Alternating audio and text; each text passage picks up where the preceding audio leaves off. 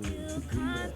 Este é então o segundo dia de competições do Campeonato da Europa de Canoe Polo. Vamos ter início dentro de 2 minutos. No campo 1 vamos ter o jogo de Grã-Bretanha contra a Holanda, sub-21 feminino. Campo 2 vamos ter o jogo de França contra a Espanha. França e Espanha estão ambas com 6 pontos. Jogo que vai ter grande influência na decisão do vencedor do grupo. Jogo 3, no campo 3, Irlanda-Suíça. E a nossa jovem equipa do sub-21 feminino vai jogar no campo 4 contra a Itália. Good morning, ladies and gentlemen, and welcome once again to the European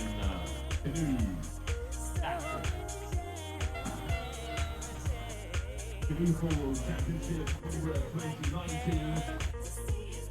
During this morning, we're going to have 4 good matches. On pitch number 1, Great Britain against the Netherlands. On pitch number 2, very important match on France against Spain. Ireland and Switzerland will go head to head on pitch number 3.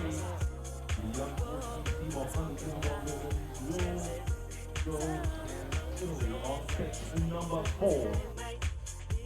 We wish you all a great day of competition in this second day. Remember that we only one will raise the board for the European Championship. Good morning and welcome back to day 2 of the ECA Canoe Polo European Championships 2019. You're with us on pitch 1. We have, in the under 21 women's category, we have Great Britain versus the Netherlands. This is still a first group game. Great Britain, having won both of their games yesterday, are currently sat second in the league table. Netherlands unfortunately have not won of their games yet, but that could be set to change. We will see. Looking a little bit gloomier this morning in Portugal. There's some cloud cover. We don't anticipate it's going to last, but is certainly feeling cooler in the air.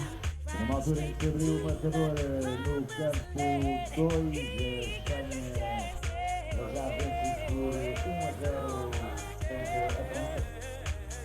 The Dutch team now just warming up. Shaking the sleep out of those muscles.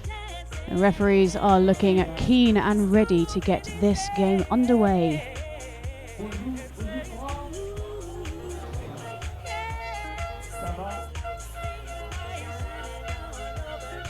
Of course, if Great Britain win this, they stand a chance at being top of the group. They'll have to win it by a fair old number of goals because Germany have been incredibly dominant in this competition so far. Both teams are now lining up. And they're off. It is Catherine Farley sprinting against Thura Broyne. Katie Farley takes it.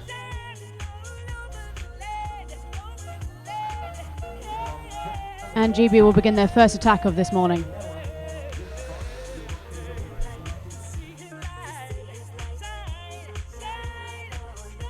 And immediately the Netherlands find Amira Rowdy sat underneath their goal. Thankfully, Lutgerink deflecting that goal away. It will be a GB corner. House takes it short. And a foul on the goalkeeper means that the Netherlands are now on the attack. GB sprinting back into their own half so they do not get caught on the break.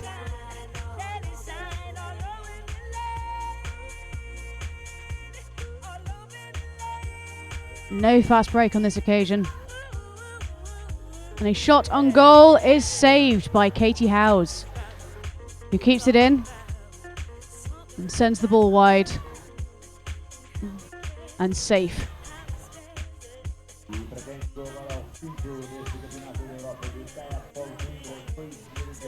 A leisurely pace up this pitch, and Howes sends it to the sky. possibly just letting go of that a little bit too early. And back into the GB half now. Netherlands just taking their time. You've got 50 seconds on the shot clock still. Looking to make those gaps and make those runs. Netherlands just choosing now just to come all the way out and reset. Sending players in. Excellent pressure there from Lucy Boyce. Reading that pass like a book and making sure that she was ready to hassle when the ball made it to its intended destination. GB now chasing out. It is going to be extremely difficult for the Dutch team to move the ball around now, and it has paid off. GB on the attack now, possibly fast break on the left. Can the ball make its way there? It doesn't. Just choosing to slow things down and not rush it. Star now, starting right. Is the shot on? Shot's on. Katie Howes puts it away. Excellent goal there. And there was not a lot that Megan Lutgerink, Dutch keeper, could do about that. Look at that. Away it goes. Excellent work. Now,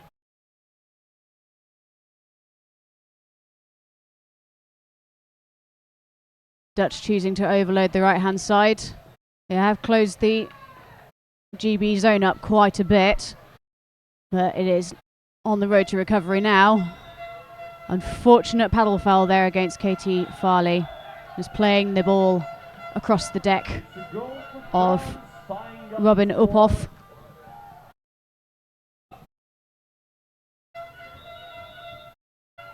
GB now switching up to a 2-in-2, but now slotting back into that 3-in-1. A deflected pass there means that GB are now on the break. Katie Farley sprints, doesn't quite get there in time. That is unfortunate, but well read there by her teammates. So GB just slowly moving back, not wanting to concede too much ground here.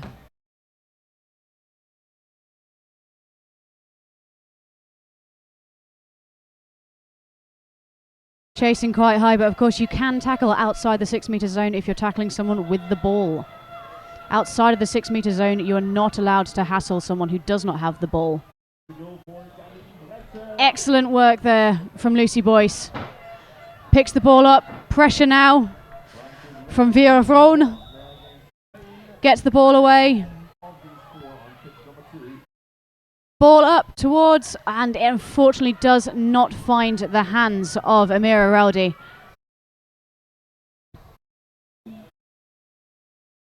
Katie Howes there, not giving Vera Vroon an easy time of it. And GB has picked up the ball once again.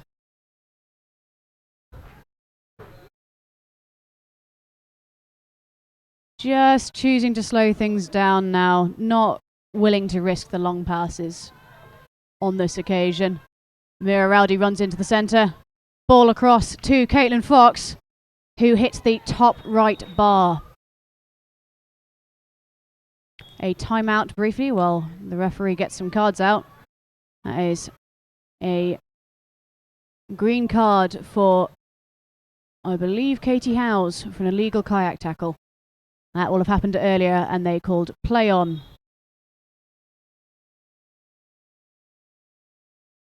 So Katie Howes cannot get any more cards, otherwise she will be going 2 minutes in the sin bin. New to this year, of course, the shake-up of the card system. Individuals can only get 1 green card and a team can only get 3 before it becomes a yellow.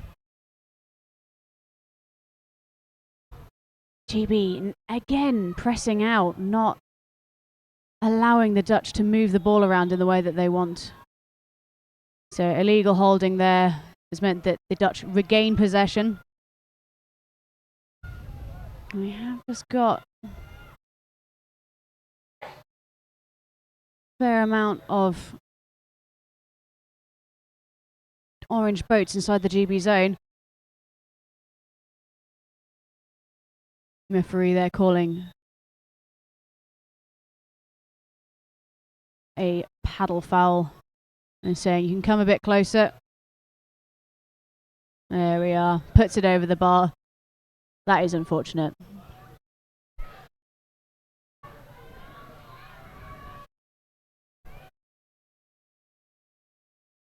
GB again, just moving the ball up the pitch in a nice controlled manner. We've got players inside the zone looking to make space for the teammates. There's a lovely gap on the left there. Shot from Katie Howes is deflected. And there is a sprint back to the GB goal just to make sure that no one is caught on the break.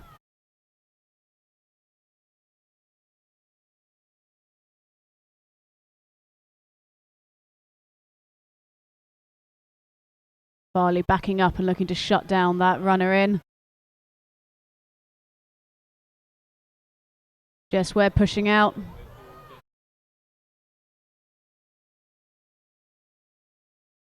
Long shot now. Off the bar.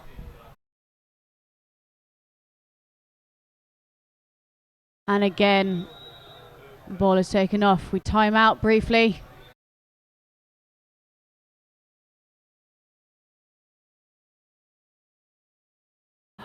It is a yellow.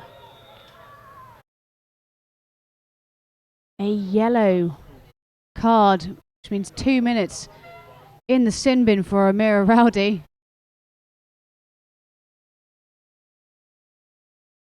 And they've given a penalty, so it will not be a power play. That means the full 2 minutes of Team GB down to 4 players. Penalties, of course, now taken on the 4-metre line with a goalkeeper, if there was a goalkeeper in the goal at the time of the penalty. If it was yellow card is given when the goalkeeper is not there, you don't suddenly get to put a goalkeeper there. You will be taking a 4-metre shot from an open goal. Now, Lutgerink versus Howes. And she puts it away, bringing the Netherlands to 1 goal apiece with GB. GB now. Bit of a gargantuan task now against an incredibly quick Dutch team with only 4 players. Surprising that the Dutch don't seem to want to push out and man mark at this point.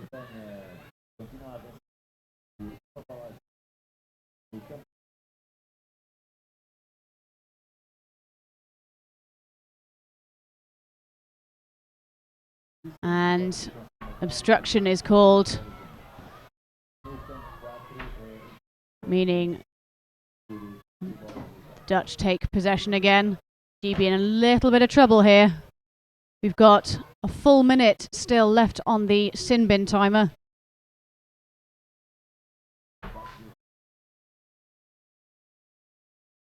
GB choosing to play with a 2-1, trying to make an arrowhead formation in front of that zone. Prevent those players from sitting directly in front of the goal face.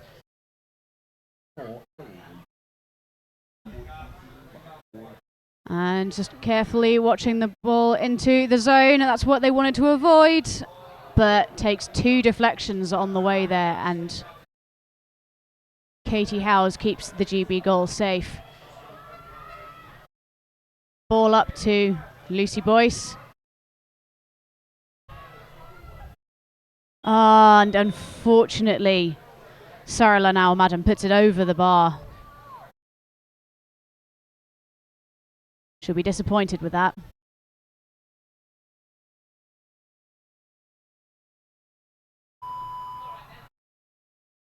GB now up to 5 players as Amira Rowdy is allowed back on the pitch.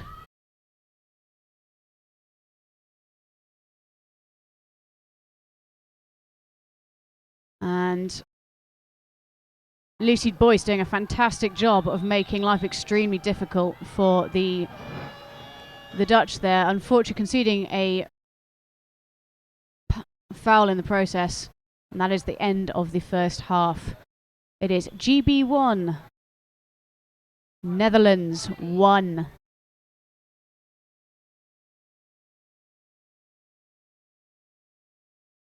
Not too dissimilar game at this point. Both teams seem to be possibly slower to start than they would normally be. It is the first game of day 2. We're possibly not fully into the swing of things yet. But still, some fantastic play from both sides. As you can see in the background there, we have the beautiful city of Coimbra hosting us for this week.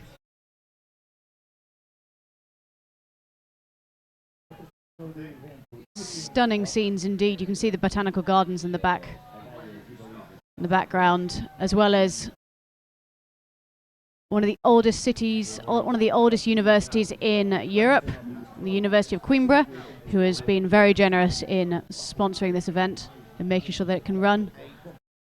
We also have to thank, from the bottom of our hearts, the Portuguese Federation for canoeing. They have been instrumental in seeing this event happen.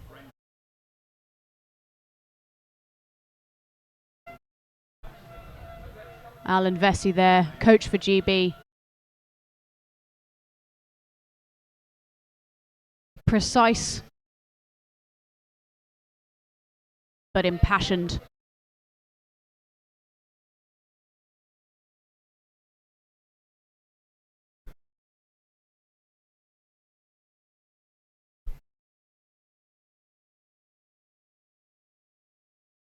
And you see on the left,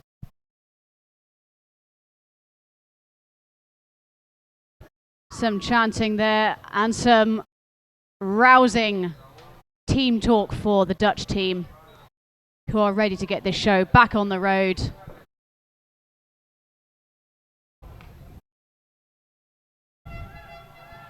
Team GB desperately wanting to win this. Will significantly improve their chances of going through at the top of the group. Possibly won't go through with the same goal difference as Germany, but can certainly give them a good run for their money. And the Netherlands wanting to get their first win on the board for this competition. 10 seconds left on half time. Both teams looking raring to go. The ball is in the floating ring dispenser. Again, we haven't decided what we're going to call it yet. It is Lucy Boyce from GB sprinting against Thirabrøn. Boyce takes it. Back to Farley, back to Fox, back to Howes.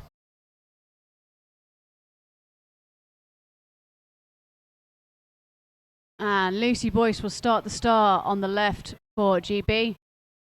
Off to Farley, shots on, and Farley making short work of the draw. Look at that, beautiful textbook, top bar, puts it away. Fantastic work from Catherine Farley there of FOA Liverpool. Now GB continuing to push out. Looking to hassle. That's it. The ball and the nearest pass. Making it extremely difficult for the Dutch team to move the ball around.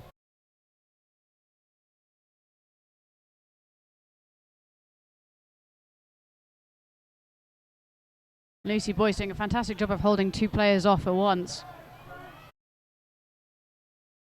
Ball crosses the zone again, and it is blocked decisively by Caitlin Fox, who puts it off for a corner.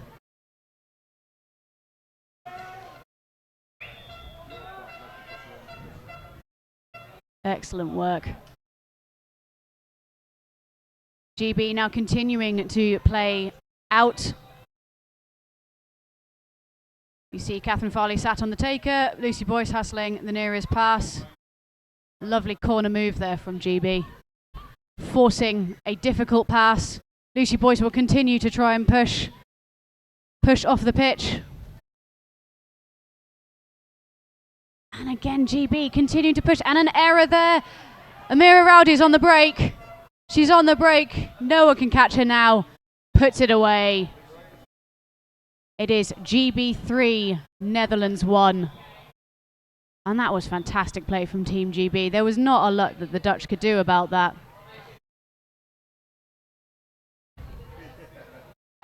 Beautiful goal there. Amira Rowdy, also FOA Liverpool, one of the biggest, most dominant clubs in the UK, and you can see why.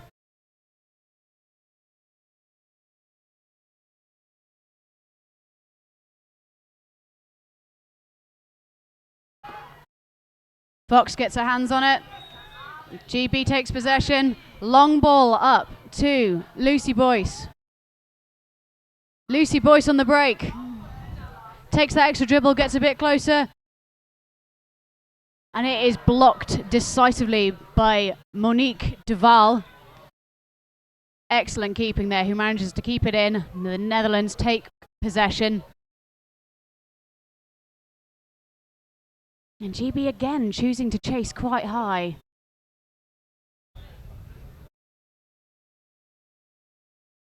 Not wanting to concede any ground. That is a mistake there. This is surely.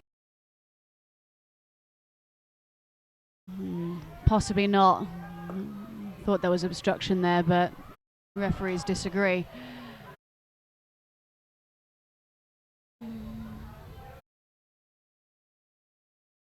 GB almost corralling the Dutch into a very small space on the pitch, not allowing them to move around. Linda Verhofstadt there having to pass to herself because there simply were no better options. Their team needs to be moving around much faster than that if they're going to be successful. That's it. Fox over the top, unfortunately concedes a kayak tackle, but it has been given. Some confusion here. So clearly there was a decision to be made about whether the kayak tackle happened before the buzz of the shot clock or afterwards. If it happened before shot clock reset, the Netherlands retain possession. If it happens after, should the ball go to GB? I mean, you shouldn't be kayak tackling anyone that high anyway, but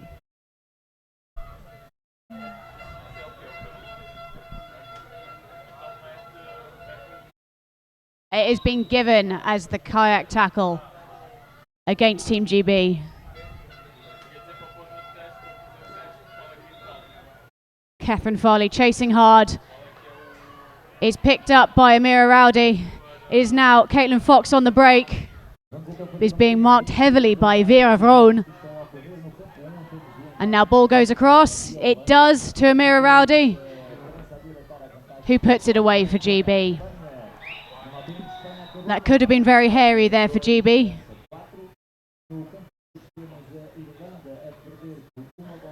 But they managed to pull it back. Then good game management and reading the pitch.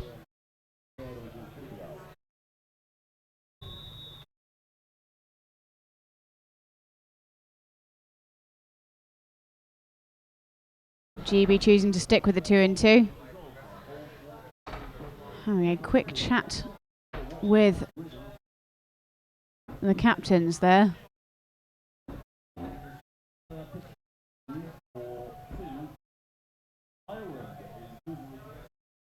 Clearly gesturing towards the clock. Referee not happy with something.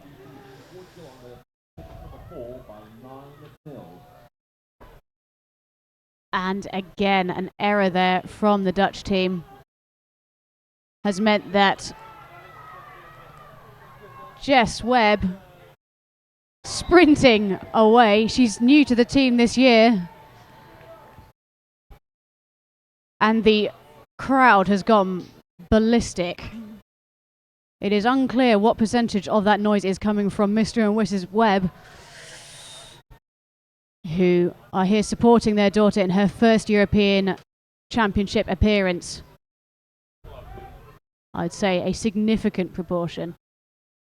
And excellent blocking there. Katie Howes manages to keep it in with some clever paddle work. GB on the break again. Ball goes long to Jess Webb again. Can she do it for the second time in a row? She can. Oh, just fantastic work from a team player new to this year. Showing definitively why she's here, why she has been selected among hundreds of others.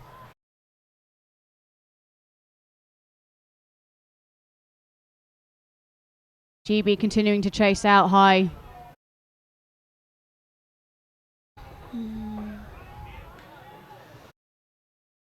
The back two continuing to defend that zone. It pays off. And the Dutch are choosing to stay 5. Of course, when you're 5 goals down, you need the ball back.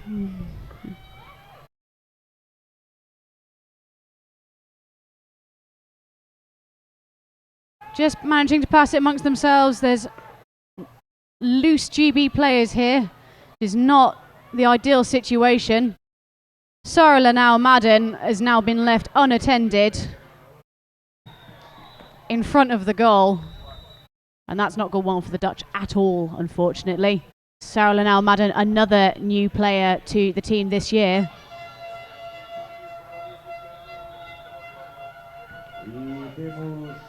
She'll be pleased with that. Excellent work getting away from the Dutch there.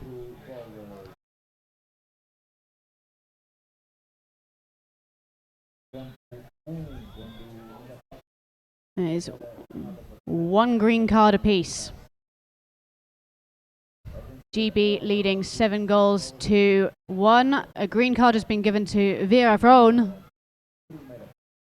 No more cardable offences for Vera Vroon. Now she's going in the sin bin. And Tia Morris goes for the hand tackle, doesn't quite manage it, but is doing a fantastic job of holding off 2 players at once and making life extremely difficult for them. Good work.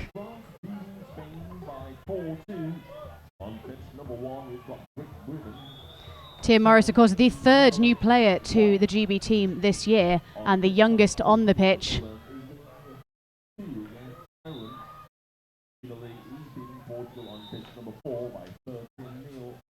Netherlands still choosing to stay 5. And unfortunately, an illegal kayak tackle there. Boat making significant contact with the body of Caitlin Fox. Ooh, penalty has been given. Those paddles were just too close and it was in the act of shooting. So it will be Jess Webb in the sin bin for a full 2 minutes, unfortunately.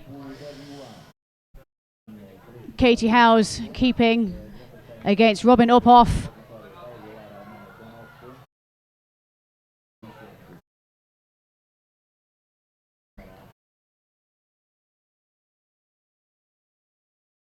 Be taken from 4 meters. Can she do it? Saved by Katie Howes. I've said it before, I've said it again. One of the best keepers in under 21 women's polo. Looking extremely pleased with herself right there, and as she should. Beautiful save against an incredibly powerful shot from Robin Uphoff. Ball goes long across the zone and it doesn't reach its mark. It has gone too high and referee has correctly called obstruction there. Megan Lutgerink impeding GB player from getting to the ball while her teammate went to play it. It is not allowed in the sport of canoe polo. And Mira Rowdy just quite happy just to sit with the ball there.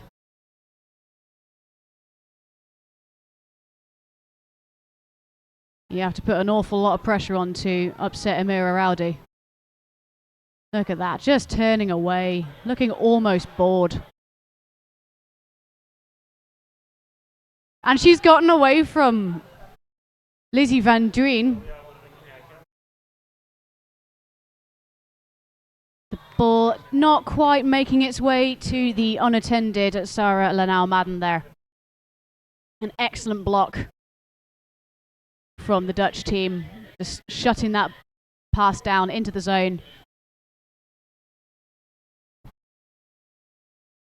GB still, you'd never tell they were down to 4 players. 25 seconds left on the sin bin clock.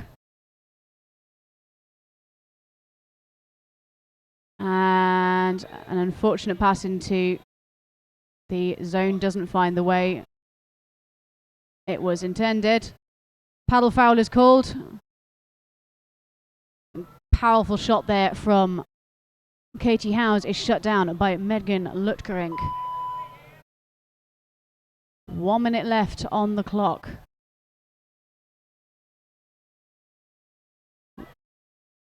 What can the Dutch do with a GB team that is now back up to 5 players? Ball goes left. And it goes to the sky, unfortunately. Now, 32 seconds left on the clock. Time for one more attack from Team GB. The Dutch again choosing to play 5 out. And an excellent hand tackle there on Katie Farley. Possibly a bit of a hospital pass.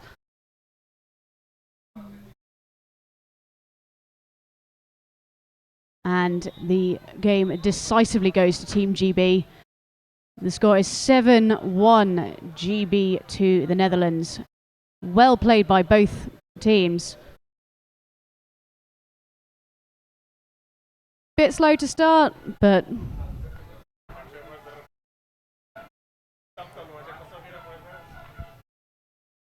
both teams can be incredibly proud of their performance today.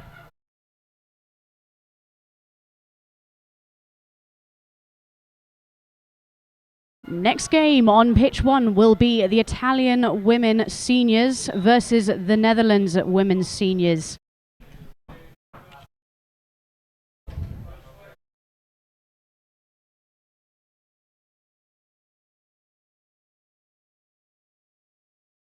Hi, nice to meet you.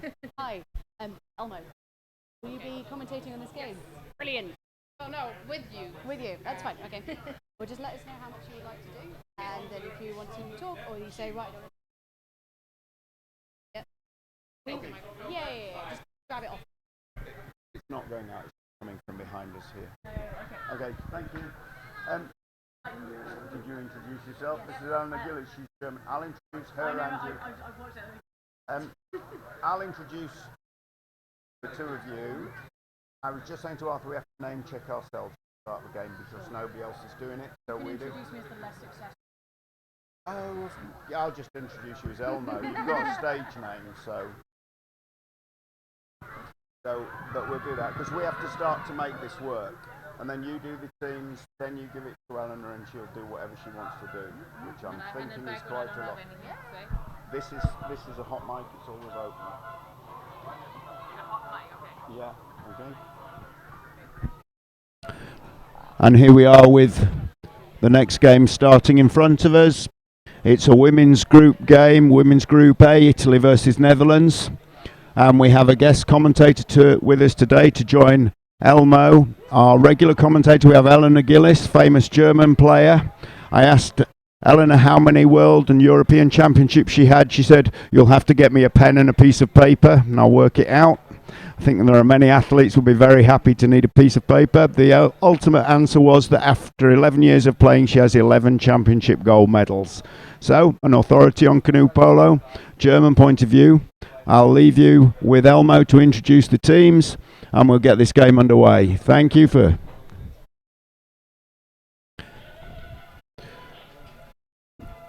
So the German national ladies team plays in women's group A, so these two teams in their group. I'm sure Eleanor will have a bit to say about that when we get to it.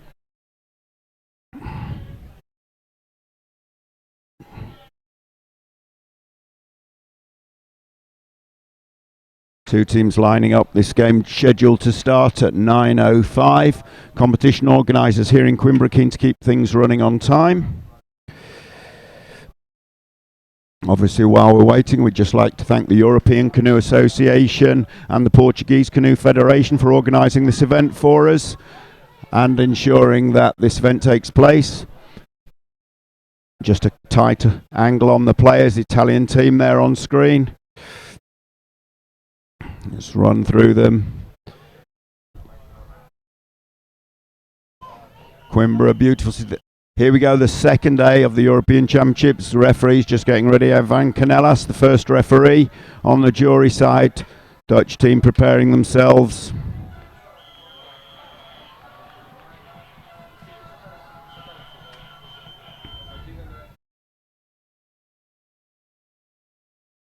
Crowd taking their seats.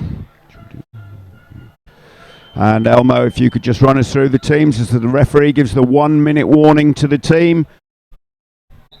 Thank you very much, Curly. On this pitch, we have the Netherlands senior team. Number 1, Charlotte Bacchus. Number 2, Selina Dijkstra. Number 3, Alicia van den Berg. Number 4, Marika van Hofslot. Number 5, Linda van As. Number 6, Marlen Wessels. Number 7, Sarissa van Veenendaal. And number 8, Divertje Bink. And from Italy, in bib number 1, we have Ada my apologies there.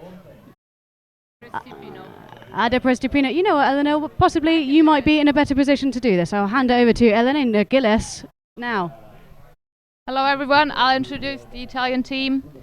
On number 1 we have Ada Precipino. Number 2 is Maria Cepanska, or called Mary. Number 4 is Maddalena Lago, Mada. Number 4 is Vittoria Russello. Number 6 we have Roberta Catania. Number 7 is Chiara Trevisan. Number 8 is Lila Silvia Cogoni. Number 10 is Flavia Landolina. Thank you very much, Eleanor. Eleanor, what do you think we can expect to see from these teams in this game today? I think we will see a exciting game because both of these teams will want to win. They're in the same preliminary group as my team, as we are with Germany, and Italy have lost the game against Spain. Netherlands have lost the game against us. And so both of these teams have lost one game, but Italy still has to play against us. And the Netherlands also still have to play against Spain. So neither of these teams will want to lose. So I think we might see some pressing if one of the teams is down. So I'm hoping to see an exciting game. Neither of the teams will want to draw or lose, or loss. Absolutely, Eleanor. And the ball is just being played outside the zone by the Italians at this point in time. They're looking to work that zone, find that gap, send that runner in and receive the ball. 18 seconds left on the shot clock. They are being very, very patient, but unfortunately a stray pass means that the Dutch team are now on the attack. We have possibly a drop in pace here. The Italians doing a fantastic job of shutting down that break as they set down their defense. A ball into the zone is picked up by the Italian team, who are now on the attack. We have a fast breaker on the left who's being heavily marked. Again, ball being shut down and goes off the bar, but an opportunity now is put away decisively by number 2, Maria Szczepanska. Just catching the rebound there on the action replay and then puts it in off the top bar. Excellent work. The score is now Italy 1, Netherlands 0. Italians settling back into their 3-1 defence. And I think we can expect to see possibly a star attack now from the Netherlands. Starting the star on the right. Lovely ball into the zone. It's put away in retaliation by Charlotte Bacchus. It is 1 goal apiece. And there is an extremely large Dutch following here who have gone bananas. That's an exciting start to the match. I was hoping to see this kind of match. Now let's see what the Italians are doing of this. Let me tell you a little bit about the teams. We have a good mix of experienced and younger players on the Italian team. There's number 6 who just passed the ball to Maddalena Lago in the middle. She's the goalkeeper.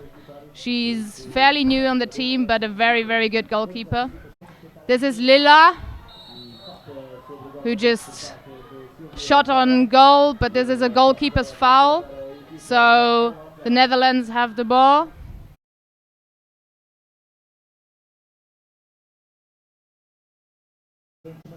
Long shot to Charlotte Bacchus. Oh, and this is Alicia Vandenberg scoring. She's in her second year on the Netherlands team, coming straight from the under 21 team. A talented young player. So the score is now 2-1. And we want to see what ideas the Italians have.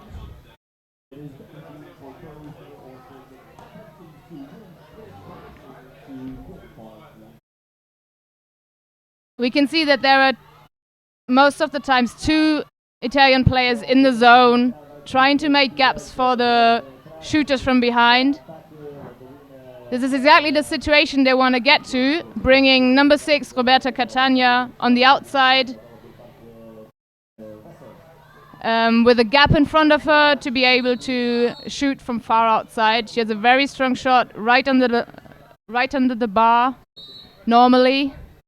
This time it was blocked. This is a dangerous situation, definitely, if Roberta Catania can get a shot from the outside. You can see the Italian players working in the zone now. Fight between number 8 of Italy and number 3 of the Netherlands on the right side to make a gap for number 10 of Italy, Flavia Landolina, who also has a very good shot from the outside. So this is definitely a strength of the Italian team.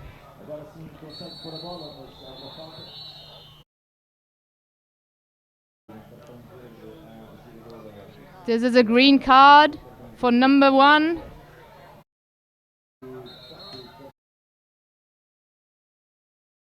So this will number 1 of the Netherlands. So this will be a free shot for Ada Precipino, who, by the way, has been playing since 2002. So very experienced player. She passes the ball outside.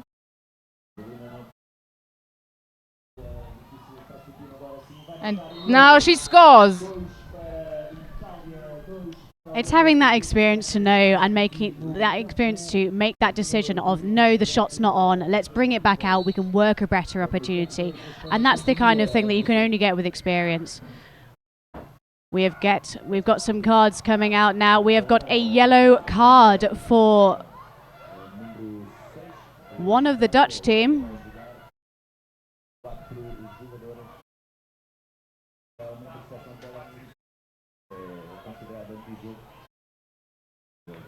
No? He definitely got some cards out then. Oh, no, it is one of the Italians, Roberta Catania, who's been sent into the sin bin for 2 minutes. This is a power play, so if the Dutch score in the next 2 minutes, she can come back on. Of course, the card system has been shaken up here. Legal holding there for the grab of the ball. And the Dutch chasing incredibly high and making it extremely difficult for the Italians to play out. But of course, they are a goal, they are a man down. So the Dutch choosing to man mark. It almost paid off for them, but that illegal kayak tackle has meant that the Italians retain possession. So we have number 7 from the Netherlands, Van Veenendaal, sat in goal while her teammates man mark the Italians, who are down to 4 for another 58 seconds. The Italians still doing a very good job, though, of actually managing to lose their players, but possibly a mistake there is picked up by the Dutch team, who are now on the attack. Ball finds its way into the zone.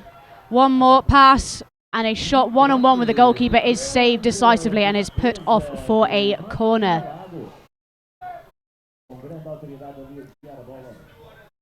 So, just to reiterate, man marking, it's not an easy job, is it, Elena? Definitely not. It's very hard and very hard. Oh, this is a penalty.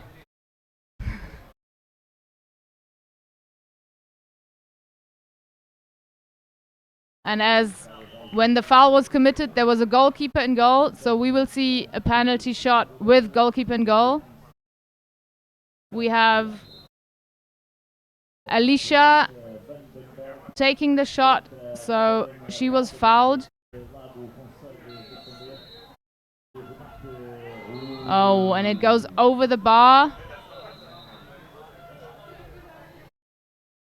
The Italians now have 3 players on the pitch, as they have received 2 yellow cards in the last 2 minutes. For one of the yellow cards, there's only 9 seconds left, so we won't see too much chaos. They will try to hold the ball for a few seconds before their 4th player comes back on the pitch. And obviously the Netherlands will try to pressure them as much as possible. So now we have Roberta Catania back on the pitch. So this is still 4 against 5. So the Netherlands will be trying to mark the players out, put a lot of pressure on the Italian team to use the opportunity while there's only 4 opponents to score a goal. And they have the ball. They will make this as fast as they can now, because they have Charlotte Bakes in front of the goal and Mariana Czepanska, who has also been playing in goal in the Italian league sometimes, as you can see here, blocked this shot. In a one-on-one situation, this is a really hard thing to do for a goalkeeper. Most of the times, the shooter will win these situations. And of course, if you give a penalty away, you are off the pitch for the full 2 minutes. There is no power play. You have the full 2 minutes to sit in the sin bin and think about what you did. The Italians now on the attack. The score is 2 goals apiece. Anyone can take this. There's 2 minutes and 10 seconds left on the clock. Still plenty of time for either one of these teams to make a significant play on the other. And the Italians just being forced back into their own half. But both cards now, both yellow cards finished. So we are now back up to 5 players apiece.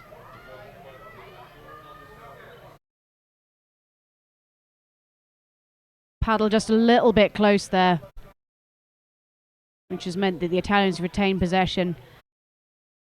Now the Netherlands settling back into a more recognisable 3-in-1 defence. The Italians still sending their 2 men in, working that zone, making those gaps, looking to send the runners in. and possibly get a ball into the zone, which it finds its way, and that is a paddle foul. That was Ada Prestopino trying to play the ball with her hands when a Dutch paddle came crashing down, and it goes off for a corner. Corner goes short, and a fumbled ball has taken all of the momentum off that attack, so the Italians will bring the ball back out and reset. We have a fast runner now on the right. Shot is on, it is deflected, and it goes off for a corner. 29 seconds left of this half. What can the Italians do with one final attack? A lot of blue boats in the zone, closing the zone up.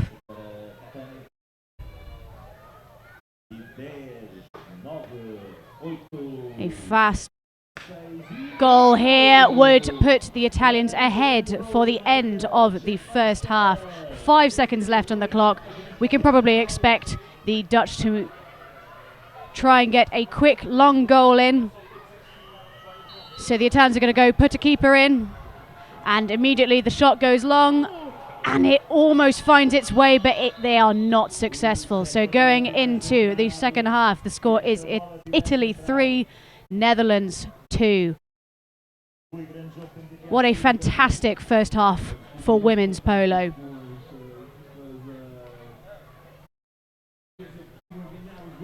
It'll be very, very interesting to see what the Italians and the Dutch choose to do differently in the second half. Of course, these team talks now can make or break a second half.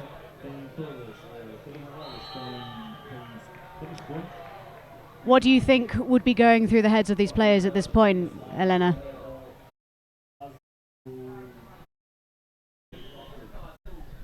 Italy have a very experienced coach, so they will be listening to what Francesca, who has been playing on the national team for a very long time as well, has to say to them. So do the Netherlands, actually. I think they will be trusting their coaches, just listening to what they have to say, and then make it even better in the second half. I didn't see so many mistakes in either of the teams, so this was a concentrated game. The coach will try to tell them, will try to make them make a few tactical changes probably, and at the end of the second half, whichever team is down by, I am expecting not much, will really put pressure on the other team to win this game. Now, of course, Elena, you will be playing one of these teams later in the tournament, at least. Will you be taking away some tactics for your own game? Is this going to give you an advantage, having sat and watched them? We are always watching our opponents, so this is just one more time watching them. And we have known these teams for a very long time. We've played against the teams many, many times. Some of these players have been playing longer than I have. And we, as a team, we know the tactics the teams normally use. We know the details of the way the players are playing. So what I'm taking away from this is mostly what game have they played before they play us. And if we play Italy later, and if they have to play a strenuous game now, the tactics they are trying to play aren't working out, some of this, then we will try to make them make the same mistakes. Now Mariana Czepanska has the ball against Selina Dijkstra. and the Italians will probably try to make the game a little slower as they are leading by 1, and they won't give the Netherlands the chance to counter-attack.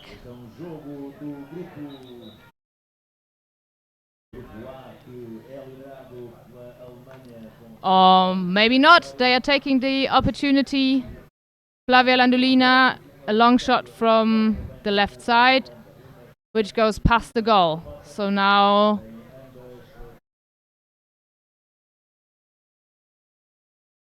Charlotte Bakes on the ball, and they have one player in the zone trying to make a gap on the left side, with Charlotte Bakes going into the zone. We've seen her do this many times, but passing the ball out because the Italian defender managed to still close the gap.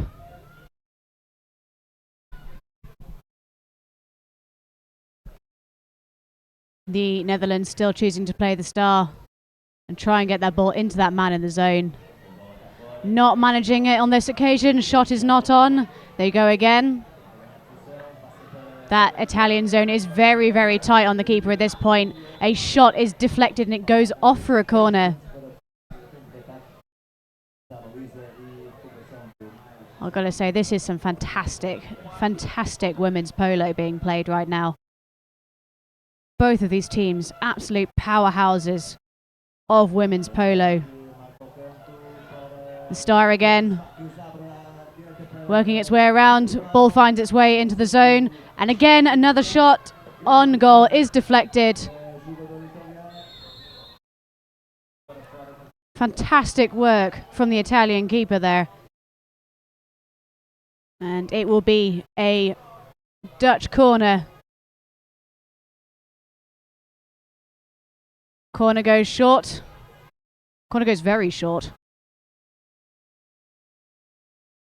And again, that pass into the zone, not quite finding its mark, is picked up by Team Italy, who are now on the break. We have a fast break on the left-hand side. The Dutch have managed to get a goalkeeper back, and it is decisively put away by Silvia Cogoni, showing that distance means very little to her. Look at that, top right corner. Absolutely stunning shot.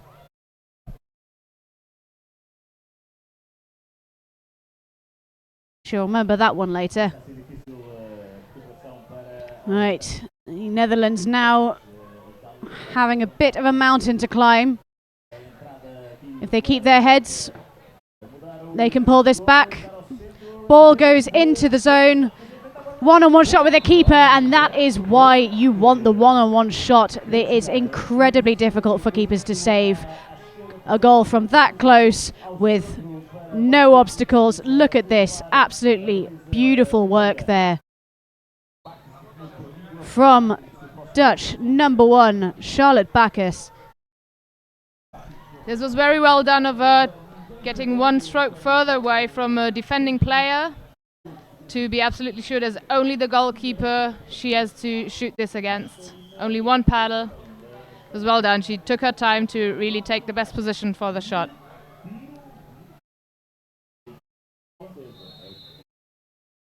Oh, we have a corner for Italy. Number 6, the captain of the team, will take this. One of the fastest players in the world at the moment.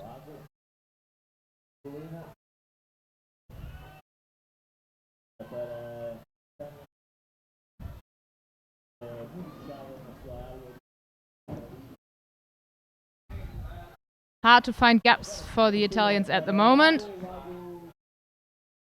because the Dutch defense is working well against the Italian players in the zone.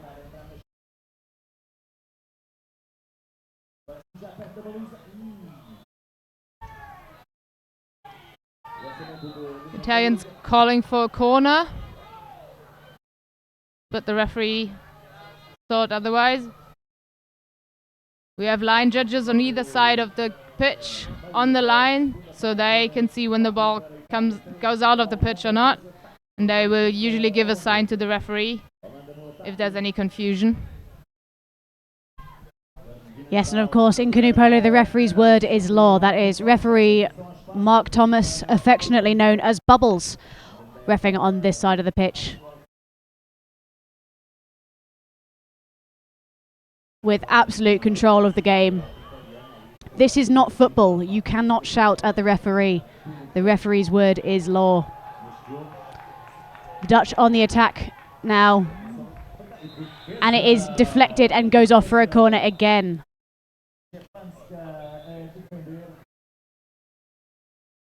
So Italy still only leading by 1 goal. They're not safe yet.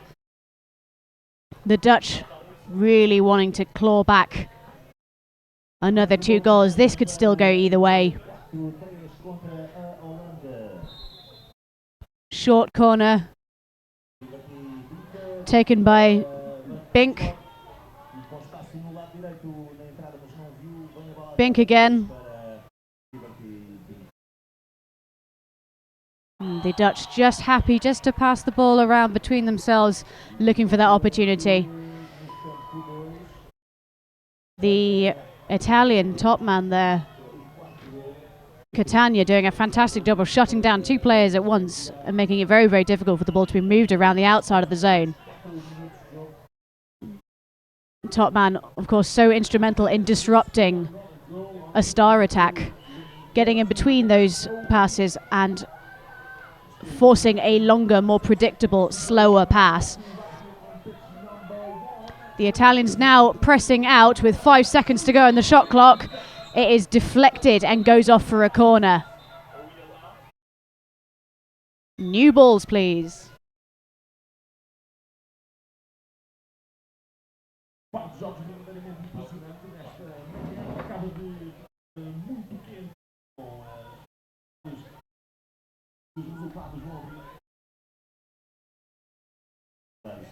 Bubbles making sure the ball is still okay.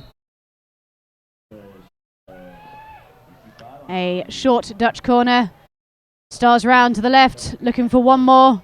It is deflected and goes straight into the hands of Prestipino. And the Dutch sprinting back to their own half to make sure they are not caught on the break. Thoroughly shutting down the progression of that ball. Long ball up. Excellent paddle work there.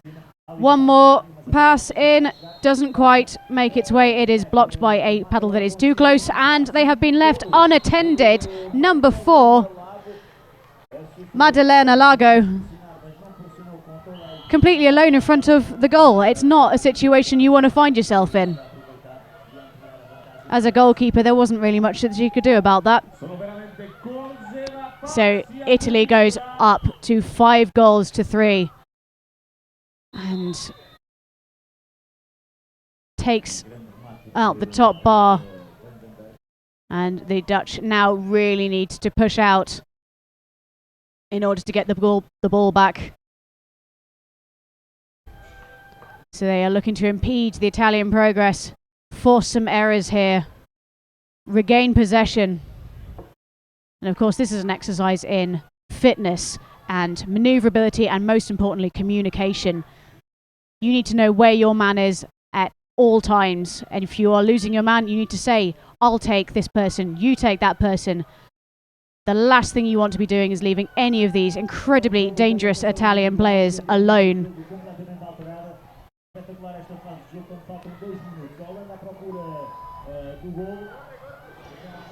And with 1 minute and 53 seconds left, these players will be tired. This is an incredibly grueling tactic to play for any length of time.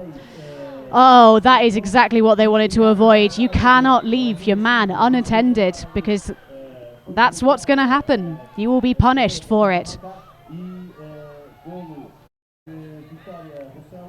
So I think we can be reasonably certain now that Italy have got this. Given that you are playing them later, are you nervous at all, Elena? Well, we're always a little bit nervous before the games because every game counts. We need to win almost all the games to, at the end of the tournament, hopefully be at the top. What this means for the group is that I think, if I did the math correctly, the Dutch will not have a chance to go through to top 5 at least to start with. There's like a little possibility to, if you're not one of the first teams in the preliminary group, to still come up to the top. They probably won't be first or second no matter what happens now. What it means for Italy is that they have to win against us, and we will obviously try not to let them win against us. Very humble words indeed from Elena Gillis there. Obviously part of Team Germany, one of the most dominant forces in canoe polo, let alone women's canoe polo, of course. And with 3 seconds left to go, a hopeful backward shot there. Doesn't quite find its mark. Would have been cool if it did, though. So, Elena, thank you so much for joining us on the stream. For the Germany-Italy game, what time and what pitch do you know? Should our viewers at home wish to watch two powerhouses of women's polo go head-to-head? The game's at 12:35. Don't know what pitch at the moment, but I'm sure you'll find it if you want to watch it. I think it'll be an exciting game. Yeah. Well, thank you very much for joining us. Elena Gillis there from Team Germany. Very, very kind of her to give up her time to come and talk to us and provide a truly expert insight into the world of competitive women's polo. Next on this pitch, we have the Spanish under-21 men versus the French under-21 men. This is set to be also a fantastic game of polo. I will hand over to my colleague, and I sincerely hope you all stay tuned in. Thank you very much.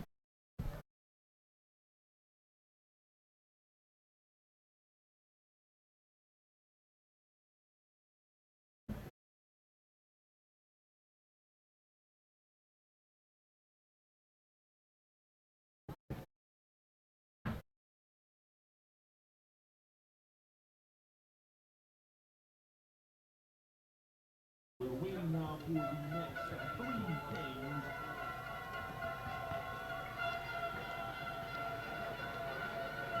Tenemos a España, vámonos.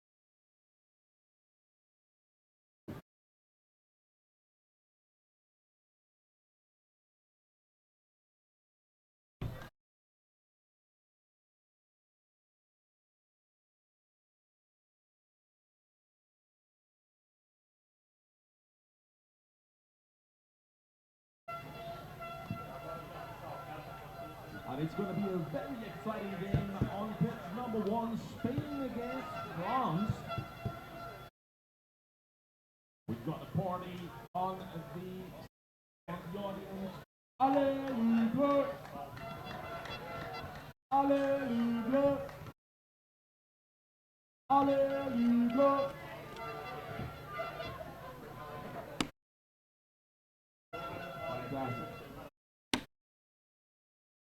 Tenemos también la España. Hello, so here we are for the first match or the second round in the U21 men. So here we have the two first of the team of their groups, so Spain and France. This will be a big match here in pitch 1.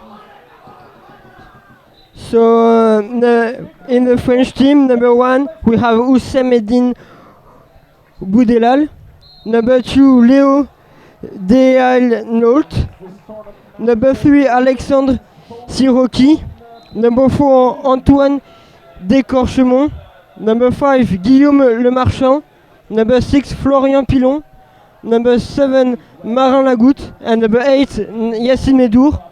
And in the Spanish team we have Javier Arrego, number 1, number 2 Samuel Paldavila, number 4 Lucas Garcia, number 5 Alejandro Blanco, number 7 Antonio Romero, number 8 Ruben Arrego, number 9 Dario Guerrero, and number 10 Mario Lopez. We are waiting for the both teams to be in place.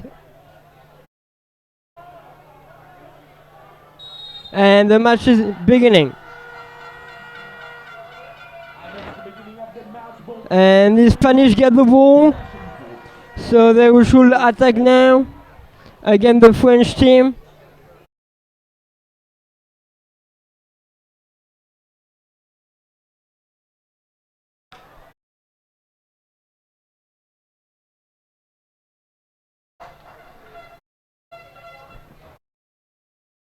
The Spanish are starting their attack now. For the ball, and it's a beautiful shoot from number 2 of Spain, Samuel Paldavila, but it's in the corner.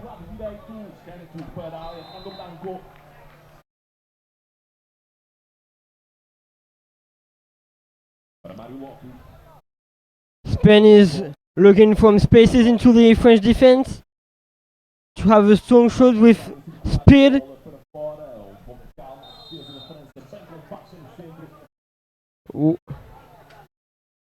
There's a foul from the French team. Interesting ball into the French defense, but the Spanish throw the ball back to construct a good attack.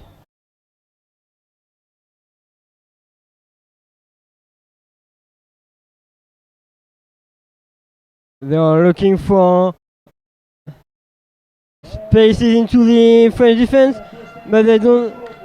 But the French gain the ball now and should counter-attack.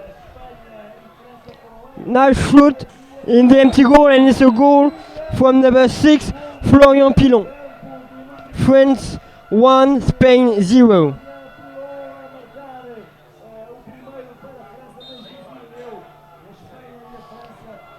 Spain now and get the ball.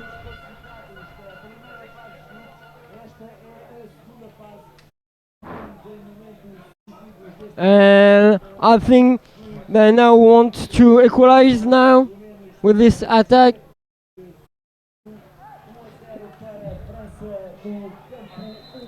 There is one player who is working into the French defense to make room in it and to take a shoot near the goalkeeper, and the other one are passing the ball around, waiting that has done the work.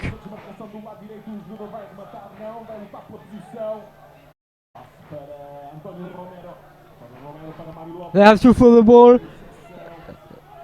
in the back to construct a good attack. And this is a missed shot, and now France have the ball.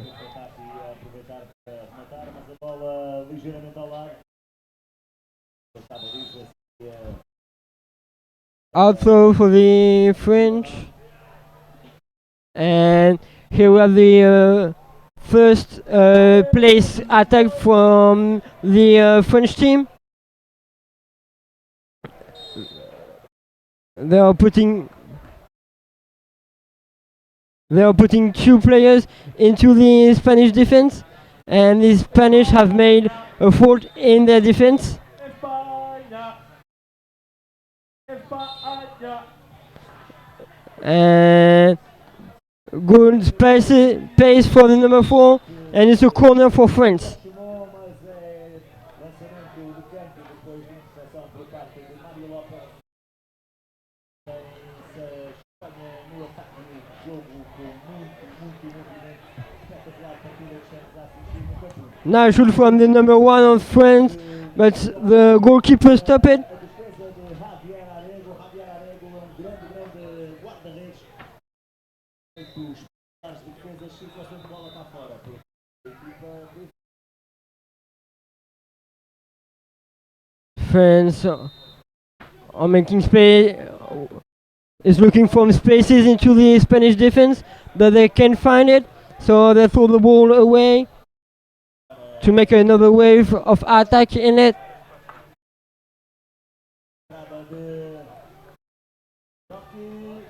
Now shoot from number 2, Leo Denot, but it has been stopped by the Spanish team, but France keep the ball.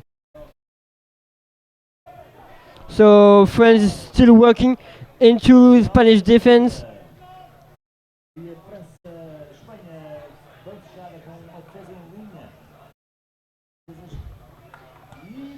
Another shoot from number 5, Guillaume Le Marchand, but has been also stopped by the Spanish defense, and France keep the ball to attack. France don't. There is a very strong defense from the Spanish team that they don't gain the ball, and France is still attacking but don't find spaces into the Spanish defense.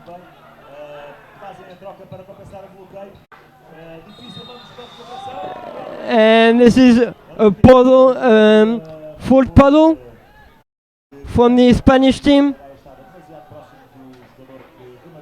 So there will be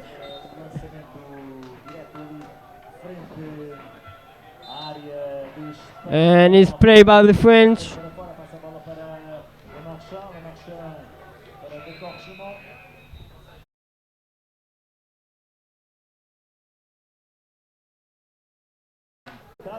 Now shoot from number 5 of France, but this has been stopped by the goalkeeper, and Spain doesn't manage to keep the ball, so the French still have the ball now.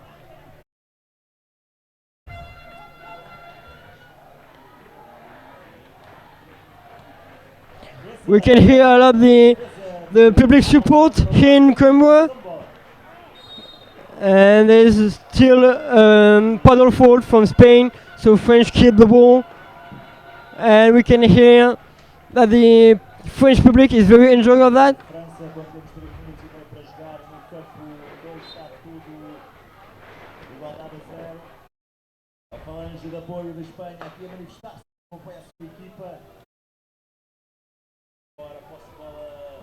Spain supporters have answered to the encouragement of France, and now Spain gain the ball and will attack after a long defense time. How does France will defend after a long attack seconds, and with no goal now?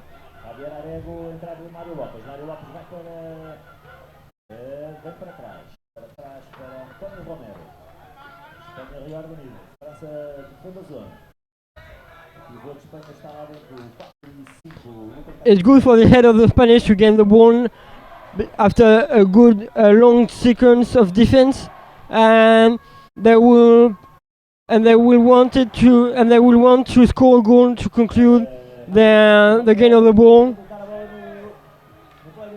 But France gain the ball now and will counter-attack. And a shoot from number 4, but has been touched by the number 10 of Spain. And the Spain gain the ball.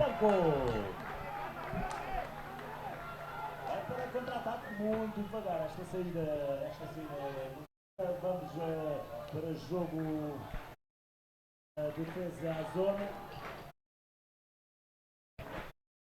The Spanish supporters are here and make a lot of noise to support their team, who have been in difficulties a little bit.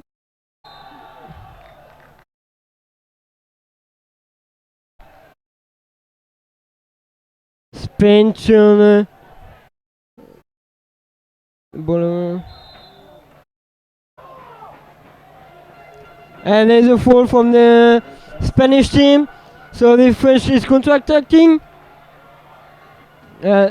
Now shot from number 8, Yacine Medour, but it's stopped by the goalkeeper, and now Spain have the ball. Lucas Garcia, boa para Blanco. Minuto de ataque. There is now just 1 minute in this first half, and it will be a great time for Spanish to equalize now.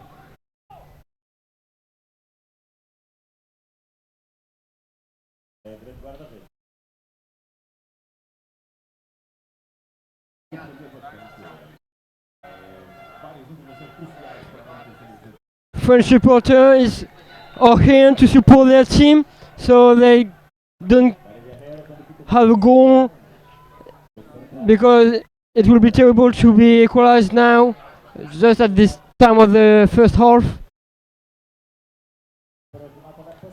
Now shoot from Spain, but it has been touched by the French goalkeeper and is a corner. They have now just 7 seconds in the first half. They should shoot down.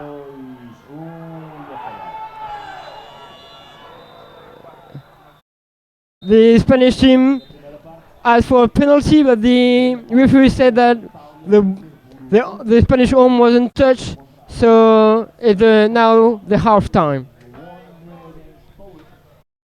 A special thanks to the Portuguese Canoe Federation and to the European Canoe Association to organize this competition, and also to the sponsors: Coimbra City Council, the University of Coimbra, Club Fusion de Coimbra, the local canoe club, Rugo Santa Casa, and Newport Sport for supplier of the goal for the competition. And also thank you to the Youth Institution Portuguese for Youth and Sport. To remember, these two teams have been first of the group in the first round, so it's a really interesting match.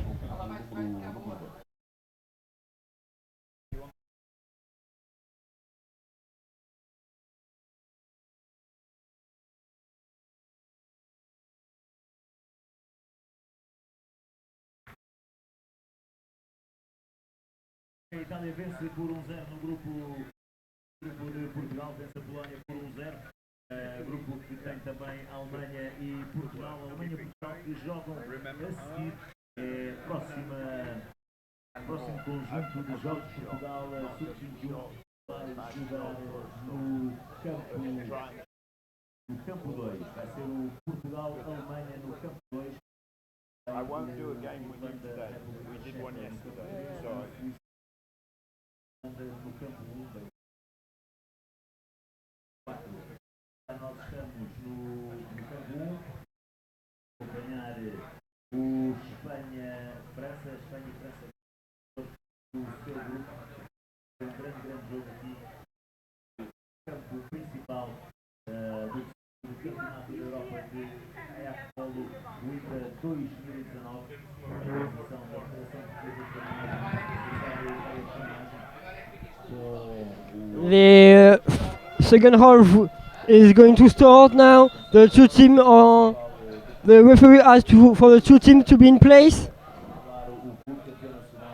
In 20 seconds, the second half will begin. na organização deste magnífico evento.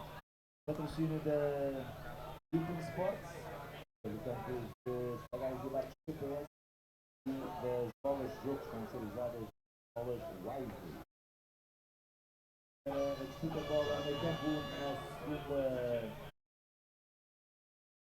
segunda metade deste. And here it is the beginning of the first half, of the second half, but Spain started too quickly, and so now it's France who have the ball.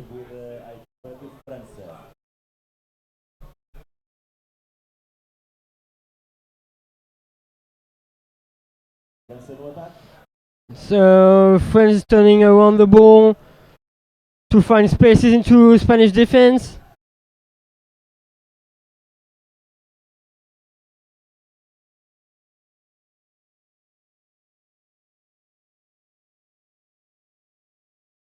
The first wave didn't conclude, so they made a second wave with a nice shoot from number 7 at the end, but it's touched by the goalkeeper, so it's a corner.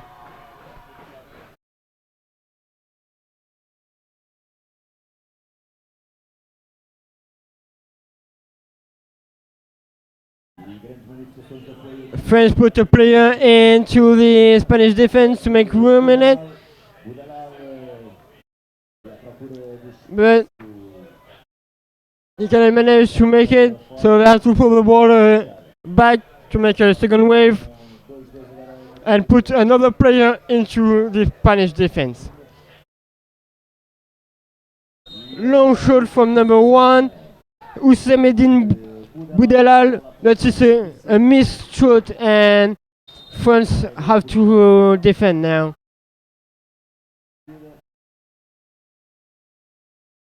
Tem que procurar o golo, perde por uma bola a 0. Spain put 2 players into French defense and are making the attack, but French pressure is him to gain ball on missed passes, and Spain make a fault into the French defense, so now France have the ball and will counter-attack, but Spain be quickly in place, so they have to pull the ball and make an organized attack. Nice shot from number 4, Antoine de Corchemont, and France now winning 2 against 0 for Spain.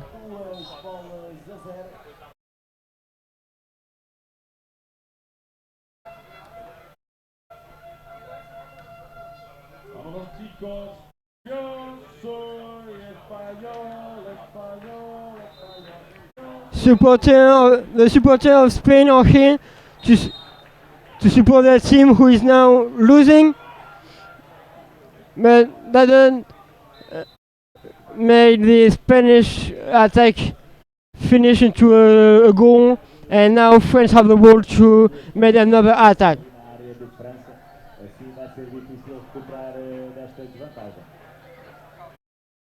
And then the insult of the French supporter to the Spanish supporter, and we will see if the French team make a better attack than the Spanish team. And that's a shoot from Marin Lagoutte into the Spanish team, into the Spanish defense, but the goalkeeper stop it, and it's a corner for France.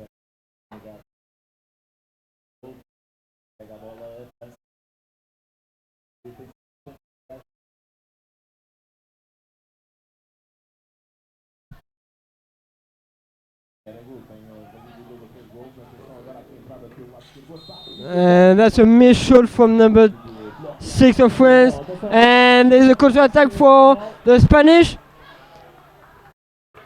The French goalkeeper is in place now, but there is 2 Spanish players next to it. And the referee are asking a penalty, and the French coach didn't understand because he was the goalkeeper. So normally it's a yellow call for number 1. The referee said that he attacked the ball with his paddle, and so this is a penalty. So it's a yellow card without power play, so he must be out for 2 entire minutes.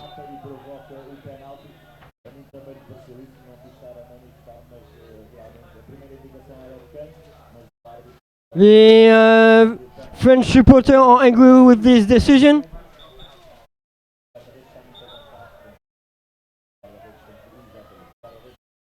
The French coach is giving some clues to not be beaten by this Spain, and that's a nice shoot from number 4, Lucas Garcia, and Spain now have 1 and France 2. The referee asking for Spain to be in their half of the pitch, and Spain have now 4 players out with 1 goalkeeper to press the French team, who is now just 4 on the pitch because of the yellow card, who is not a poor play, as I said.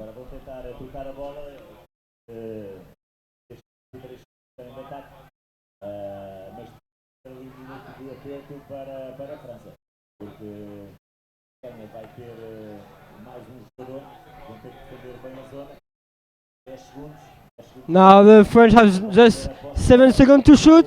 That has been done, and that's a nice stop by the goalkeeper. And there is a counter attack from Spain, who are now in number majority on the pitch.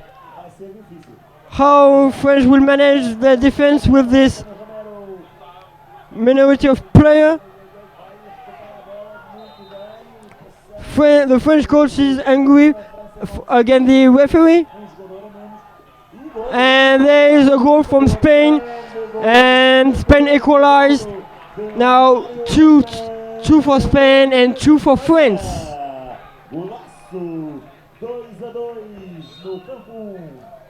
France will get the ball within the head to take the lead, but they are still in minority in the pitch because of the yellow card that the French goalkeeper has taken.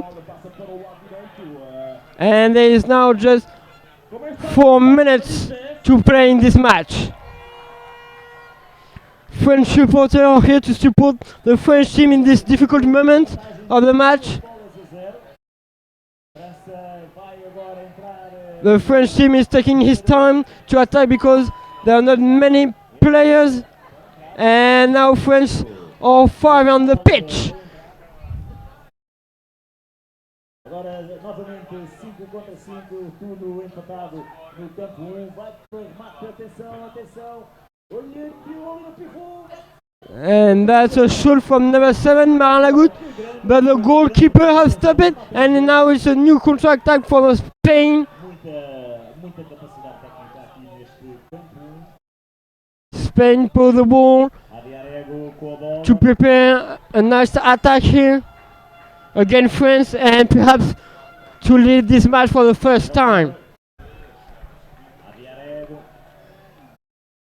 But the French supporters are here to push their team so they can beat Spain. And there is a foul from the Spanish team in the French defense. And now the counter-attack from France. But they cannot manage to finish it because the Spanish team is now in place. And there is a shoot from number 6 of France, Florian Pilon, but there was too much paddle in front of him, so it's a corner for France.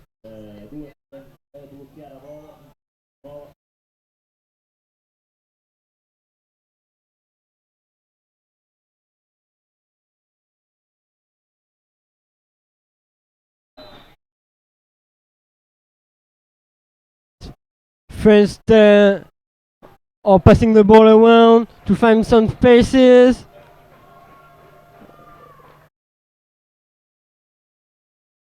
And are waiting to have a nice clear shot into the Spanish defense.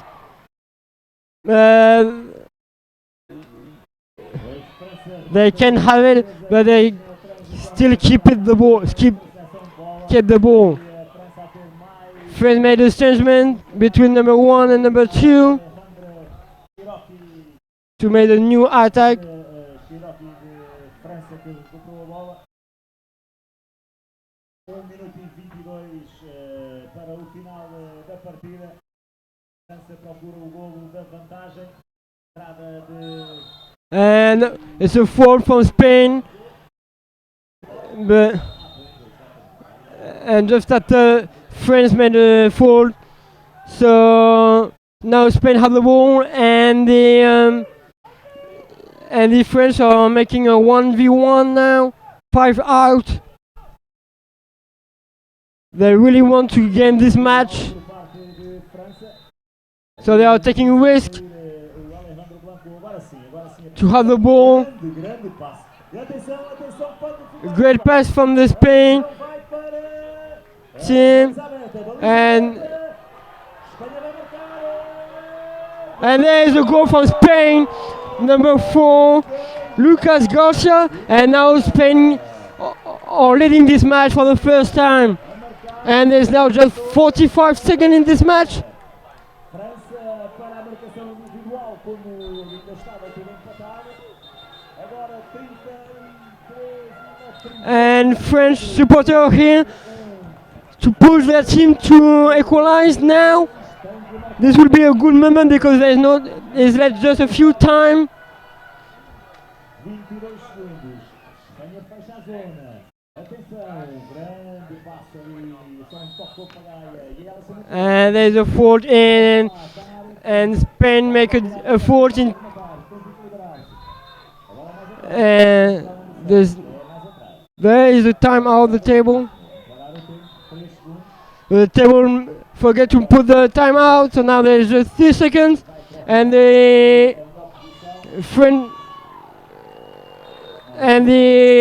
French coach is really angry for the table because they don't put the time out. So the captain of France is asking the referee to put the time that he was in. And it's just 6 seconds, so this will be the last action of the match.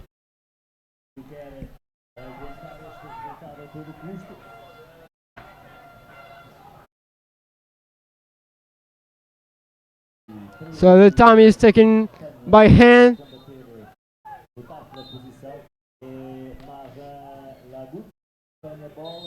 And there's a shoot from Mamalagut, but the Spanish team stopped the ball and Spain gained the ball, so it will be the end of the match. Spain win 3-2 against France in this second round. Just to remember, the both teams have been first of the group in the first round. So now, in this first pitch, we will see Switzerland against Netherlands. Both have been second of the group, so the last to be qualifying in this first part of the table.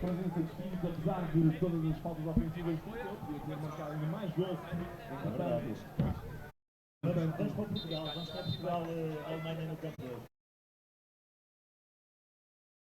Portugal que vai jogar contra a Alemanha, enquanto está a terminar o jogo da Grã-Bretanha contra a Bélgica, 3-2 ganha a Grã-Bretanha. Itália a bater a Polónia no campo número 2. Atenção agora, Portugal e Alemanha no campo número 2.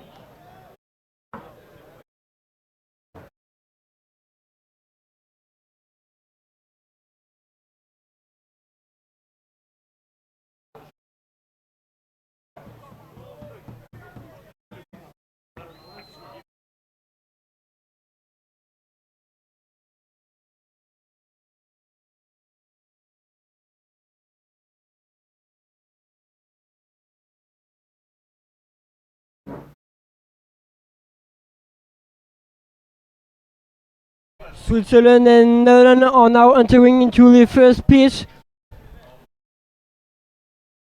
Into pitch 1.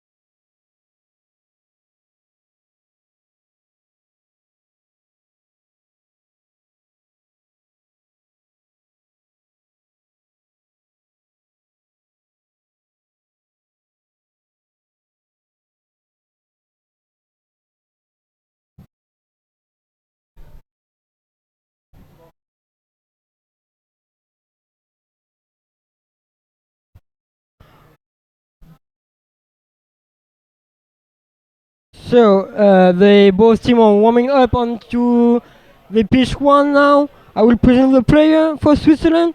The number 1 is Andreas Hug. The number 2 Elias Werner. Number 3 Darius Stern. Number 4 Levi Kubler. Number 5 Mark Rugli. Number 6 Dominic Schaub. Number 7 Yannick Stoffer. And number 8 Livio Vogeli. For Netherlands, the players are Alain Zwinskels, number 2 George Peel, number 3 Brom Vent Art, number 4 Wessel Vroon, number 5 Joshua Uphoff, number 6 Ten Vandenberg, number 7 Job Wolverine, and number 8 his brother Reno van den Berg.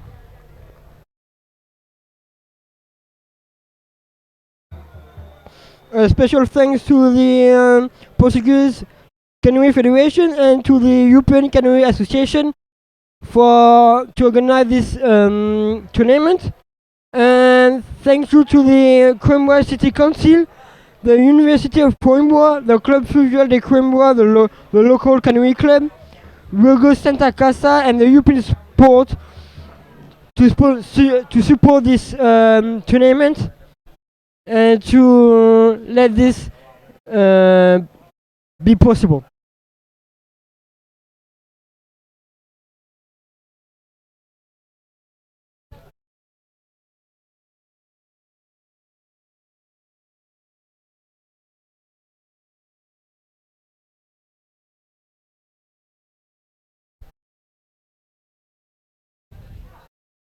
So we are still in the group ME of the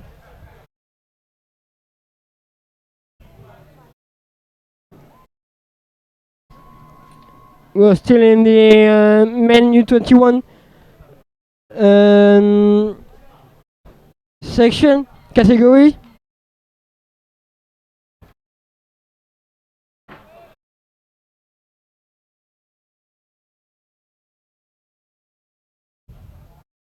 And the both teams have been second of the group.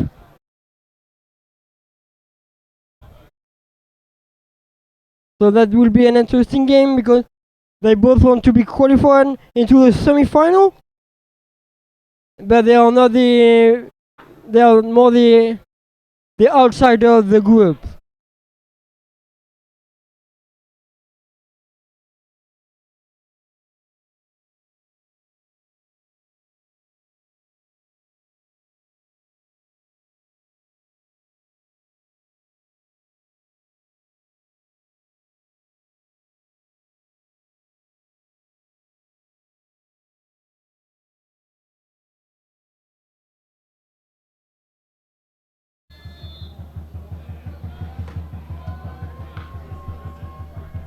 The referee is asking for the both teams to be in place.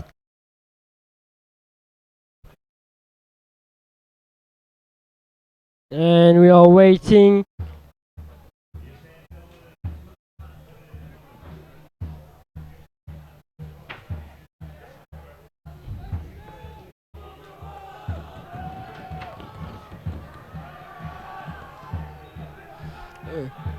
The both teams encourage themselves before the starting of the game. The referee is asking for the both teams to be in place.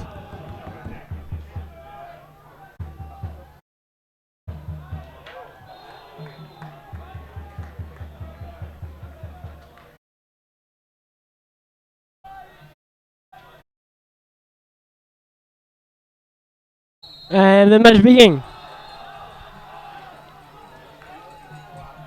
Number 3 of Switzerland stopped before the referee asked for it. So Netherlands have now the ball.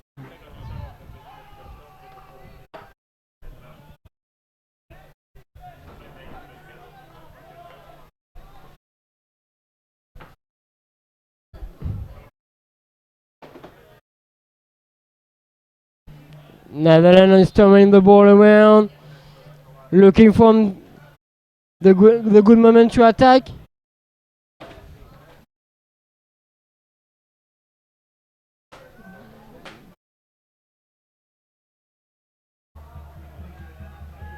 They pass the ball. They have to throw the ball out to construct a new wave. They have put a player into Switzerland defense to make some spaces in it and to pass. A nice shoot from number 2, but he has been touched by the Switzerland goalkeeper, and it's a corner for Netherlands.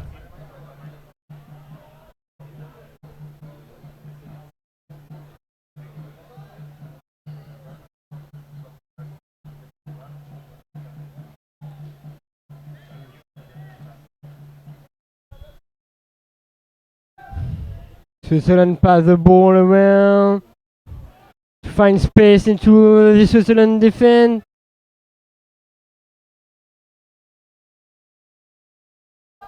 And that's a goal from number 4 of Netherlands, Whistle Woon. Netherlands 1, Switzerland 0.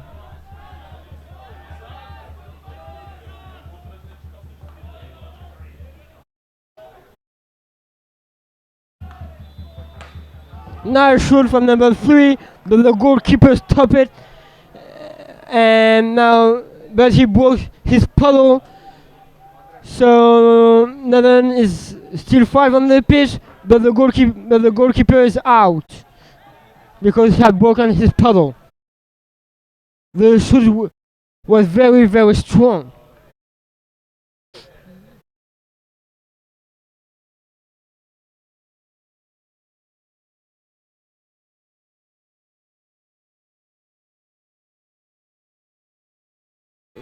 And a paddle fault from the Netherlands team, so Switzerland is now counter-attacking.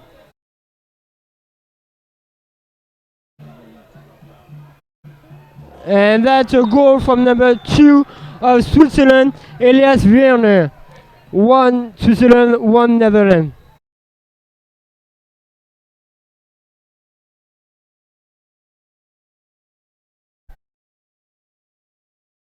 Remember, the goalkeeper wasn't on the pitch because he had broken his paddle. So that was not the original goalkeeper.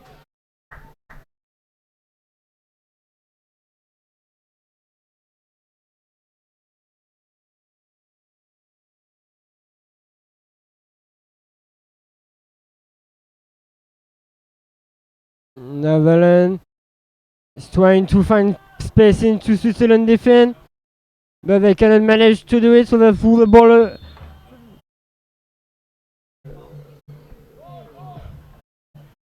And that's a nice shot from number 2 of Netherlands, George Pell.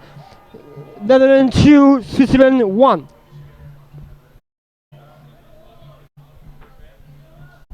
Switzerland and get the ball.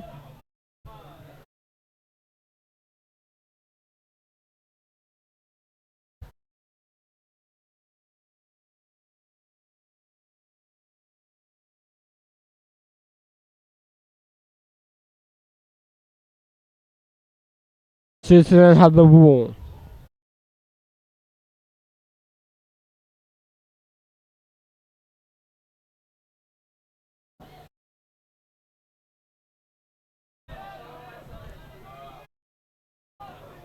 And that's a nice shot from number 3 in the wing. It's a goal of Darius Stern. The ball, Switzerland equalized. We can hear the bell of the Switzerland supporter who is happy for the equalization of the Switzerland.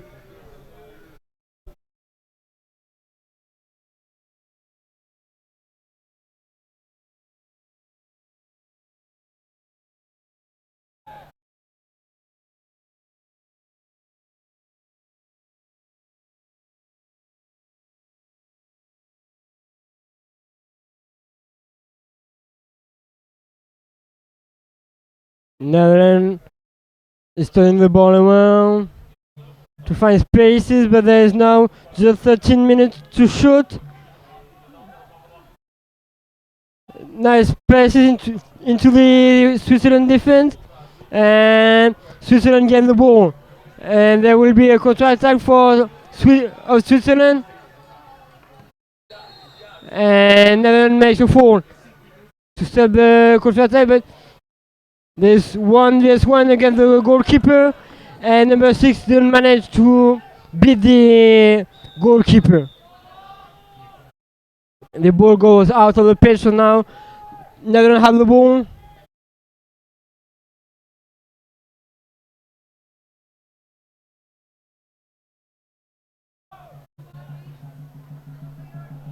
And that's a throw out of Netherlands.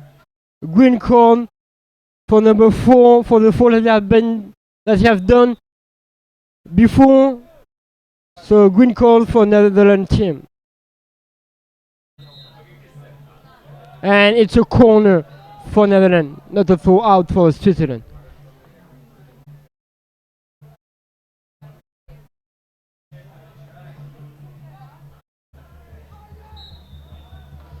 Netherlands have the ball in the attack here.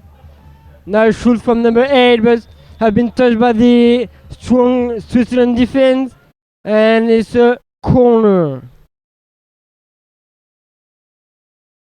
Time out. Just for give time to Netherlands to take the ball.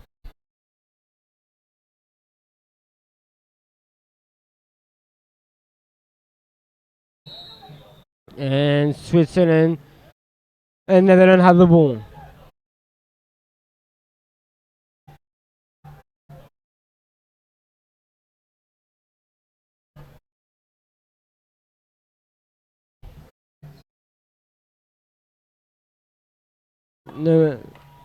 Netherlands puts a player into the Switzerland defense.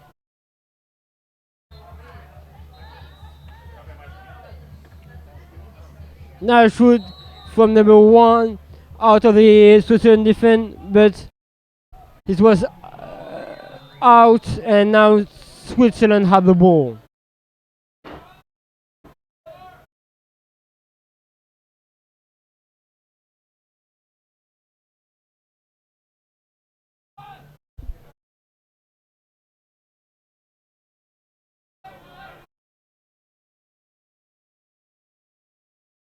Swiss have the ball with a shot into the Netherlands defense, but have been touched by the goalkeeper, and it's a corner for Switzerland.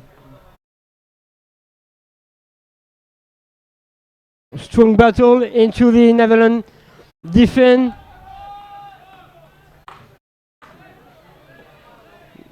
To create some spaces. Shoot from number 1 into the Netherlands defense, and Switzerland score a goal. Number 1, Andreas Hug. For the first time, Switzerland is leading in this match. 3 for Switzerland, 2 for the Netherlands.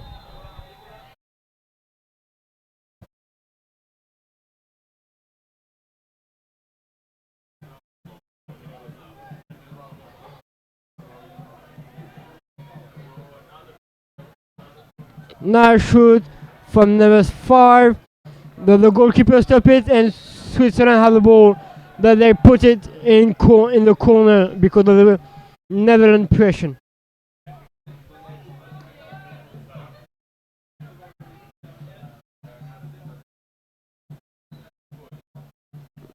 Netherlands play the corner.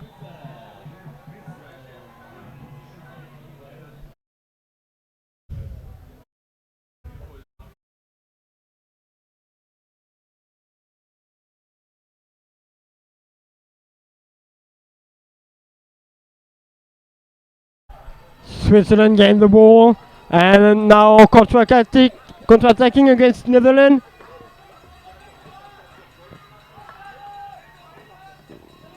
Now they put the ball too much in the front, so they have to pull the ball and to throw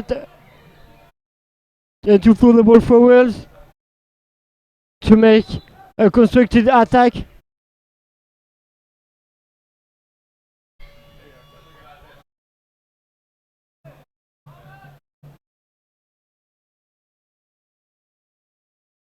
They put 2 players into Netherlands defense. So there are 3 out of the Netherlands defense. There is now just 10 seconds to shoot. And Netherlands are making a great pressing. So they can't. Now just 3 seconds. 2. And there it is. A shoot to gain time so that the Netherlands cannot counter-attack.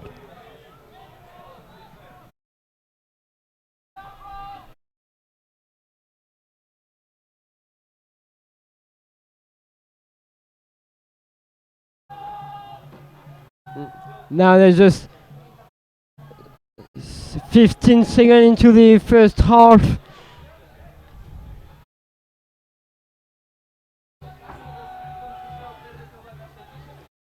Now shoot from Netherlands, but have been touched by Switzerland, so it's a corner. But it's the end of the first half.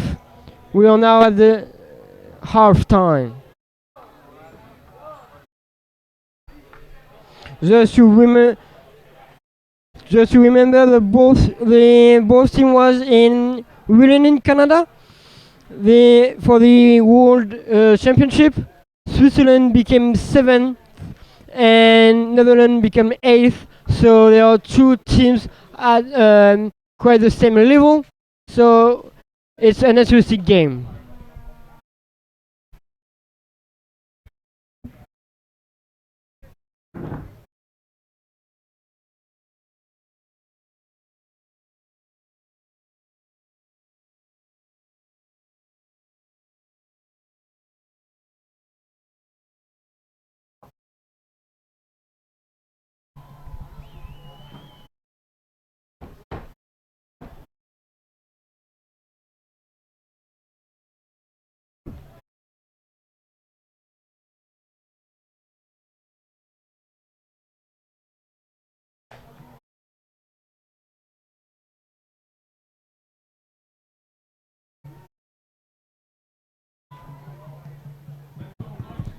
The 2 coaches are giving some clues to win this match.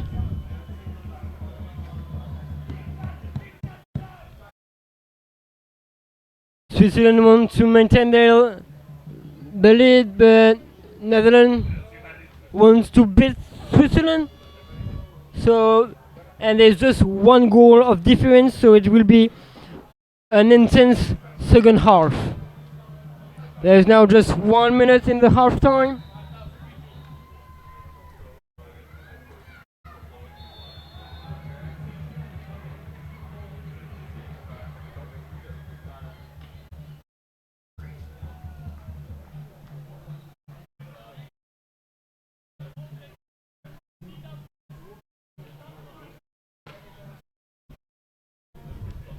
The 2 teams are in place for the beginning of the second half. The referee are taking places. And we can hear the supporter who is encouraging the player. And the both team are cheering them up.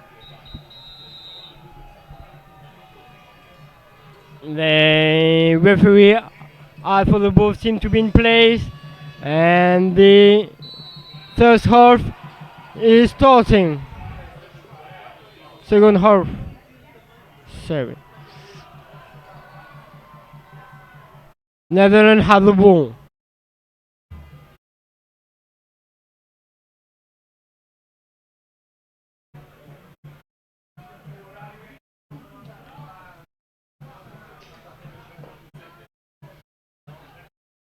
Netherlands have to throw the ball back. The Costa Rica can attack, but Switzerland is pressing. But they managed to put the ball forward.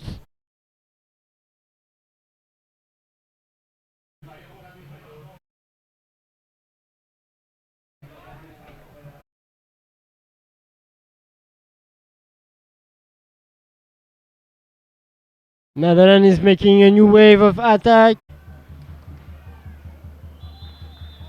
A shoot from number 1, but he was back to the goal, and so the shoot was not really easy to take, and it was easy to stop by the goalkeeper. But Netherlands managed to keep the ball and to make a new attack.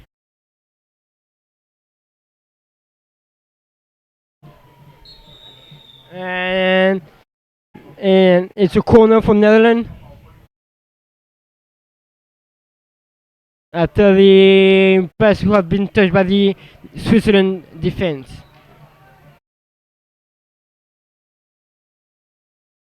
Netherlands have the ball.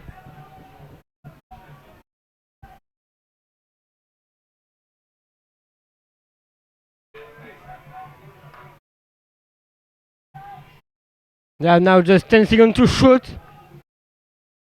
Number 1 have take the shoot.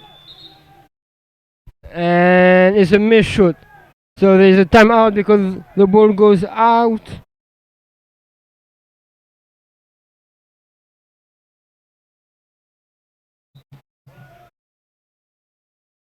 And it's a corner. The line referee told the principal referee that the ball has been touched by Switzerland.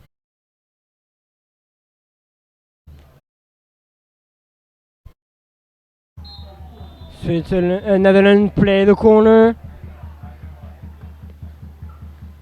Pass through the pitch, and nice shoot from number 8, and it's a corner for Netherlands.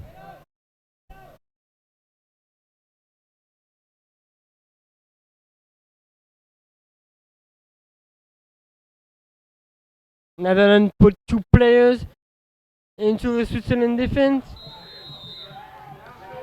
but number 8 touched the goalkeeper, and it's a counter-attack from Switzerland, but they cannot manage to do a good passes. So now it's a counter-attack from Netherlands, who does quite the same.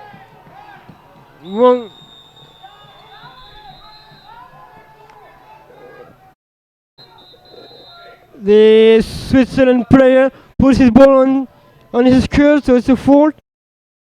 But the Switzerland coach was angry because just before the Netherlands player make a fault, so the 2 referees are now discussing about it. For me, the Switzerland coach have right. The Netherlands have made a fault just before, but still the Switzerland made a fault, so we'll see what the referees are doing.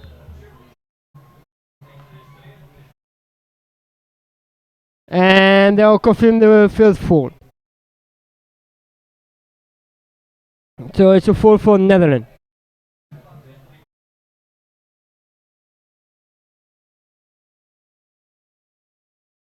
The Switzerland coach is still angry, but he's not the referee, so never mind.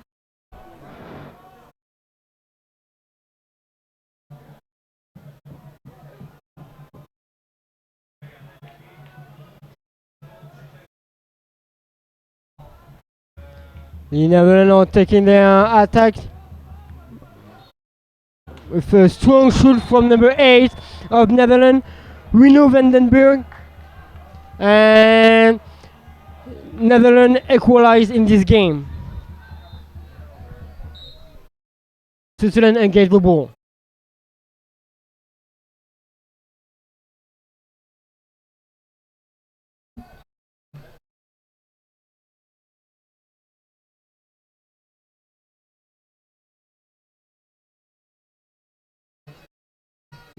Swiss have the ball and have been touched by the goalkeeper, so it's a corner for Switzerland.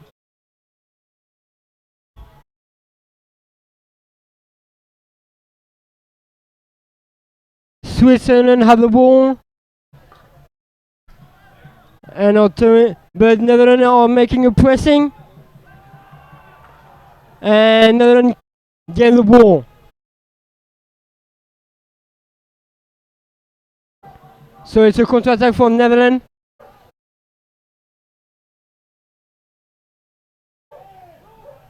But they cannot manage to finish it, so they pass the ball forwards to continue their attack.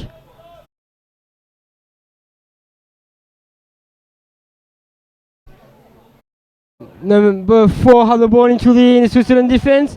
Take the shot, but it's blocked by the Switzerland defense. So Switzerland is now counter-attacking. The Netherlands are already placed in defense, so they have to put the ball forward to play their attack.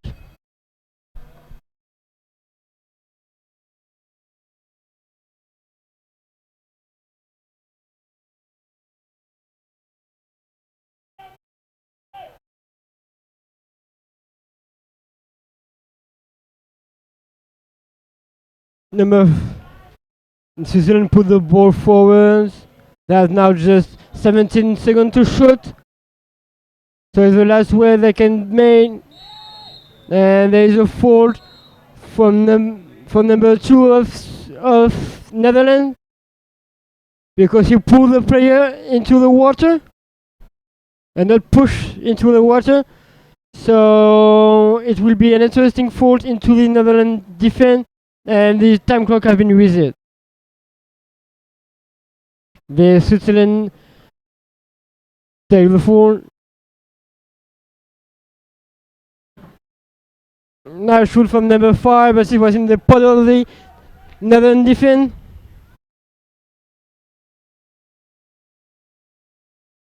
And the Switzerland are now pausing the game to make a new ways of attack. Now shoot from number 3 of Switzerland, Darius turn, and now Switzerland is leading this game.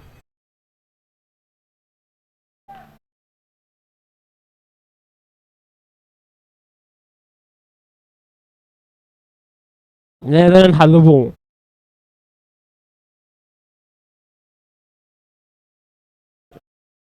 For the ball until the wing, but he cannot shoot, so they put the ball forwards to the other wing.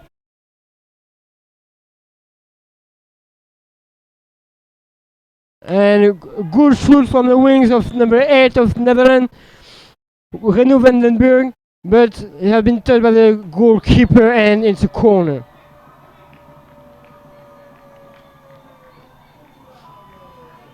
Netherlands still attacking. How to pull the ball forwards to make a new wave.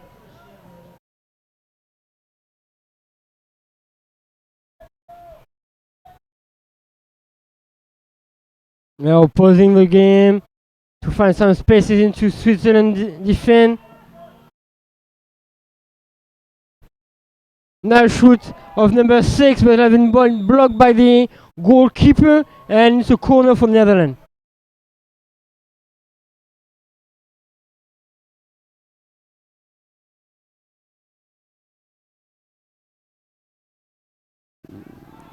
Switzerland gain the ball and will counter-attack against Netherlands. But the Netherlands are taking the Switzerland in 1v1. To gain the ball, that's a risk to win, because they are losing of just 1 goal.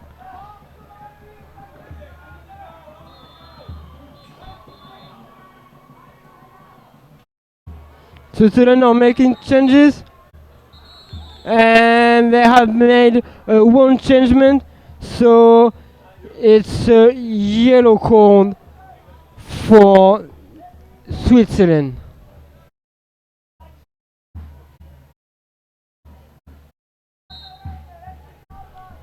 And yellow card for number 4 of Switzerland, Levi Kübler. Oh no. It's for number 9, so... No, number 9. For number 8, Levio Volgeli.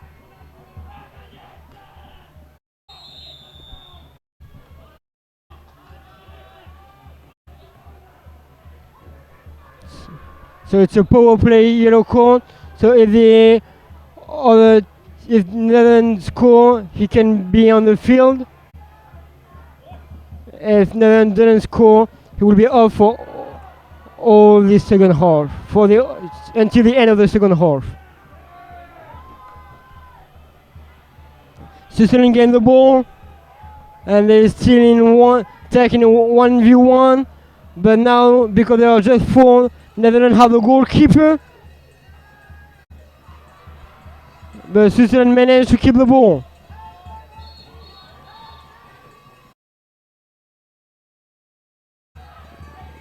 Number 5 take a shot, but it's a missed shot, so now it's a ball for Netherlands. There's just 1 minute into the second half.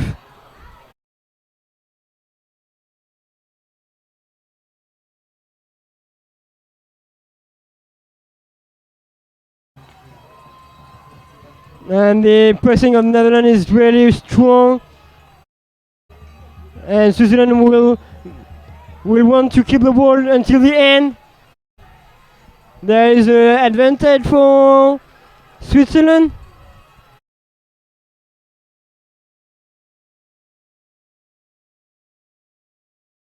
And Netherlands put the ball out of the field. So it's a Switzerland still have the ball. There's now 10 seconds into this match. And Netherlands still trying to get the ball. And Switzerland made a fault. And it's game over. Switzerland win this match against Netherlands. We can see the happiness of the Switzerland team. I will pass the mic to my colleague for the next game.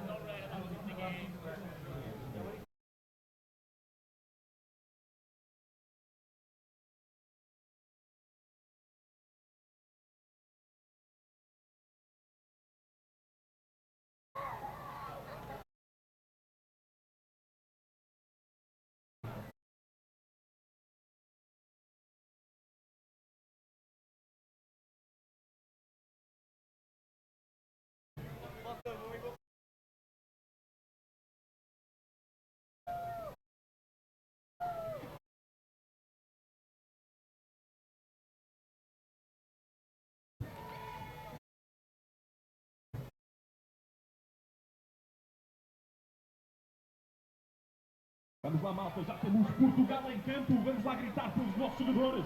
Força, Portugal!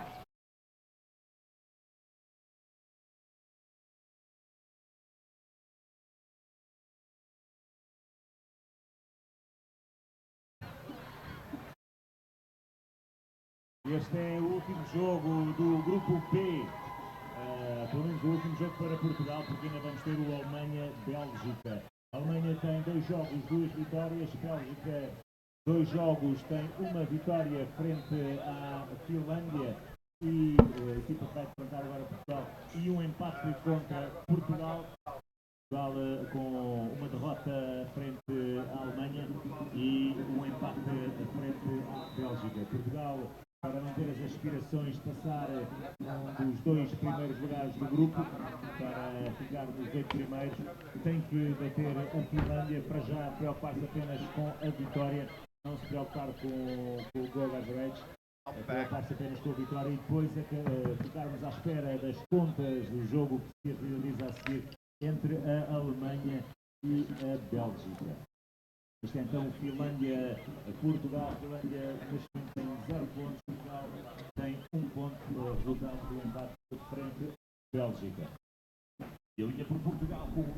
Good morning and welcome back to Pitch 1 stream at the ECA Canoe Polo European Championships 2019.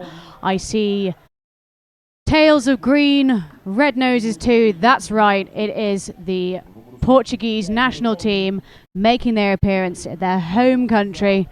They will be taking on Finland in the senior men's category. Both of these teams looking to make a splash in this game, competing to move up their group in a very, very tough group indeed. Of course, they are in a group with Germany, who have been continued to be utterly dominant in this competition. Finland currently sitting bottom of the group, but that could change if they can sneak a win against Portugal. Finland, of course, this is their first major competition appearance since 2016, where they placed 22nd in Syracuse. The Portuguese managing a very respectable 15th last year in Welland, Canada, and they are off. We have got sprinters from both teams. It would seem to be that, so both teams managing to get to the ball roughly the same amount of time, but a paddle foul has meant that Finland takes first possession in this game. Finland wasting no time in putting a man inside that zone and starting to work extremely hard. 45 seconds on the shot clock. Let's see what Finland does with their first attack of this game. Shot is not on, ball comes back out. Portugal working extremely hard to maintain their position in the 3-1. There is a runner on the left-hand side. Ball does not find its way to the hands of a Finnish shooter. Portugal on the retaliation now. On the fast break. And unfortunately, a ball goes over the top of the goal. That is disappointing. And Portugal will now have the opportunity to get back into their own half as the ball is retrieved from a sea of weeds behind pitch 1.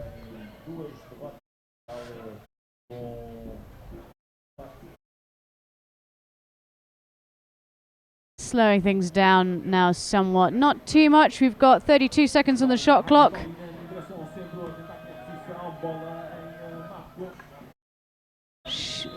And a foul on the keeper has meant that Portugal regain possession. They have a fast breaker. Can they get the ball up to number 8?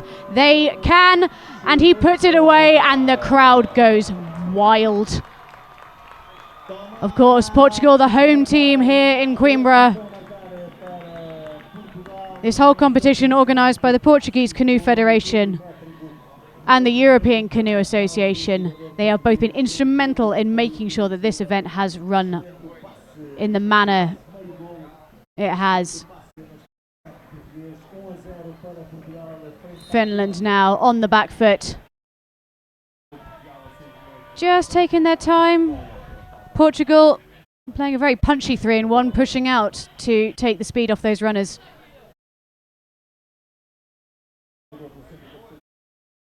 Top man running out to meet Finland, but now just slotting back into the 3-in-1. And interception by Team Portugal. Portugal on the break again. Number 1 from Portugal picks the ball up. Can he find number 2? He can. And the hand tackle has taken the and incredible shot there.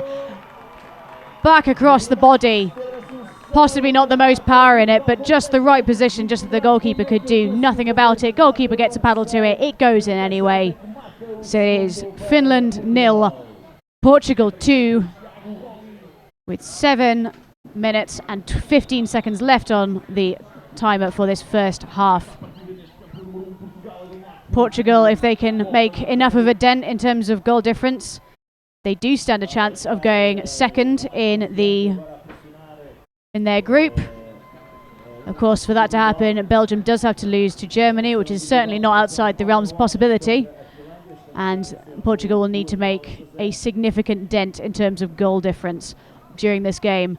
As you can see now, they are pushing out to play 5 out. They need this goal difference. They're looking to put some high numbers on that board. And the Portuguese working extremely hard to make life very difficult for Finland. Long ball up to Finland, falls straight into the hands of Portugal. Sergio Bento from Portugal making that look easy. Portugal now looking to slow things down. They have possession, but I don't think they'll be slowing it down for long. They need these goals.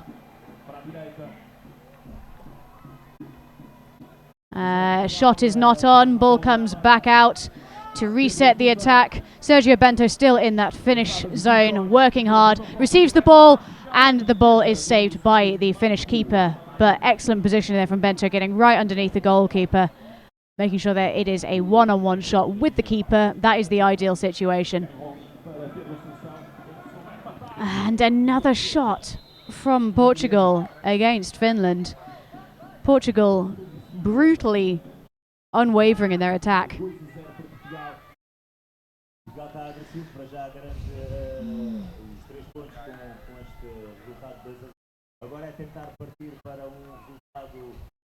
And again, blocked by the Finnish keeper, having to work extremely hard to keep those goal numbers down on that board. Fancy paddle work there from number 3, Thiago Rollin. Referee calls play on. No advantage. Takes the free shot. Puts another goal on the board for Portugal. And the Portuguese fans are having the best time in the sun in this stunning venue.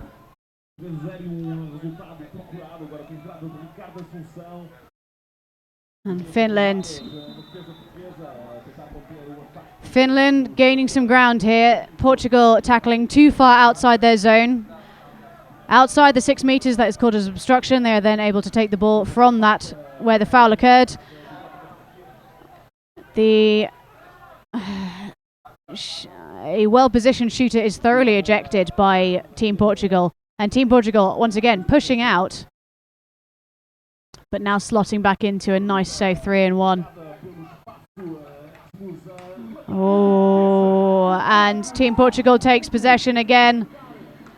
Tries to get the ball away for the break. Finland not taking any chances now. They're sending a goalkeeper straight back to their own half. And a wayward pass and some clever paddle work from Team Finland has meant that Finland regain possession. And are now on the attack once again.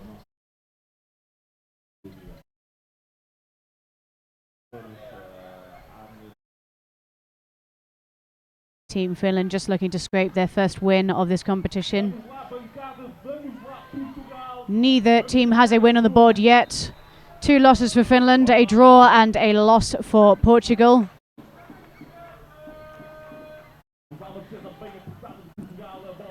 Both teams experiencing a thorough beatdown from Germany earlier in the competition, which I think we all saw that coming. Utterly dominant, of course. Finland, down but not out, manages to put a goal on the board, and that will reduce Portugal's goal difference that they so desperately need to move up in the group stage. I think we're going to expect to see a reasonably quick retaliation from the Portuguese. There's Jerry Mansner from Finland. Portugal just getting a little bit scrappy in that zone, but cleaning it up when it counts. And another goal for Portugal. Back up to a comfortable 3-goal lead, but they won't stop there. They need more goals to move up, to stand any chance of moving up into the top 2 of this group. Every game counts in this competition. If you win today, you will have an advantage. Tomorrow it will be an easier trip for you to the top.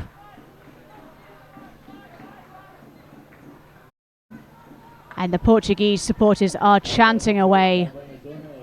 They're having a good time. Another shot from Finland, but is deflected and goes off for a corner.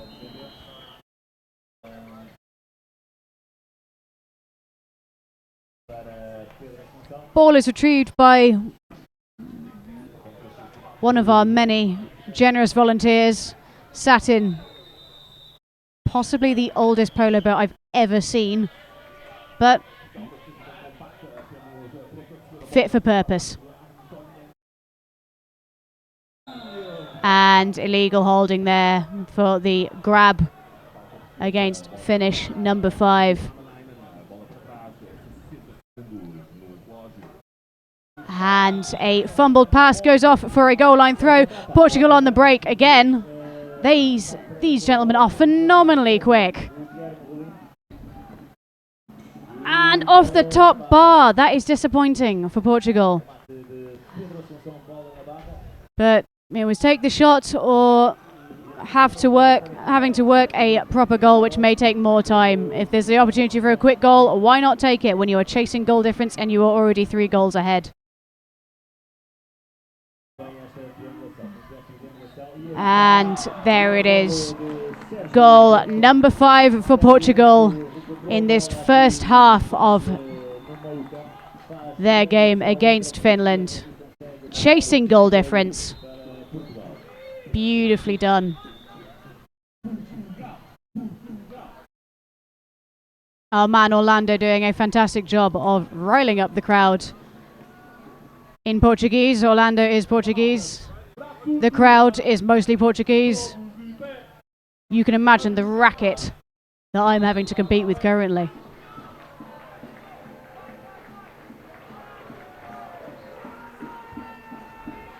Poor Finland. Trying to play with this amount of noise going on. Still managing to get the shots away.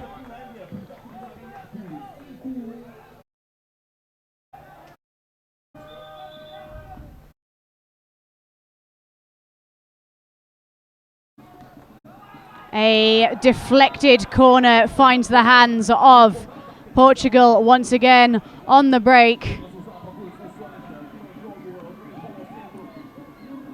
Who puts it away?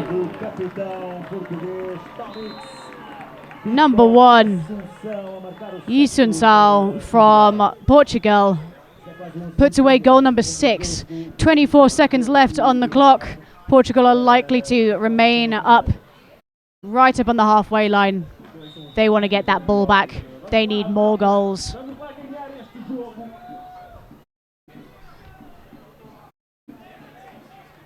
Chasing the goal difference. Finland damage limitation at this point.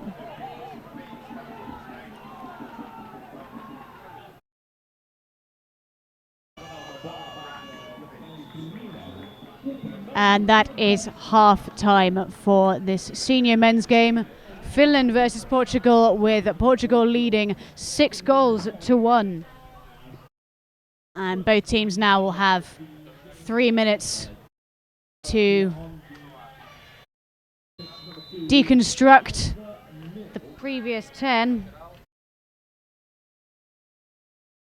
Finland are going to have to do something about those Portuguese breaks. They are possibly overcommitting slightly in that zone for the speed of their opponents. The fact is the Portuguese are phenomenally quick on the break, and you can't give them an easy ride of it. Of course, the wonderful view of the pitch there on the live stream. The pontoons have been generously donated and lent by assorted clubs from all over Portugal. It has been the generosity of the Portuguese people that has meant that this event is running with such fantastic facilities. Every single one of these pitches is completely identical. So any team can play on any pitch. Gone are the days of there being a good pitch, one good pitch, and everyone else can whistle. Any team can play on any pitch, and it is fantastic in terms of equality in polo. So we are seeing under 21s games and women's games being played on pitch one. There's no longer any difference between them, and it is fantastic.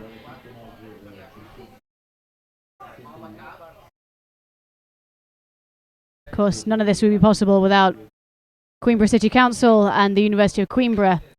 Additionally, we are using the facilities belonging to the Club Fluvial de Coimbra, who is the local canoe club here. And we've had heavy sponsorship from Jogos Santa Casa, and of course the goals, floating goals provided by Upin Sports. None of these would be possible without the generosity of our sponsors, to which we are extremely grateful. 33 seconds left on half time. Portugal raring to go. Finland possibly dragging their heels a little bit. And with a 5-goal difference, can you blame them? They have got a mountain ahead of them to climb. But this, of course, is now just going to be damage limitation unless they pull out something extremely special.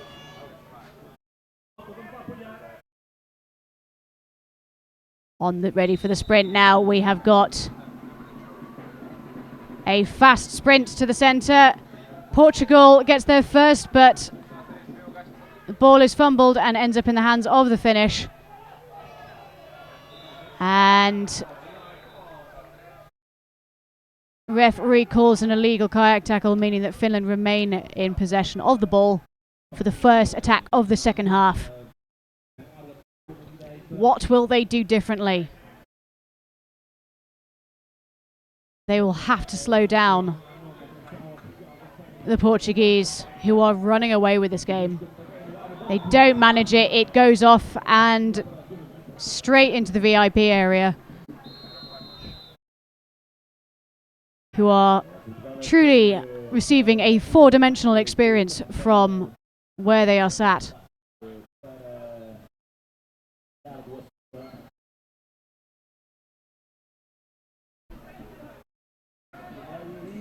There it is. The first goal of possibly many more in the second half of senior men, Finland versus Portugal. I think we can probably expect that to happen at least a couple of times more.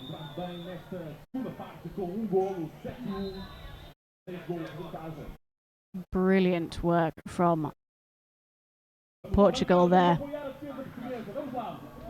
Finland again on the attack, putting their 2 men inside the zone, getting the ball into the middle, and shot is deflected and goes off for a corner.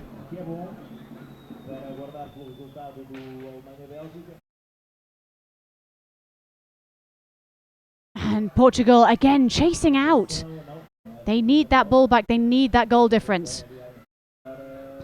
It's high risk, high reward tactics. Finish number 4 left unattended in front of the goal, but unfortunately takes out the bottom bar. And Portugal on the break again. Finland sprinting back to get back to goal. Bring on their goalkeeper, number 5. And it goes off for a goal line throw. No Finnish player touched that ball. And Finland, an opportunity now to slow things down, do a little bit of damage control.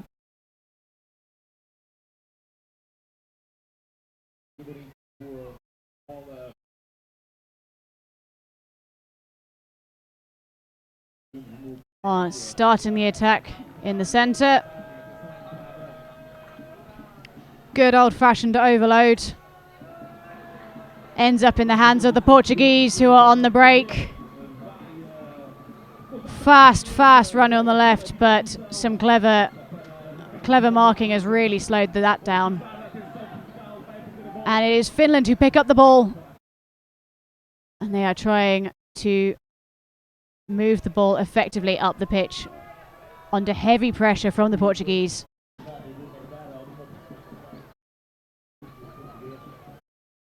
Portuguese who are continuing to press out, but are now looking like they want to settle back into a more stable, more defensive formation. But again, not afraid to push out. Very punchy defense. If the ball goes high or long,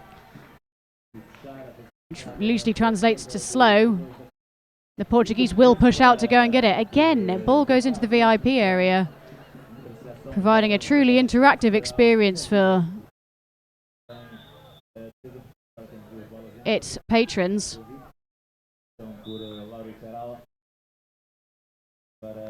Finland on the attack once again. Fancy paddle work there from number 6, Jerry Mansner. Here's Portugal once again on the break. Can they get the ball far left to number 7? They can. What will he do with it? It goes back centrally. And he puts it away through 2 sets of paddles. Clinical finish to a fantastic break. Portugal running away with this game. They know they're playing for goal difference. You can see it. The numbers do not lie on that board. It is Portugal 8, Finland 1 with 5 minutes and 23 seconds left on the clock. And again, Portugal on the break. Finland simply trying to shut down the Portuguese breaks at this point. And another one goes away. Too slow of a change over from attacking to defending there from Finland, and not the speed required to sprint back and get into goal. Thiago Rollin putting away goal number 9 for Portugal. And there is a party going on in the stands. The Portuguese fans are having a blast.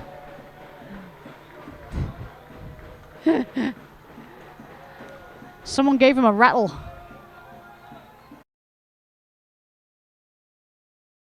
And poor Finland, with this going on in the background.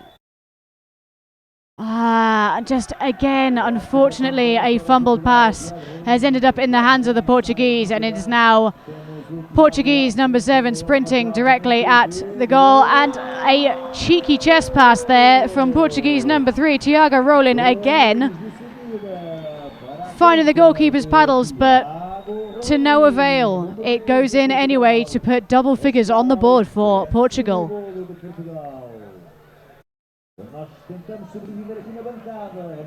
Portugal quite happy now with a 9-goal lead.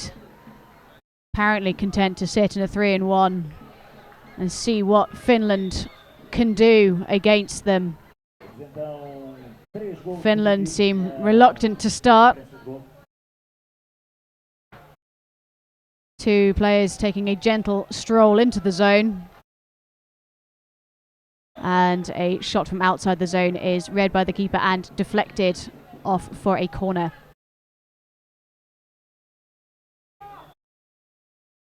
Finland, of course, plenty of shots on target. They're simply being saved. Ball goes to the far right for a corner. It is deflected on its way to the zone and goes off for another corner.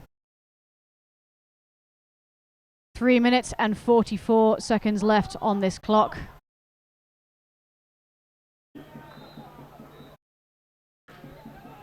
Time for Portugal to inflict some more damage.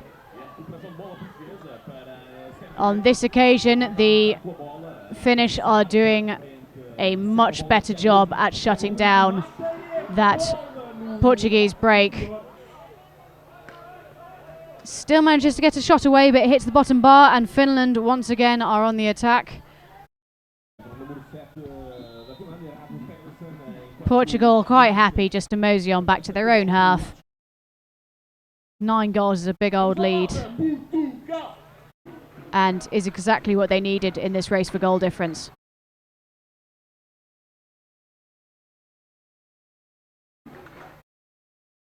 I don't want to imagine the noise that is going to come from that stand when this clock runs down to 0. Another Finnish corner.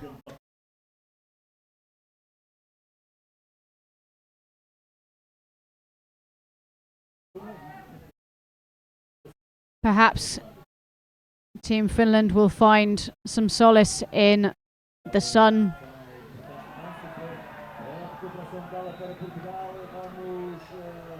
Perhaps a commiseratory drink in the shade. Portugal again, and fumbles the ball in front of the goal. Just disappointing, but possibly won't change the outcome of this game.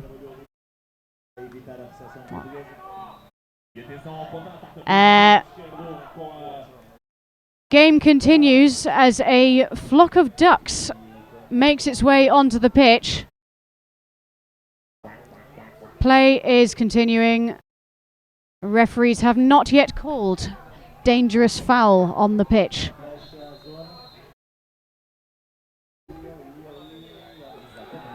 It is. Oh, ducks, get out of the way! Ducks, get out of the way! The break there. A blessing for Finland as the flock of ducks slows down the break. It doesn't matter. Portuguese number 4, Sergio Bento, puts away goal number 11. Flock of ducks still on the back line, clearly not recognizing the danger they are in. Honestly, the things people will do to get closer to the action.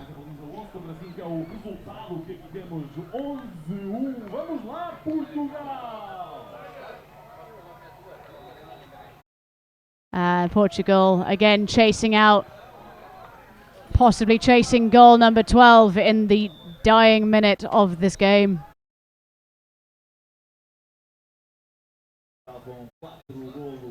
Timeout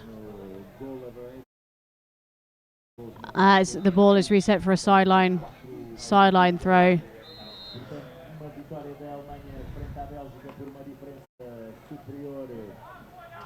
And excellent pressure there from Portugal. And once again, Portugal looking to put away goal 12.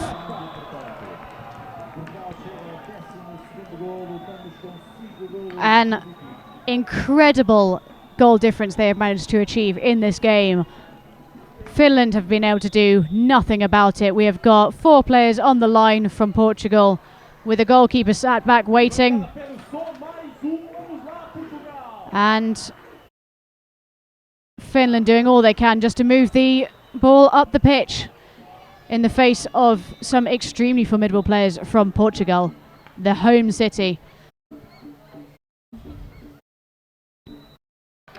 And the no-look shot there from finisher number 6. This game has now ended. The spectators are on their feet cheering for Portugal, and with 11 goals between the two teams, can you blame them? The final score in this senior men's game, Finland versus Portugal, is Finland 1, Portugal 12. And I would like to thank you for joining me and confirm that no animals were in fact harmed during the making of this broadcast.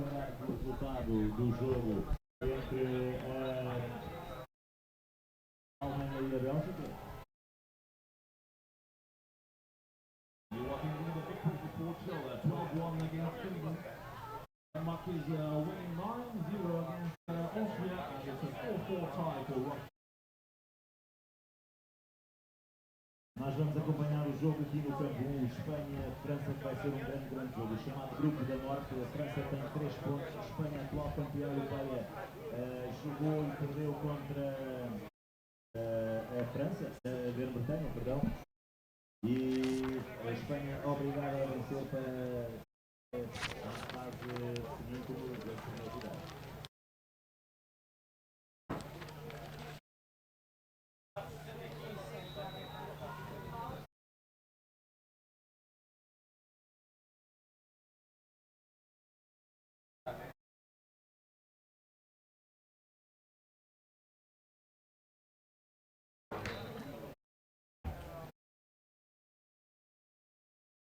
It is now time for Spain against France.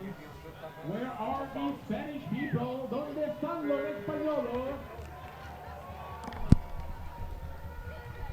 And my name, Curly Barker, will be bringing you now the next game, the final game in Men's Group A, the game that the polo aficionados have been looking forward to since last night. There's crowd gathering. We have in Men's Group A, senior men's category, France versus Spain. Spain, the number 1 seeds at this event due to their winning the European Championships in Saint-Omer in 2017. France had a poor home championships by their demanding standards, coming 9th, and that's thrown these two teams into a group which turned out to be a small group of 3. Absolutely crucial polo. I'll run you through the potential combinations and permutations in due course, but this is the final game.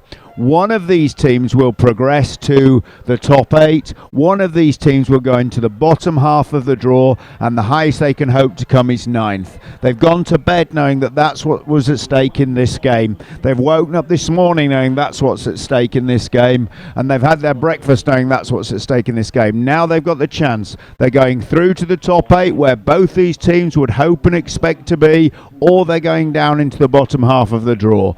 Neither team wants that. We have on the pitch at the moment the Spanish side warming up, so we'll take this opportunity to introduce them, names and numbers. We have number 1, Victor Gonzalez, number 2, Angel Gordo, number 4, Ivan Oyo, number 5, Sergio Villaruba, number 6, Alvaro Hijano, number 7, Alejandro Gordo, number 8, Adrian Hermida, number 9, Alejandro Casal, and number 10, Alejandro Valls.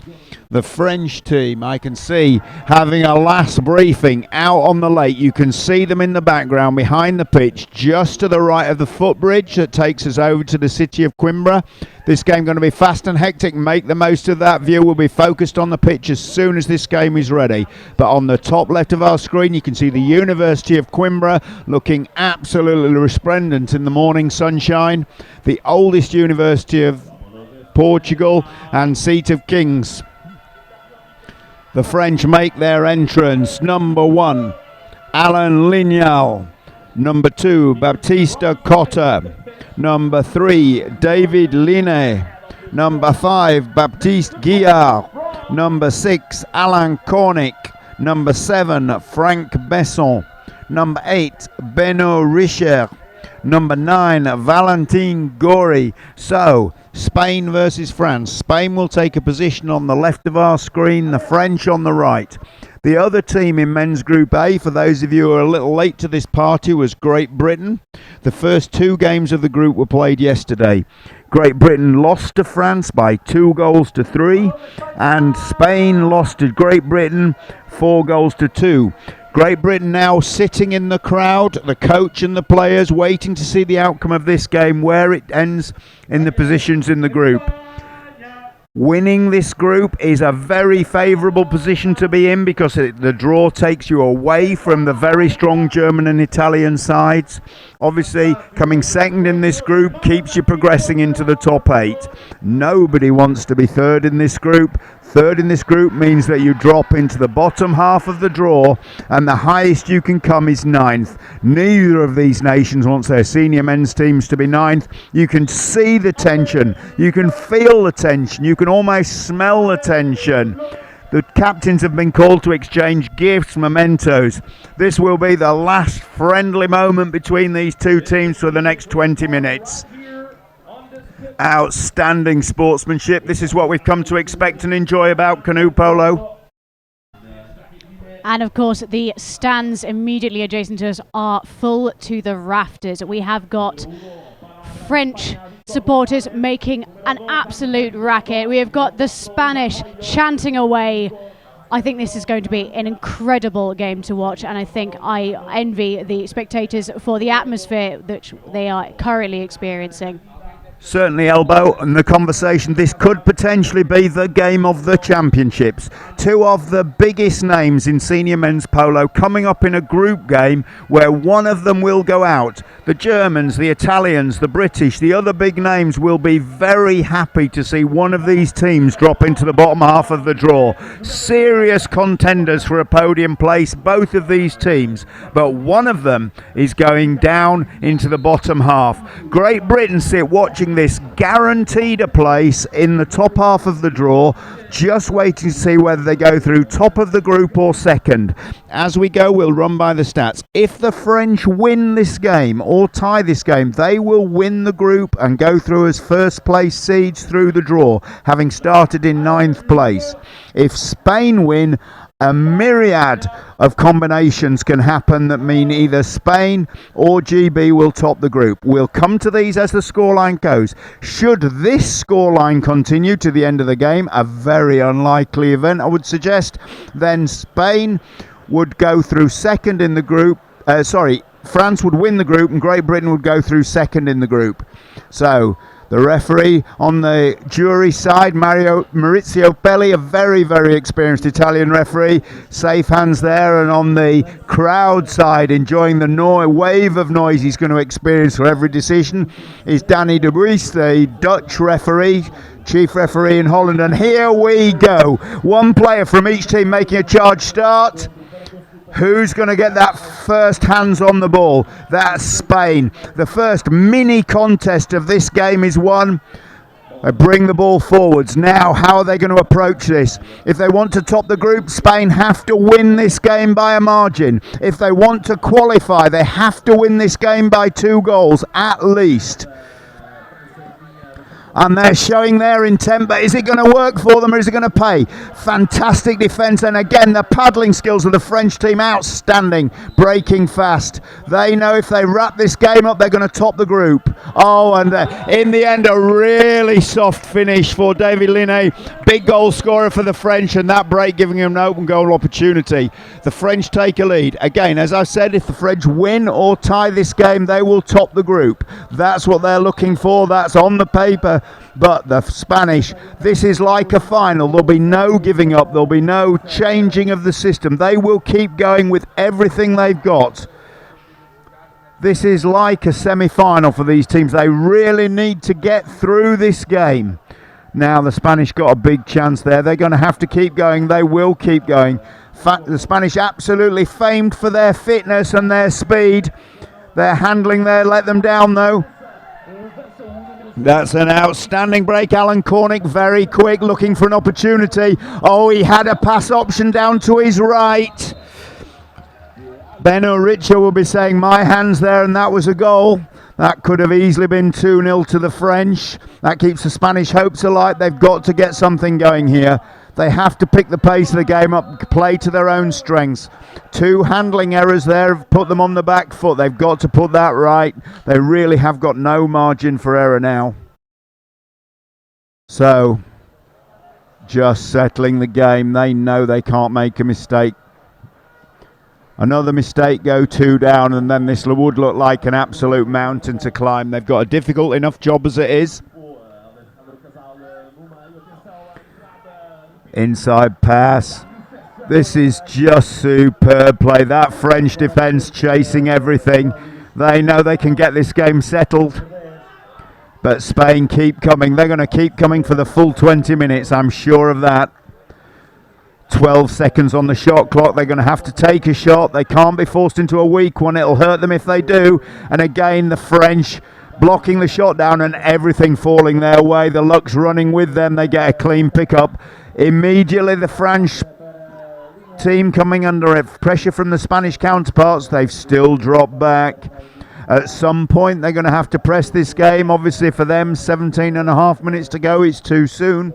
But they will press. There is no way this Spanish team will allow down and accept a 1-goal loss here. They're going to come at this. Oh, and then an uncharacteristic French handling error. But again, there looks good. They recover it. This is the rub of the green. The Spanish are going to need a little bit of luck their way. Is that it? No. Again, a nice block, but it falls for the French. This is where the game needs to turn. The Spanish need something that just sends things their way. Is this it? A block down? Oh, this could be it. Illegal use of the paddle called against the French player, and this is Spanish retained possession. They really need to score here to get their tempo up, to get their morale up, to give themselves a real window of opportunity to drop into this game. Superb. Spanish, as I say, current European champions, very much wanting to defend their title with pride. They need to get through this group. They're very quick, very fit, and they're going to need every ounce of fitness they can find if they're going to get a 2-goal lead in this game. Referee Pelly just checking with the table what's happening. We have a free shot here, reset right in front of the goal. Really important for the Spanish to get something. Passed outside. Oh, again. This is the nerves. This has to be nerves. We've seen this Spanish side so clinical over the last few years. Well placed at the Worlds last year. Bronze medalists. Current European champions. Making handling mistakes here that are generated entirely by the pressure of this game. A Great Britain team must be sat in the stand, little smiles, waiting to see what happens. They'd rather go through top, but at least they're not in this dogfight we've got in front of us.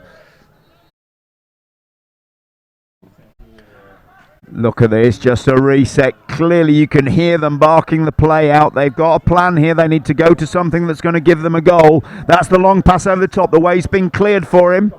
Can he pass it inside or find a shot himself? He finds a shot himself.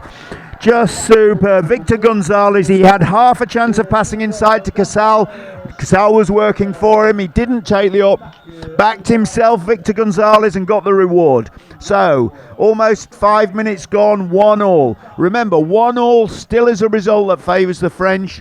This scoreline would see the French through as top of the group. The Spanish have got to keep coming. This game will not slow down. It will not die. Now, that's a bit of luck for the Spanish. Is this the point the game changes?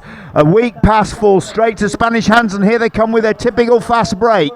It's a lob shot. Oh, over the top. Heartbreaking. Gordo for Spain had a chance there to take the lead. Half open goal. That was a classic Spanish break. They've dropped back into their set defence. They're trusting the shot clock or mistakes from the French to give them the ball back. With a 2-goal lead needed, they can't play this tactic for long. Coach is going to have to get them out and playing, maybe after half time, maybe later in this half. but certainly they can't wait there. They know as well as you and I do that if they sit here with a 1-1 scoreline, they're going out of the competition into the bottom half of the draw. So they have to come. Confident, strong passing from the French team, as you would expect. Very experienced side. Had by their standards, a very poor result in Saint-Omer 2 years ago. They've been in the top 5 for the last 20 years, except for that one result.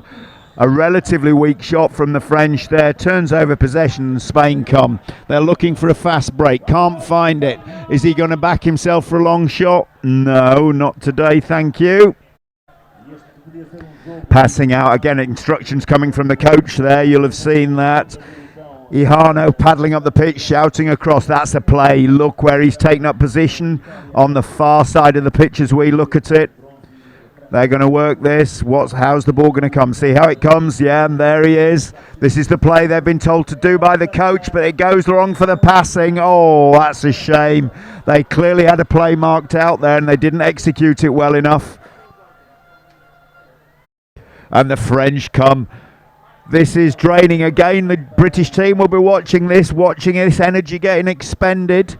Suits them. They don't have a game this morning because it was a short group, so they'll be pleased. They played 2 very tough games yesterday. That extra break, will that help them going on? They'll be hoping so. All these athletes very fit, but if you have to play 2 tough games, it drains the arms. And something I certainly don't think the live stream is doing any justice is the pace on these players. They are rapidly moving up and down this pitch. The French in particular, speed second to none. No, classically the French were the great paddling side. The way they train their people has been their great strength over the years. And of course, the way the sport is, the others have started to match them, and possibly the Spanish. Really the very fit units, not the big physical strength of some of the Northern European nations, but they make up for it in speed, and that's why we've got this game going like this. Again, blocked down, pulled down by the Spanish. There's a break. Look at that for speed. That's awesome. And he finished it. Beautifully done. Gordo for Spain gives them the lead. 2-1. Now then, now we're game on. Now the stats come in. Now the calculations come into play. Now it all gets interesting. If Spain win by 1 goal, that France would still go through, but they would now go through in second place with Great Britain top. So the loudest cheer for that goal would be from the Great Britain contingent in the stands. If this scoreline continues, Great Britain will go through top of the group. So now France need to reply. Spain need to find another goal. Remember, if Spain are to go through, they need to win by 2. They're currently leading by 1. The only people who this scoreline truly favours is Great Britain, the team we can't see in front of us, the team that finished their group games yesterday. Oh, and you can believe they're in the stands. They're there with the water, willing this on. They'd love the game to finish right now, but we're coming into half-time. 2-1 lead with still a minute and a half of this half. Everything to play for all 3 teams in the group. Great Britain are just playing it, sitting in the stands and cheering. Again, now this is what I said earlier. The bit of luck has fallen Spain's way. Suddenly, half a chance becomes a full chance for them. A little bit of luck and it's theirs. Here we are. Is that in? That is in. That's the 2-goal lead they've been looking for. That is Gordo. Absolutely smashed it into the back of the net. Now Spain are leading 3-1. As Spain are winning by 2 goals right now, France would drop out of the group. This half-time talk, if only we had microphones on the coaches, this would be the half-time talk to end all half-time talks. 1 minute. The shot clock slightly ahead of the game clock. The French in possession. Right now, as it stands, they were about 1 minute ago, they were topping the group. Right now, they're out of the group. And again, the luck has twisted and turned. Those of us who play the sport, we know the rub of the green now is all with the Spanish. If they can keep with this and get another goal, it all starts to swing their way. Can they bring it in? 30 seconds left to go. Timeout call by referee Pelly. Somebody's getting a green card. I'll just confirm that for you. That I wasn't sure if that was 8 or 9 with the referee's signal. France, 2 green cards now. They're going to have to start being careful. That was 9. Valentin Gori getting a green card. They're really going to have to tread this, as I'm sure you know. If you get 4 green cards, the 4th card is a yellow. They can't afford to lose a player in a game as tight as this. So, 3 goals to 1. Game shot and shot clock effectively matched at 20 seconds. Spain clearly looking to work a set play. Let's try and read it for you. Far side wide, number 2 is looking to make the move start. My guess is it'll come to the centre when they can. That's their favoured option. No, out to the wing. And a long angle shot, but there it is. Bang on the hooter. And we go into half time. Spain lead France in men's Group A by 3 goals to 1. The other crucial stat for this could easily be that France have 2 green cards already. If they get a 3rd green card, they will be on a tightrope, because the 4th green card offence would be a yellow. They would lose a player. If a player goes off in this second half for either team, it is going to be, could easily be the whole game decider. They can't risk it. The coach will pretend that. Who would want to be a coach right now? The French were leading the group. The French coach has got to get his players up, get them into this game. They have to score. Even if they only lose by 2, they go out. So they have to get 2 goals back. Spain in a commanding position, absolutely where they would want to be. But remember, as the score stands, the team that tops the group is Great Britain. So Spain will be having a team talk saying they want 1 more goal, but they must not sacrifice the 2-goal lead or it all goes wrong. The balance here for the coaches and players is so fine. Oh, and here we are. This game's stunning. This is what we come for. This is what we have to thank the Portuguese Canoe Federation for, the European Canoe Federation, without whom we could not have this event.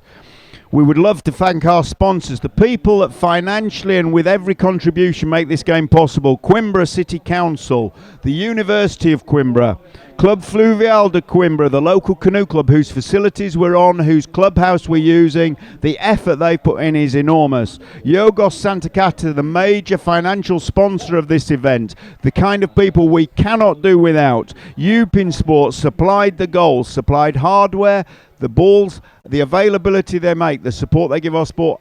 We have to thank them. 1 minute remaining of half time. The volunteers, the people who have come from all over Europe to help the teams, to show them round, to make this work. This is what our sport is about.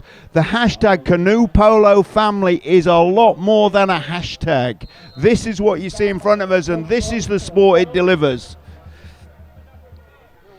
The referee will be calling the teams up. Referee Pelly will have had at least a mouthful of water, I'm sure. It's hot out there and it's getting hotter. Here we go. This is what we want. How is this going to end? It's still too close to call. Men's Group A, the group of the competition. We wouldn't have it any other way. There was criticism of this group, criticism of how small the group was, and why is there no weak team in here? What's going to happen? The upshot of it is this level of sport for us to enjoy. Look at the crowd. They're screaming for it. Who can blame them? You've got to get behind them. It doesn't matter who you are, you have an interest in this game. Oh, the overpitch commentary geeing up the crowd as if they need any geeing up. They all know what's going on here. They didn't drive across Europe from France to watch their team go out in the first round. Here we go, the local Spanish crowd. Look at this. If only you were here, you could feel this. This is something. Ball's in the ball release. The referee's ready. The volunteer's ready to release it. This is magnificent. I'm holding my breath. Hold yours. Here we go. One player from each team only can go for the sprint. I'm sure you all know that. Who's it again? This time the French pick it up first. The Spanish won the first sprint and it stood them in good stead in the end. Will the French be able to capitalise on this first possession? Here we go. Look at this. You can see them talking. They've got to stick to a plan. They've got to do it together. They have to make it work. The French have got to find something here. Halfway through the first half, they were sitting pretty at the top of the group. Now they've got to really dig in and do something. In the first half, it was the Spanish had to make something happen. Now it's the French turn. Look at this, passing round, no opportunity. 24 seconds on the clock. They just recycle. Look into that defence. That's where the work's going on, not the ball. Look at the work the defenders and attackers are doing to make spaces. That's canoe polo. That is the oh, that's magnificent. They make a space and in he comes. Cotter for France smashes a goal. So the scoreboard on the foresight's gone to 4-1 in favour of Spain. That's an error. I can tell you that was quite definitely Cotter's goal for France. Absolutely smashed it. And 3-2. There we go. All back to our live stream score correct. Got 3. It should be 4-2. Sorry, my bad. It should be 4-2. No, 3-2. Sorry, we're correct here. And Spain respond. Obviously, a 1-goal lead rechanges everything. If Spain win by 1, Great Britain are top. France qualify and Spain go out. So suddenly, completely swings the group. Now, how are these teams going to approach this tactically? Is it more important to go through or is it more important to go through top? Oh, that's a huge shot, but it's a huge shot blazed over the top. That hurts your team. That's Gordet scored for them, but he's just thrown that one away. That gives it back to the French. Players and coaches there holding their heads as he steers it over the bar. Past the VIP stand for those of you who caught it. People who govern our sport, rule makers, decision makers, suit makers. Timeout. Another green card now. As we mentioned in the first half, France have 3 green cards now. Should they make another green card offence in the next 8 minutes, there'll be a yellow card. That would be a very big call for referee Pelly, and he's a man to make a big call if it's needed. But this could even be the decisive factor in this game. The French now, their hands just a little bit tied. They have to be very, very careful on every tackle that they don't do anything that might be read as a green card offence. They cannot afford to get a player sent off here. It would just finish their chances. Driving forwards. This is magnificent. Hard to tell where the tempo is lying with. The French have got the ball, but I think at the moment the Spanish are a little bit in the ascendancy. They look strong, they look confident, they look comfortable. French are going to have to do something to change that, and that's more than just in the arms. It's all about the head play now. The brain. Oh, and that's given us a foul in favour of Spain. Again, the rub of the green just going their way. Coming away, they've got breaking players. The work rate going forwards. As Elmo said earlier, it is really hard to see on screen how fast these guys are moving. The sprint speed of all the players on this pitch, quite magnificent. Oh, this is Spain taking patience, driving away.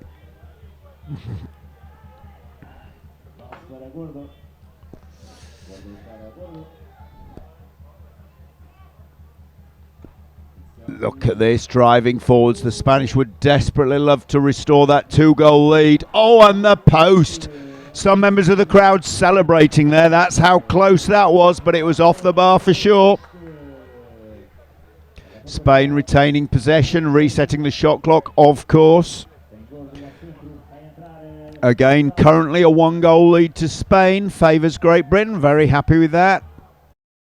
But they're certainly not over that again. Just backing himself. Alejandro Gordo backs himself all the way. A fair bit of traffic there. Look at the Spanish crowd loving it.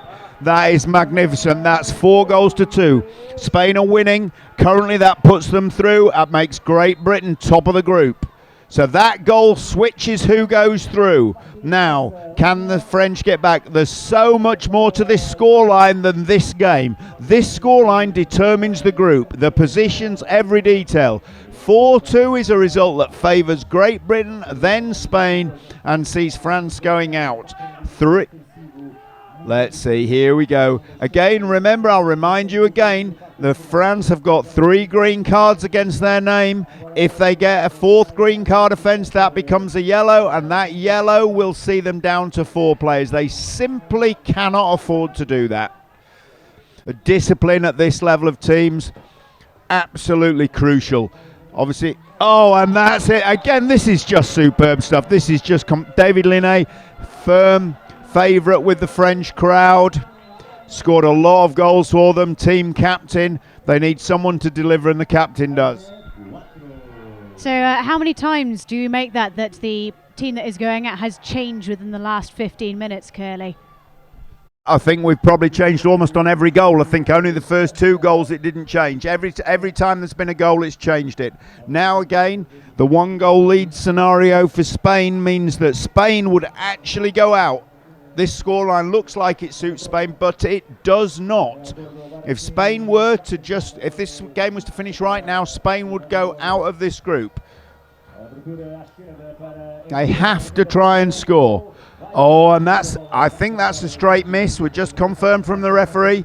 That's going to be a goal throw as far as I can see from here. We're a long way from the referees, but yes, goal line through, so a straight miss. Oh, and back on our end, we can see the player apologising to the coach for that. That hurts your team. They needed a goal there. As I say, you look at the scoreboard on 4-3, looks like a good result for Spain. It's anything but.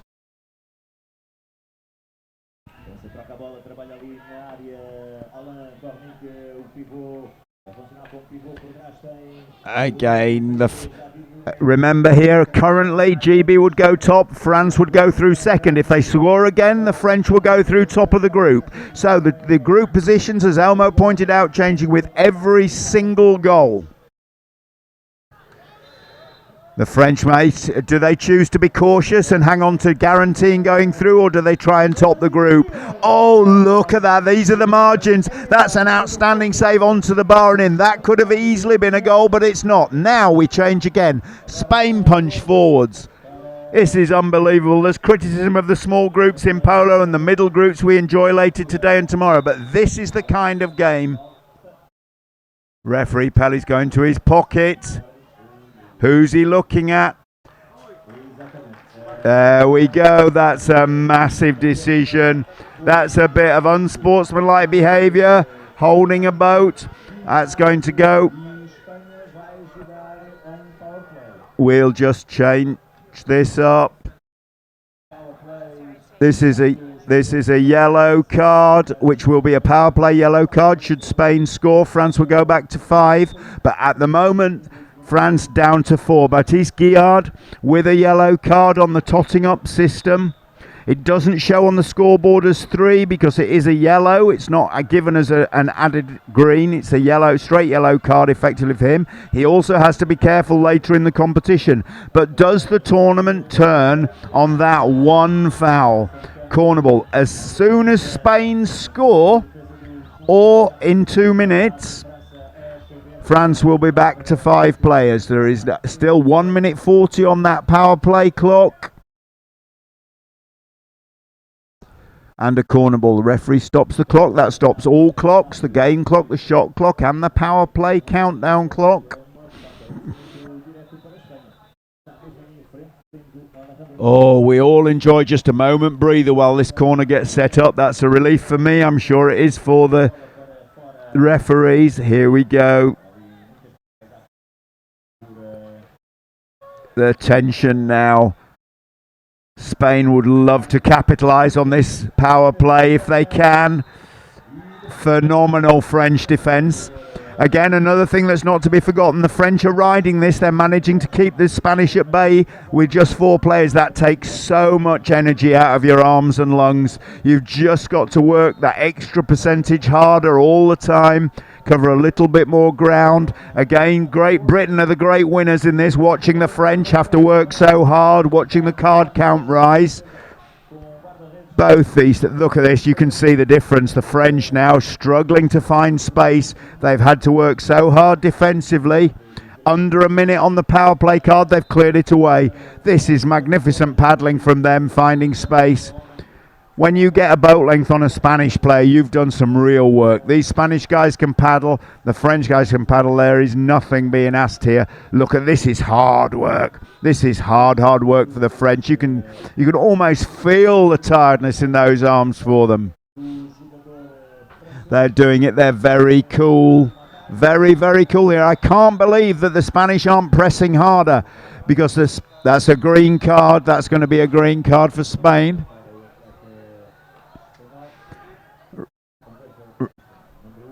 Number 1 for Spain, a green card.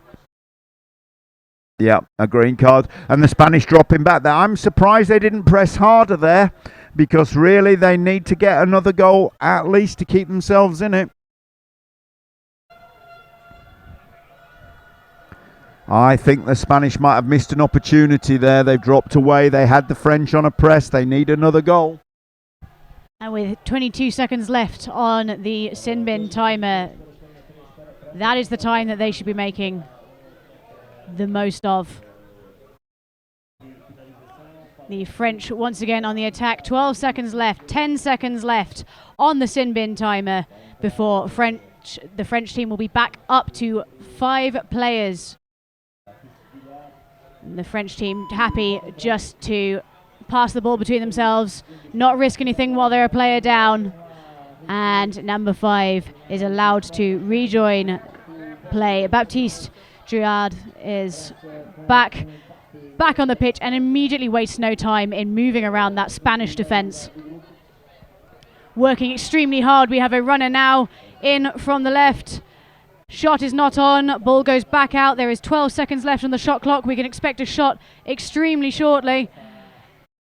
And there it is, but there are so many paddles to go through.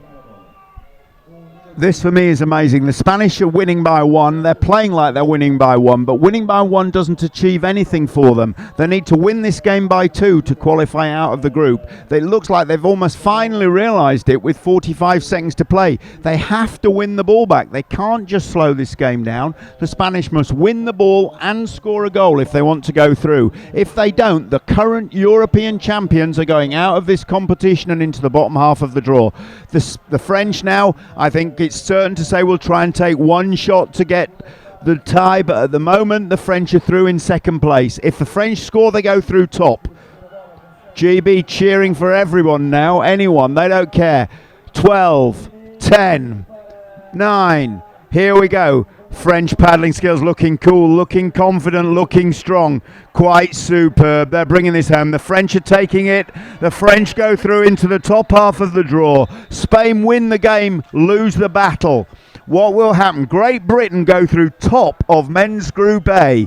France go through second in men's Group A. Spain drop out of men's Group A into the bottom half of the draw. They win the game, but they do not win this group. They do not go forward. The European champions, the first really big upset at the 2019 European Championship here in Coimbra.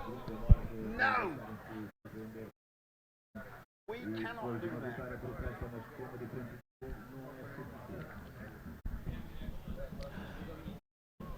That is outstanding. And now the games will change over. We'll introduce to the next game. That game, the men's Group A game, absolutely beautifully played by those teams. Magnificent example. And confused silence from the Spanish supporters there, who were ready for Spain to win. Spain did win, but unfortunately not by enough goals, which means Spain are now out of the running to be the European champions. Reigning European champions are reigning no longer. The next game on this pitch, of course, will be the women's under-21 category, Germany versus Great Britain, and this is set to be a fantastic game. Both of these teams have won both of their previous group games. Germany, of course, taking the world champions Championships last year in Welland, and the Great British team looking to make a splash, podium, and probably win. This is the best chance they've had in years. They want to break away from fourth, which has been a consistent result over the past few major tournaments. I will hand you over now to my colleague and close friend Arthur. He will be with you shortly. Stay tuned.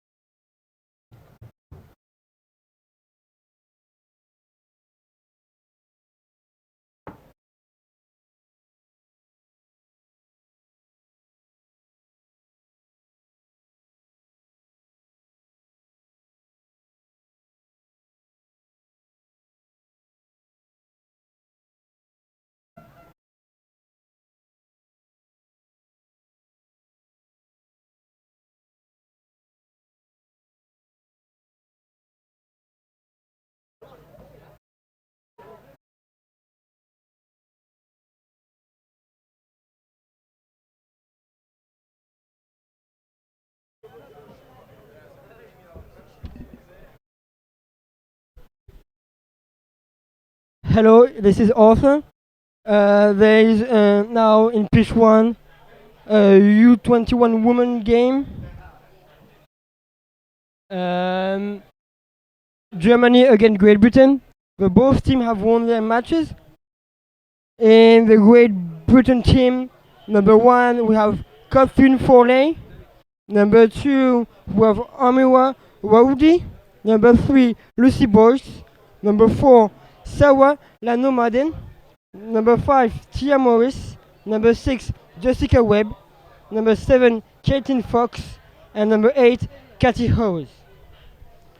And in Germany women 21, number 2 we have Heike Vogt. Number 3 Annika Kuhnupfel. Number 4 Anna Kunz. Number 5 Nina Hansenberg. Number 7 Nelly Smalsbank. And number 8 Lotta Bendiek. Number 9 Jules Schwartz. And number 10 Catherine Grunwald.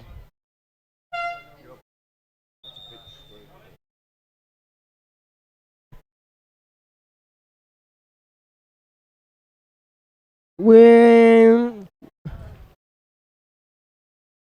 are special thanks to the Portuguese Canoe Federation and to the European Canoe Association to organize this beautiful competition.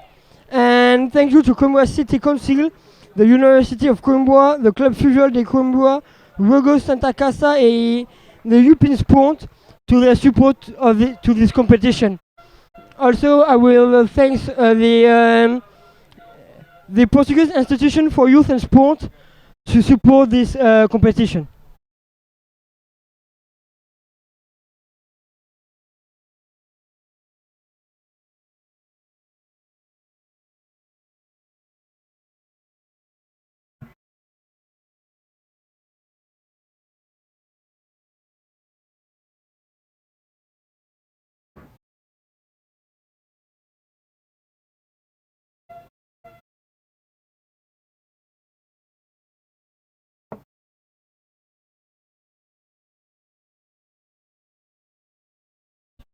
The both teams are getting positioned for the beginning of the match.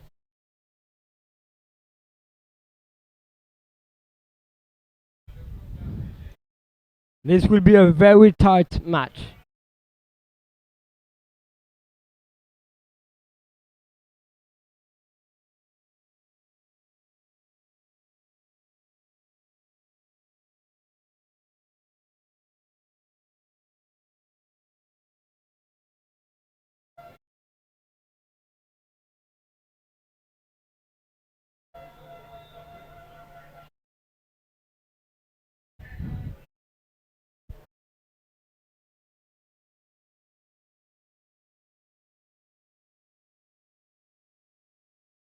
The referee is waiting for the both teams to be in position, and this is the beginning of the match.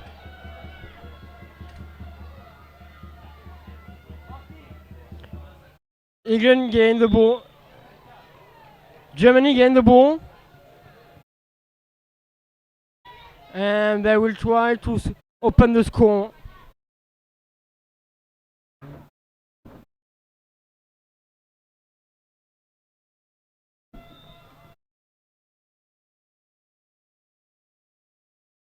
Number 10 is entering into the Great Britain defense. Great shot, but taken the 2 balls, but Germany keep have the ball.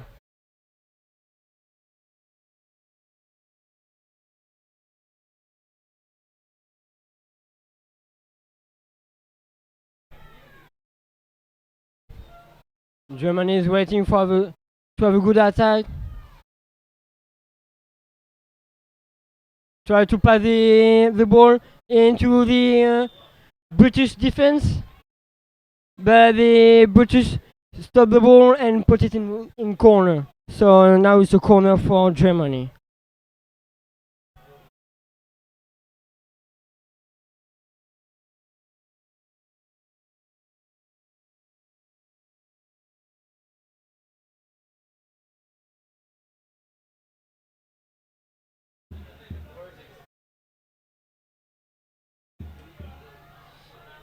Germany have the ball.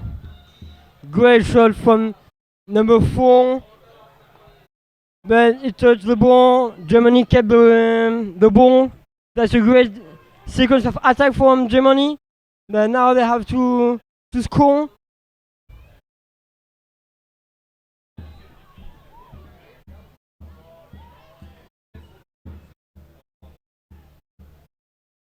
And that has been done by the number 3, ECA Canoe Polo. Germany 1, Great Britain 0.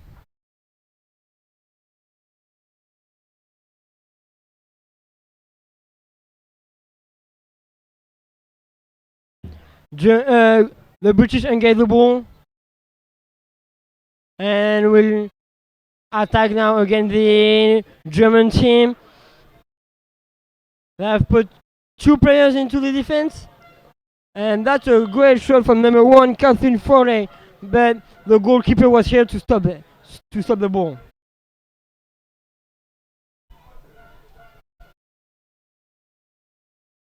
Time out as by the referee because the British team made too long to be in the corner position.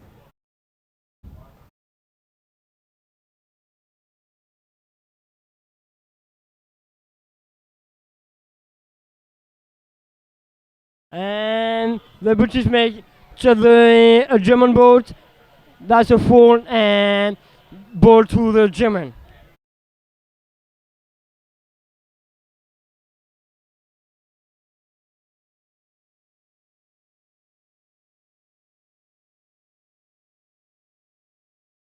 The German is now attacking against the British.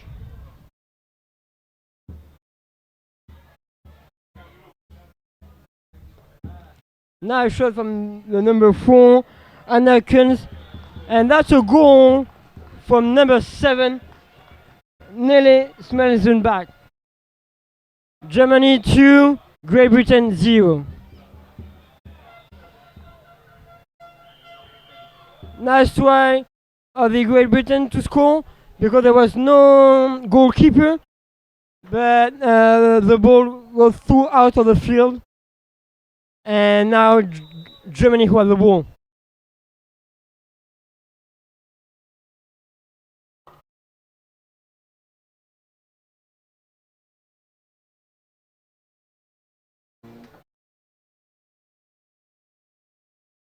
Germany put the ball at the wings, and that's out. The shot was going out, so it's ball for Great Britain.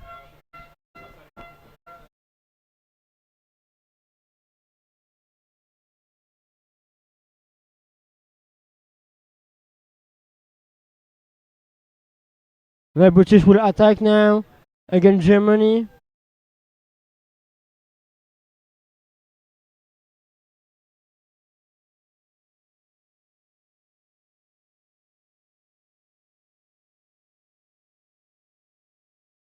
Nice shot from number 8 of the Great Britain, Katy Hose, but this has been touched by the German, so it's a corner. Great Britain wants to open the score for them to not be distanced by the German team.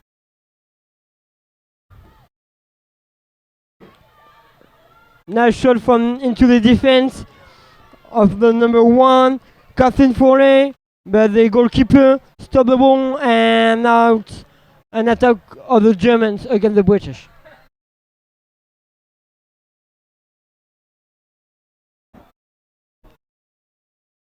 Nice shot, long shot from number 10 of Germany, Catherine Greenwald, but it took the ball and now the Great Britain want to counter-attack, but they miss the passes, so they will pause the game.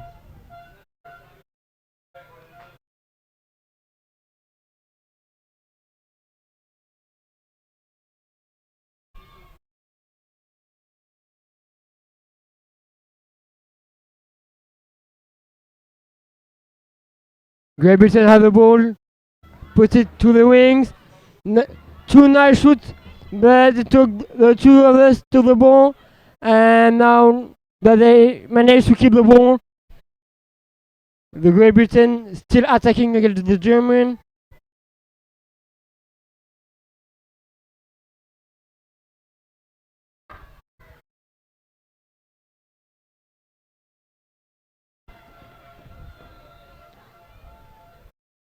The British are making some movement into the German defense to make some spaces, but the passes out of the defense are not going into the hand, so the German are pressing, and that was a really good save from the goalkeeper German, Lothar Benjek.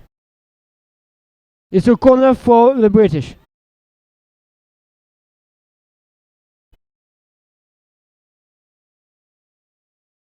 And Germany gain the ball and will try to counter-attack against Great Britain.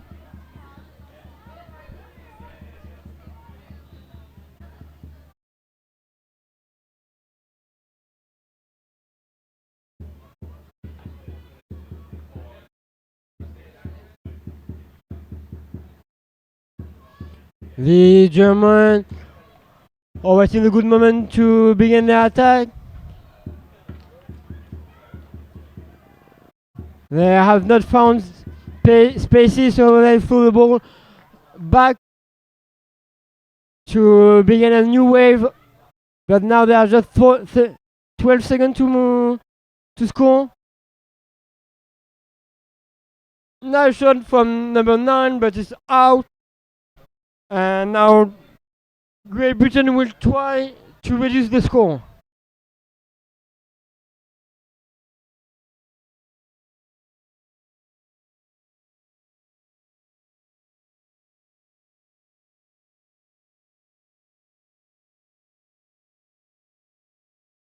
Great Britain are passing the ball around. Nice pass into the defense. Nice shoot from the number 4. And it's a goal. Sawa Lanao Maden. Germany 2, Great Britain 1.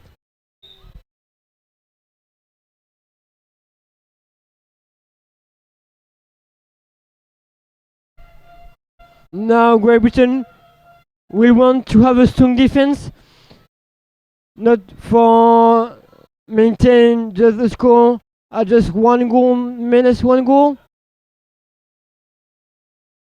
but Germany will, and that's a foul from the British, a fault into their defense.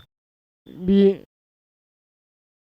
referee asking the player to be at the place of the foul.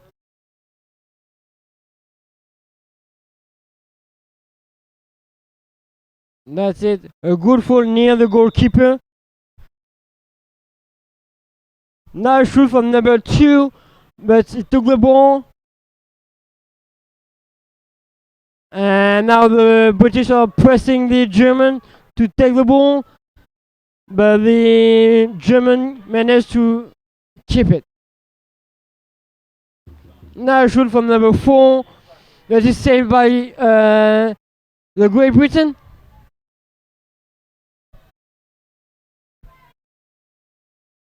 So it's a corner for Germany.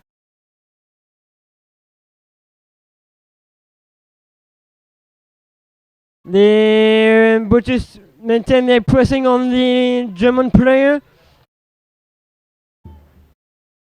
because there are now just 13 seconds left. Now shoot from number 2 or number 3 of Germany, sorry. Annika Knopfel. It's a great moment to maintain the distance between Germany and Great Britain for the German. There are just 6 seconds to play in the first half, and this is the end of the first half. We are now at the half time.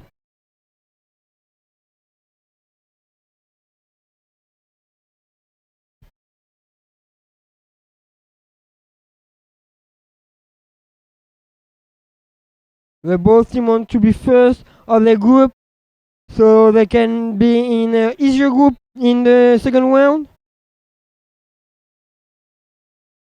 But we can see that the German are better than the British in this first half. But the coach will say some consign to for the second half.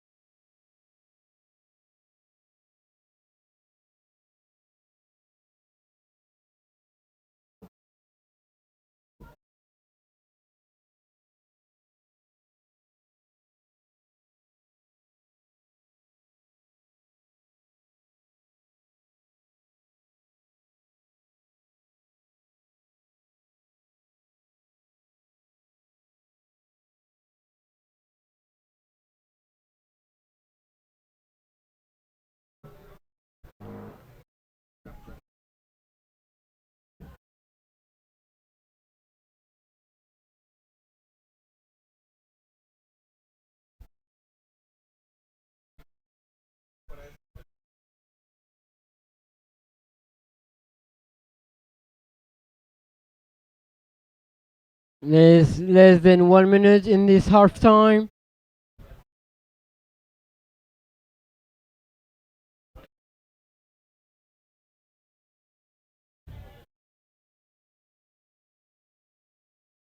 The British team is getting position, and the Germans will do the same in a few seconds.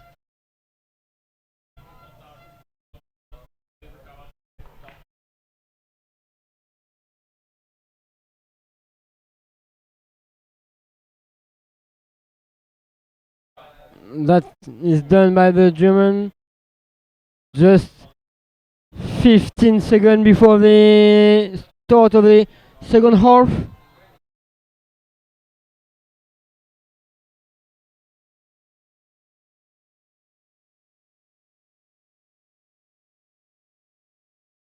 The referee will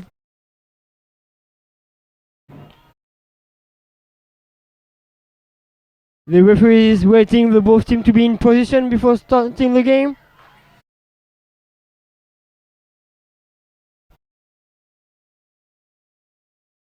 And that is done.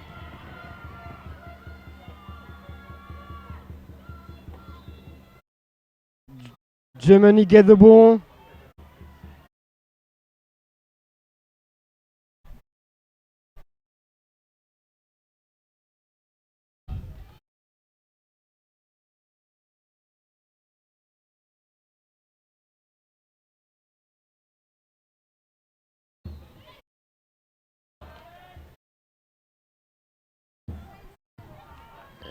And that's a paddle tourney of the home. and the referee asked the player to play the position, the four at the good position. That was not an advantage.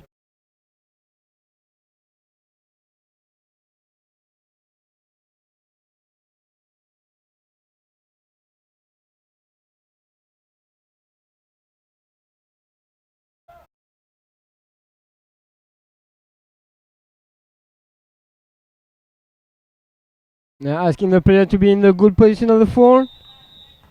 And now they play. They put the ball forward to construct their attack.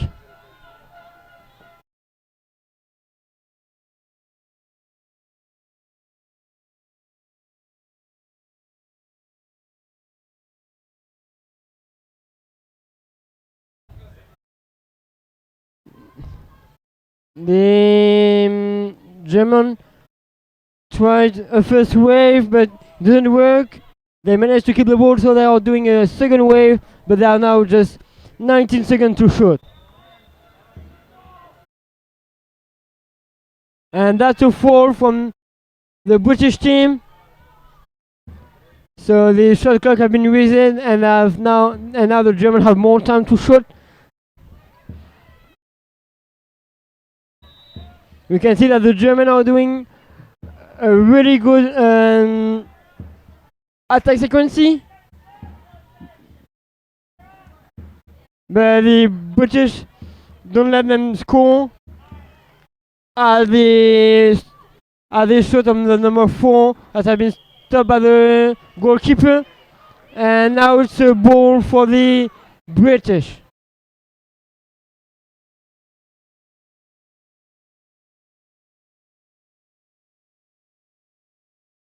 It's a new attack for the Great Britain against the German. They will try to reduce the score as they are losing -2.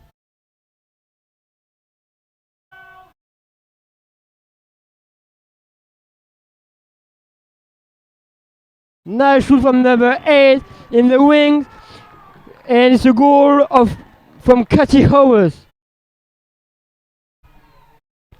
The Great Britain now have 2 goals and Germany 3. Great Britain will try to have a strong defense, so after that they can equalize against Germany, and Germany will want to score another goal to maintain their advantage.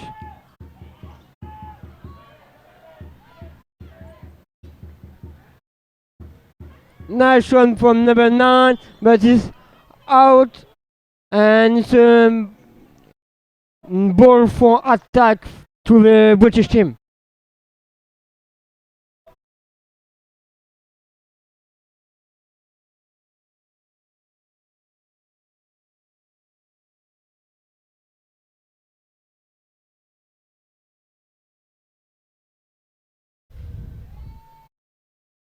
The British is now attacking. They will try to reduce the score. This is a missed pass from the British, so the Germans are now pressing. But the Great Britain might keep the ball.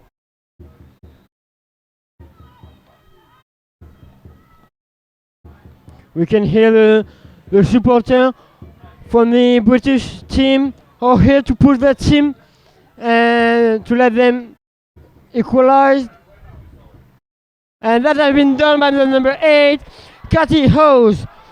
3-3 here in this match on pitch 1.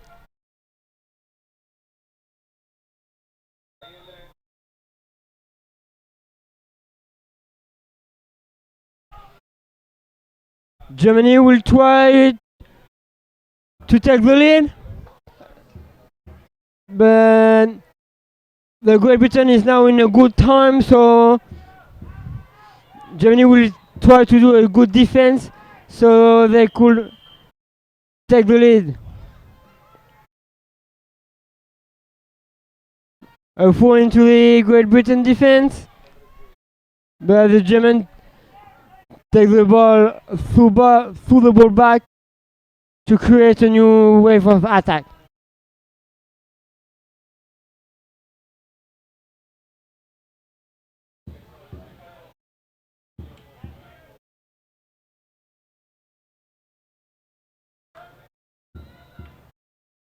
Germany have the ball, trying to turn around the ball to make some space into the British defense. But the British defense is really strong, so they can keep tight. Nice shoot from number 4 of Germany, but it's a corner. The referee is asking number 4 to come here, just to prevent number 4 of the fault. And Germany have the ball. You can hear the German support to put their team, and it's a corner for the German.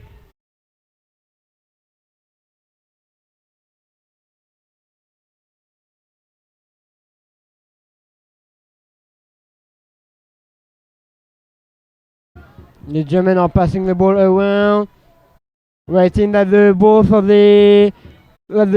player in the defense make some big plays, but they miss the pass, so the British pressing now, and then the Germans keep the ball and manage to put the ball into the German defense, into the British defense, but the German commit a foul, so the British are counter-attacking now. But the coach are demanding to pause the game and to do a place attack.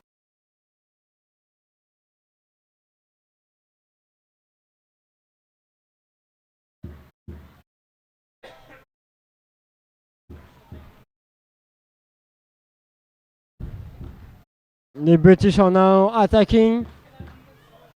Nice shot from number 1, but have been saved by the goalkeeper. The British team want to take for the first time the lead on this match.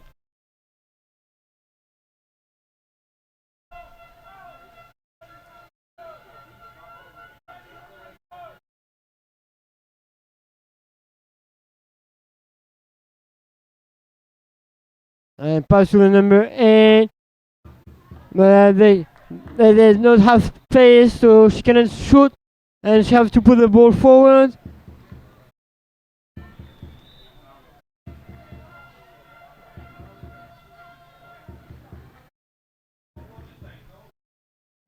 The British have put the ball into the German defense, but it's a missed shot, so now the Germans have the ball.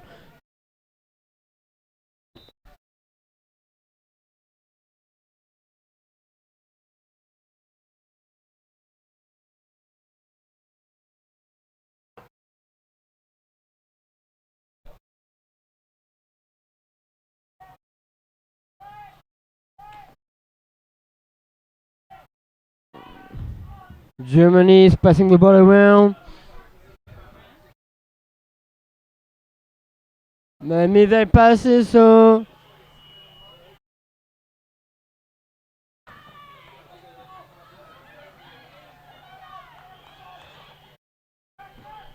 the British are pressing now against the German, but the Germany put the ball in the other wings. That's a nice shot from number 4, but it's a corner. Was well played by the Germany to put the ball in the other wings where the Great Britain wasn't there.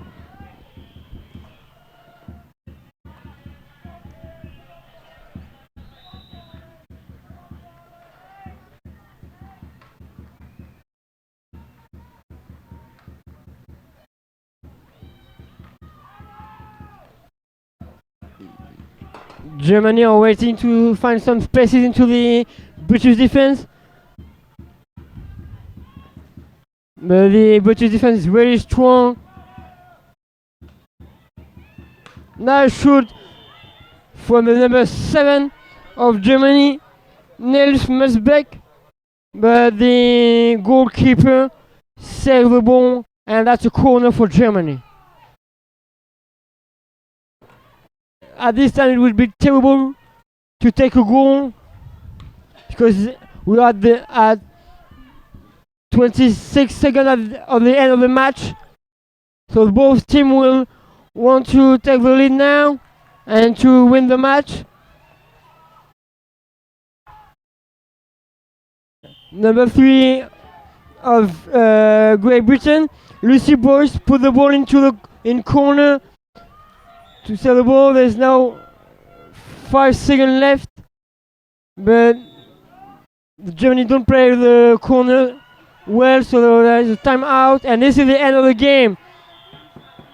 And there is 3-3 into this game, Germany, Great Britain.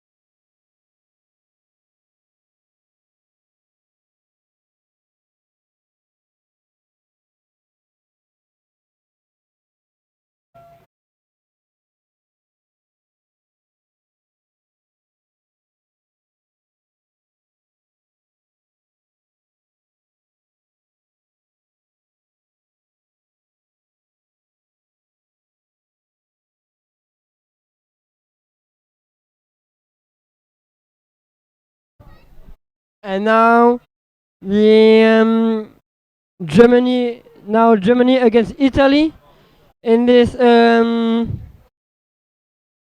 pitch 1.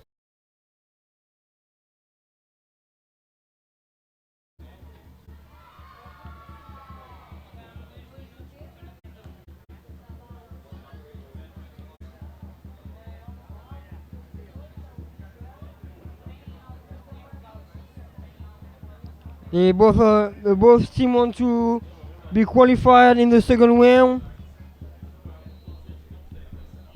so that will be an interesting game.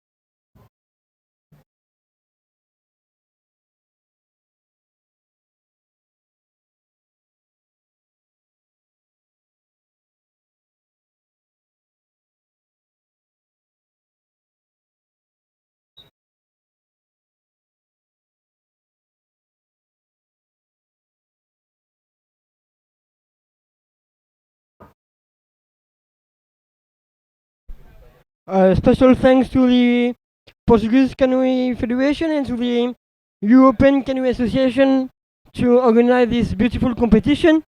And thank you to Coimbra City Council, to the University of Coimbra, to the Club Fusion de Coimbra, the local club, to Rogo Santa Casa and to the European Sport to supply the goal for the competition, to support this competition, and to make this happen.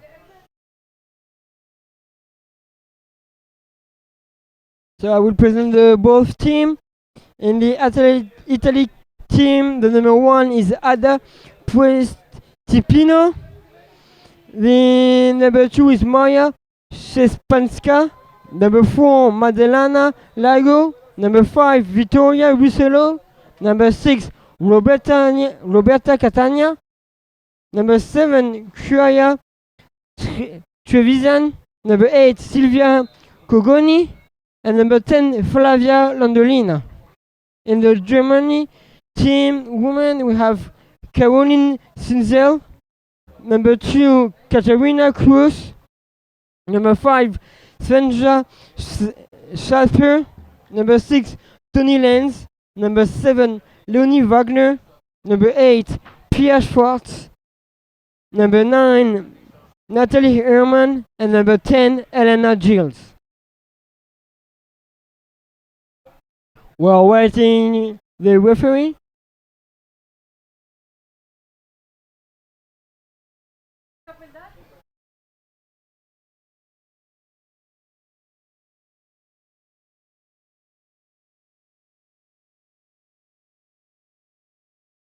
The both teams are getting position for the beginning of the match.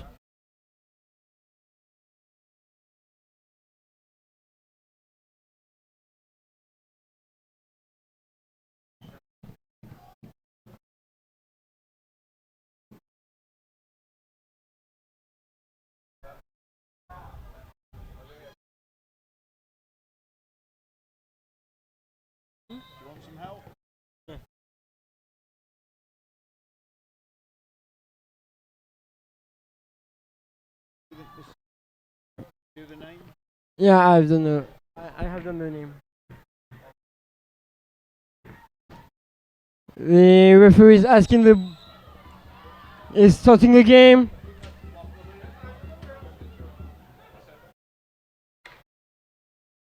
And Germany gained the ball.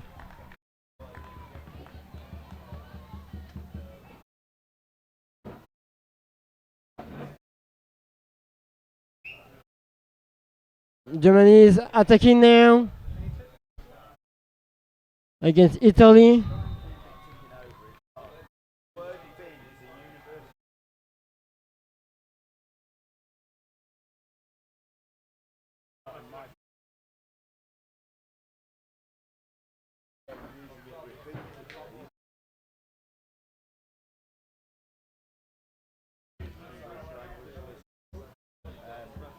Germany is trying to construct something.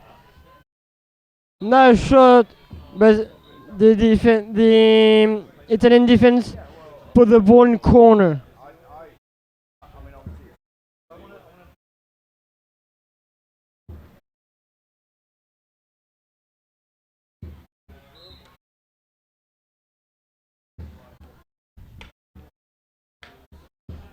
Germany had the ball. Where they made their passes. And Italy now is pressing against Germany.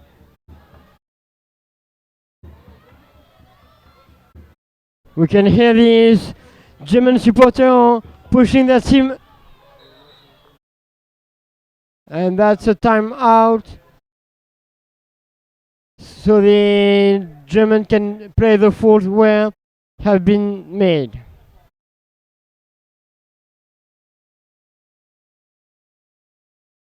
Germany shot, but has been stopped by the Italian team, and now the Italian team will play, but they put the ball in corner.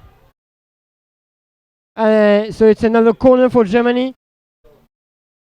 It's a long sequence of Germany in attack.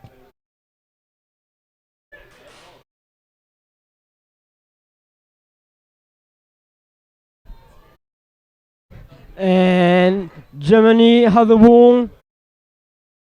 They have to throw the ball back to construct another wave.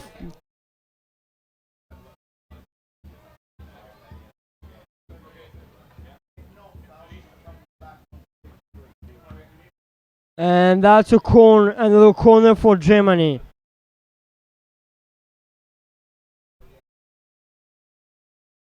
Germany is trying to open the score, but the Italian team is well defended, so they can find a space into the Italian team.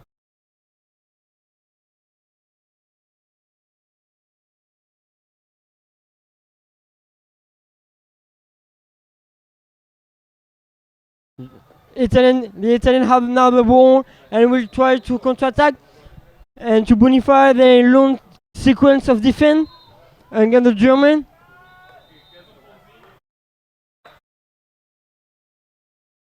They have to pull the ball because the German are now in position.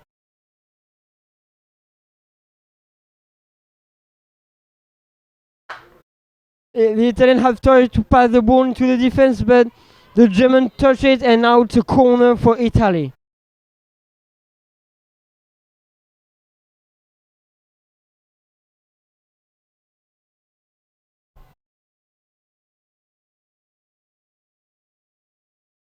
Nice shot from the Italian, but has been stopped by the Germany, and now Germany is trying to counter-attack.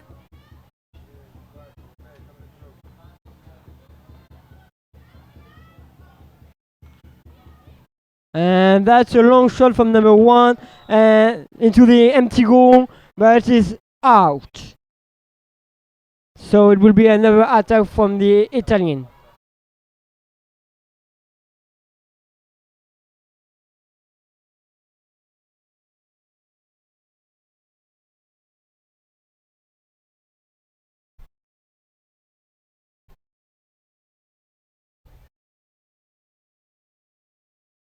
The Italians are passing the ball around to find a good moment to attack. But they have to throw the ball back. They found their pivot. And the ball goes out another time after this shot into the defense to make another wave.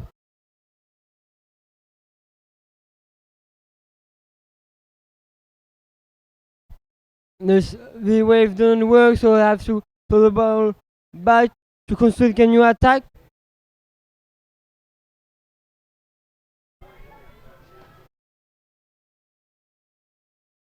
Nice shot from number 4, but it has been touched by the German, and that's a corner for Italy.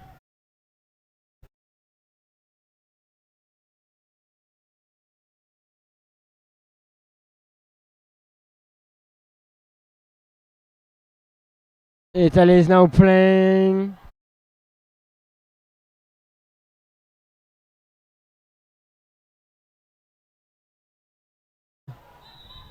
There's a timeout because of the time shoot, I think. They didn't have reset the time shoot after the shoot.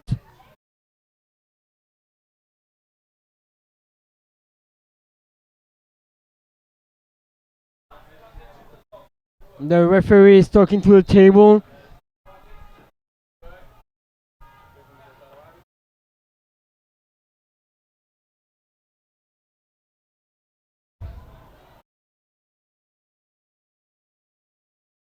The referee is talking to the players to tell them their decision. And they have changed the time shoot now.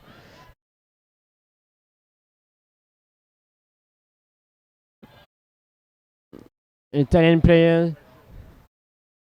The Italians are trying to find some space into the defense with creation of movement, but they can find some. That's a new corner for Italy.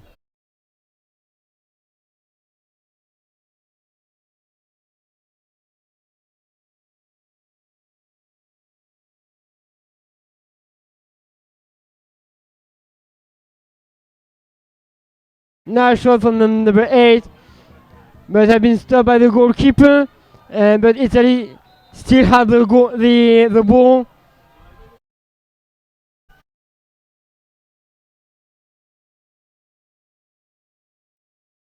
And that's a nice shoot from number 6, but it's not on the, but was out of the ball, of the goal. The referee is asking to. The referee don't see if he was in or out the goal, so now they're speaking with the other referee.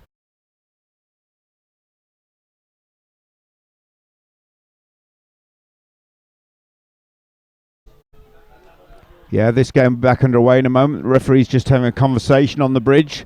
Beautifully crafted bridges.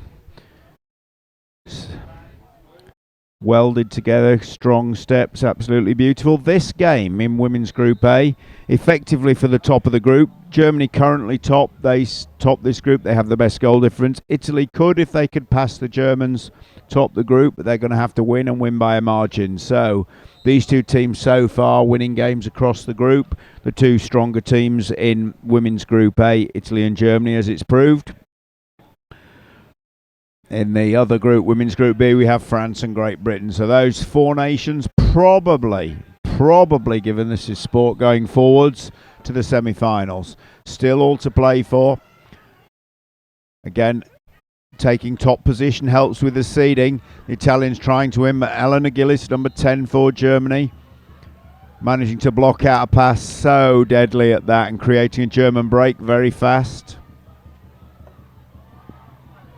Italian defence has made time. They've done well to cover ground and get a defence set up, but that's a long, hard shot. Not completely convinced that was going in the goal from Schwarz, but still blocked away safely by the Italian keeper. And now another German corner. Still a long way to go in this game. Over 2 minutes in the first half. Shot clock will go, but the Germans will just hope to stay up that end until they can score a goal. So that's a corner for Germany. And they have to throw the ball back to make a new wave of the attack.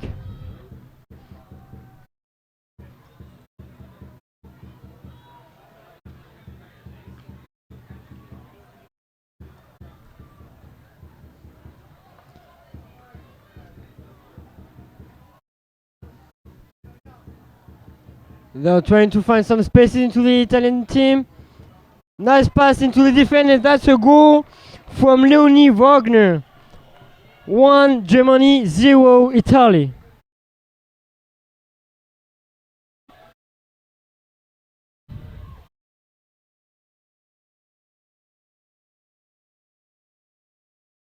Italian get the ball, and we want to reduce the score now.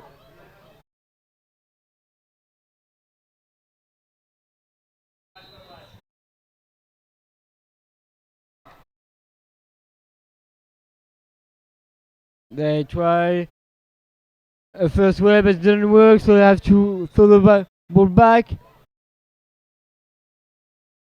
And now there's a pressing from the German team to gain the ball. There's now less than 1 minute in this first half.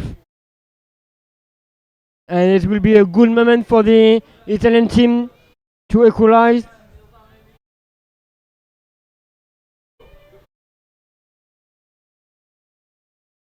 And that's a long shoot from number 1, Ada Prestipino. And that's 1 for Germany and 1 for Italy.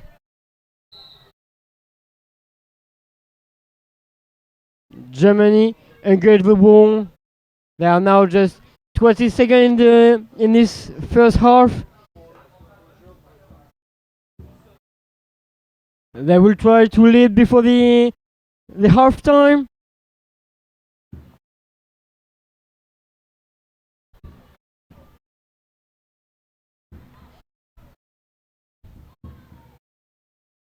They are trying to find some player into the defense, and at the end of the first half.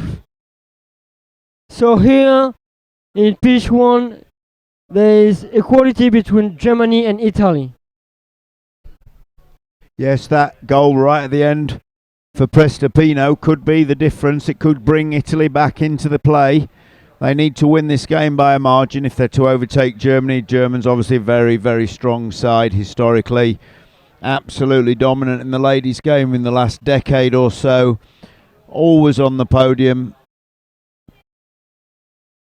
I'm just looking back through my records. In the last 10 years, the German women's team have always been on the podium. And first place in last year's World Championships, the World Games and the European Championships in 2017. So absolutely the form team. They're topping the group at the moment. This tie would keep them top of the group. If Italy were to cause an upset here and win by a 3-goal margin, they would top the group. So I think this game will play out. The Italians still in it. As we look at the stats there, you can see the two teams getting the team talks from their respective coaches. Italy have to save a little bit. They really have to be sure and confident, but they're going through.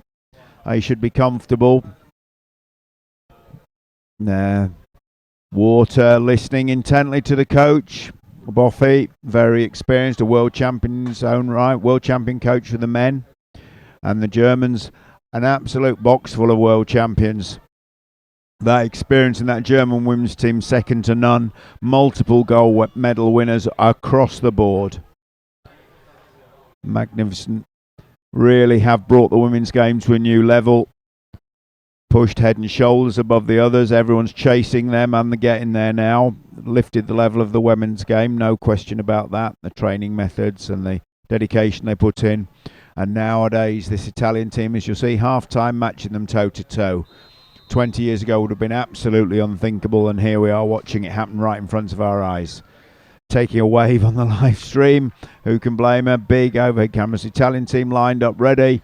Referees are going to call the teams to order. We have another 30 seconds or so. German team just taking every second they can to take on water, take on instructions. Yeah, and they're done. Time to line up, ladies. Come on, give us a show. Tables ready, referees are ready. They're pushing their luck a little here. Referee Somberg, Danish referee on the far side, calling them up. That's enough, no more teasing, get on the line. Yeah, very, very relaxed looking German team. The ball in the release, ready to go.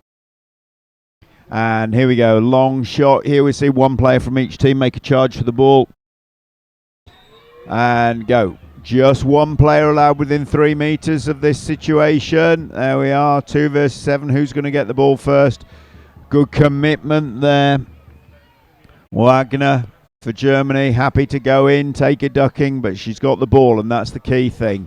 Now, is this a set play? Yes, dragging a player forwards. They all want to be in the positions the coach has done. If they can get a goal here early, the first possession of the second half could define their entire game. Look at this, strong and steady. It must be accurate, these passes, otherwise the move will break down. Trying to swing something round to the other side, and you can see the gap there, but not cutting through. Eleanor Gillis not managing to secure the ball. And a foul, fairly clumsy foul, no card from the referee.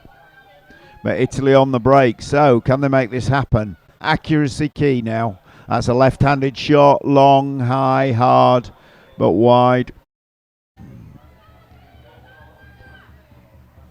Again, these 50-50 balls crucial. Who's got the extra bit of strength in that arm? Who can find a little bit of extra speed to pick up? That's a nicely placed pass. Eleanor Gillis, snapshot, but again, very, very nice goalkeeping from Largo.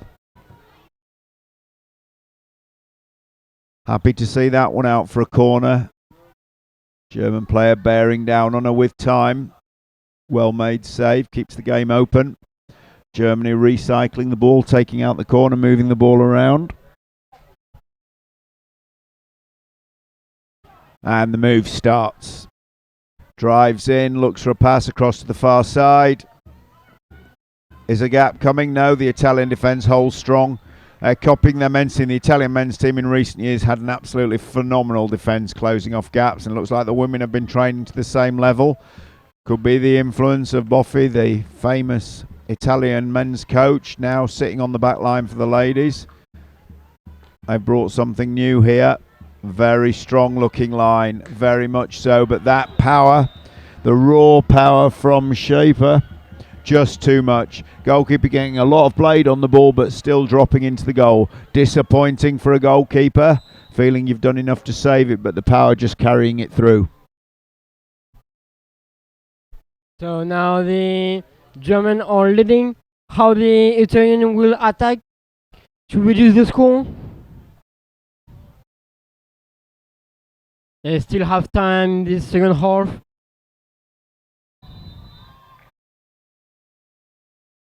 Now passing the ball around to find spaces into the defense. The ball goes through number 8 in the wings, and that's a shot blocked by the goalkeeper. And Germany now have the ball, but Italy now took the ball now, and will try to place another attack.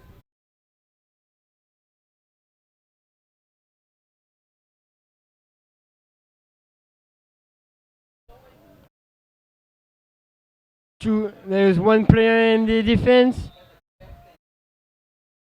Now they have Italy put 2 players into the defense to make some spaces. That's a beautiful pass into the German defense, but the shot has touched the goalkeeper paddle, and that's a corner.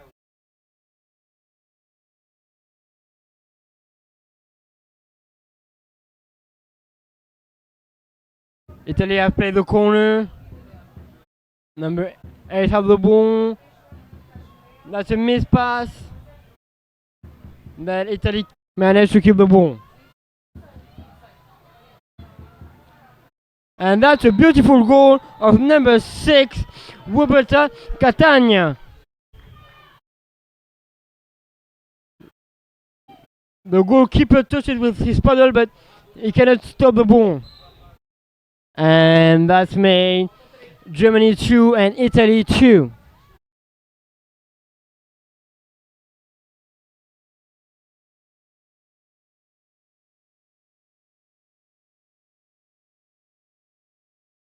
Now Germany have the ball. They will want it to take the lead. But the Italian want to make a strong defense. And that's a corner for Germany. Yeah, Italy tying at 2. Really founded on this defence. This defence is a revelation, really. Big and strong, 3-1, copying a technique from the men and making it work. Driving the Germans out, counting on the goalkeeper to save any long shots that come from the front. I'm waiting for a shot to go. In that case, an illegal tackle on the goalkeeper gives the ball to the Italians. They're going to come away. They can't get the ball quick enough. Spare ball comes from the ball boy. But that slight delay giving the Germans time to get their big, strong, heavy defence of their own into place. Again, the ladies' game catching up with the men's, but that's just a careless mistake. Catching up with the men's in terms of technique, because they're really prepared to back their defences to keep a team at bay for the shot clock minute, and that'll give them the ball back. And again, nice, patient passing. This is very good from the Italian women. Remember, they're taking on the number 1 team in Europe and the number 1 team in the world, and they stood toe-to-toe with them. 4 minutes remaining in the game. Absolutely matched them every step of the way. That's a big achievement in its own right. It's going to see them through, I think, but they feel as if they want more. They're in this game, and they're in this game for good. That's what canoe polo's all about. 2 teams fighting to win. Draw simply not acceptable. Real sport at its best. This tie would see both teams through, but they're not prepared to sit on that. They want more. This is what we like to see. This is what we travel across Europe and the world to see.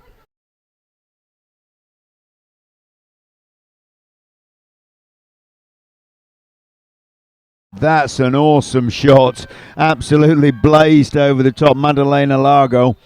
She'll be disappointed that didn't find its way under the bar, but that was quite some throw. Now, can this Italian defence do its job another time? They're going to be called upon, and here comes the German. The Germans will want to score, to have the lead, as they have been. But the Italian defense is really present, and the German how to throw the ball back, and there's a strong pressure of Italian, but they are committed a fault. The referee is asking a timeout, and the German play the fault.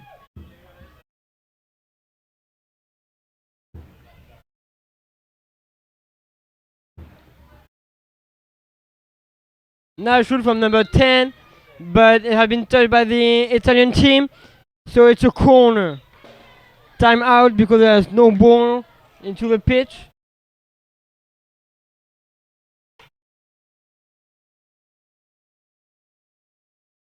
And now the German play the corner.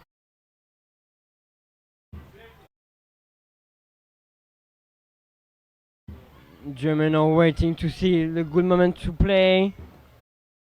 Nice shot from number 5, but the goalkeeper stopped the ball, and German still have the ball.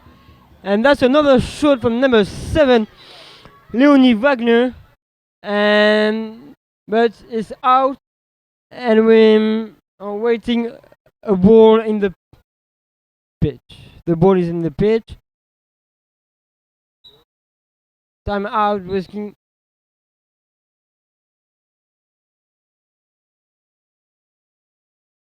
The Italian will try to lead for the first time in this match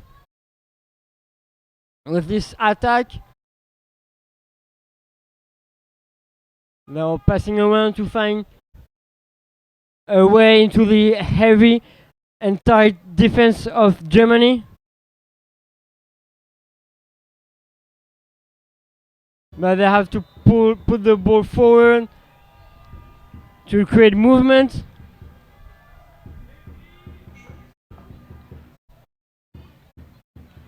Now they just have 15 seconds to shoot. And number 2 take the shot, but did not manage to do it well. So it's now a counter-attack for Germany. There is now just 1 minute left in the second half. And that's a beautiful shot of number 8, 1v1 against the goalkeeper, and that's a corner for Germany. The Italian goalkeeper put his arm out of the field.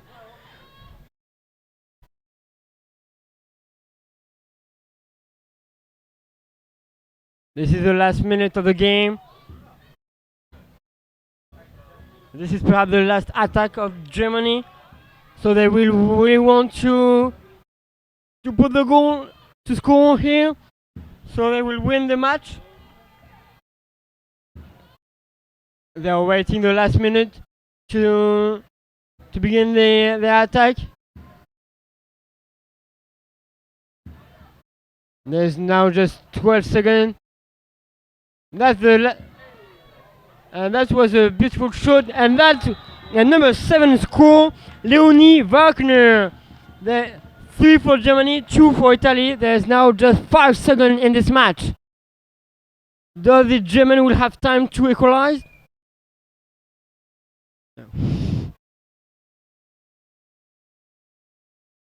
Will be just a pass and shoot. The referee is asking the German to be in their good part of the field. and Italy take the shoot, but it's not in, and that's the end of the game. So Germany is now the only leader of the group, and that's the good news for the next round.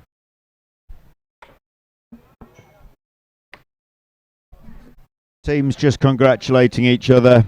We're on the live stream feed. Nice piece of sporting behaviour, shaking hands, and the confirmation of the final score: Germany 3, Italy 2. And the scorers again just exchanging congratulations. Crowd filing away. There is a break now, a short break on this pitch. We have the next game on pitch 1 will be at 13:45 and is a men's under 21 game in the medium round groups. And again, just confirmation of the possession stats. The crowd's clearing. Lunchtime, drink, very, very warm here in the beautiful city of Coimbra. That's a fantastic view. The footbridge over the River Mondego. We have the VIP stand to the left of the field and the city of Coimbra in the background, the University Tower on the left, the Botanical Gardens in the centre. And you can see how lucky we all are to be here, enjoying the hospitality of Club Fluvial de Coimbra, the local canoe club. And we will be back with you after this short break. Thank you.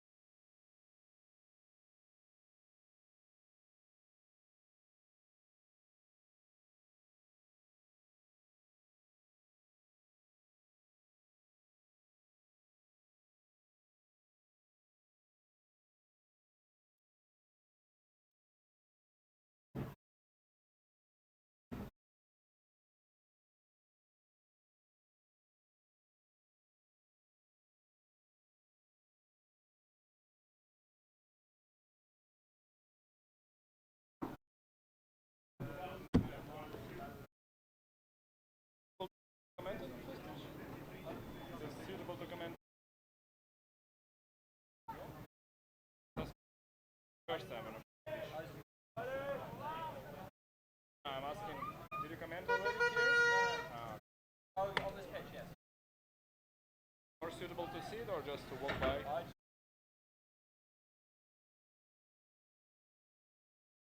Spain and Netherlands.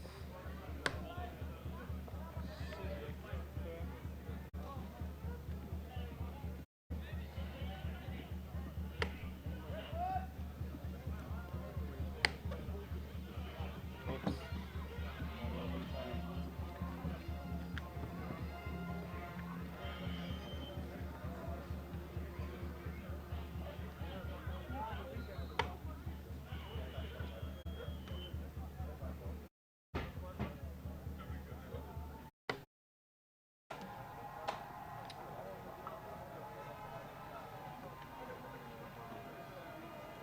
Where is Netherlands?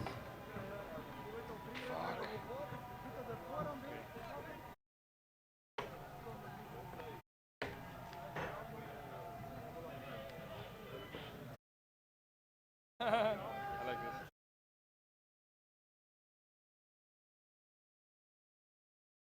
Under 21 man. Have rest now?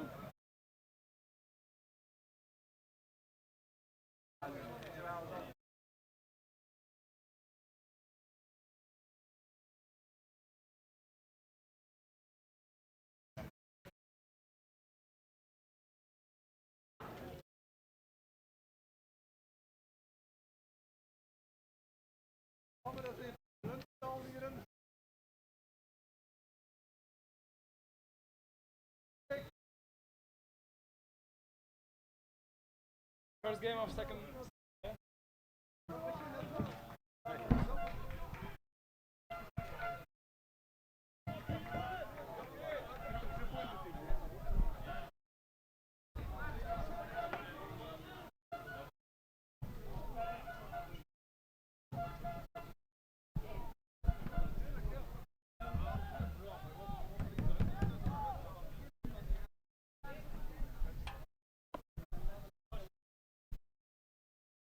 And the next game on pitch 1. Class under 21 men. And the game will be between Netherlands and Spain. It's the first game of the second group stage for under 21 men class. And that means that these teams were the best in their first group stage in their groups. Team Netherlands, number 1, Alain Zwinkels, number 2, George Pell, number 3, Bram van Hart, number 4, Wessel Vroon, number 5, Joshua Uphoff, number 6, Stan Vandenberg, number 7, Job Walrafen, and number 8, Reno Vandenberg. Team Spain, number 1, Javier Orego, number 2, Samuel Pardavilla, number 4, Lucas Garcia, number 5, and a captain for Team Spain, Alejandro Blanco, number 7, Antonio Romero, number 8, Ruben Arego, number 9, Dario Guerrero, and number 10, Mario Lopez. And the game has already started. We see the first sprint is for Spain, and they're trying to put one player inside, and it's not that easy. He can't get inside, struggling with the player on the right side, but not really making something possible on it. The first ball is lost, but there was a fall from a Dutch team, illegal holding, as the referee is showing. Already first timeout, the referee is showing where to make the fall. And the game continues.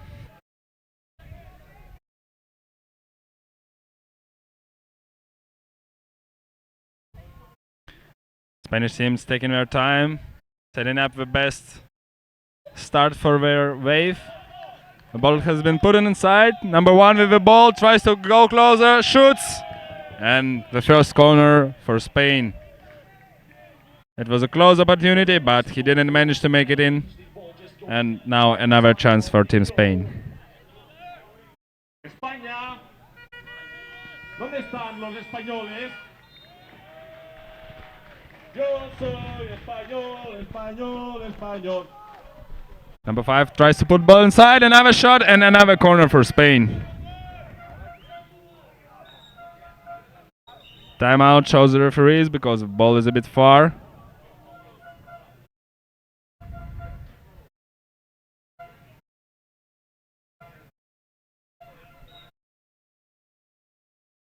The game restarts.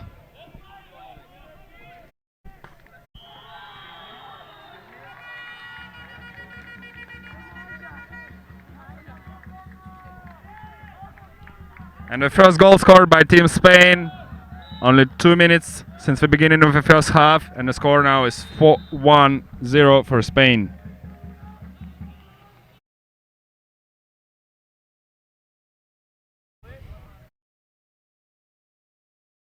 Dutch team is also playing with one guy inside, making it wave from the left to right side. All the passes were straight in hand, but still Spanish team managed to cover all the players of the Dutch team.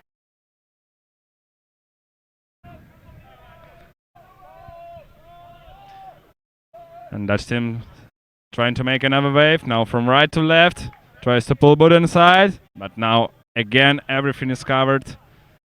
20 seconds on the shot clock, so the Dutch team has to shoot soon. Number 2 fakes the ball, pass to central players. Number 1 is going in, only 8 seconds left. The shoots and it's in. The goal over to Paddles. Number 2 from Netherlands, Jord Pel, equalizes the game. And the game restarts with the equal score.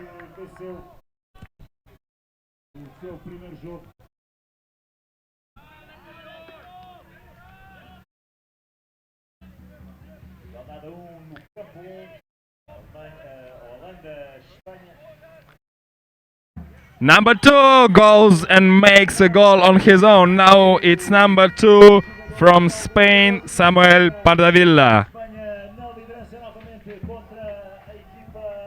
Both teams now are scoring every offense they make. It was 2 from Spain, and now we are waiting for the answer from Dutch team.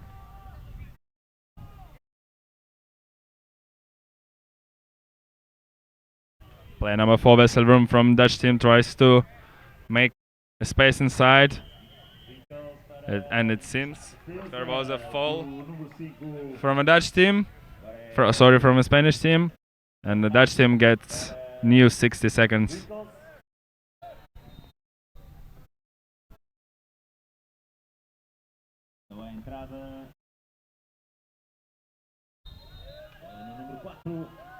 The ball is inside, but there was no good opportunity to shoot, so they will try to make another attempt.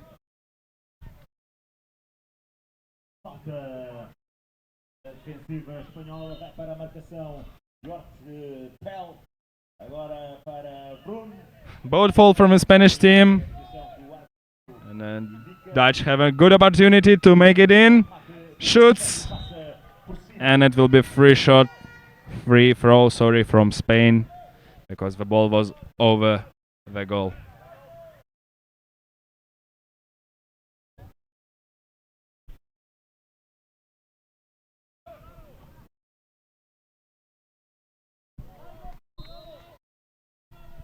Spanish team doesn't change the tactic as far as it works. Still 1 guy inside, still 4 guys playing wave outside, trying to go with speed inside and see how is it going to be.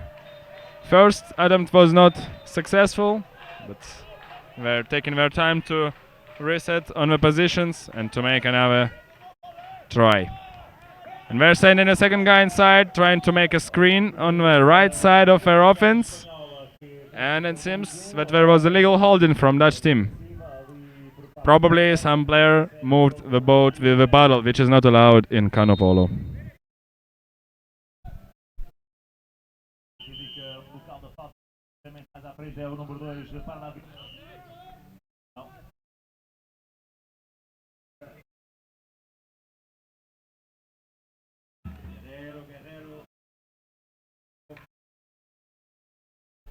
Spanish team looks really relaxed. They're not in rush. They're taking their time, looking for the best chance they can do.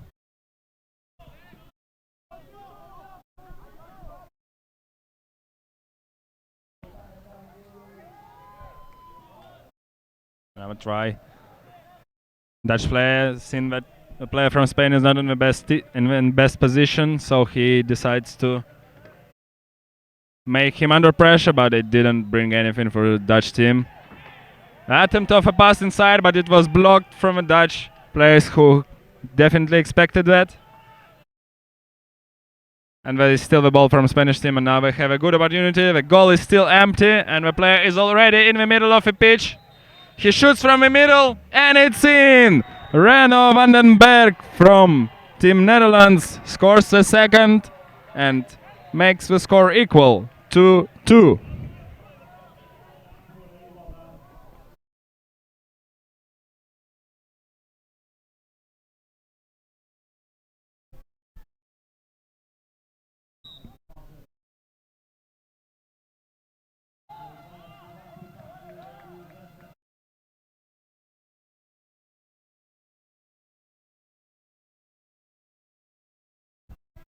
Player from Spain tries to get in, but it's not that easy to get in this defense.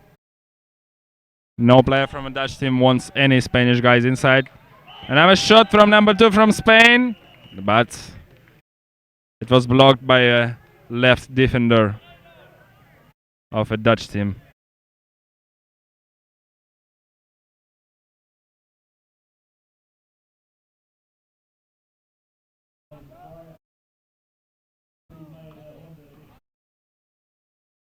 Spanish player still can't really get the good position inside, but it seems that now he managed to get in.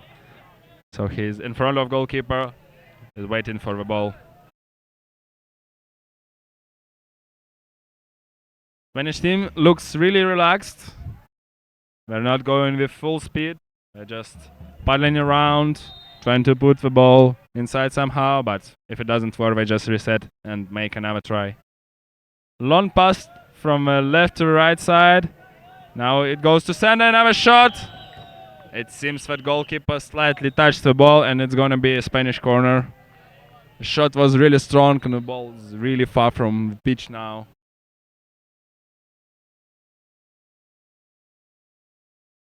So the line referee gives another ball and again we'll start faster. Only 2 minutes left on a pitch 1. I remind that it's the game between under 21 men teams from Netherlands and Spain, and the ball is inside. Close position now. Number 5 fakes the ball twice and puts it in. It's a captain for the Spanish team, Alejandro Blanco. Brings the lead for the Spanish team again.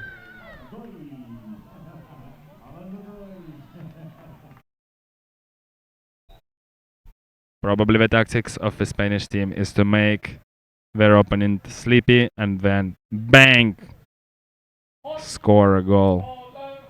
Or maybe not, I don't know.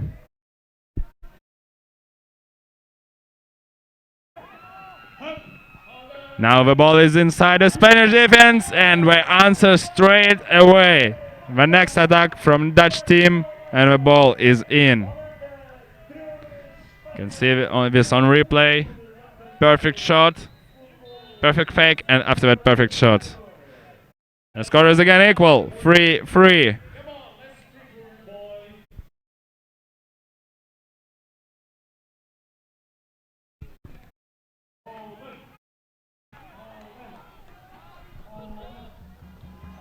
Spanish team starts a bit more aggressive the next attack, but we didn't get anything from that, from the first attempt. So we're trying another one. Still trying to put the ball inside, and it seems that it was a paddle fall from number 7 of Netherlands, Job Valraven. As we can see now, Dutch team play the defense 2-2, which is not very common defense in general. Most of the teams play 3-1 in the defense, and we see like But the Spanish team comes from their left side, tries to make a shoot, but the side defender blocked it. Another try for the Spanish team. Only 17 seconds left on the clock till the end of the first half. So the Spanish have to create something really fast. They try to put the ball inside, but after that they forward the ball to the right side and perfectly made shot to the high of the goal made by Antonio Romero. Only 3 seconds left, so the shot must be done really soon. Reno Vandenberg from Netherlands shoots, really high shot, but the goalkeeper blocked that shot, and the score is 4-3 after the first half of this game.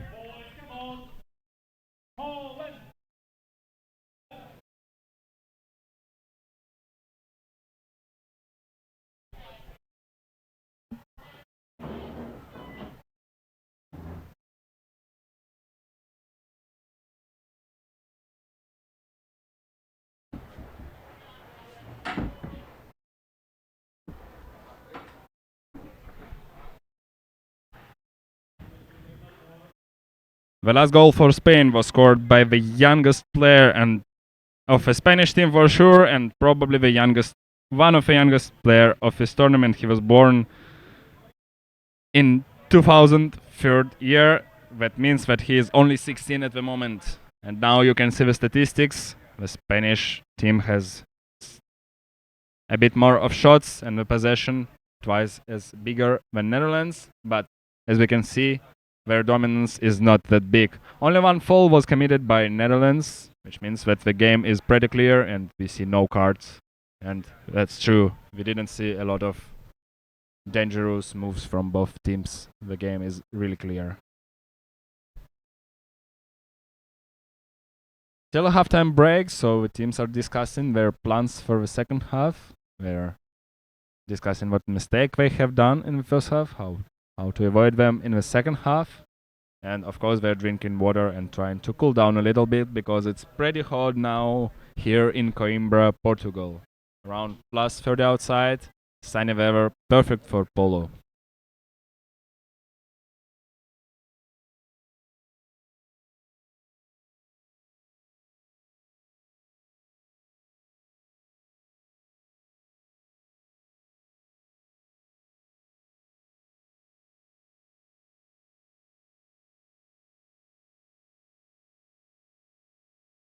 Still 40 seconds to go before the start of the second half, but it seems that both teams are already finished with their discussions and the second half is about to start. Dutch team is already lined up and ready for the sprint.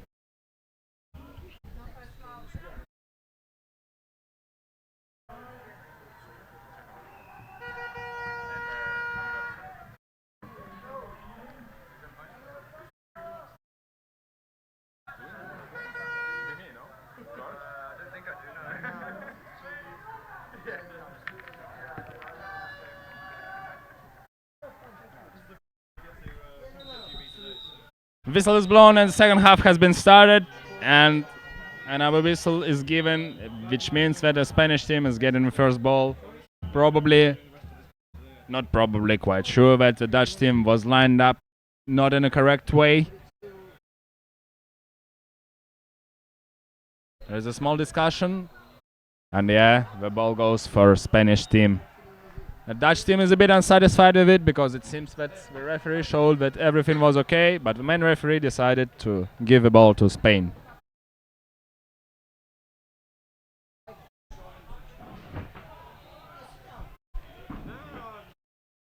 Still one player inside for the Spanish team, and still Dutch team plays defense 2-2.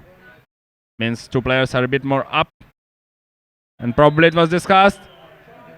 Not the perfect dribbling from the Spanish player, and the ball goes to Dutch team.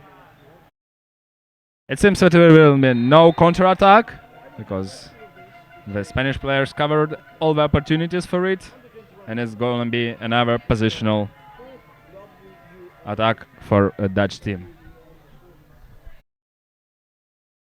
Dutch players not waiting everyone to line up. We're just starting it. The ball is close to center.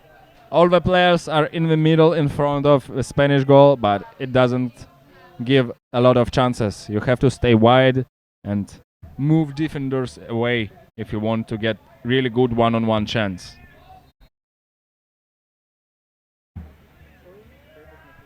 Dutch player also can't really get the best position inside, but now he managed to sneak in and he shoots, hits the post, and unfortunately the shot was not precise enough and the ball goes to Spain.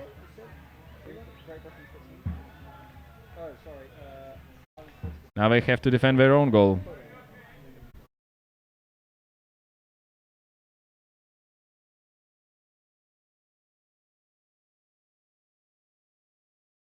Second half, both teams have one attack and both were unsuccessful, unlike it was in the first half. Spanish player was close to lose the ball, but he managed to catch it back and pass to his partner. Number 1 goes on his own, but it doesn't bring him anything. And it was a goalkeeper attack by number 5, and now the ball goes to Dutch team. They're trying to make a fast break, but it seems that everything is covered again. The goalkeeper is really fast to come back, so there is no opportunity for a long shot, no opportunity to make a really good fast break. Another positional attack for Dutch team. Both teams just doing some mistakes in offense, so they can't really even make a good shot. There was just one good opportunity for the Dutch team, and another shot was made just now, but there were tons of puddles in front of player number 2 from Netherlands, George Pell, and the ball is picked up by Spanish player, but wow, it was close to make a mistake, and it seems that the Dutch player probably getting a green card for this paddle fall or not. A referee calls for one player from Spanish team. It's number 10 from Spain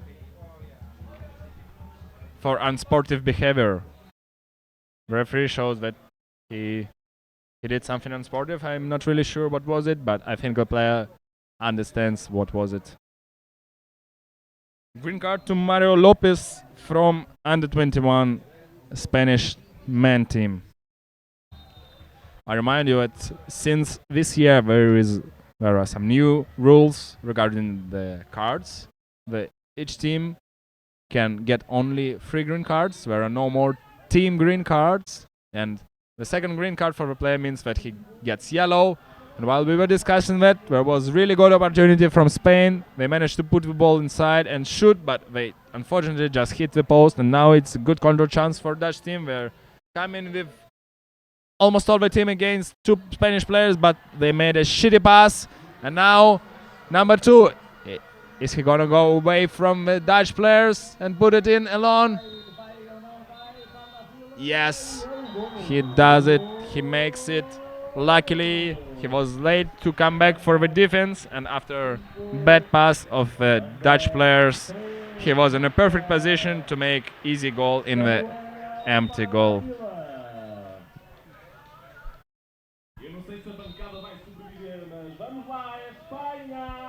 Samuel Pardavilla, number 2 from Spain, makes a score 5-3, which is much more comfortable for Spanish team. Dutch team starts straight away with full speed, trying to go with wave with all the players. Spanish team covers everything. They also paddle hard in the defense, and it's not easy. You can't just paddle fast and sneak in. You have to be right in time in the right position. Another wave for Dutch players.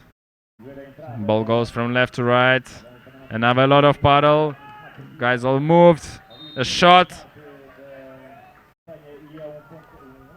3 paddles in front of him. Not easy to get any chance in this case. Number 7, Job Valraffen made this shot, and now he starts from a corner.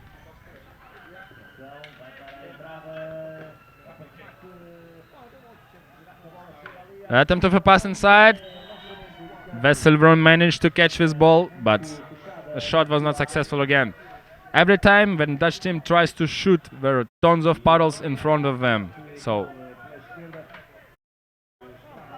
every player wants to shoot at least one-on-one with goalkeeper, and the best case is to the empty goal, but all the time Dutch players shoot.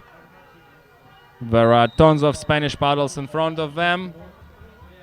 The referees showing a timeout. It seems that it was something unsportive said to the referees again. It was not Spanish player, it was player number 2 from the Netherlands, Jort Pel. He was really unhappy with the referee's decision. And the Spanish team restarts the game from their goal. And the Dutch team starts playing 5 out. They understand that it's only 4 minutes left of this game. They're 2 goals down and they have to make a press. Otherwise, they're gonna lose for sure.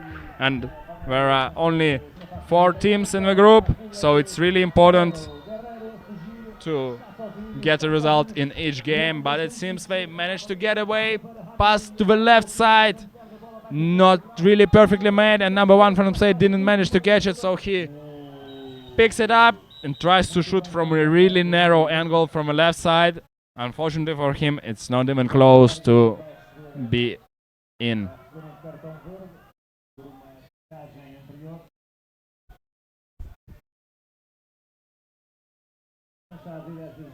The Spanish teams sets up a defense again, and now for them the task is just not to get scored.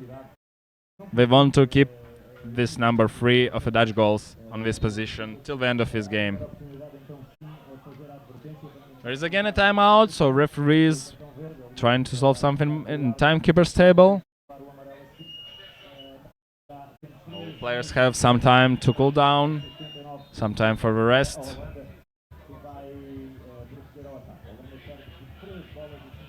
The referees are discussing something about fouls made before, when was given an advantage to the team probably, and they're going to discuss something together on the side of the pitch behind the Spanish goal. I'm very bad at lip reading, sorry, so it was a foul and they come to an agreement probably. Argument was not that hot and was not long, so soon we are gonna see what is gonna happen. Timeout is already happening.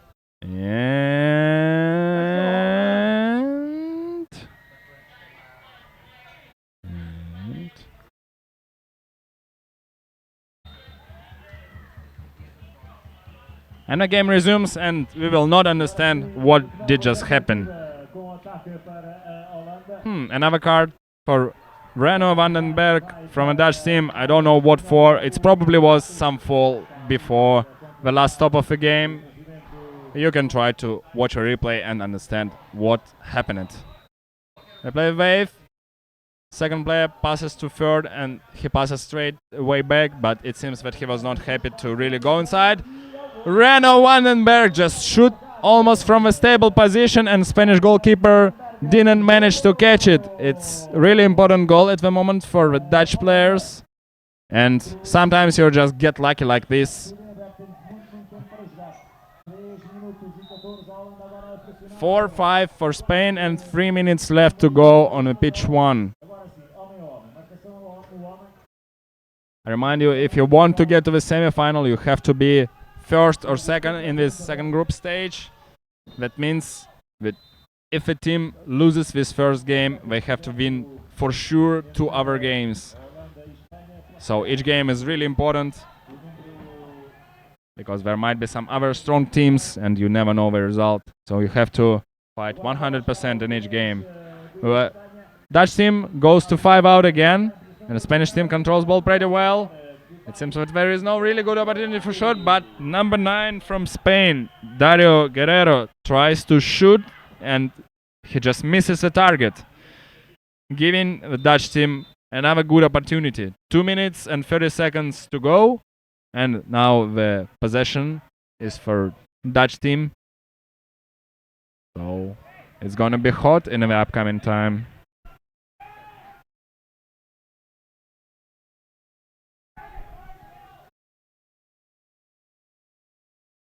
It seems that Spanish team also decide to make a 5-out.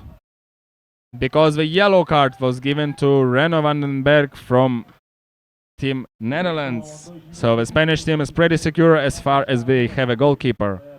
I remind you that from this year, the new rules regarding yellow card are applied. That means that if Spanish team score the goals, the yellow card finishes and the player goes out not after 2 minutes but just straight after the goal.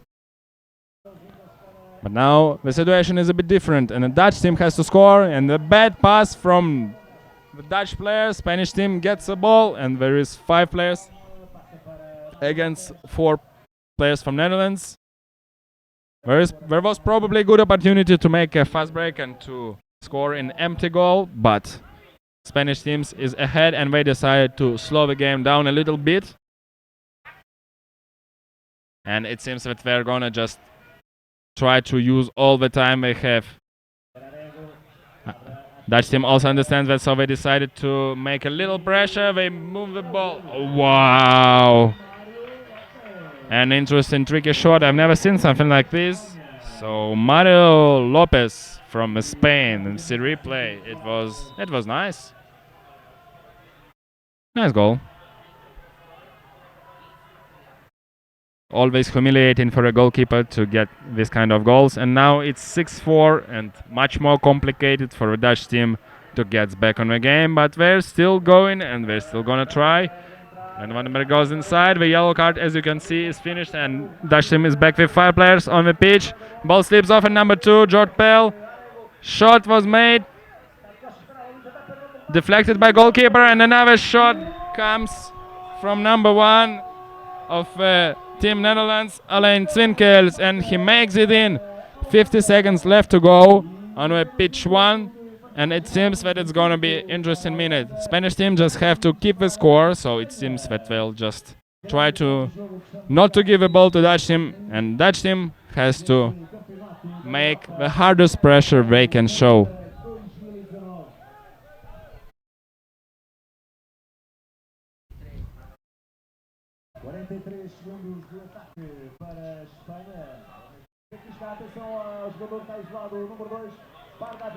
Spanish player number 2 on the left side managed to get away from his player, but he is covered by Alain Zwinkel, who just scored the goal. Number 10, perfectly made shot, just faked once and then put it inside when the player from Dutch team didn't expect that. Now it's 5-7, 20 seconds to go, and it seems that the game has been finished just a few seconds ago. Mario Lopez, number 10 from Team Spain.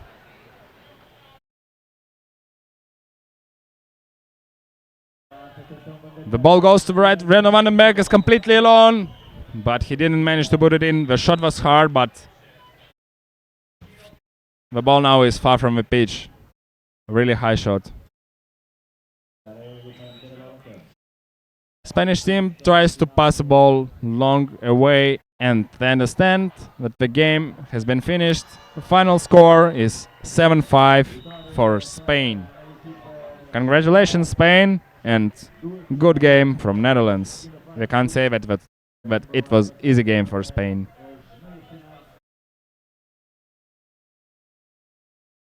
And at the end of the game, we have to give some acknowledgements to the Portuguese Canoe Federation, the European Canoe Association, who are the main organizers of this competition, and we also want to say thank you to Coimbra City Council, University of Coimbra, Club Fluvial de Coimbra, Jogos Santa Casa, and European Sports, who are the supplier of different equipment such as goals and balls for this competition. Thank you very much, and see you on the next game. Ciao.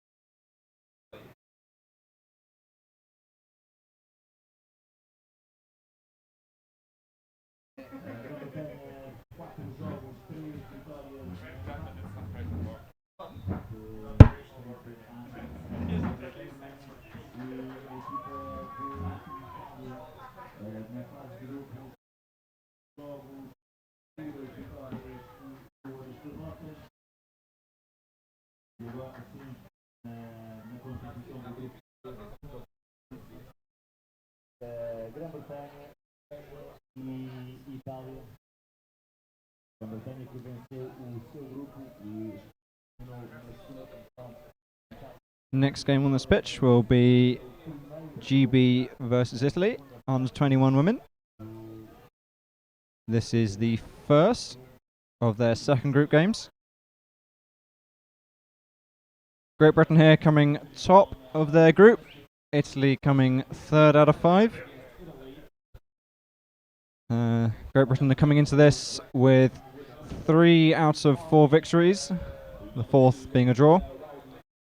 Italy 2 for 2, 2 wins, 2 losses. So Great Britain currently with the strongest showing so far at this tournament.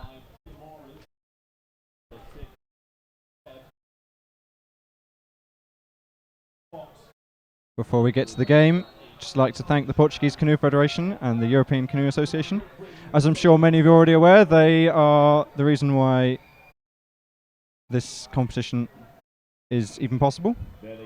And the local city council, Coimbra City Council, and the University of Coimbra for providing facilities, along with the local canoe club, Club Fluvial de Coimbra. Our sponsors, Hogar Santa Casa and Upin Sports, who have supplied all of the goals for this competition. And finally, the Portuguese Department of Sports and Youth. Also a quick shout out to the various Instagram pages that have been following the events. Canoe Polo memes especially.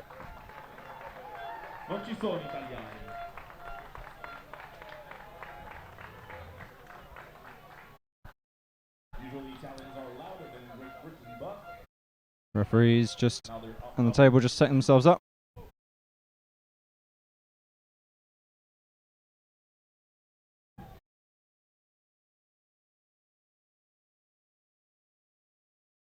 Captain's just been called over for something.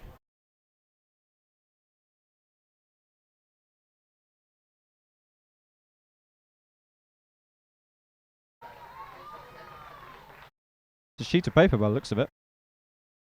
Forza Italia, go Britain!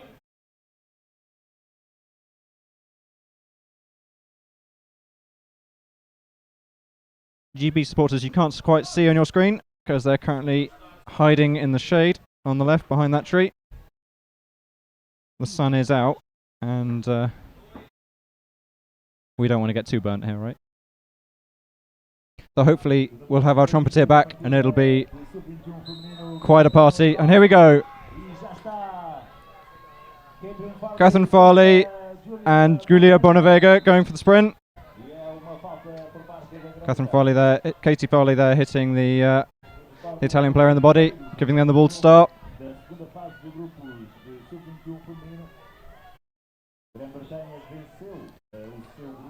And here will go Italy with their first attack. Choosing to send in Veronica Mattazzani and Margherita Pontecorvo into the Great British defence. Currently at the moment the GB defence is doing a pretty solid job. Or not. Quick timeout. Paddle there getting a little too close to the Italian player's hands. And this means they're going to get a paddle foul from directly in front of the goal. 2 paddles in the way. And they're just being told to move a little over, give them less of a direct shot. And choosing to pass it out. Great Britain forcing them as far as they can. Yeah, and that will be an illegal kayak tackle by Katie Farley. Embracing her frustration there, trying to push her out the way.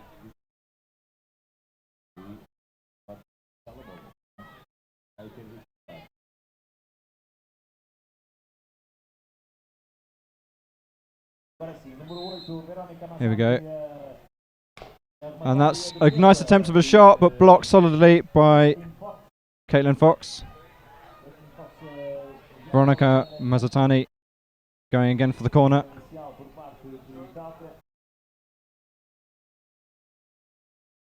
So as I was saying earlier, the GB team currently has an extra win and a draw on top of these Italians so far in this competition. But both these teams have earned their place in the top half group. This is the second group stage of the tournament. Between these two and Spain are deciding who will go into semi-finals. Italy with a shot. Nicely blocked by Katie Howes.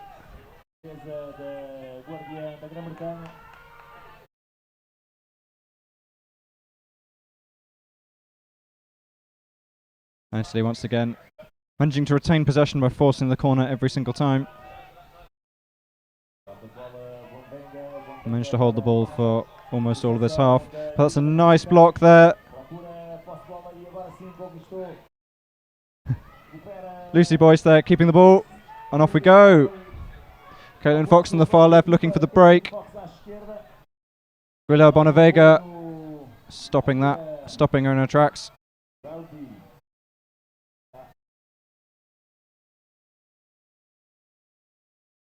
And now the Italians have had the chance to set up their defence.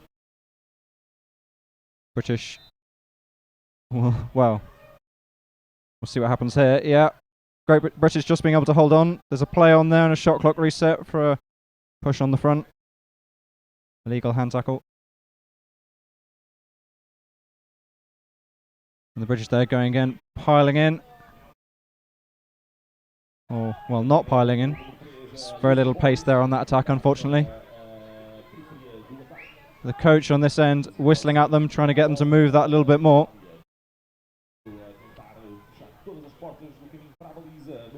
Here we go, hopefully with a bit more energy this time. And they go for the shot. Keeping hold of the ball. And that's a pretty tough tackle there by number 6, Angis Doreen. And unfortunately, it's gone off. No corner there. And we have a timeout. An illegal push for... No card. Oh, we do have a card for Italy. Illegal push. Yeah, they were just confirming that with the table. Italy's turn once again. Using the same tactic as before. The Great British defence doing reasonably well so far. Trying to force out number 5. Italy here will be trying to get the ball into her. If Italy can get one of their players in front of the goal and underneath, gives them a solid opportunity. And here's number 1 taking the shot. Guilla Bonavega going again for the shot, but being blocked by Katie Howes. Possibly one of the best under 21 women's keepers here this week.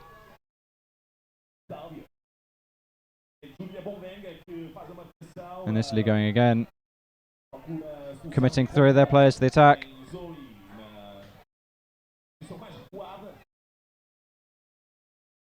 GB really having to work, sending all their players around, trying to cover every single one of the Italians playing, coming in. Another shot by Guilla Bonavega, but every single time being blocked by Katie Howes. A solid effort there by the GB keeper.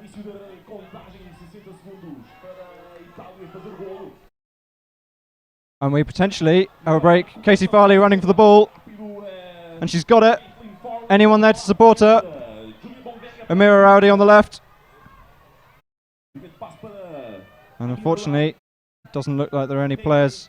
Oh no, maybe Katie Howes. 1-on-1. And it's just low. There were no paddles. Or they're insisting that paddles came into contact with that. Yep, no they are. It is a corner.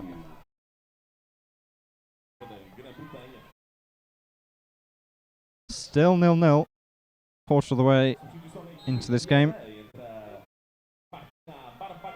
GB would definitely be hoping to have a stronger start, and that's a nice attempt at a shot. Blocked by the defender though. Didn't even make it to the keeper. As I was saying, GB would be hoping to really get that a bit further. This is definitely not going to be one of their harder games this week. But as we've seen so far in this tournament, a lot of the teams, especially the better ones, taking a little while to warm up in each of the games. Pressure of a European Championship possibly having a little bit of an impact.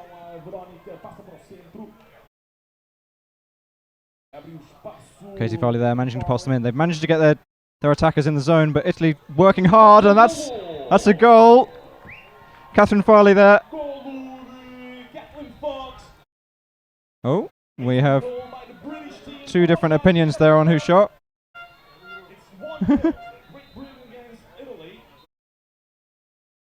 Yeah, no, just the local commentator here getting it wrong. Here we go, starting again. Slight issue with the timekeeping by the looks of it. Just adding some time back on, possibly.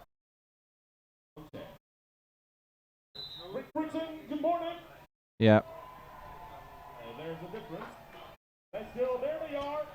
Concentrating so much on that goal, I'm unaware where that second green card for Italy came from. But it should hopefully come up on your screen at some point. But Italy have 2 green cards on the board here. Number 9 going for a shot. Katie Farley just about keeping it on the pitch. And Great Britain going for another break. Keeping hold of the ball. Can they get it to Lucy? Lucy goes to the shot. And gets stopped nicely by Zoe Feynman. The keepers here really having to work on both sides.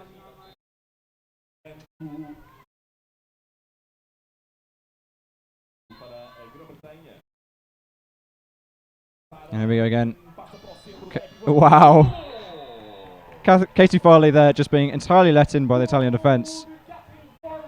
Completely asleep there. Just allowed to glide in and take a shot without really any significant attempt to stop her. Putting GB 2-0 in the lead. 3/4 of the way through this first half.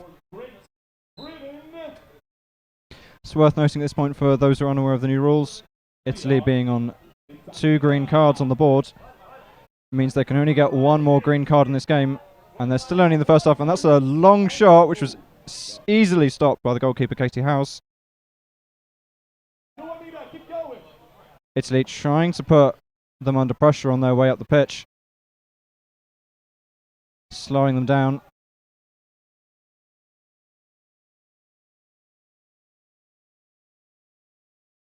And they're managing to get Sarah Lano Madden in there for a bit, but she's been forced back out. Oh, we have illegal holding there, giving Italy the ball. 2 minutes left of this half. 2 potentially 60-second shot clocks here. Or not, if they continue to make passes like that.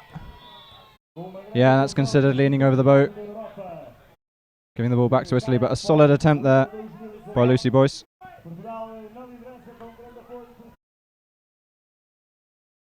Italy trying to take it short. The GB trying to put as many paddles in the way of each of the passes, restricting their options. British defence, however, has just left 2 players inside. Will they be able to do anything with it? They're trying to stick a pad, and that's just wide.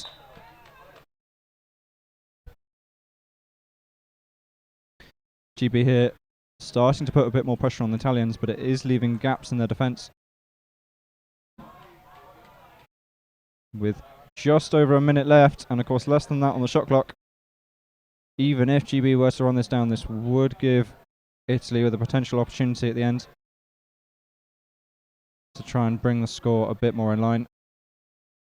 Or maybe not. No. Again, shot solidly blocked by the keeper, Zoe Feynman. Both these teams having to rely quite heavily on their goalkeepers. We have just 40 seconds, 1 shot clock remaining. GB now hopefully will hold on to the ball to last out the full 40 seconds so that Italy don't get an opportunity on their goal. Bit sloppy pass there, unfortunately, but rescued. GB going back on the attack. 15 seconds. And can they last it out? Katie Howe's going for the shot. Blocked by the goalkeeper. With this corner with less than 5 seconds, I don't think they're going to be able to do anything with it. It's taken them too long to get hold of the ball. And that is the end of the first half. Great Britain 2, Italy 0. We've got a 3-minute gap now while they rehydrate and decide. Well, the coach hopefully will give them some pointers as to what they can improve on.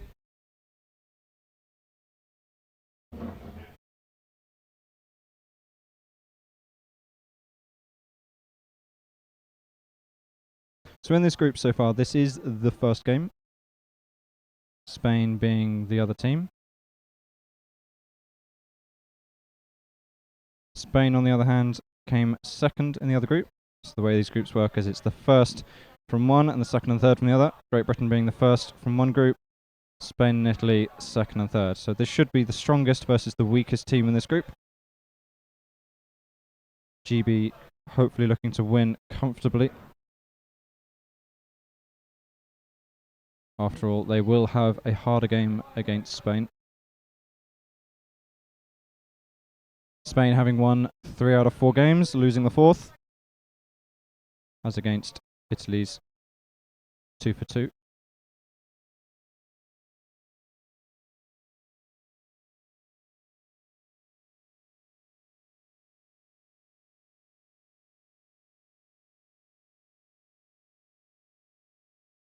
Italian coach there looking to confirm with the table that they do have 2 green cards.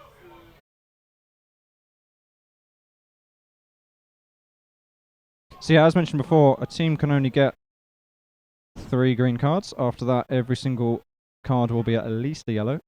And for those 2 players who have received green cards, they themselves can only receive a yellow or worse. So with the new rules, you have to be far more careful and foul generally a bit less, which hopefully will make the game a little bit cleaner. Well, we hope.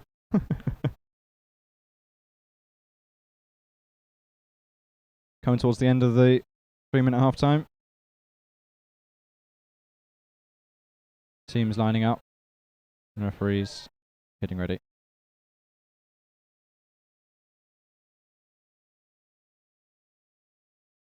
And the trumpet is out on the stands. I'm not sure whether you can quite hear it from here. We have God Save the Queen playing from the stands.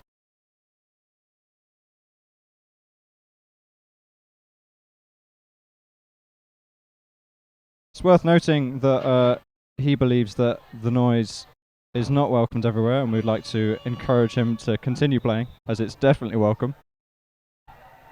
And he gets a round of applause there. And the sprint is off. I think the GB team there being caught unawares. Oh! Charging like a bull there. Lucy Boyce heading straight onto the body of Guila Bonavega. Luckily, the sport isn't deadly, so she's absolutely fine.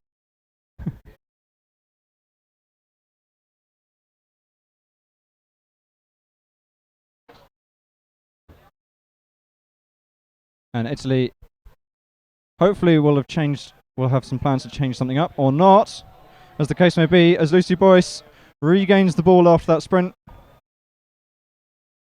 GB here looking for a break, or not, as the case may be. They seem to be quite relaxed and not really pushing it, and Italy deciding not to go all the way back, choosing to mark 5 out, going to every single one of the GB players, but this is just leaving a man free. Casey Farley left alone, and number 5 for Italy there, Margherita Pontecorvo, able just about to get in the way of that shot. Disadvantage, of course, of 5 out being that if you do leave one of those players, it really isn't hard for them to get an unobstructed shot on the goal. You have to be 100% on it all the time. Here we go again. Great Britain with the corner, bringing it in. Passing it around the Italian defence, looking for a gap. The Italian defence holding up reasonably well here. Choosing to squash in the Great British players. And nice interception there by Guila Bonavega, stopping that pass. Unfortunately, Italy not able to capitalise on the loose ball. And squeezing the players in, but Italy still managing to ensure that there's a defender and the goalkeeper in between every single shot.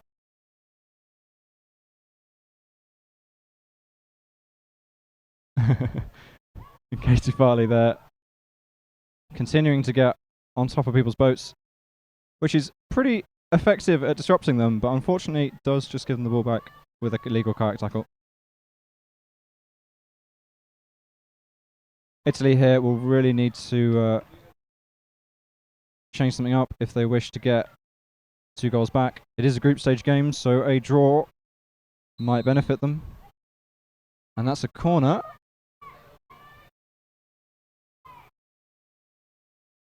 The shot clock does not reset, and there is no timeout for a corner, so they really need to get on it.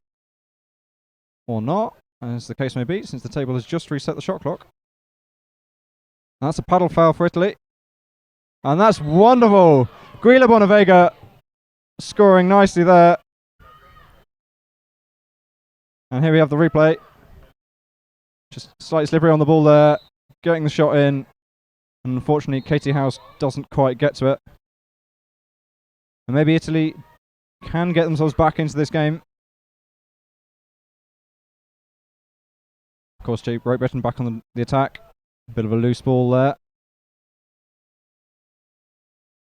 GB here trying an overload, trying to push the Italian defence over as far as they possibly can, create a gap for Katie Farley on the right. And instead, they force it on the left. The shot slightly too high.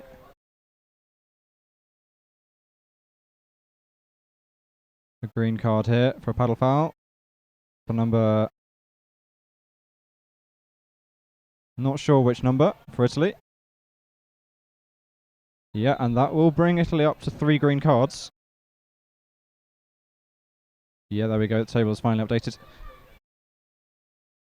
So 3 green cards. Italy can no longer get a green card. Every single card they get will be a yellow or worse, which does restrict their options. Oh, Katie Farley there going for that shot at the end. Blocked by the paddles. Italy trying to hold on the ball. They've got a foul. They've potentially got a break here if they can get one of their players clear. Guila Bonavega trying to get under the goal, but the ball just won't get to her. And that was a pass straight to a Great British player, Sarah Lana Madden. Italy here choosing to chase slowly back, but they are racing back to defend their goal. And the goal is undefended, and Amira Rowdy just straight over the top, bringing the score to 3-1. And the trumpet goes again.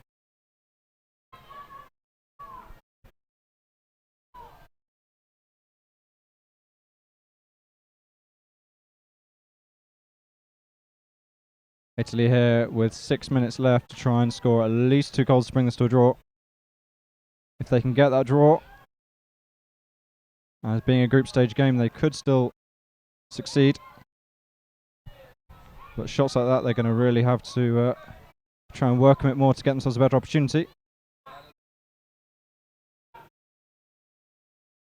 They're being told paddle foul in front of the goal, choosing not to take the shot, bringing it back out. Here we go. Italy forcing the 2 players in, hoping for that runner in. They've given the play on, but the player is just sitting there on top of them, and that is the kayak tackle foul given to them. It won't be close enough for a good shot, so they might just choose to take it further out. Referee just checking something on the table there, possibly the card total. Here we go, Italy again, going for the long shot. It's not on target. And GB just get the ball back for free. 1 quarter left of this game. Oh, that's nicely done. Katie Howes there going straight past Agnes Derin. Italy trying again for the press, knowing that they really need to push as hard as they possibly can against this team to improve the score. And that's a wonderful block, but she tries again. And Sarah Lano-Madden getting another goal. 4-1 to Great Britain. And with only 5 minutes left, GB look to have this in the bag.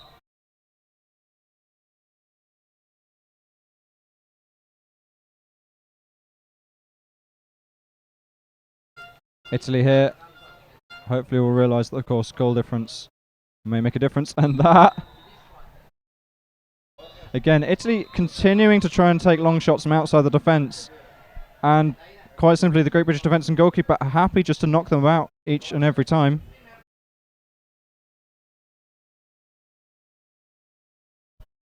They're going to have to try something else if they wish to get a goal past Katie Howes.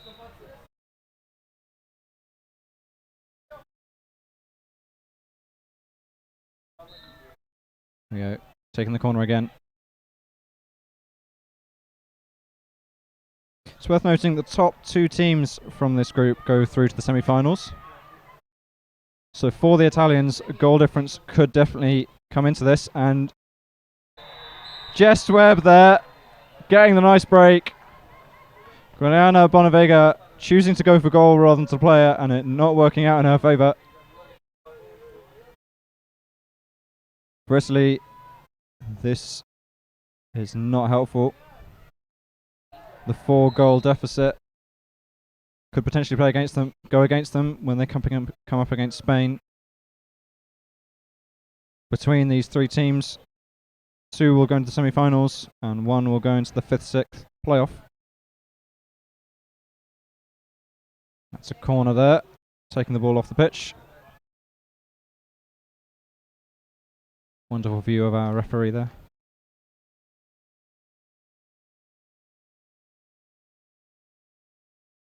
Here we have 3.5 minutes left. Italy definitely aiming to try their best to reduce the scoreline, but yet again taking shots from outside the British defence and not even really on target. Great Britain going for the run, going for the break. Caitlin going for the long shot, and it's off the top bar. Unfortunately, Jess Webb unable to get in a good enough position.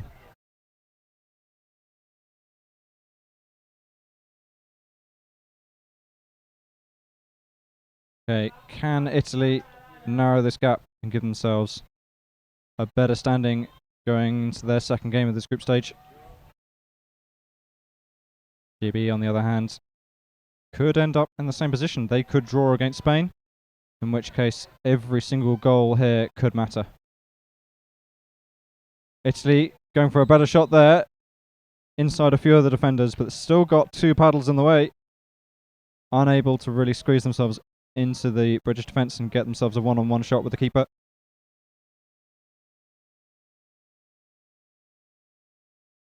And they try yet again. And that's unfortunate. Trying to go for it. The Italian player there, knowing they can't go for the ball, they cannot obstruct.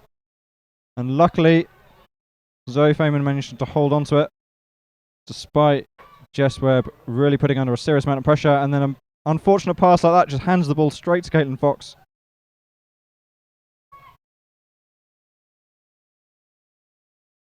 And Great Britain again with the ball, driving their way up the pitch. Italy, of course, going for that press, knowing that if they can get a couple more goals, or even just one, narrowing this gap. Of course, disadvantage being that at this rate, GB will just sneak more goals past them. GB managing to get some players free, consistently having good passes. Italy just unable to shut them down. And again, oh no, unfortunate. Italy have managed to get the ball. Will they do anything with it? They've tried long shots before. They try and sneak one past the British chasers. They try and turn themselves around to face the ball. And they go for the long shot, but it's intercepted straight there by Lucy Boyce. British quickly swapping in their goalkeeper, who we've seen before is pretty solid. And the GB defence slowly dropping back in from chasing and forming up. Italy going again for the long shot, and it works this time! Number 2, Zoe Feynman. Finally getting one of those long shots in. Unfortunately, one goal, as we said before, won't be enough with only 21 seconds left in this game. For GB, can they just get one last goal? The clock is ticking. Italy pressing them, giving them as few opportunities as possible. And they have a play free. Lucy Boyce trying to get free. She manages to skirt her way around Margarita Pontecorvo, and she goes to the shot, and it's not quite enough. 3 seconds left. It's unlikely anything's going to happen here. And there we go. That is the end of the game of this, the first game of this second group stage in the ladies under 21. Great Britain 5 goals to Italian 2. Next on this pitch, we have Great Britain again versus Switzerland in the senior men's category. They're currently warming up on the pitch behind us.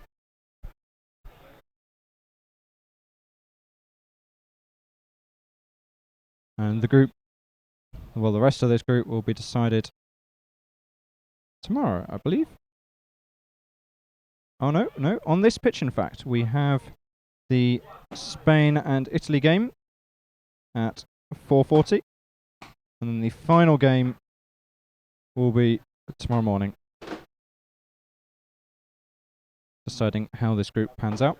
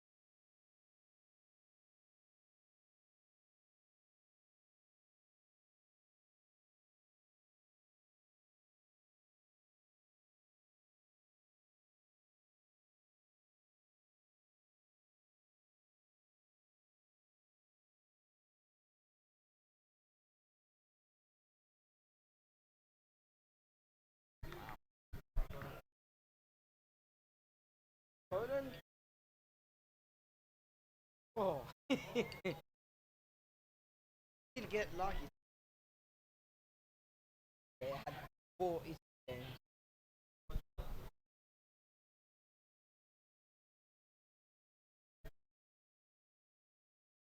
And for those of us just joining us, this is the Great Britain versus Switzerland senior men's second group game. Both teams coming first in their first group games. It's potentially quite a close match coming up.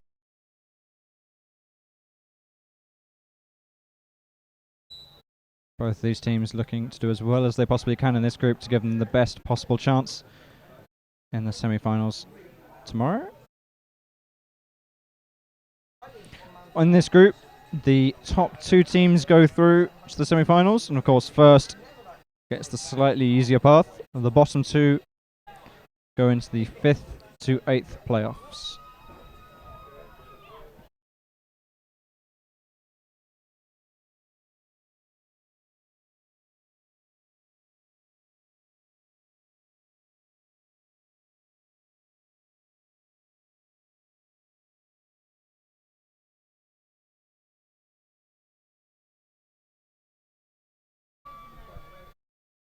It's worth noting that so far in this tournament, Switzerland have an entirely clean sheet when it comes to yellow cards.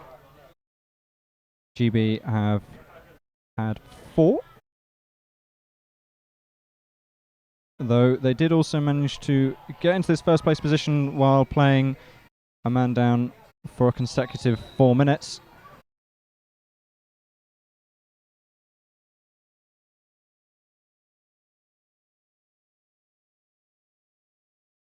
Here we go, teams lining up.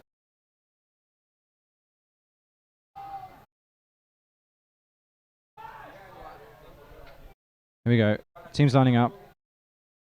We have Jack Playford for Britain. Oh, and that looks like... Or not, no. Both line judges happy with the start. Britain there just edging the sprint.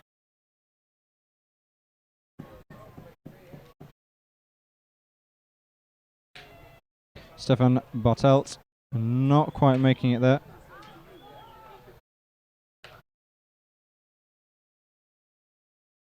And here we go again. Teams piling their way into the attack. Going straight for the shot. Blocked by a defender's paddle.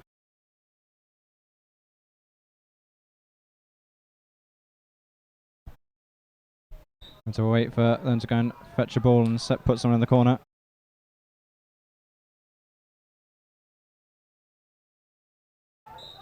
In the group games yesterday, Great Britain in a group of 3. Oof, that's a wonderful tackle. Great Britain in a group of 3 with 1 win and 1 loss.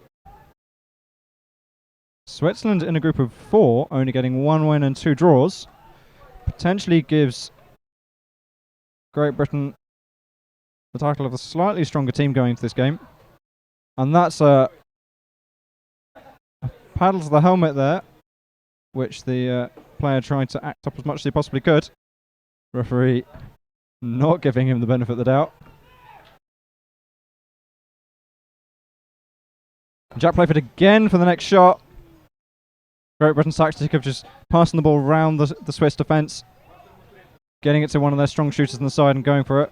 Not quite paying it off so far, hitting the bar repeatedly, but they're getting the ball back out and they're getting that next attempt each time. Other teams in this group being Belgium and Italy, coming second place in each of theirs, so they will face off against them. And that's a paddle foul. Or not. No, we have 2 different signals. We shall find out when they get the ball back in there. Just pointing out where GB can take that ball from. Looks like it might have been illegal holding. Bad push of some description. Jack Playford going to take the ball. He's up against Benedikt Lagler as the Swiss keeper. And there he goes. straight off the defender's paddle. Looks like it was Damien Nussler, number 7. And they get just another go at the corner. British here trying their best to get themselves a gap. Press that defence in hard as they possibly can.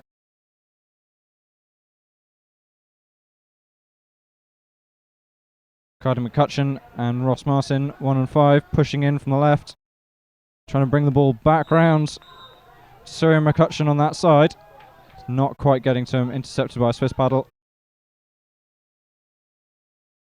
Players here complaining about a shot clock reset. Yeah, the shot clock was reset when it was intercepted going for that corner.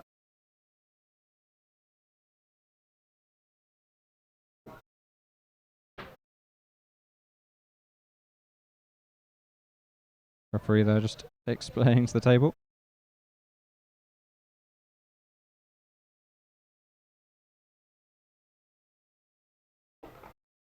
Referees here are from Ireland and Germany. Here we go. Time ready, back to start again. And the shot clock, has gone down to 30 seconds.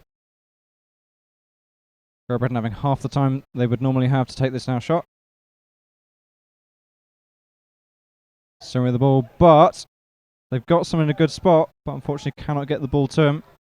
They go for the long shot, intercepted by paddles, and it's another Great British corner.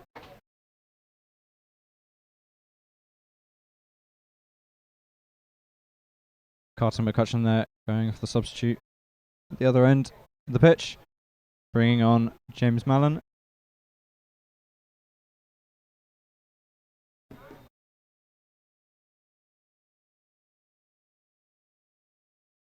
Great Britain just holding the ball for a bit, waiting for him to get in position, and unfortunately it's a paddle foul by one of the Great British players. Switzerland going for the break, number 2 going for the long shot. And that's unfortunate. Andreas Bartelt not quite getting it on target.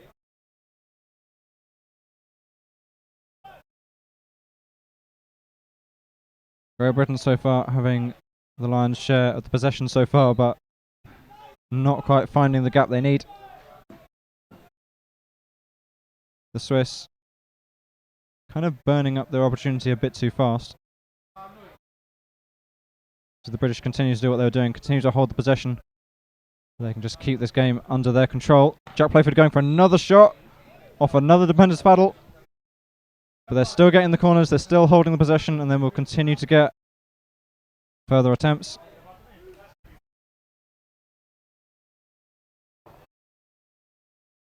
And they can just rinse and repeat until they find the gap they're looking for.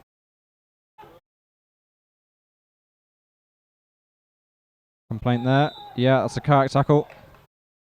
Bow into the body.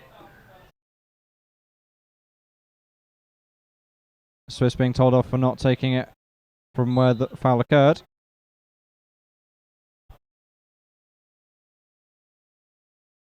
That slight delay giving the British an opportunity to get back in position. We have a timeout.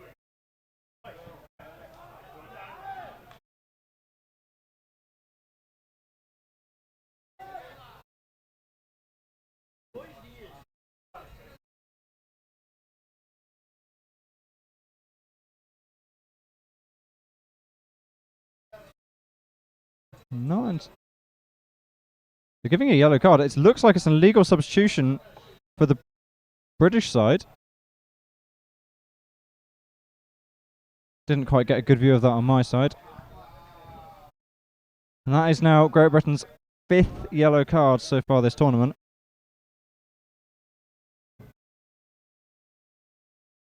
There you go. Great Britain now having to play with 4 for the next 2 minutes. Power play, as we've mentioned multiple times so far this week. It is 2 minutes off on the yellow card or until the Swiss draw a goal. But the Great British will not want that. Surprise, surprise. Okay, holding them off reasonably well so far. A nice or loose pass by the Swiss. Gives the British the opportunity. Going for the ball. And that's still the British. The British complaining that the Swiss dove under them.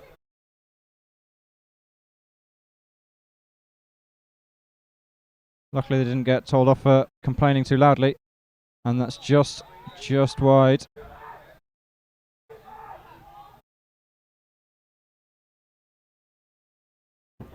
So it is a foul to make significant contact with the player's body or spray deck. But of course, if a player puts themselves in that position, it is not a foul. That's an illegal bin by a Swiss player. Sorry, illegal push.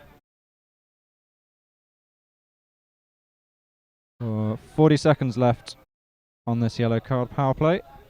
If Great Britain can hold onto the ball for another 40 seconds, they will be back up to 5 players and able to continue their attack as before. Switzerland's obviously going for the press because with that one-man disadvantage, they can pressure every single one of the British players while having their player in goal without that disadvantage of leaving the goal entirely undefended.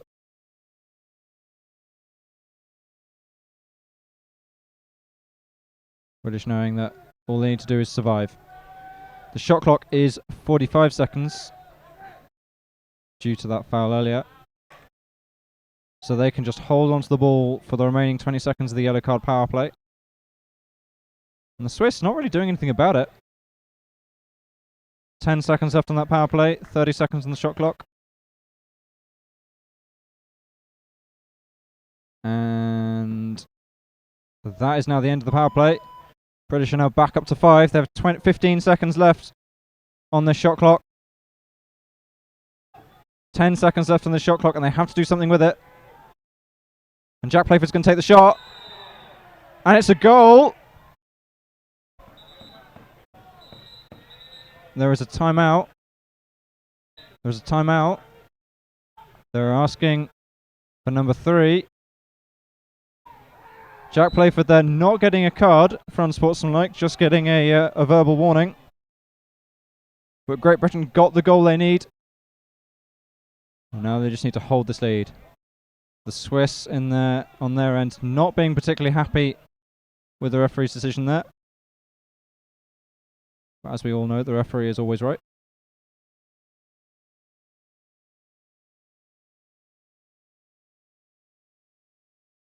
Here we go. Switzerland with one of their first properly worked attacks so far this game. Testing out the Great British defence. And they're getting a player in. He's in close. And it's just deflected by a British player.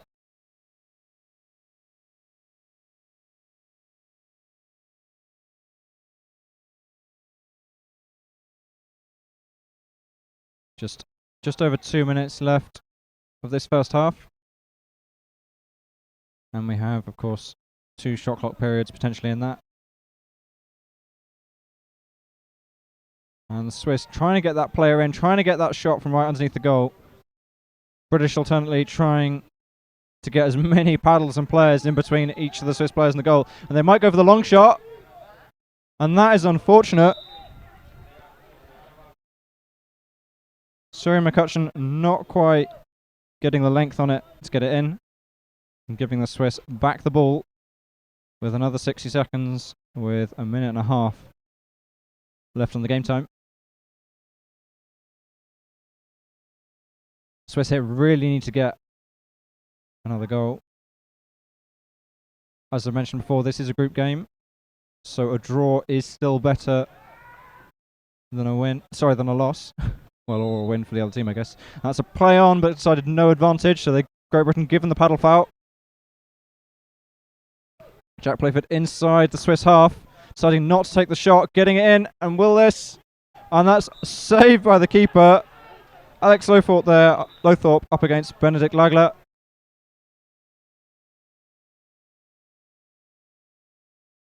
And I was looking at the list of names there and did not see why that was a goal throw.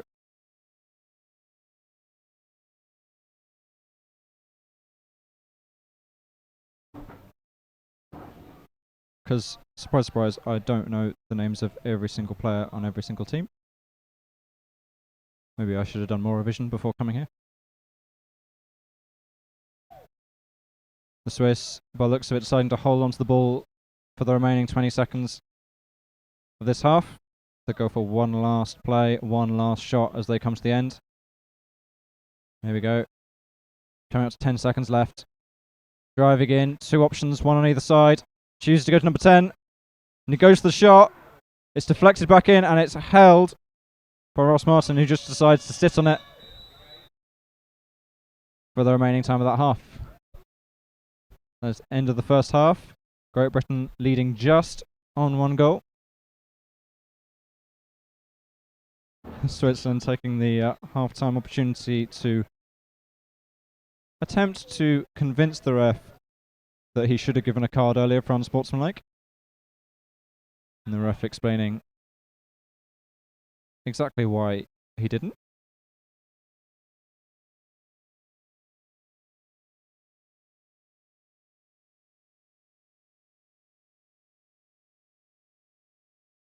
So yeah,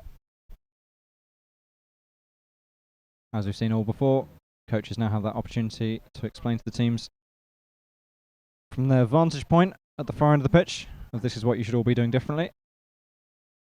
Great Britain here hoping to hold their lead and possibly extend it.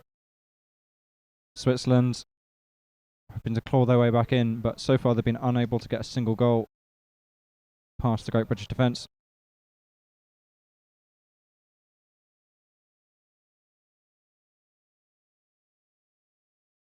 In the meantime, the sun continues to beat down here. I have no idea what the weather is like elsewhere, but I hope you guys are getting just as great as it is here. Though I guess if you're watching this, you're probably sitting inside seeing this on a computer screen or TV. So maybe you should go outside and enjoy that sun, you know, and come back later and watch this when it's recorded.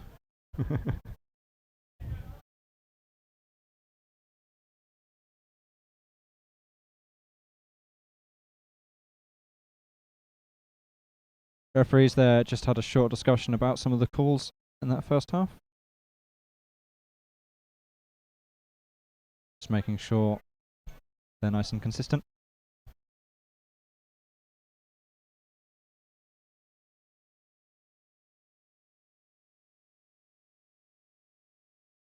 There we go, teams lining up. Looks like we're going to have Surrey McCutcheon on the sprint for the British, maybe. Can't quite tell yet, as they haven't really lined up. And potentially Simon Morga, number 10 for Switzerland.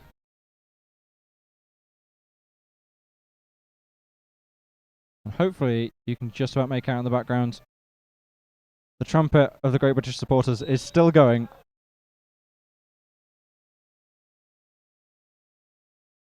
And he seems to have a different tune for every occasion.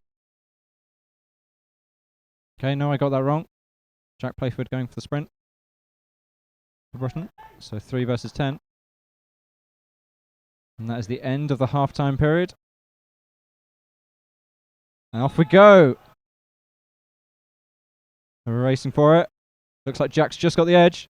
Yep, Jack Playford there with the ball. Great Britain making their way up to start their attack in this second half.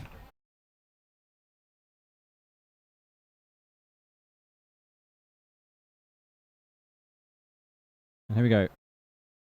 Bring the ball in, sending it round the Swiss defence, forcing them. And that is a push by more than 2 metres by the Great British attack. With the new jostle rule in this year, the limit is 2 metres and not 1. But equally, referees have been told to be far less flexible on what they accept. So you happen to be a slightly less than that, then they may still call it. And here we go, Switzerland going for a shot, bullying their way into the Great British defence. But the Great British defence slowly adapting back in. A quick substitution there as well to drive the Swiss back out, but there is a gap on one side. Quickly plugged. And they're not. Swiss still forcing their way in, but so far Britain managing to put enough paddles in between the shots, but not necessarily. Number 5, Sandra Nussler, very happy with that shot. Bring it to 1 goal all. Still have 8 minutes and 42 seconds of this half. Either team could make this a win for them.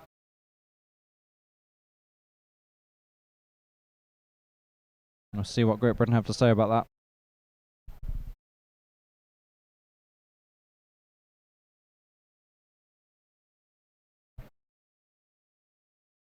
Britain coming back in on the attack. Slightly lost ball there, unfortunately. And Switzerland getting a break. Great Britain, though, anticipating it, covering most of the gaps. Cyril McCutcheon going for goal. Jack Playford going for Benedict Lagler with the ball, but he drops it. Great Britain getting the ball. They've got the players. Similar situation. Switzerland trying to cover. And it looks like Jack Playford's going to take it himself. And it's unfortunately blocked by the defender and straight to the keeper. Formidable defence there. And we're back paddling up the pitch again. Switzerland's number 6, Stefan Bartelt, deciding to take it a little slower and a little more considered.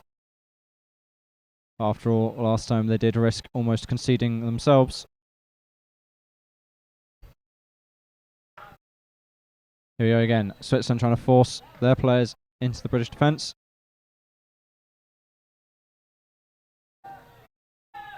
Shouts of keeper. The referees are happy to say no. Keep playing.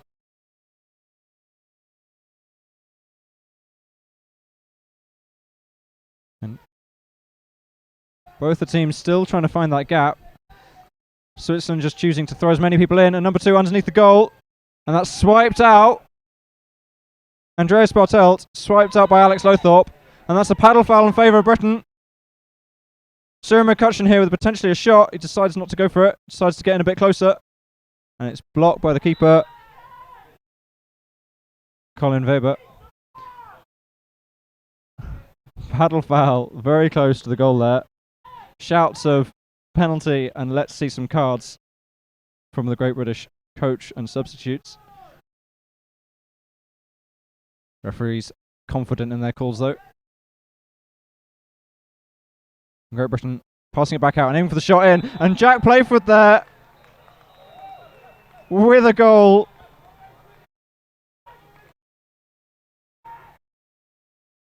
Switzerland immediately going for a comeback. But yeah, that puts Great Britain 2-1 up with 6 minutes left.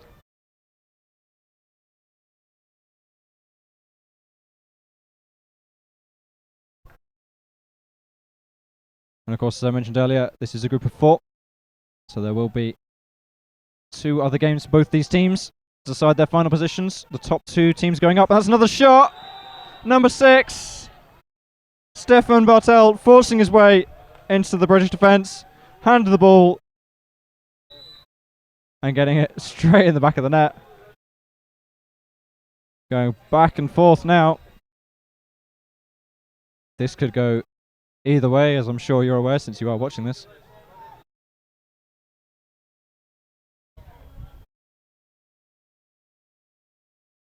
Here we go. Britain really trying to force their way in. A lot more engine than there was before. Unfortunately, that not quite working out. Swiss looking for the break, but Great Britain shutting down every option.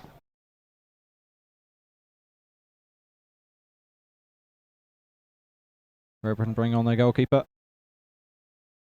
Shivan McCutcheon.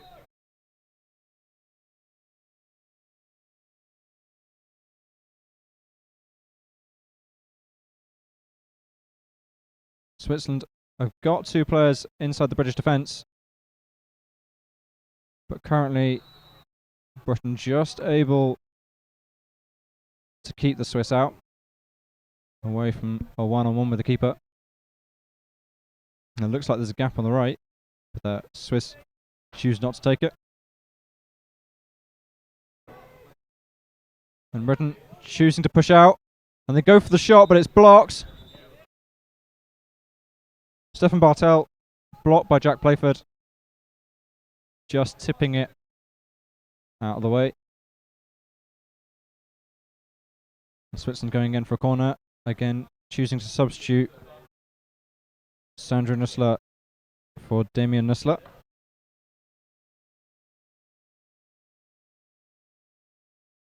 Bringing a fresh player back up the pitch.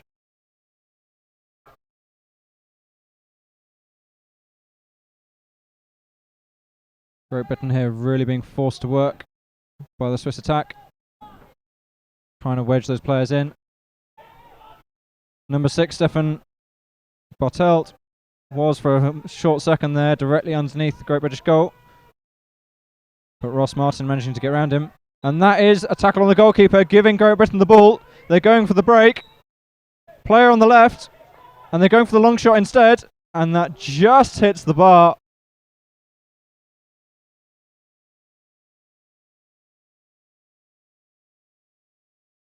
And again, unfortunately, giving it straight back. Call of settle down coming from the Great British coach.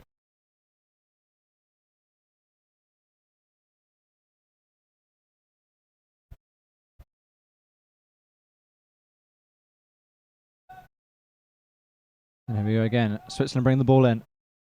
Getting it round, looking for that gap. Great Britain trying to cover every angle. And yeah, that's a foul. James Mallon hitting the body of Andreas Bartelt, but they're unable to do anything with it.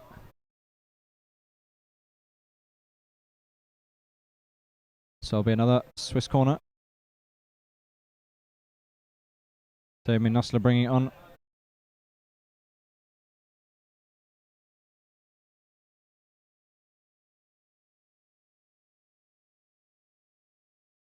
Just continuing to work here. Switzerland looking for the gap, and of course we have just a quarter of this second half left to go. Both teams drawing. Whoever manages to keep possession for long enough could get a shot like that. Blocked by Kartik McCutcheon. Possession now being very important. Another shot, another reset shot clock, another 60 seconds for this Swiss side to try and get the final goal they need. Great Britain currently happy to stay in the defence and choosing not to push out. And that's a paddle foul by Jack Playford on Damien Nussler, pushing him with his paddle while they're in the zone.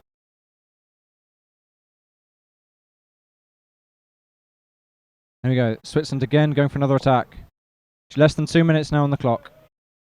That's 2 shot clock periods. 2 of 2 solid attempts at this final shot and goal. Great Britain, as I said, still happy to stay with their 3-1. Not looking to push out just yet. Really being forced to work there. And here we go, trying to get that player in. Looks like he's going for the shot. Tries to pass the ball into the middle. And it's a Great British ball. Holding on to the player. It's not quite a smooth enough pass for them to move it quickly. They have just over a minute. So just over a 60-second shot clock period. See if they can get this final goal. The crowd is shouting for it. But they want to use up this full period. Do not give the Swiss an opportunity by shooting too early. After all, far better to have the draw than the loss. Here we go, working those gaps, looking for what they can get, baiting out the time. Just over 20 seconds on the shot clock. Slightly more on the game time. Bring the ball in, fakes a shot, and he goes for it. Alex Lothorpe there with a shot, blocks. Bring the ball back on, looks like it will be a corner. Just got a timeout while they find the ball. Coaches here shouting where their players should be. They bring the ball round. The shot clock has not been reset, and it will go off. But we have a paddle foul. Great Britain having paddle fouled Swiss player. Shot clock going off because the table still haven't reset it, but they've now realised. Less than 10 seconds, and they go for the shot, and it goes wide, and it looks like that will be the end. 2-2. Yeah, that is 2-2. Great Britain and Switzerland are drawing. at the end of this second round, first game. Quick explanation there by the referee to some of the players as to what they were doing wrong.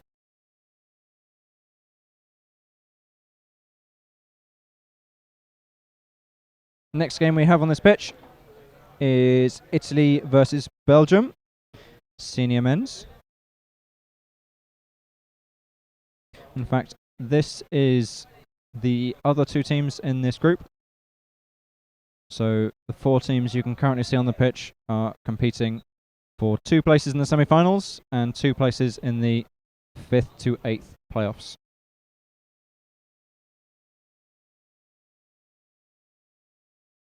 Nice to see there the statistics showing GB with the majority of the shots and the ones on target, but still only managing to convert the same number.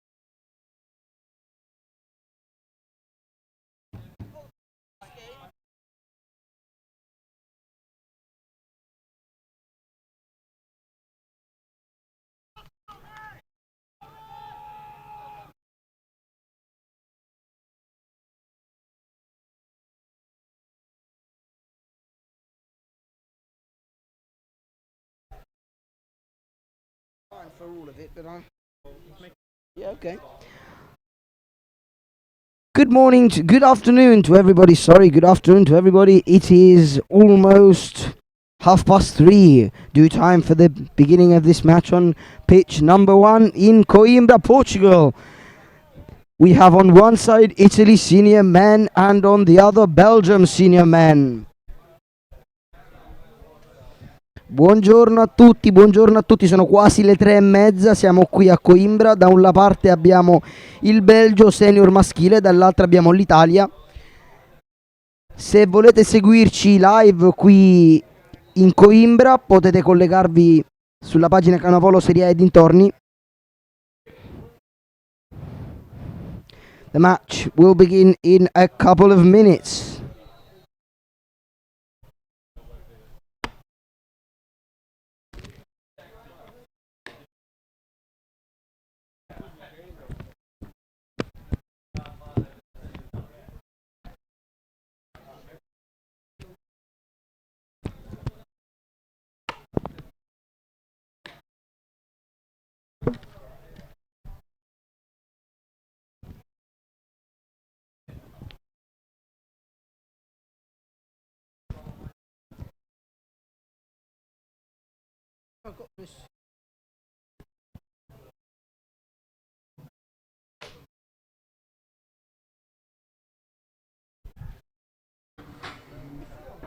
Next to you and help you do it because I'll do this.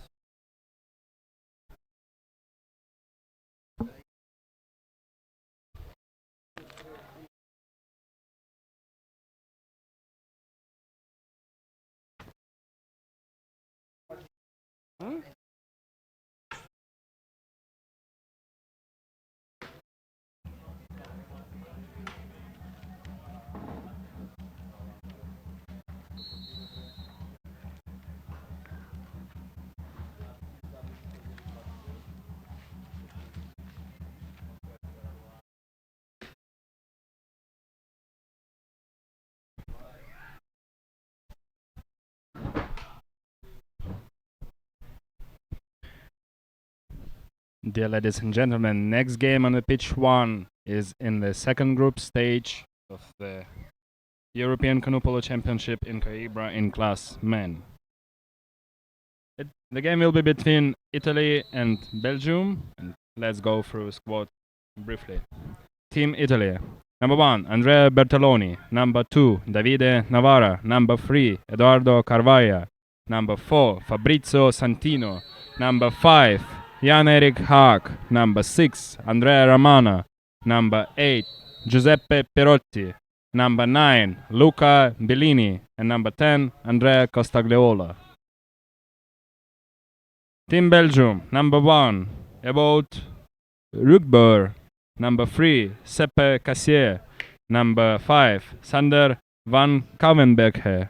Number 6, Jerome Verstrete. Number 7, Joran Jacobs. Number 8, Louis Verstrete. And number 9, Tim Negers. First possession was for Italy, but the shot was not successful enough. It just hit the post. And now it will be the first possession of Belgian team. For the Italian team, as far as they have 10 players and you can only have 8 during the game on the pitch, and 2 players, number 8 Giuseppe Perotti and number 10 Andrea Costagliola, are out for this game. It's the younger, both of them are the youngest players in this team. And it's the first international competition for these young players.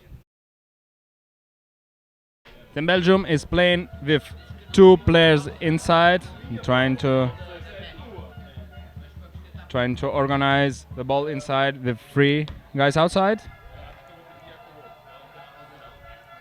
They're always taking time and wait till they have the best opportunity. And the Italian defense is always that shot from outside, but blocked by Luca Bellini, the top player. And the Belgium loses the ball during the passes inside, and now it's good counter-attack opportunity for Italian team. 2 players against 2 Belgian players. Luca Bellini goes, fakes, and he scores it in.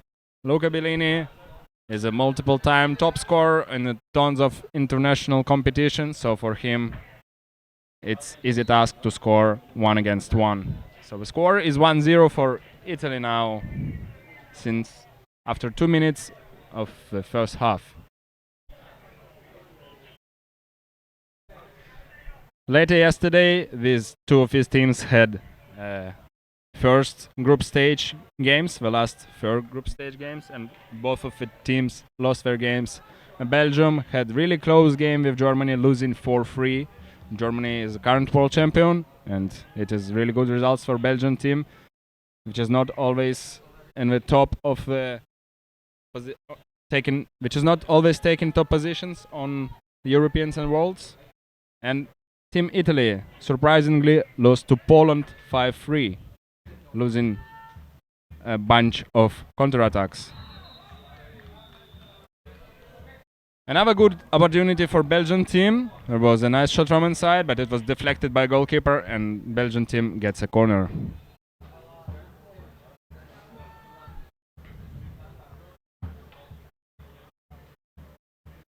Now away from Belgium. Number 1 managed to get inside, and nice shot.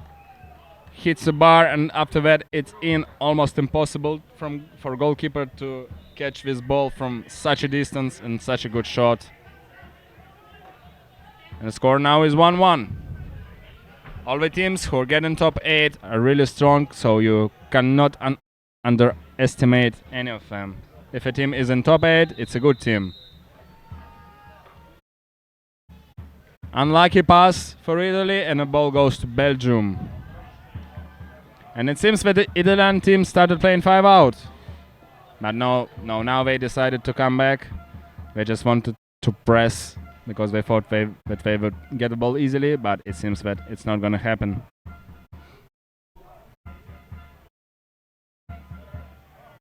Italian defense is very tight. Even though they allow 2 players to be in, it's really hard to bring there a ball. And it's always going like that. When you get the ball, you have 3, 4, or maybe even 5 paddles in front of you, and it's almost impossible to put the ball in. Belgian team looks relaxed. They're using entire minute. Pass inside, it gets in. Shot from number 8, Luis Verstrede from Belgian team, but the goalkeeper managed to deflect that. Another corner for Belgium. The pass inside was really dangerous. Normally top teams block it with paddle, but now they were a bit not prepared for it, so it was in.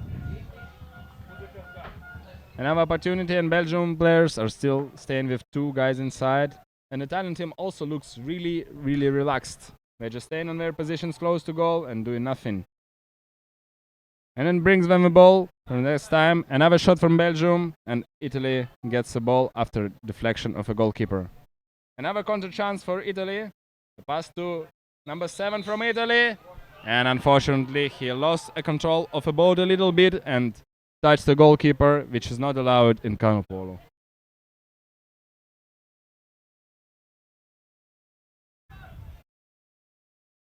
Five minutes has passed and the score is 1-1.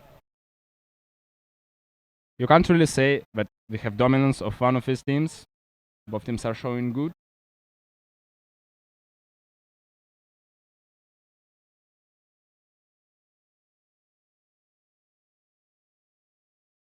Number 1 on the left side, long pass to the right side.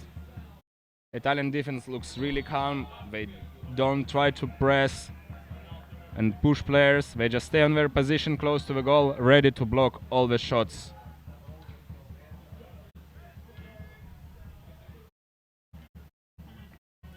Belgian team is now with 3 players inside, gets the ball, 3 paddles in front of him. Almost impossible to score a goal like this.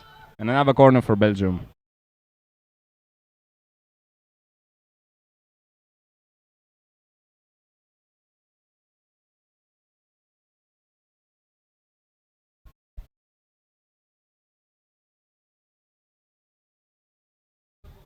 It seems that Belgian team is always focused on using entire minute, which they can use for attack.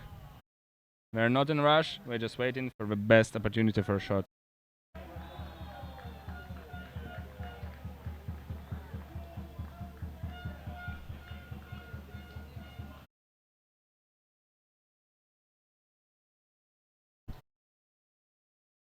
Ooh, impressive shot from number 1 from the left side. I think if it was in, it was no chance for a goalkeeper to deflect that. And another wave using 3 players starting from the left side. Everything is blocked, no really hole to get in Italian defense.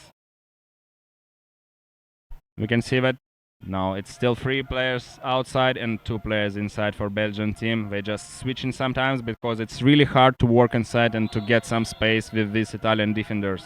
They're really experienced with this, playing in Italian league and multiple times of European and World Championships. Another shot from Belgium and they're losing the ball again, and another good counter chance for Italian team. They're going with 3 against 2. The ball goes to the center.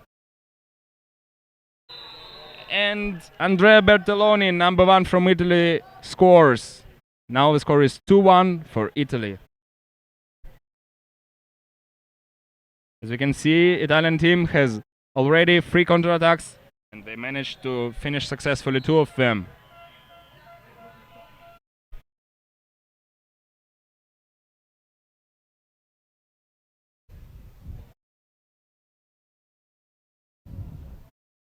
Belgian team doesn't wait too much this time, and they're going straight inside. Another center pass and another great shot, just hits the bottom bar, and the ball luckily bounces to Italy. And another counter-attack, the 4th counter-attack of Italy in the first half. Now it's 4 against 3 players. Let's see, are they gonna manage to do it? Yes.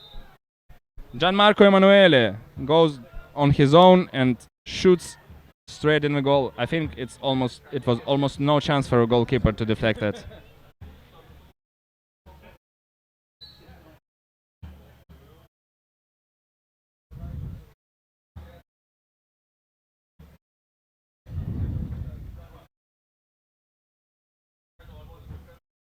Still the same tactics for Belgian team. They don't change a lot. They 2 goals down, but it seems that the advantage of it is big. Belgian team had two really dangerous shots and just unlucky hitting the bars and posts. You can't push a player like this because it's dangerous, and dangerous pushing is forbidden in Canoe Polo, and it seems that Davide Navarra, number 2 from Italy, is getting green card for it.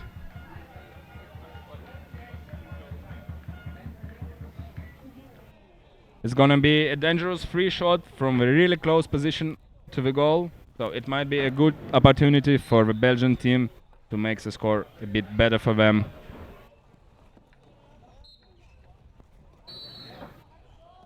He shoots, deflected by goalkeeper, and the Italian team tries one more counter-attack, but it seems that now all Belgian players are back in time, and it is going to be maybe the first positional attack of Italian team in this first half. Italian team plays with only... No, it seems that they also play with 2 players inside. And it's common Italian tactic. Normally they have Luca Bellini on the back line, but now he's in substitution. They're just trying to find a long shot from a distance from this top scorer. Good chance for number 4 from Italy on the left side. Deflected by goalkeeper. And it's time out.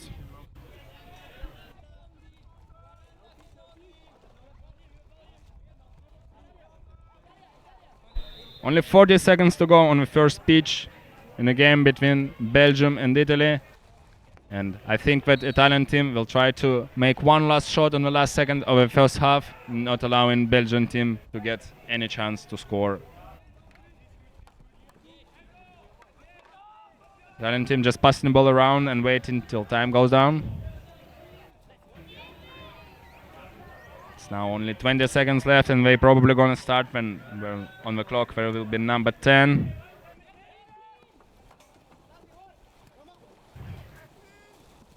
Pass to the right side to number 3. Try to put it in, but there is no opportunity. Everything is blocked. Number 4 on the left side, and pass to the center to Davide Navarra. He shoots. Blocked by goalkeeper, but another perfect opportunity for Eduardo Carvalho, but he just hits the bar.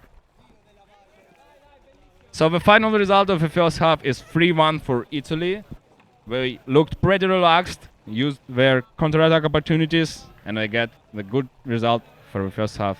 I think they're pretty happy with this result.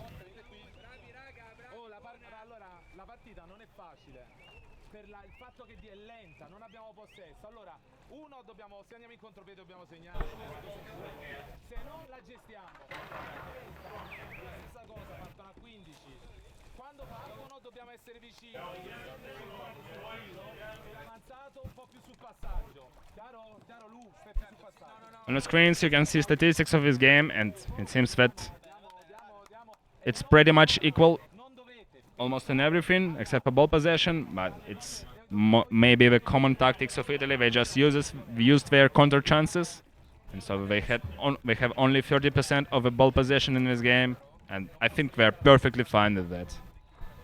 We see that the game was pretty clean except for that push in the middle of Italian defense. There was only 2 fouls from Italy and 0 from Belgium. You can note out that Belgian team is pretty young.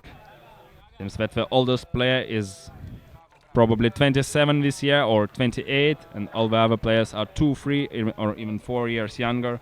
So this team has a big future. They can play more, probably 10 years on this level, so it can grow to something big in Belgium.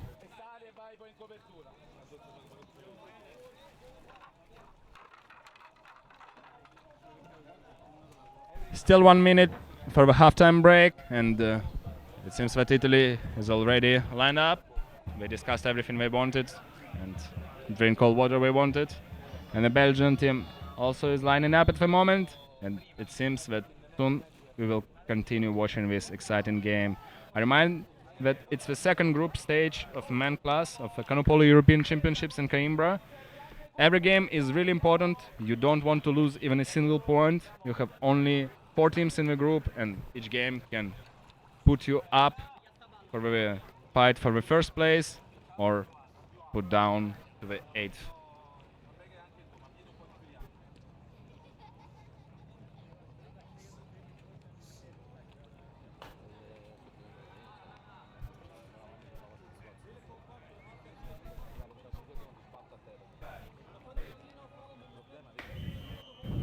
The last time Italian team was European Championship 10 years ago in Essen, and after that they're mostly always on the podium, but they never managed to win it. 2 years ago in Saint-Omer they were third, 4 years ago in Essen they were second, and before that in Poznan, Poland, they were also second. The second half has started.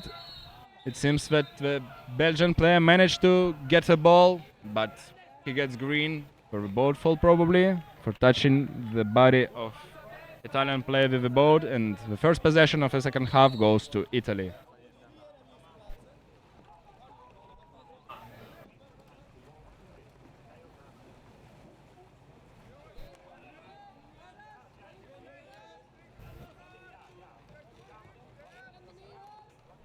Pass to the right side, blocked by top player of the defense of Belgian team, but it was not so easy to catch it, so they just stop Italian offense for a moment. Italian goalkeeper tries to put it in, but also Belgian defense not that easy. When you're getting the ball, you're having tons of paddles in front of you, and there is no really good opportunity to shoot. Luca Bellini is with the ball, he's probably gonna shoot it. He shoots, but this time he doesn't score. Italian team gets a corner, and there is another green card for some of a Belgian player for illegal holding. So now Italian team and Belgian team have one green card each, and I remind you that from this year there are new rules regarding the cards. There are no more team greens. Each player gets its own cards, and you can get only one green card. Any of next card will be yellow, and as a team you can get only 3 green cards. Each card after that will be a yellow card. And while I was talking about the cards, Italian team managed to bring the ball in the center to number 2 of Italian team, Davide Navarra, and he confidently has put it in. So the score now is 4-1 for Italy. I think we're also really happy at the moment with how this game is going, which I can't say about Belgium because they're playing good and they're 3 goals down at the moment. So they're trying to make a wave. Strong shot from the right side, but deflected by goalkeeper because the shot was probably straight in the center, which is not really hard for the top class goalkeeper, which Andrea Romana is. He had a lot of experience in the national team, and also he played for a team from Syracuse, which is almost always in top 2 of Italian league. So this goalkeeper is not a bad goalkeeper. Another shot from the left side from Luca Bellini, and again it's deflected.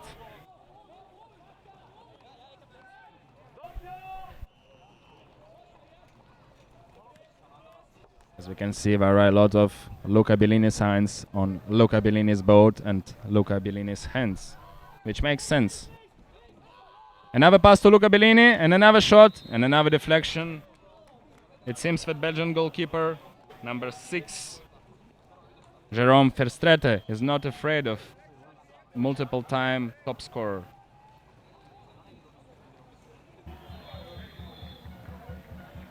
Italian players are also trying to make something inside, but Belgian defense is really tight. There is almost no place in between boats, so it's not very easy to make something in these conditions.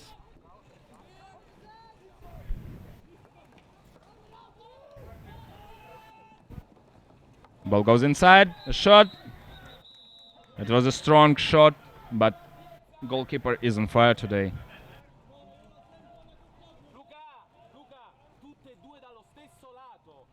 And on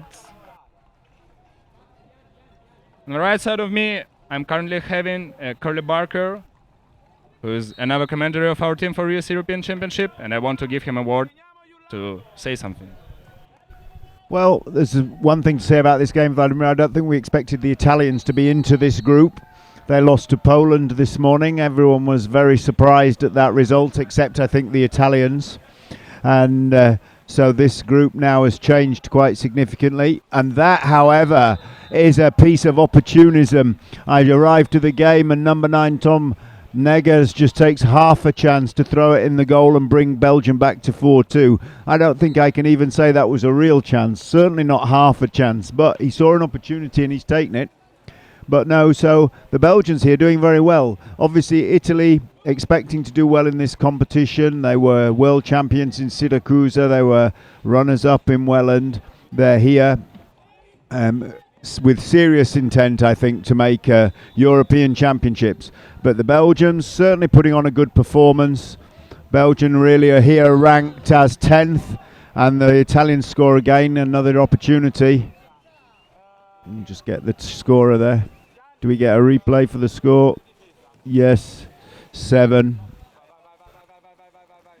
Giancano Emmanuel puts the ball away. So the game's still alive at 5-2 in favour of Italy, but I think the Belgians have 2 green cards against them. That'll limit the way they can defend a little.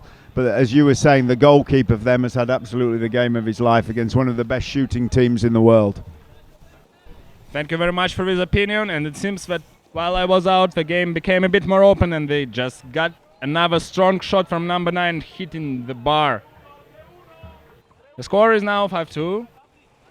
And it seems that the game became more open. The teams are not waiting anymore. They're just going straight when they're having the ball. Another perfect pass to the center. Almost caught by number 9, Tom Neggers, but he just got a little bit unlucky. And now another counter-attack from Italy.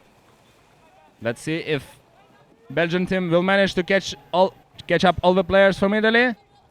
Number 4, Fabrizio Santino fakes, and shoots. Hits the bottom bar. Lucky for Belgium. Still 5 minutes to go in this game.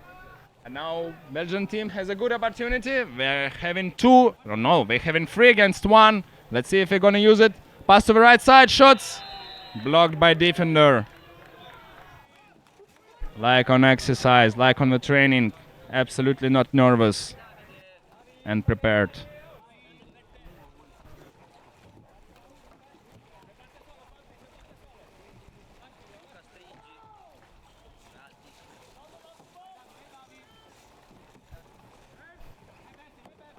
So there can be something on the right side, but another center pass. The pass is too strong. It's really hard to catch something like this. And that's the reason why did Italy get the ball.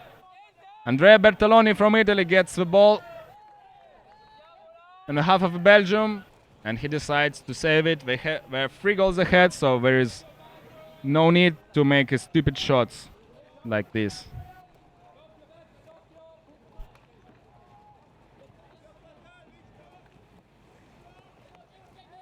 Italy again sends 2 players inside of Belgian defense. Luca Bellini is with the ball. He's not going to shoot this time.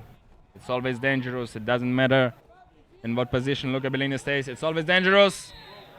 Another ball brought to the middle to Davide Navarra, and another goal from him. He's a really good shooter from this position.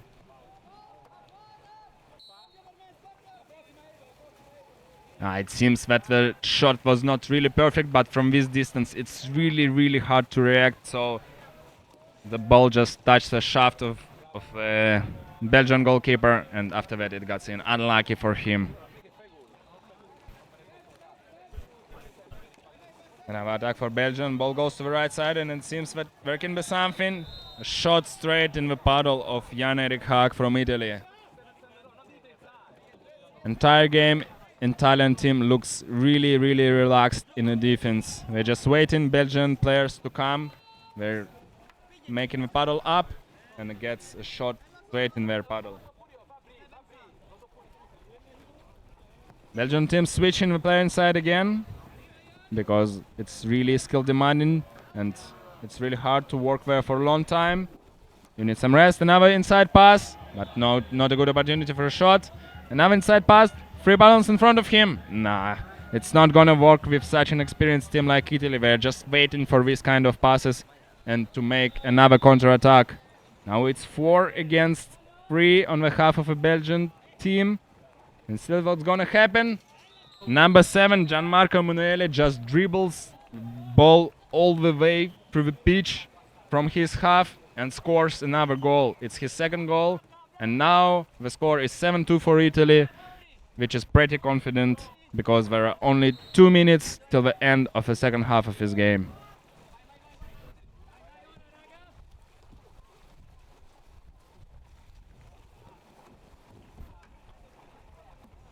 Belgian team is still not in rush. They understand that they can't just go and score against Italy, so we want to score at least some goals because goal difference might be also important in this second group stage. Timeout because ball is out of the pitch, but line referees always have some to give. Corner for Belgium.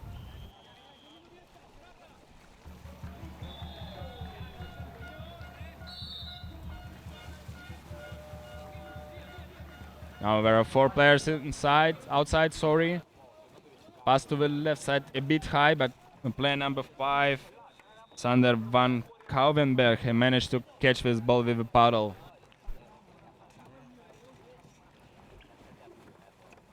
Only 1 minute and 20 seconds left to go on the game between Belgium and Italy on the first half. On the second half, sorry.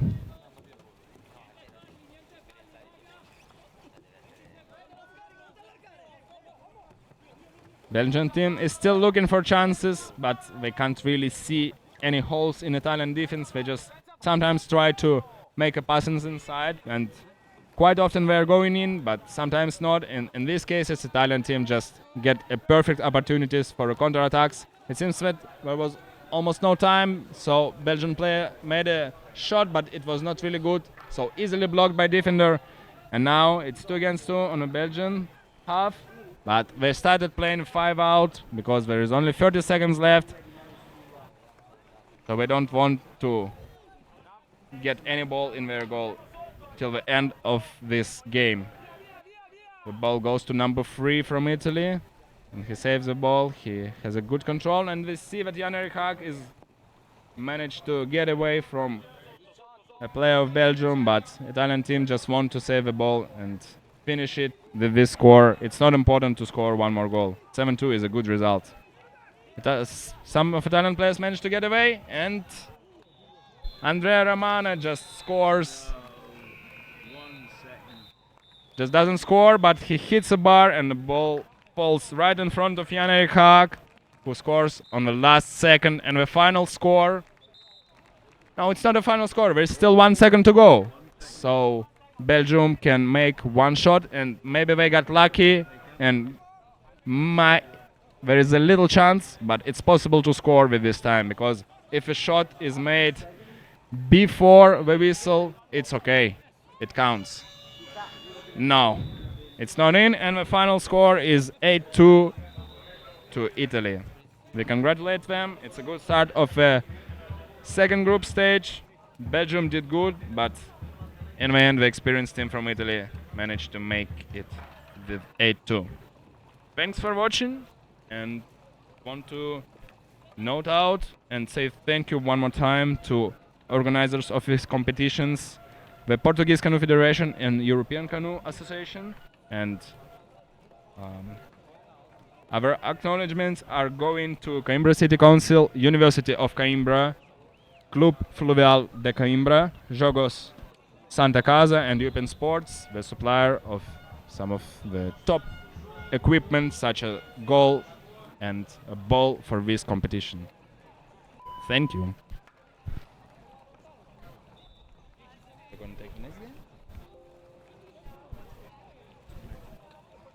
And the next game will be coming to us shortly is a women's game, women's Group D, between Spain and Poland.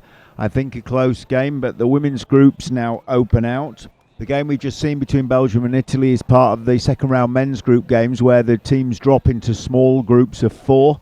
So that 6-goal win for Italy is a very good win. They carry that with them into this round. In the women's competition, in the second round draw where we go next, the teams drop into small groups of 3. So that's the under 21 women. In the senior women, they drop into groups of 4, or in women's Group D, in the case of the game we're about to see, it's a group of 5. So this is the first is the early part of these rounds, so teams want to set a good score to get themselves going forwards.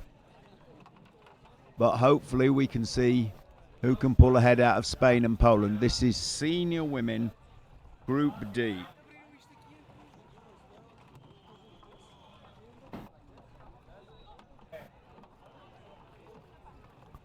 This game is scheduled to start at 16:05, and while we wait, we just enjoy the screen showing the city of Coimbra, the footbridge across. To the right of pitch 1, the pitch we're on, we have the VIP area with the officials from the ECA enjoying the sport that they help run. In the top left of your screen, you can see the University Tower of Coimbra, the oldest university in Portugal and one of the oldest universities in Europe. Coimbra, also the home of former kings of Portugal, a very historic city. We've been lucky enough in our team to wander through the city and enjoy some beautiful old buildings, very few new buildings in the main city of Coimbra. It's truly kept its historical beauty. Very steep hills for those modern of us to walk up. In front of us directly we have the Botanical Gardens, a beautiful walk through, a bamboo forest there and an old city wall.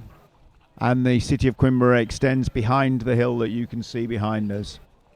The Portuguese host this European Championships. They previously hosted a World Championships in 1998, and this is the first time a major championship has been back into Portugal.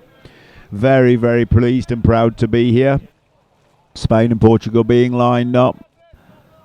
Referee teams getting ready. Virginia Bracas, a very experienced lady referee from France. On the jury side, the first referee will be leading the game.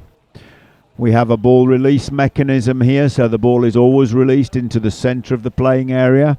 Sometimes it's the duty of the referees to throw the ball in, but not so here at major championships where it's possible. We use a ball release. It's a more equitable start to the game for everybody. And we have some beautifully marked out pitches, as you can see. The teams will be lining up for us with, on the left in red kayaks and white buoyancy aids, white helmets, the Spanish ladies team. And on the right in black kayaks, red buoyancy vests and black helmets, the Polish team. These two teams have a very strong pedigree in canoe polo. Spanish women have been competing since 1999. The Polish women also first appeared in 1999. So, been playing the game for 20 years. This, the 14th edition of the European Championships, the first one being held in 1993. Men's competition and women's competition has run since that time consistently, though obviously we've been adding in new friendly nations to the championships ever since the beginning. So Spain and Poland arrived at the same time in 99, 20 years ago. I should just be able to check the team stats. Some of the players on the Polish team not even born when their nation entered for the first time. All the Spanish ladies all scraping. They were all at least alive when Spain first entered the European Championship, so all born before 1999, all over 20 years old. So the final preparations for us, for the referees, for the jury, and indeed for the teams and coaches. Just stretching out. The athletes will have spent all day in some respects preparing this game, but certainly the last half an hour warming up, getting everything moving. The last thing they want at this stage is to be left sitting still, but their coaches will time them into the arena. And the longer they sit, the more they can think. The pressure of this game now, they're into the middle round games. Every game counts, every goal counts, because the goal difference in these leagues at the end can make a massive difference. Very quickly introduce you to the competitors. For Spain on the left, number 1, Nuria Canas. Number 2, Laura Sameron. Number 5, Elena Navarro. Number 6, Eva Ara. Number 7, Sonia Martinez. Number 8, Mar Andreu. Number 9, Beatriz Carmona. And number 10, Iona Castro. And for the Polish, Kristina Nowacka, Nikola Tepilowska, Marta Bolkan, number 4, Katarzyna Kalina, number 5, Justina Troice, number 6, Zuzana Krolik, number 7, Monica Kulas, and number 8, Veronica Juizes, and we're underway. One player from each team, number 1 from each team, making a charge start for the ball. Who's going to draw the first little win here? It's the Spanish pick up the ball. So, Vladimir, if you take us through this first play, the Spanish have the first possession. Yeah, the first possession is going to Spanish team. I can note out that this Polish team is mostly consist of a former under-21 Polish national team, and which got a lot of good results in the past. They got a lot of international finals, and we can see from the right side the first shot of the Spanish team, number 5, Yelena Navarro.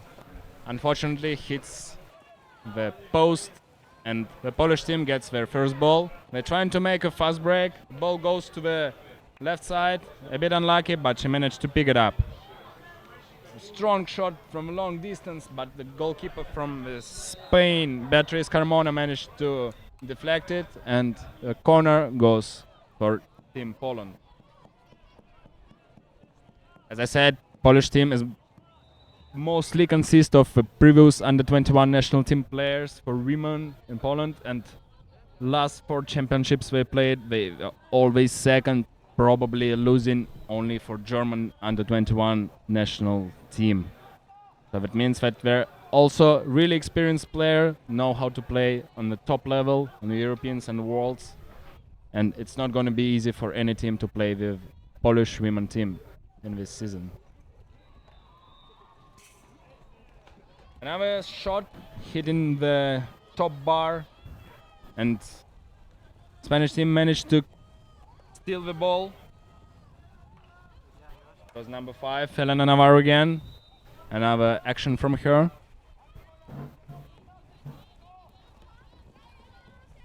Spanish team didn't manage to make a counter-attack, so they just trying to set up the positional offense. And we can see that Polish team plays two defense, but probably because they have a lot of really fast and agile players, and they always ready for pressure.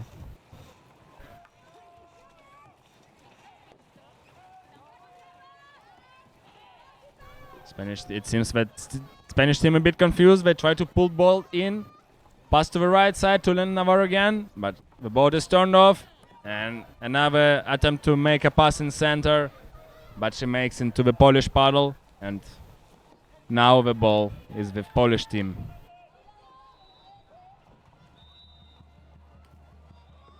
Polish team always try to make a fast shot, but if it doesn't work, they're just setting up a normal attack. It's not a problem for them, because they know that they're really fast, and they might get some good chances just by make some series of fast and good passes. Good chance on the right side, and the first goal scored by player number 7 from Poland, Monika Kulas. Impressive pass to her was made by Justina Tirovic, number 5.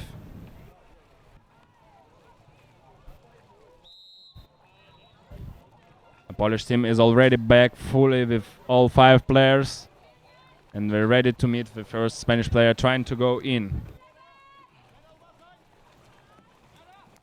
Spanish team sends 2 players inside, trying to make some space to get the ball and to make a shot right under the goal. But as we can see, Polish players staying really close to goalkeeper, and it's not so easy to get in between them. A good opportunity on the left side of the Spanish offense, and another hit in the post and losing the ball. Unlucky for Spain.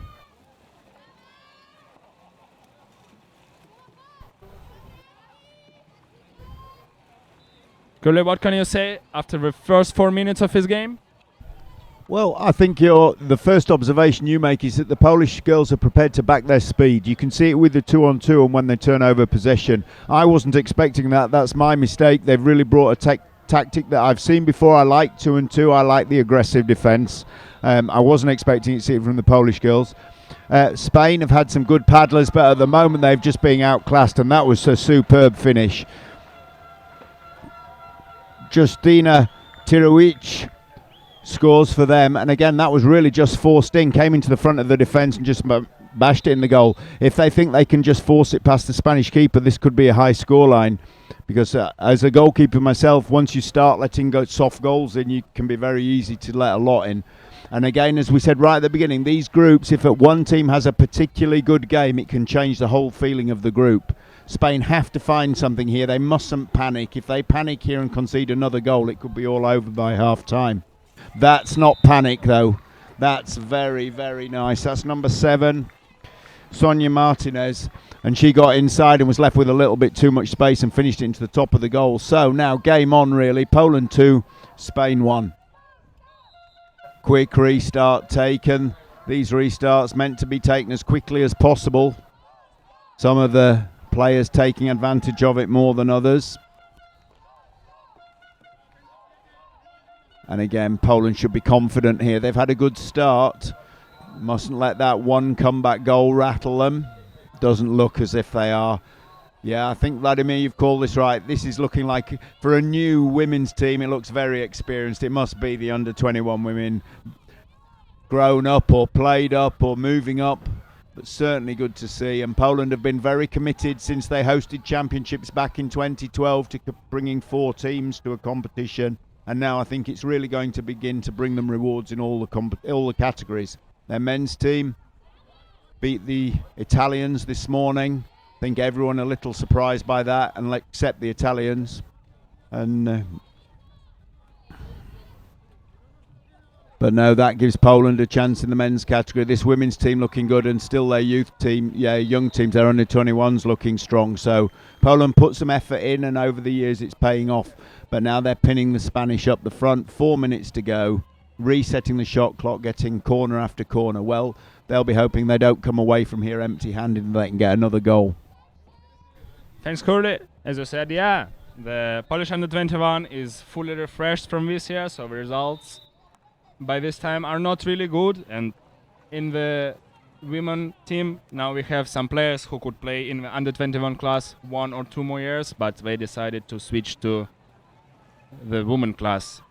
And this team already managed to play a really, really tight game with German national team, which is multiple champion of the Europeans and Worlds, and it was just 2-1 for Germany. So this team is totally sure aiming for the first place in this European Championship, and just now they scored another goal. Weronika Jeszczukewicz from Poland, number 8, scores the 3rd goal for Poland.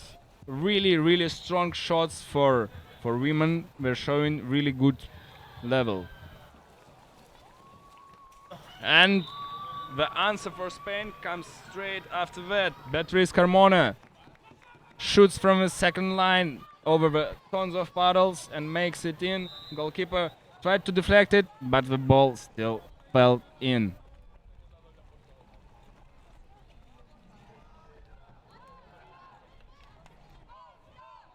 It looked like Poland has a bit of domination in this game, but the score is still not perfect for them. And another shot from a long distance. It was, again, Justina Tirovic, but now it's just, shot to the skyscraper. I don't know if people in England say something like that. Probably not. Still 2 minutes and 30 seconds to go in the first half. One more time. 2 players inside for the Spanish team. A long pass from the right to the left side. Pass to the center. Good opportunity, but it seems that it was a goalkeeper attack. You're not allowed to do any action which ends up with moving the goalkeeper. And it seems that it will be 1-on-1. Number 3 from Poland, Marta Bokun, experienced Polish player. And there is another player who managed to catch her up on the right side. A shot from number 1, Krystyna Nowacka. Also really, really experienced Polish women player, but they didn't manage to make it in. Well done, Spanish goalkeeper.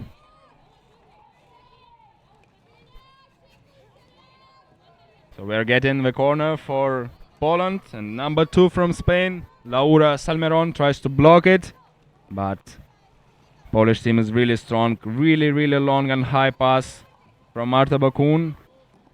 Now the ball is with Monica Kulas, again a shot from a distance and again above the bar.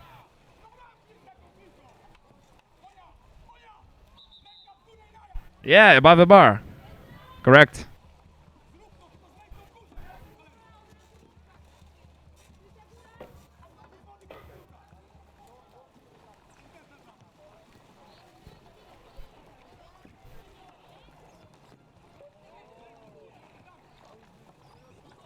Spanish team is 1 goal behind, but they're still not in rush, as far as they understand that there is still a lot of minutes to change the game, and there is no need to rush and to make stupid mistakes. Still 2 players inside trying to make something, and still 3 players outside waiting for them to make something and maybe to bring them a ball or to make the best shot possible. 1 minute left on the clock and 30 seconds on the shot clock for the Spanish team. They're probably gonna make a shot in the last seconds and try to make another shot if they don't score.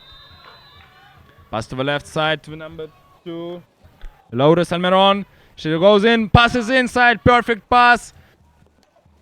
A series of fakes for Nuria Canas from Spain, but she also didn't manage to make it in. She just misses the target. And now there are 30 seconds for Polish team to end up this half positively for them.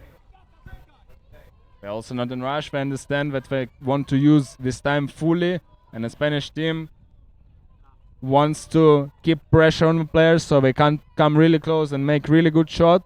They're probably even gonna make a 5 out. So yeah, they almost did it, and we're waiting just goalkeeper to come. No, goalkeeper is still in the goal. She's really afraid of shot coming. Shot is coming, but it's not in. Not really close shot, and the first half finishes with the score 3-2 for Poland. Pretty close game. The Polish team looked a bit more confident, but as we can see, it's only 1 goal in between, and everything can happen in the second half. Yeah, we should get the match stats in a moment, but yes, we expected a close game. We're getting a close game. That's the way we want it. I was pleased to see the Spanish confident to go and press right at the end. That says good things for what we might see in the second half if they want to try and chase this game. For me, the Polish have looked confident all the way through the first half. They haven't really made a big lead with that confidence. It's 3-2. Great for us. I'm guessing the coach will be saying more of the same, a little bit stronger this half. The Spanish coach will be saying, we need to just do a little bit more. We need to be aggressive with them. Because I think at the end, the Spanish went and pressed and it looked like they had the Poles. They're just having to wonder where they had to go next. We have the ball stats here. Poland 60% of the possession. So yes, they'll be hoping they'd have got more than a 1-goal lead with that kind of thing. 60 to 40%, a big deal. The other stats quite similar as you would expect with the scoreline. There's the Polish coach encouraging his team, taking on water, sometimes the most important part of this, because they have to play well today and these women have to play well tomorrow, and if they're really going to win themselves a medal, they have to play well on Sunday. So if they don't keep hydrated, that plan will not work. A wide shot, just a beautiful venue. You can see the crowd trying to take the shadow under the tree on the left hand side as we look at it at the stand. The sponsors' banners, Jogos Santa Casa, clearly displayed on the pitch, and the other sponsors on pitch 1 on the far side. The jury tent in the middle, the referee taking a moment's shade. The pitch markings on the field pitch, absolutely beautiful, and the carpetta in green and blue absolutely marking out for the referees the walkway, the coaches area and the no-go area for the teams. This venue prepared absolutely beautifully by the staff of the Portuguese Canoe Federation and the Club Fluvial de Coimbra. Some of the effort that's got into this we've been lucky enough to see over the last couple of weeks has been absolutely superb. The athletes here enjoying the venue and the facilities provided, all under the watchful eye of the beautiful city of Coimbra up on the hill. Now, here we go. 20 seconds. This is where you read the body language. Both teams are ready. They don't need a full 3 minutes. They want to get into the second half. This is what I like to see. They're not being dragged back out to the line to start again. They're waiting to go. Come on, ref. Let's get this game started.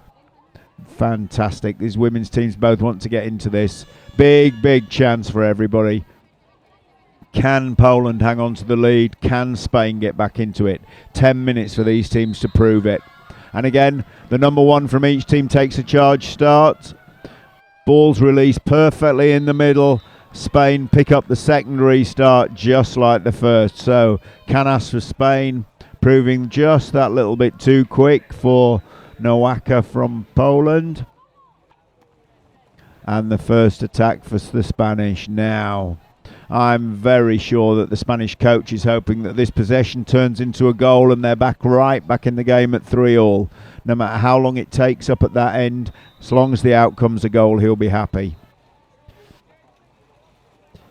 Now the Polish defence again dropped typically to the 2-2. They favoured through the half. They're prepared to cover the ground and do the work, but it does leave gaps. And that gap... So the dream start goes Spain's way. They win the ball, they hold the attack, they keep it up the front until Canas can force it into the goal. Look at this replay. You can see the pass inside, perfectly executed, and Canas just waiting to smash it into the right-hand corner. Poles take a quick restart, they're coming back down. So the dream start to the second half for the Spanish team leaves the scores tied at 3. Poland to respond. They had 60% of the possession in the first half and only made a 1-goal lead. They have to concentrate.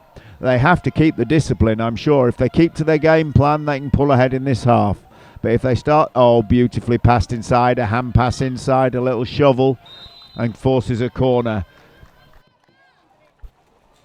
Yeah, perfect start for the Spanish team. They just managed to get back at the beginning of the second half. That's what you're always aiming if you're a bit behind after the first half. And then now the game starts from scratch. A corner for Polish team on the left side. Long pass back. It seems that it doesn't make a lot of sense to try to block a pass because Polish player can make long passes and strong shots just like you've seen now. It seems that it was Monika Kulas who makes it from a far distance in again. Strong shots and really precise. You don't have just a strong shot, but you have to make it to the corner of a goal. Otherwise, the goalkeeper will catch it easily. And again, the Polish team is 1 goal ahead.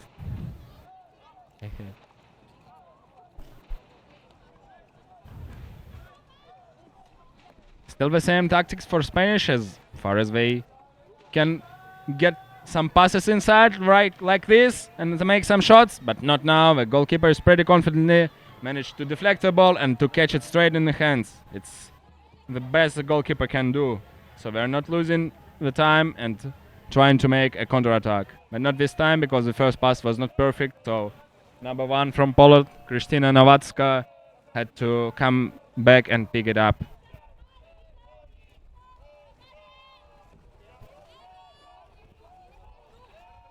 Number 7 fakes the shot and makes a nice pass to the left side. Nice center pass. Number 8 inside, another pass. And probably it's going to be one more pass, but no, it's not necessary to make one more pass. Krystyna Nowacka, after a series of perfect passes in the offense, makes it in over the 2 or even 3 paddles. That's why we say in Canoe Polo that you always have to paddle, not just waiting while the player faking and waiting the best shot ever. Just move the boat. Don't try to catch the ball with the paddle. That's the rule. And if you don't follow this rule, you get the ball in your net.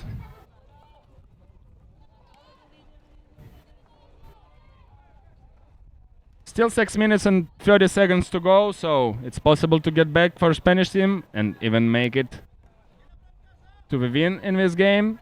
So there is no need to get worried so early. Another opportunity, another try of a center pass. It seems that there was a fall. It was a paddle fall from a Polish player, and there will be a really dangerous free shot. Impressive shot, but unfortunately hits the top bar and it's out.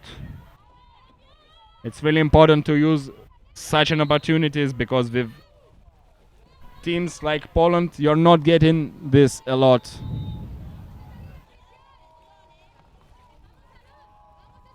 Fast substitution, and Spanish team is all ready to meet the Polish players. It seems that they're gonna make a pressure. Maybe even with 5 players, goalkeeper is still in the goal, but all the other players are outside to make a pressure. But it seems that it's gonna be a bit dangerous. Number 2 is one-on-one, but not in the best position. Moving the goalkeeper, but it's not a goalkeeper attack. Why? I don't know.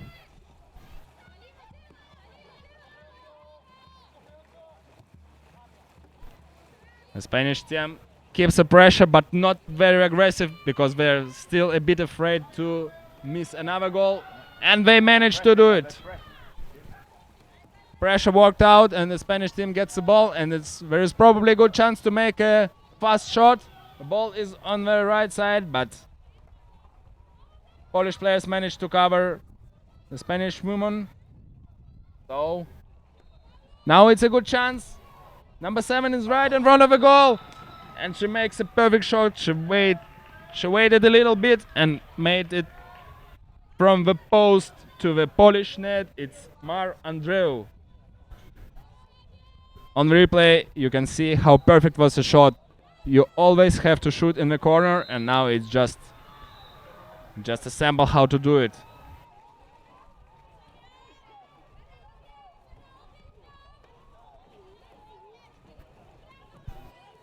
I love the way the Spanish have gone and pressed 5 out right from the start. 5 minutes to go. They've put their intent down. They won the ball back and scored there, and they're clearly looking to do it again. And I know this Polish team's got speed, but they don't seem to be realising they have to use it right here, right now to make some space. Because this is the chance now, because number 1 made the space. The pass to 8 can go. Oh, wow, wow, wow. Off the bar. She faked it. She looked away and threw it. If that had gone in, that would have just been perfect. Now we've got a game. The Spanish aren't going to sit and take this loss. They're coming. This is going to be 4 minutes of canoe polo at its best. Oh, referee, keep us playing.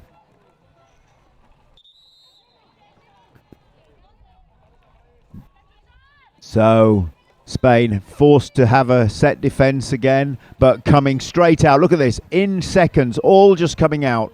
Everybody's committed to this. It's not perfect, but it's out. Now danger right in front of the Spanish goals. A Polish player, she receives the ball. Can she shoot? Can she score? It's blocked down and it picks up. This press has worked again. That's twice. That's twice for Spain now. That's quite a feat because the Polish are good paddlers.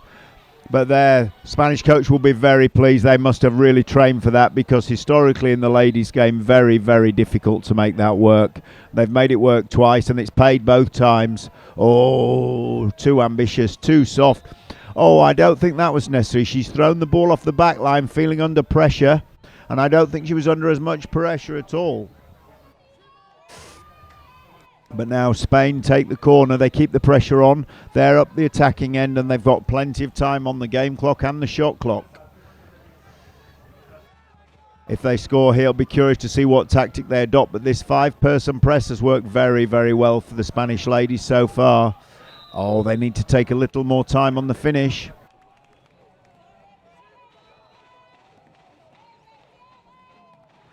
Corner again. There's still a long time on the clock. Obviously, the Poles have a 1-goal lead. As the clock comes down, they'll be happy to just defend it out for a corner. But at the moment, just too long left for them to rely on that to see them to the end of the game. They have to get the ball back and put some pressure back on the Spanish. Spain seems to have just slowed this game down. I'm not sure that's the wise move. When they picked the tempo up and pushed up Poland, it worked for them. They should maybe keep to that tactic. But here, can they craft a good chance? Oh, off the post, out for a goal line throw. So what do they do now? They keep pressing. They keep pressing. 2.5 minutes to go. Man for man mark. So risky for the Spanish, but they're confident that they've got to do it. They've only 2 minutes to win the ball back and score. A draw would be much better than a loss, and a win would be much better than a draw. So step by step, here's the long ball forwards.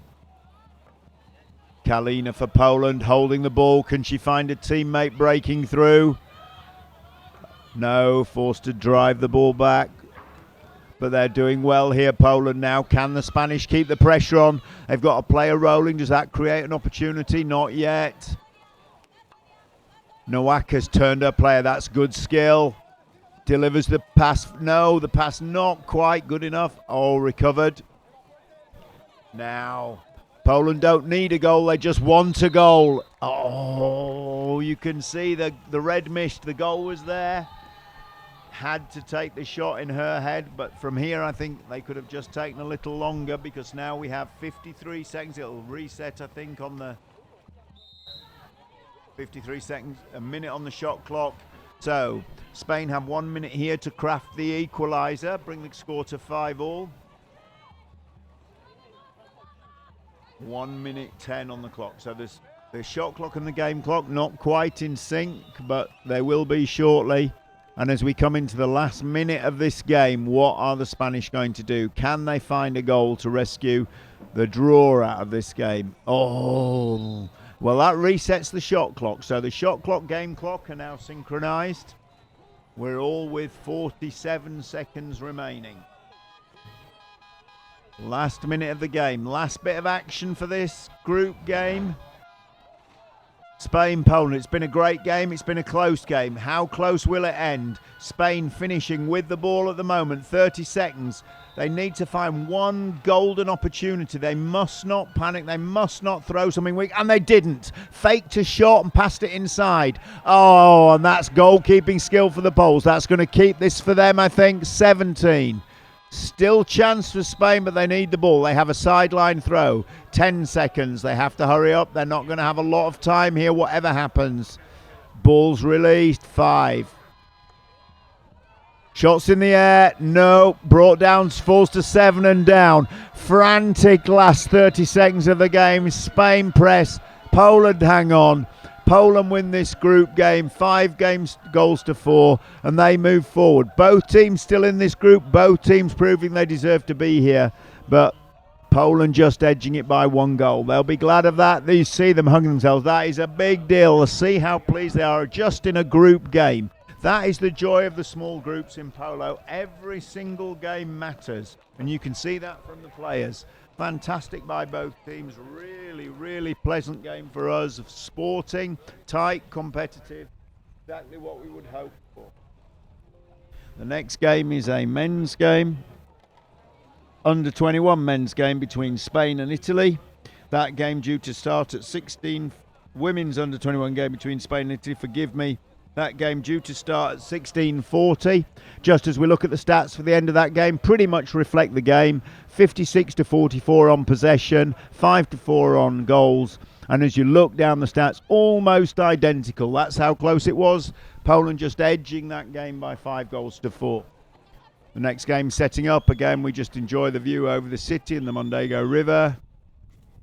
Teams changing over.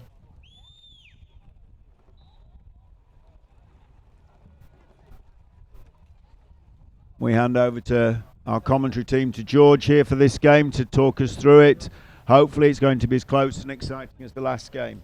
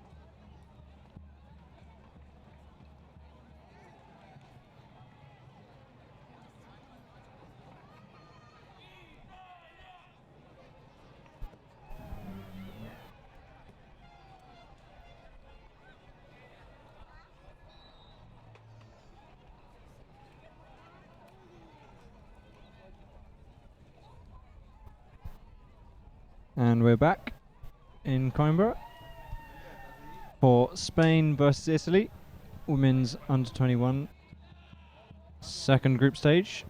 This is in fact, I believe, a repeat of a game we had this morning, where these two teams faced off for second and third place in their first round group stage. In that one, Spain just edging it over the Italians.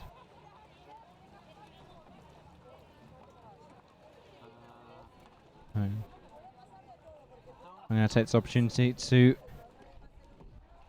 thank the organisers, the Portuguese Canoe Federation and the European Canoe Association, and of course the Coimbra City Council and the University of Coimbra, along with the local club Club Fluvial de Coimbra, who have helped by providing the facilities we're using today. Also our sponsors, August Santa Casa and Upin Sports, who have supplied all of the goals for this competition.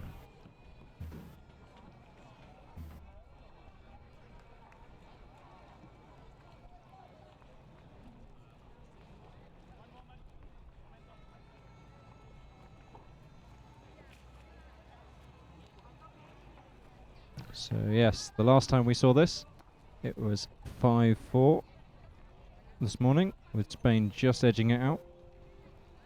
In that case, the second and third teams both went up into this group, along with Germany, I think. I'll just check that.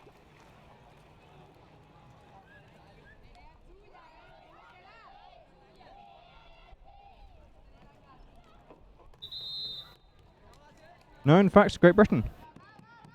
So between these three teams, 2 go into the semi-finals, and 1 drops into 5th, 6th playoff. Currently, Great Britain has beaten Italy, winning 5-2. So very much for Italy, this is their last chance to get into the semi-finals. And starting the game off, we have number 7 for Spain, Nuria Saez. And by the looks of it, number 2 for Italy, Zoe Feynman, going on the sprint.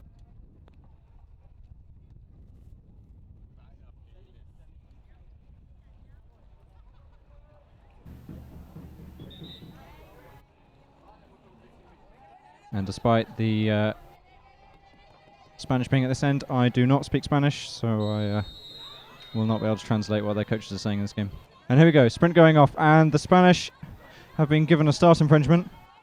So Italy do start with the ball. Spanish instantly going to set up the defence, and Italians starting their first attack, starting with possession.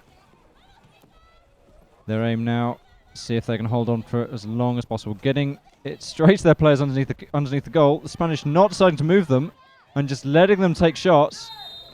And that's blocked nicely by the Spanish defender. Their coach will definitely be shouting at them to push and turn them around. Stop them getting those shots, just being able to sit there and just pop them at the keeper.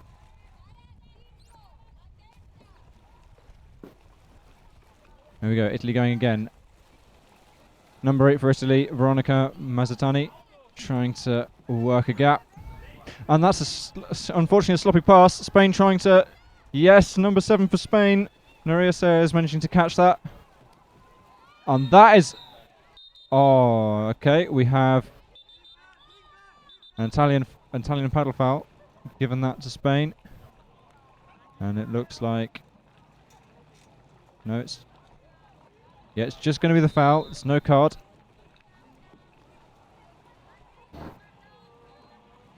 Spain's turn.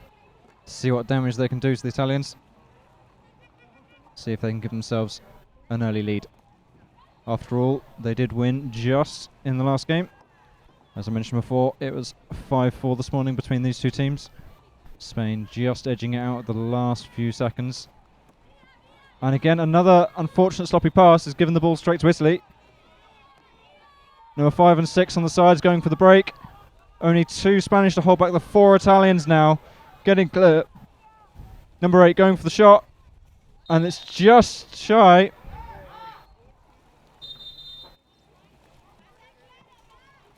That's a bit of a shame. That was a really nice break by the Italians. Getting 4 of their players to 2 of the Spanish up the pitch. That's no light.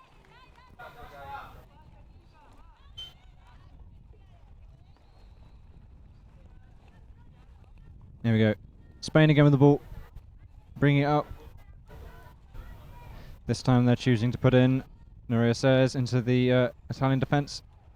Trying to work another gap. Between the 2 of them and Neath Leon, trying to see if they can force a gap. Neath Leon going across, trying to take out one of the side pins. Sticking to a tactic they know and understand. This leaves number 8, Veronica Mazzanti. The Italians just left in the middle trying to defend shots like that. And that's exactly what she wants to do. Block those shots coming in, act as a barrier for their speed. Put off the Spanish shots so they can get the ball back. Still 0-0.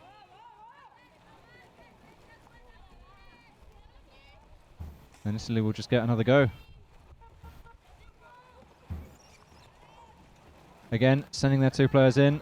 Looking like they're trying to squash the Spanish defence, but they're getting quite close to the keeper. They're going to have to be quite careful. Spain, on the other hand, number 1 for Spain, Sarah Barber, just pushing straight out towards the side.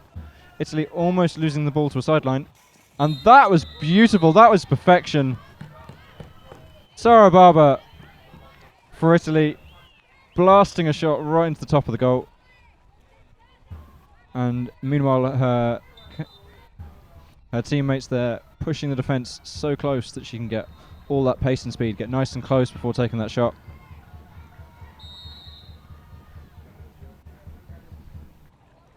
So, 1-0. Italy just ahead. Interestingly, mirroring exactly what we had in the last game. Italy started ahead. Spain then equalised, and Spain then got ahead and managed to hold it back and forth, but always getting ahead as Italy kept drawing for the rest of that game. We wonder if we'll get a repeat again, and that's unfortunate. Drop pass there. Sarah Barber going for the break. There's quite a few Spanish players there, and it's just not going to work for them. Zoe Feynman.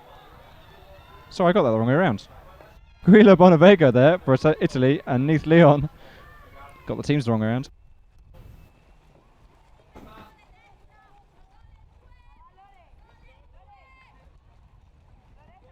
Spain again. Bring the ball round. Sending their players in. Trying to work their way a gap. Sarah Barber correctly this time. I got the name right, that one. Trying to work a gap. Getting both of the Italian players there to try and work on her. And they... Oh. Managing to get in tight, but choosing to take the shot from further out. Unfortunately, the 3 Italian paddles in the way of that. Interestingly, they're doing exactly the same as the Spanish did earlier. Just kind of sitting there and holding their paddles in the way, hoping the number of paddles to help. Looks like they've just got a play on there, but the shot clock has not reset. So I assume that was the referee. I didn't actually see the signal, just heard it.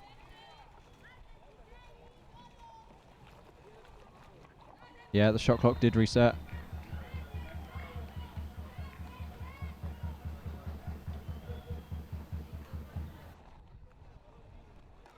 Spain again, pressing in nice and close. Letting the Italian players have a lot less room to manoeuvre in. When the Spanish players come in, they want the Italian players tied up, unable to react. Just like they're squeezing in past, forcing the top man to come in and cover that run in. And here we go. Neath Leon going for the shot. Not quite. Bit too high.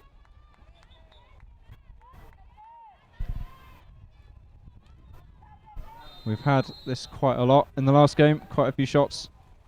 Not quite on target. I don't really know why they do so, but it's just Guess it's the excitement of the moment.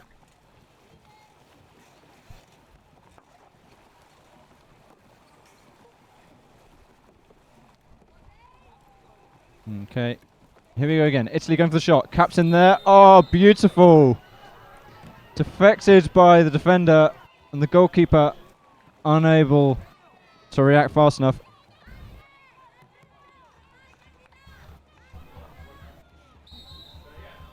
So Italy already 2 ahead, so this is different from the previous game.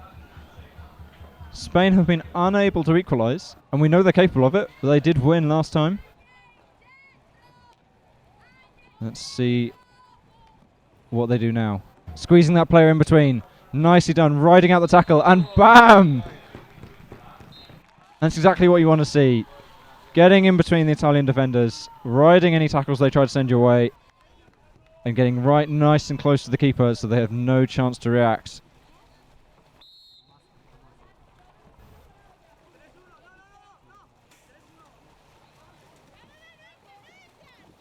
Okay, they're back up by 1. Only 1 goal in the difference now, and there we go. Italian player there holding up their paddle to try and say that they weren't pushing the Spanish player, but they'd already done the damage. Losing the ball by knocking them into the keeper. That was Margherita Pontecorvo for Italy, and a nice block there as well. Spain having another chance to try and equalise, get themselves back on the path.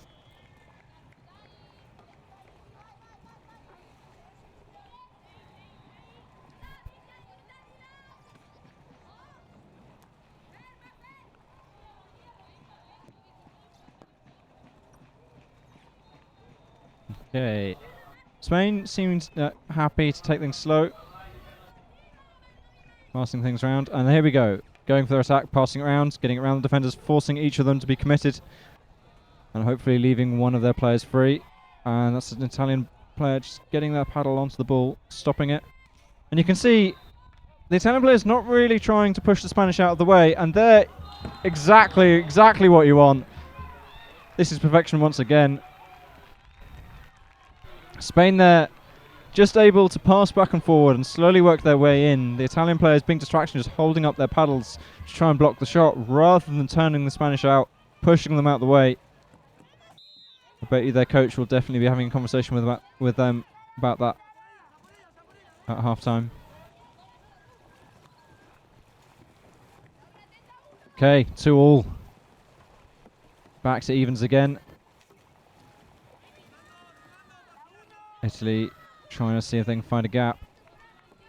They currently got 2 of their players. Oh, that literally bounced off the bar but did not go all the way in. And yep, the goalkeeper there putting it across the line as they got pushed back. That shot just bouncing on the bottom bar, partly going in but not enough. It has to pass all the way through the plane of the goal to score.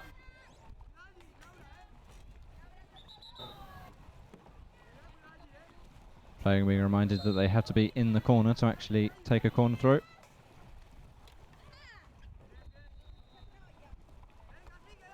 Italy going again. None of their players really in there, choosing to take the shot from miles out. And unfortunately that just gives the Spanish goalkeeper that much more time to react, that much more time to get their paddle in the way of that shot.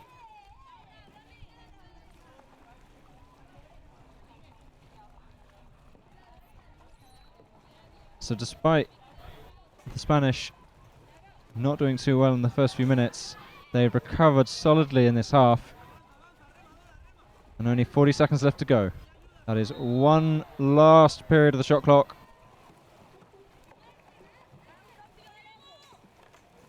And here we go. Italy going for their final shot. 25 seconds on the shot clock. They've got time. They can reset this if they choose to. Oh, nicely done. Number 8 for Italy, Veronica Mazzarti. Able to sit there as the Spanish players push their own goalkeeper out of the net.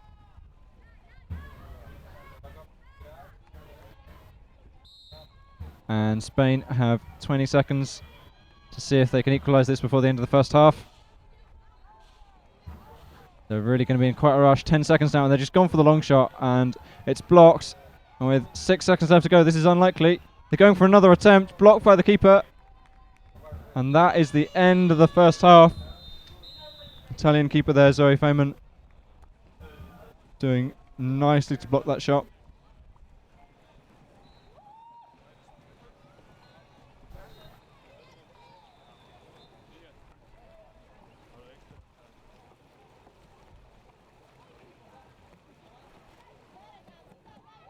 So here, coaches will be having a short little session just saying this is what we need to work on.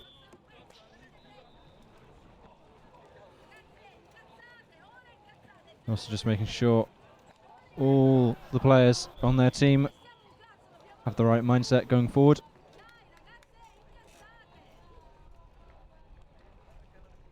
You want to be calm, thinking clearly, but at the same time you want to have the energy required to push the other team around as you want. Here you go, the statistics. Spain getting more shots, less on target, and even less in the goal. Italy, every single one of their shots on target. Unfortunately, only 3 of them going in, but still solid. Of course, Italy with that 1 green card. And most importantly, with a the lion's share of the ball possession. Though, worth noting, of course, the shots. If Spain can get some more of their shots on target, they might not need the possession to win this game out.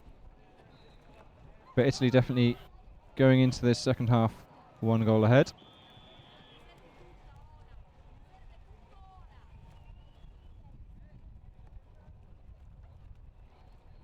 Here we go, lining up for the sprint. Bit early, there's still a minute left on the half-time break.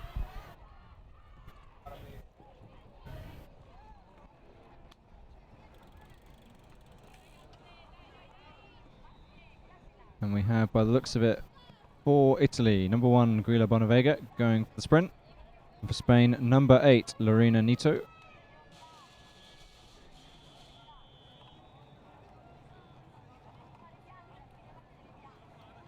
Line judges are making their way out, so we'll be starting shortly.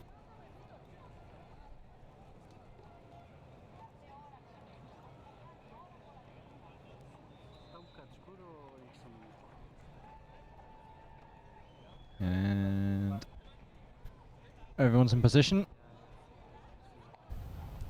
Refs are ready.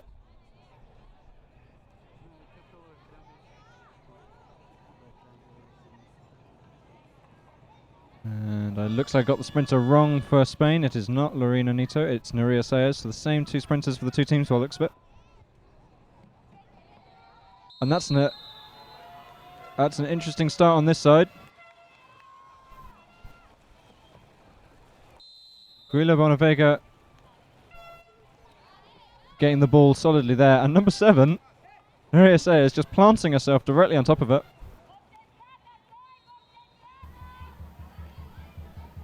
Here we go, Italy driving the way through, going for the shot. The captain there, Agnes Dorin, blasting her way in. As you can see, she receives the ball. There's no defence there on that side, and just aims to get a one-on-one with the keeper. No defenders there to stop her, putting Italy a comfortable 2 goals ahead. Spain will really need to pick up their game if they're to get back into a position they did last time. The score for the game last time this was played was Spain 5, Italy 4. Oh, that was cheeky little pass in there. Number 1, oh, almost a battle foul, but they've got to play on. They've gone for the shot. Goalkeeper saved it. Italy back with the ball, and they passed it back out to a Spanish player. Italian defence not quite ready for this, and they're trying to get in, and unfortunately Spanish deciding to give them the time to reset their own attack. That was a bit scrappy, but Italy were just about saved there. Spain forcing more players into the zone, getting another play on. Another reset of the shot clock, another 60 seconds. Unfortunately for them, it is not worth running that out. They need the goals, they need to get some shots, and they need to get them on target. Another run in. Here we go, trying to get the ball into those players. They have 3 players in the zone there, and not a single one of them with the ball. Italy luckily not deciding to take advantage and commit to their other players out the back. Staying in. Still, you can see them looking for the pass into the middle. And they're just not able to get it past the Italian defenders.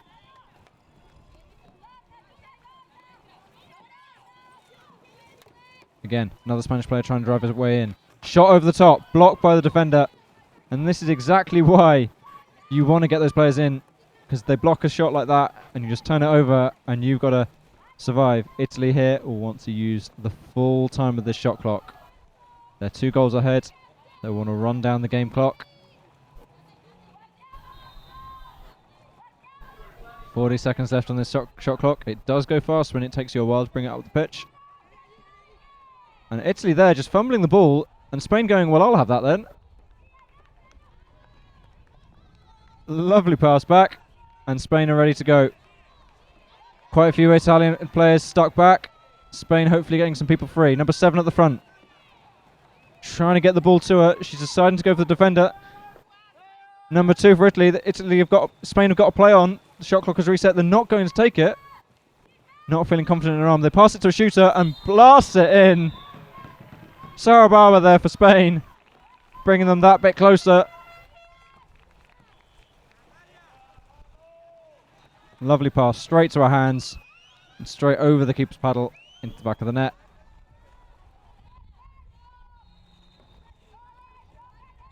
And here we go again. Italy starting their next attack.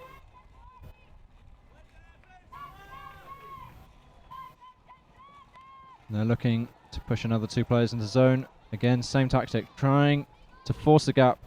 And this time the players are right next to each other. If they can squeeze... still live, that ball is still live, it hasn't gone out. So with those 2 players driving into the defence, they can try and squeeze another player in between them, and there's nothing the Spanish will be able to do about it.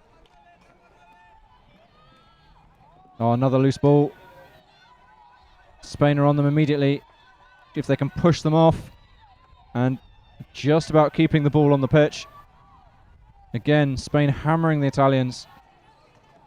Italians' pass is getting worse and worse until eventually the Spanish get hold of it. 7 going for the break. Can the Spanish get it to it? They launch it up the pitch. One more pass is all it'll take. One more pass. Just a slight fumble there, but they got it, and it's blocked by the keeper. Guila Bonavega saving that at the last minute.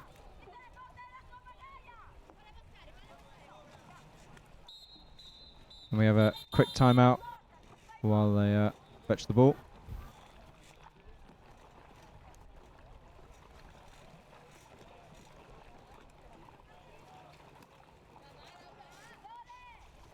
By the looks of it, the Italian goalkeeper choosing to sit on the back of her seat for the extra height.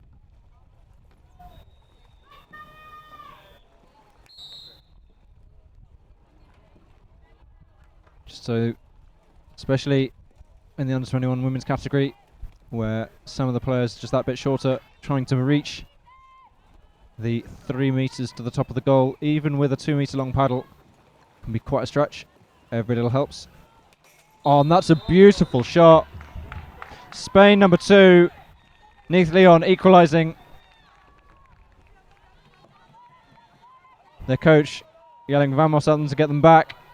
They need to be ready for the Italian counter-attack.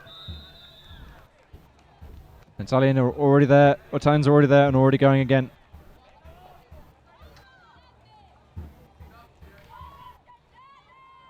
Here we go. Italy forcing their way in, trying to go. And they're taking the long shot again. It's blocked by the keeper.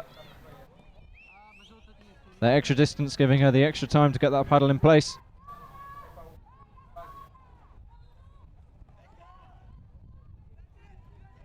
Italy choosing to take that corner short, and it going straight off again off a defender's paddle, giving them another reset of the shot clock off that shot, and another 60 seconds to take this. Italy no longer want to run that shot clock down. They need another goal. Put them ahead in the group. As I said before, this group of 3 teams contains these 2 teams and Great Britain.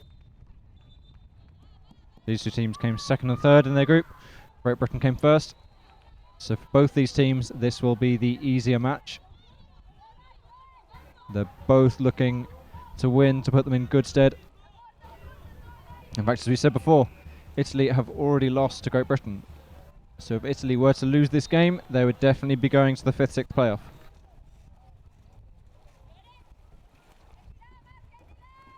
And here we go, Spain going for a long shot. The keeper gets to it and just about gets to hit the bar. Spain getting another corner. Yeah, as you can see her there, sitting on the back of her seat to give her the extra height. Okay, here we go again. Spain coming in. Italy putting that bit more pressure on each of the people coming in.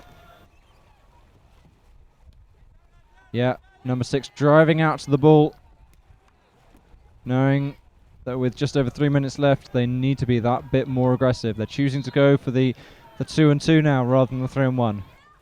Spain potentially getting a shot here. They go for it. And oh, nicely done. That's no lie. Number 2, Neath Leon, blasting it into the top of the net. And Italy will now need to do seriously well to get back up.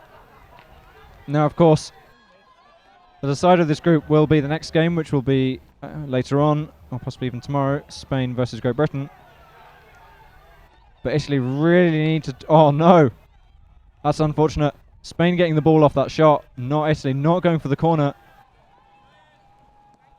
And Spain potentially just trying to hold on to the ball. Italy, of course, have noticed they really need the goal. They've gone 5. They've gone to mark every single one of the Spanish players. The idea here being force a mistake by the Spanish players, force them to make a bad pass, pick the ball up from it, and we have an obstruction by the Spanish down the far end, which has given the Italians the ball.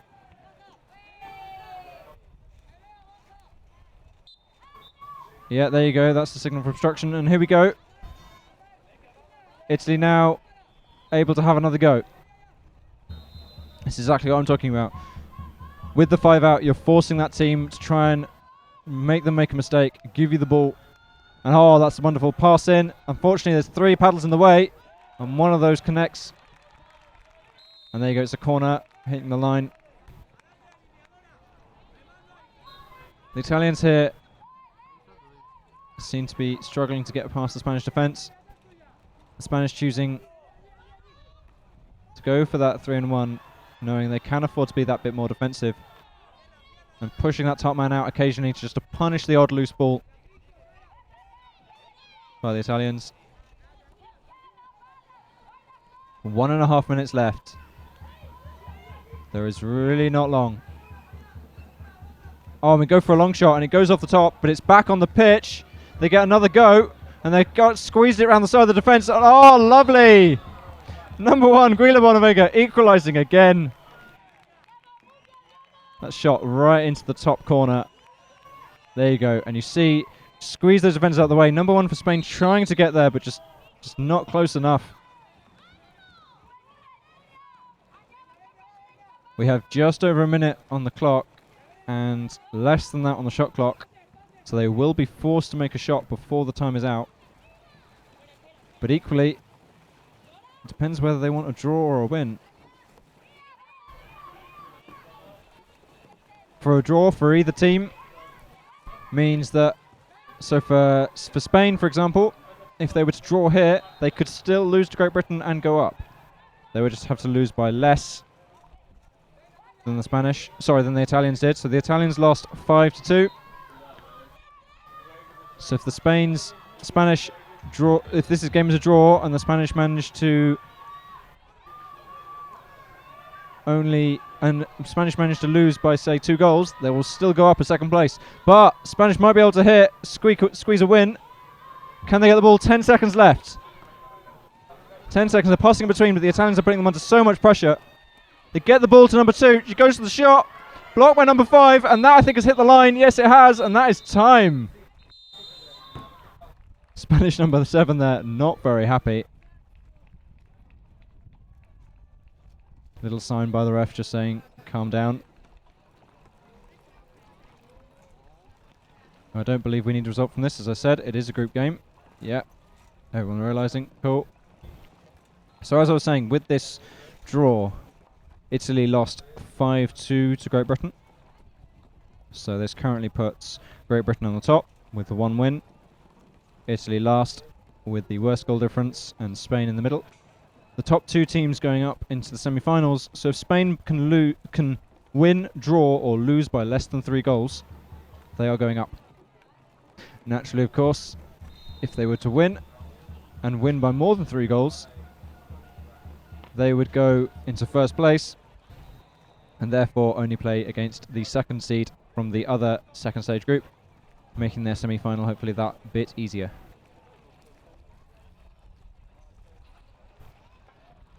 Next game on this pitch is France versus Netherlands in the men's under 21.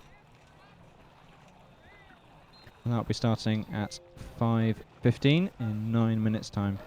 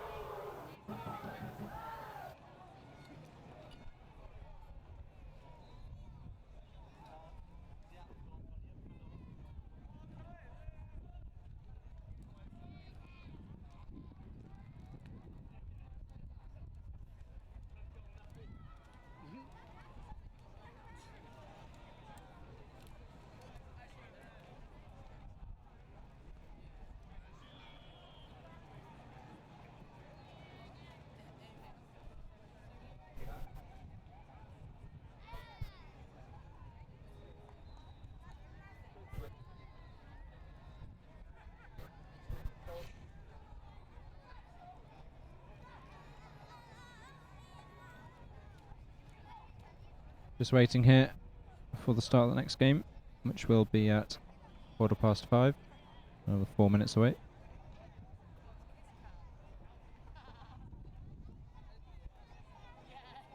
That will be France versus Netherlands in the men's under 21. Second round group stage.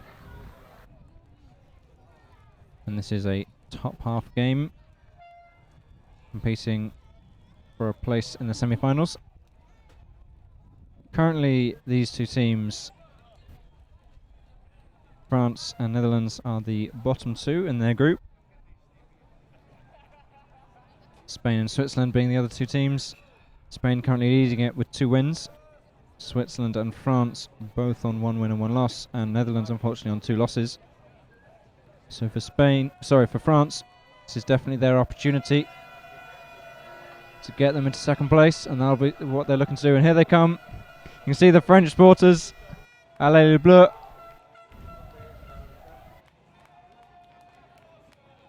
Coming onto the pitch.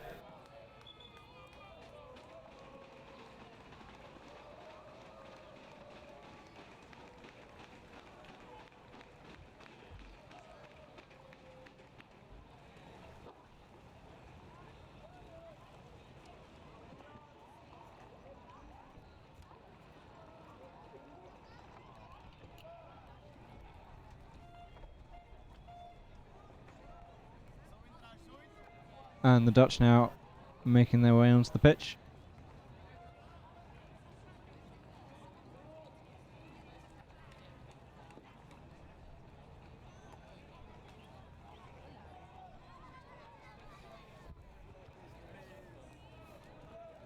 Or if by making your way onto the pitch, I mean hanging around just outside the entrance. Here they come. And there you go, the Dutch crowd in a very bright set of orange t-shirts. The Dutch making quite an entrance.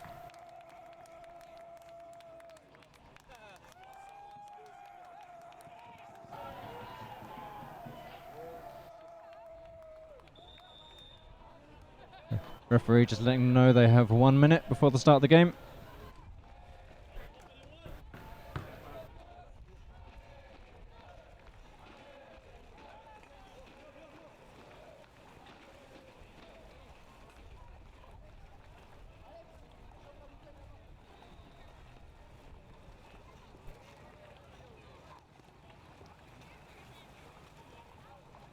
Players here for the Netherlands.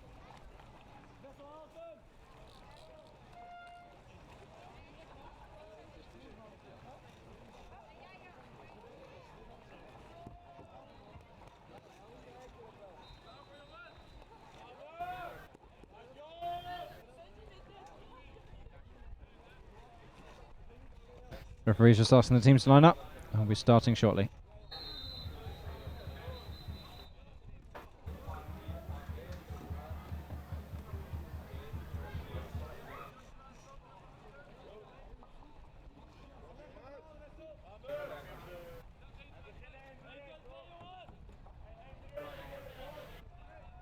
So, lining up for the sprint. We have number 8 for France, Yacine Medouar, and number 4 and 1 for Netherlands. I can't tell which of them will get there first.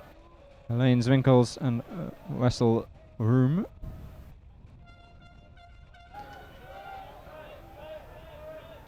And off we go. Wessel Room going for the ball here, but the French Yacine Medouar beating him to the post.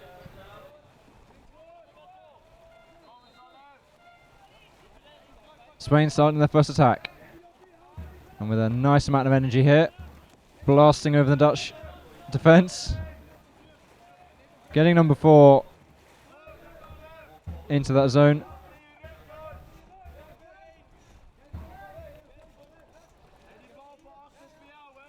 And they're going again. 30 seconds left in the shot clock. They've got some time, and they go for the shot, and it hits the bar. Number 8 there, Yacine Medouar. not being hit by the keeper, so missed him entirely.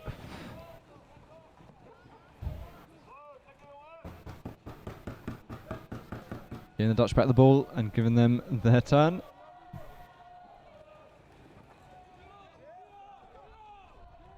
Cheers of Allez le Bleu coming from the crowd. Both the French and the Dutch have brought large contingents of supporters here. Dutch deciding better of that attack and choosing to reset back out, give themselves another go.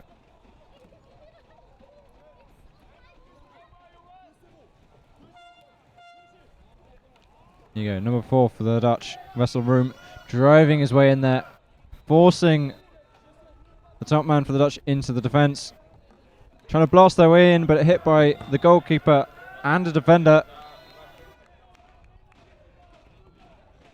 We're going off and giving Dutch a reset. And another go.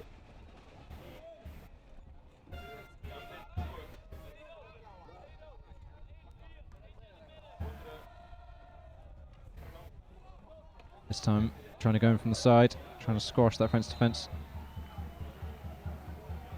There you go, the Dutch piling in, going for their start. Oh, Bo going straight up in the air there off the French.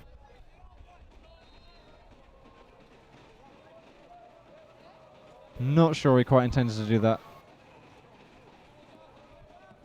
The Dutch here consistently trying to go over the French boats rather than under. Generally, if you were to go under, you get slightly better purchase with the water and able to drive the opponent's boat that bit further. But of course, if you're trying to get over them and get past them to get to the shot, and that, oh, we have, yeah, number 1 for the Dutch hitting number 1 for the French in the body. And they go for the shot on that break, and oh, lovely! Bouncing off the 2 bars into the net, and looks like we'll have a card.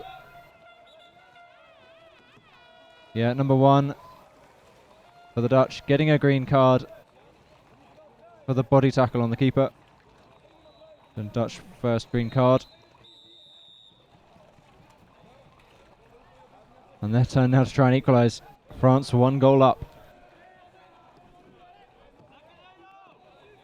As I said before, the French have currently already won a game in this group. The Dutch have lost both of theirs. Oh, and that is a paddle foul by the Dutch in the zone, giving France the ball. The ball went underwater a bit, which gave the French a little delay on their break. And he's going for the long shot over the top, and it hits the bar, despite having 2 passing options. And the Dutch drive in and snatch it back. Number 1 there going for a cheeky roll on the ball.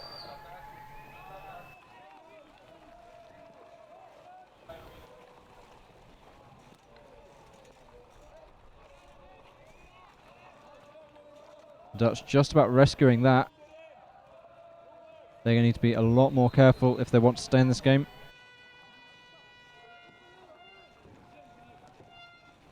The French, on the other hand, will be disappointed they didn't manage to convert that.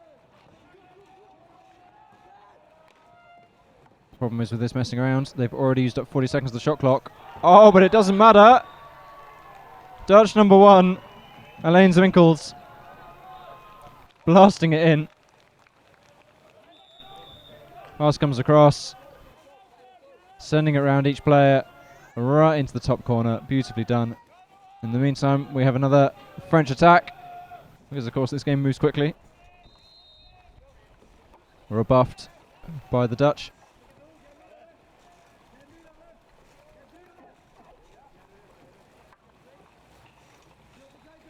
And here they go again.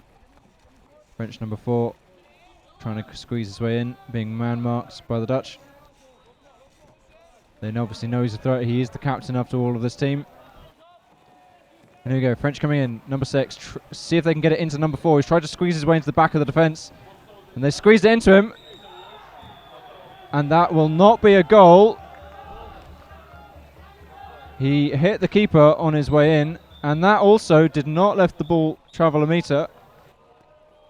Yeah, here you go. That is a green for number 4 for France. And that will be for not letting the ball travel a metre.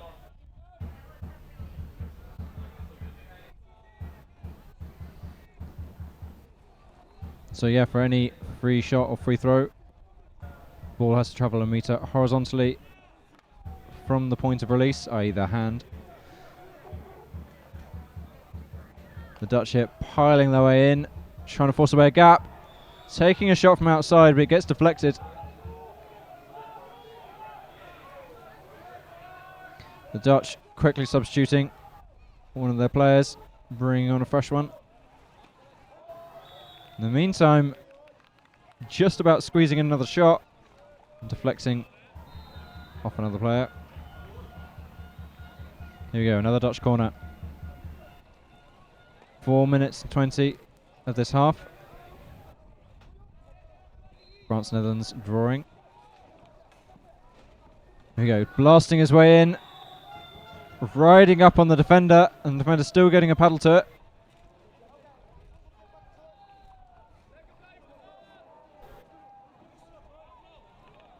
The French here doing a solid job of keeping the Dutch out, which can't quite be said for the opposite at the moment in their previous attacks. And here we go. This time, the Dutch getting number 8 in underneath the goal.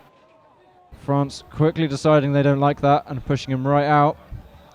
But the act of doing so, spreading their numbers a bit thin. The Dutch scrambling for that ball. And he, in the process of scrambling for it, has lent on a French player, which gives France the ball. And they get to go again.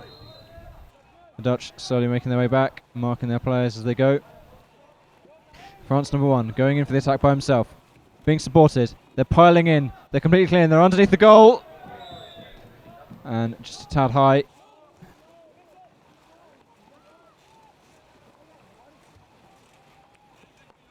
And so Netherlands are just handed the ball straight back. Less than 3 minutes. Another 3 shot clock periods to go. Though most of the time, neither of these teams are, and to be fair, neither of them will want to run the shot clock down. It is a draw. They both need to get a goal before the end of this game, but of course we do have a whole 12.5 minutes left of this game. And that goal was blocked straight. That shot was blocked straight by the keeper. The Dutch here consistently having to shoot from outside the defenders. The French defenders doing a solid job of keeping them out.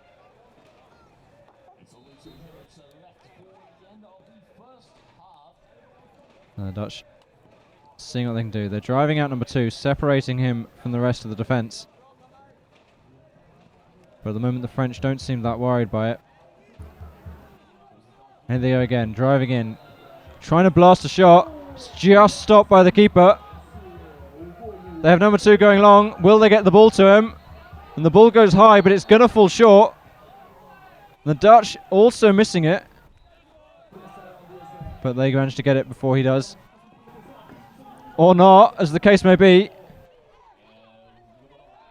And that, yeah, the Dutch managed to keep hold of the ball there just.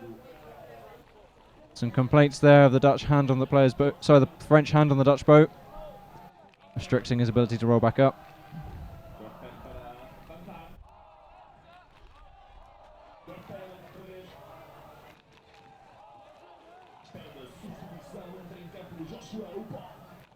There we go, Dutch having their next go.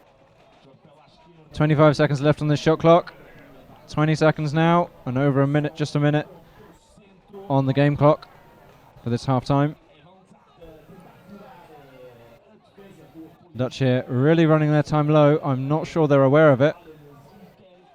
Number 3 for the Netherlands realising what's happening and making the run back while the others go for the shots. They've taken a shot and they managed to keep hold of the ball.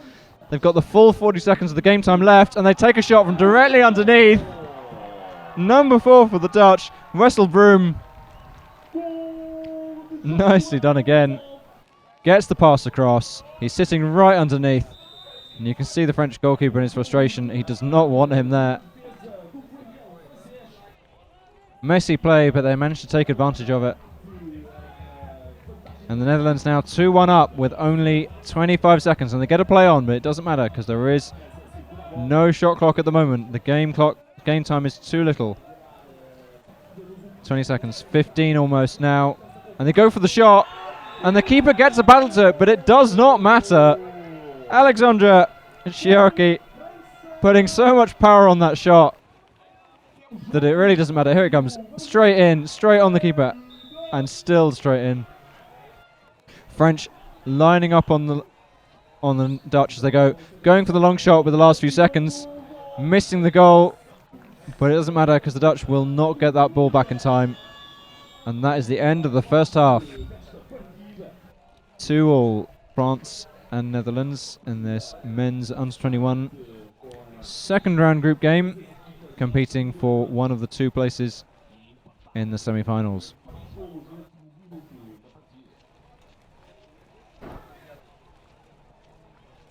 This competition also was organised by the Portuguese Canoe Federation and the European Canoe Association.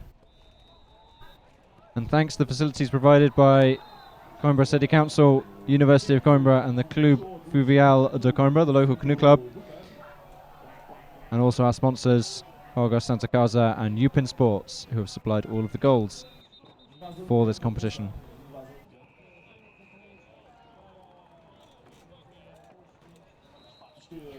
We have a few ducks who have decided to join us on the pitch here. Hopefully they won't stay for the start of the second half.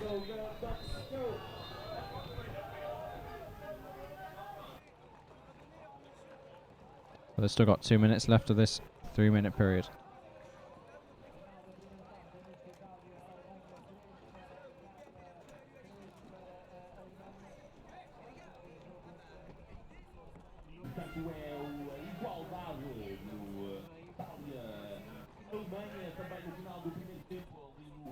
So yeah, as I mentioned before, France here have already won a game in this group. They've also lost one.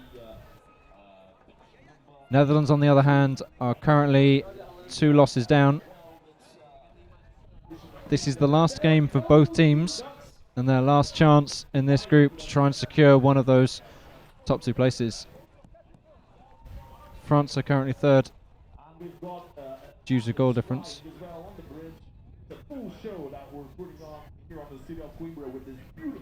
Yes, so France 1 goal behind in... Oh no, in fact, on the exact same goal difference as Switzerland.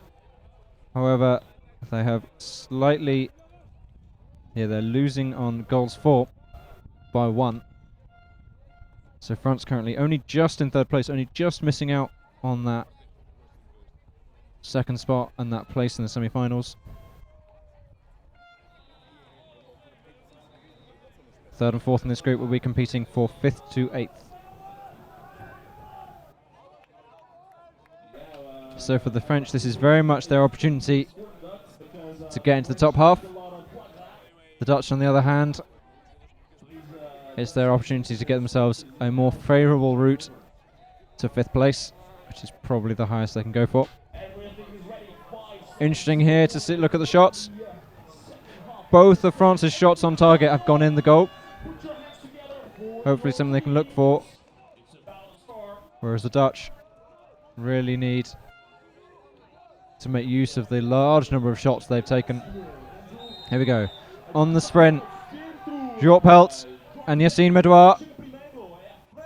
Yassine Medouar getting the ball, and Jort has been whistled up, blown up for holding on to the French player. France gets a start.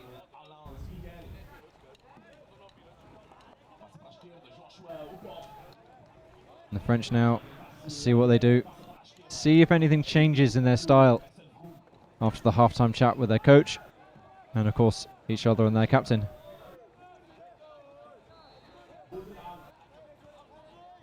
French here, putting in their 2 players. They're both committing to the left-hand side.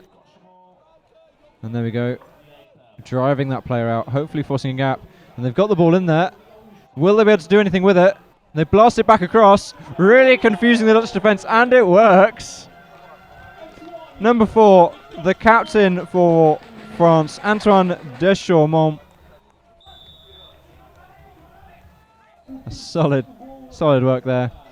Distracting the Dutch defence over on the left-hand side, squeezing a player into the gap they left, and just getting the ball straight to him and straight in the net. France also deciding they aren't happy with just winning. They're pushing the two players out. They're going to chase down the Dutch. A significant change from the first half, leaving only two players to defend their goal. And as you can see, the Dutch got really close with that last shot.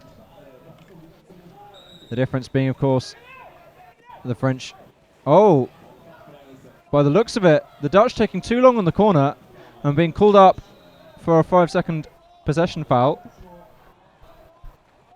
So France getting the ball immediately, and the Dutch losing their opportunity to try and fight back.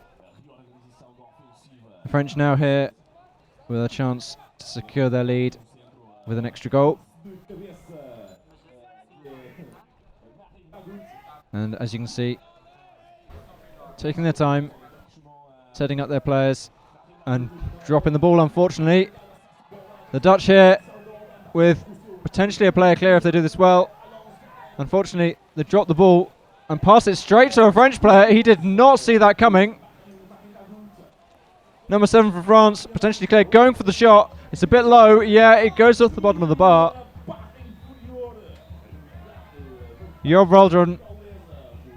France. Marine Lagut just missing that. But that was a serious slip up by the Dutch there. Passing it straight to their last man, who had a French player right in the way. And then to return that, the French just recovering there. The Dutch able to send a ball straight in. Getting deflected only just. And here the French go again. Really upping the pace of this game. Running in. Goalie getting himself in position. Hoping to save this. And here comes the ball. Two paddles in the way. And I think he just lost his grip there. Bit unfortunate. And we're back again. Dutch and another bin. Another roll up and passing it out. And this time the Dutch choosing to slow things down. After all, the last few breaks for them haven't worked out well. They've taken the shots, but the French have capitalised on it immediately and almost broken back on them every time. French here still sticking to the 2-2, despite being a goal up. They really want to add the pressure to the Dutch team. He tries to play it across, and the French just gets a paddle to it, keeping it for themselves. A lot of Dutch players in between that and the goal. They were able to slow down, and yet France choosing to delay, letting the Dutch set up their defence just a little bit before the French pile their way in. Number 6 for France, trying to get underneath the goal, trying to be a potential shot there, and then if they can get the ball to him. The Dutch now trying to block every player in, stop that ball getting in the middle. An interception, but just recovered. And they reset. They've used up half the shot clock time here. 24 seconds left. 20 now. And they go for another attempt. And they go for the shot. And it's just too low. Doesn't touch a paddle. It just goes underneath the bar. The Dutch now with their attempt to try and level this game out. Two Dutch players driving their way into the defence, trying to beat the French to it, get themselves a favourable position. And here they come, number 8 for the Netherlands, number 6. Riding in, but just doesn't have many options. The France trying to get so many paddles in the way, and he goes for the shot, and they've got that player underneath the goalie. Will he sneak it around the paddles? He's trying for it, and he does it! Number 4 for the Netherlands, Russell Vroom, dancing the ball around Alain Zunkel's paddles until he just doesn't have the speed to react. France 3, Netherlands 3. Worth mentioning, a draw is probably not enough for France in this situation. They need to put themselves ahead of the Swiss in this group, and we have a timeout. That is not a goal. There was a timeout called before that. He's calling over number 8 by the looks of it. I'm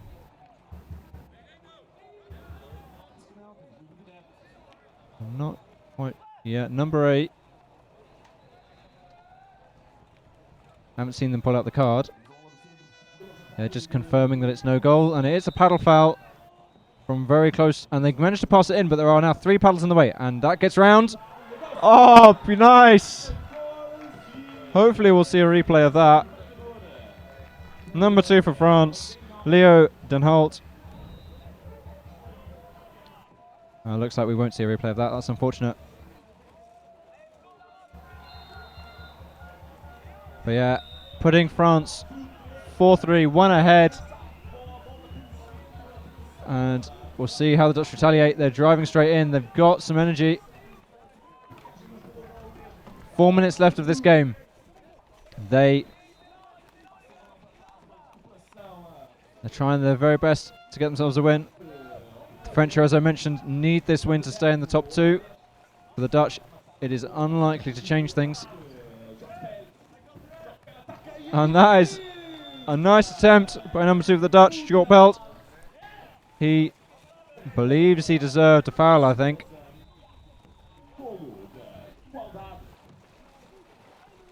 There you go. France sticking to their 2-2, sticking to keeping the pressure on the Dutch.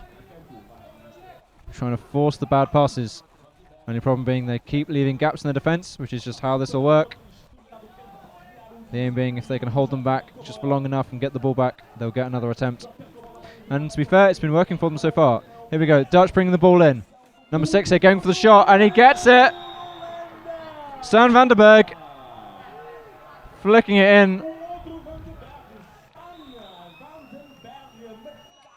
There you go, nicely in.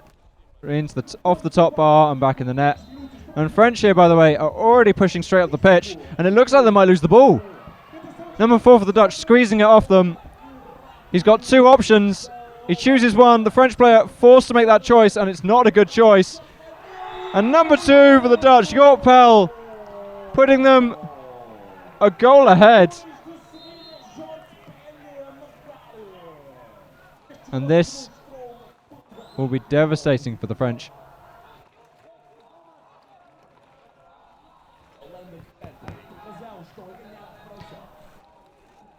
Having just looked at the scorelines, the Swiss do only have one win. So for the Dutch here, a win here, depending on the Swiss's next game, could put them in that top 2.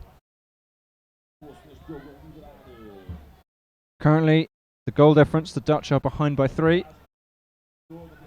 And the Swiss are on exactly nothing.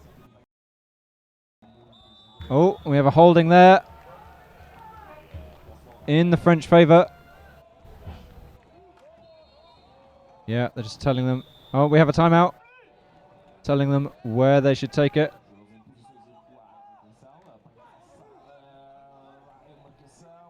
And here we go. They're in the right position, presenting the ball, and here we go. Number 4 bringing it out. Passing it to a runner, taking the shot. And he's gone down on the ball. They've decided it was clean for the Dutch. It's theirs to start. The further they can get ahead, the better. I'm not sure who's the Swiss's next game is against. But if the Swiss were to lose, a win here could put the Dutch ahead. There is currently a 2-goal difference between the Dutch and the Swiss. And here we go, going for another shot. And he gets it! He gets it, he's happy with that. Rino van der Berg putting them one step closer.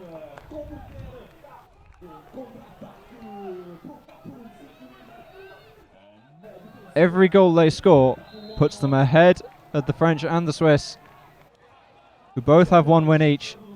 And that clipped off number 4's paddles behind his head. But they were happy that was far enough away and saying it's gone off and therefore is a goal line throw. The Dutch must come back to the goal line. It's worth noting there's only 1 minute 12 of this left. Been so excited I haven't even been watching the clock. Here we go, going again. French going for the 5-man press this time. They're not happy with the 2-2. The Dutch squeezing the ball past. Spreading out as best they can, forcing the French to follow them everywhere they go. And they're looking for the break. It deflects off a French paddle. Dutch just holding onto the ball. And they have a paddle foul in their favour. The Dutch spreading out again. Here we go. Them again with the ball.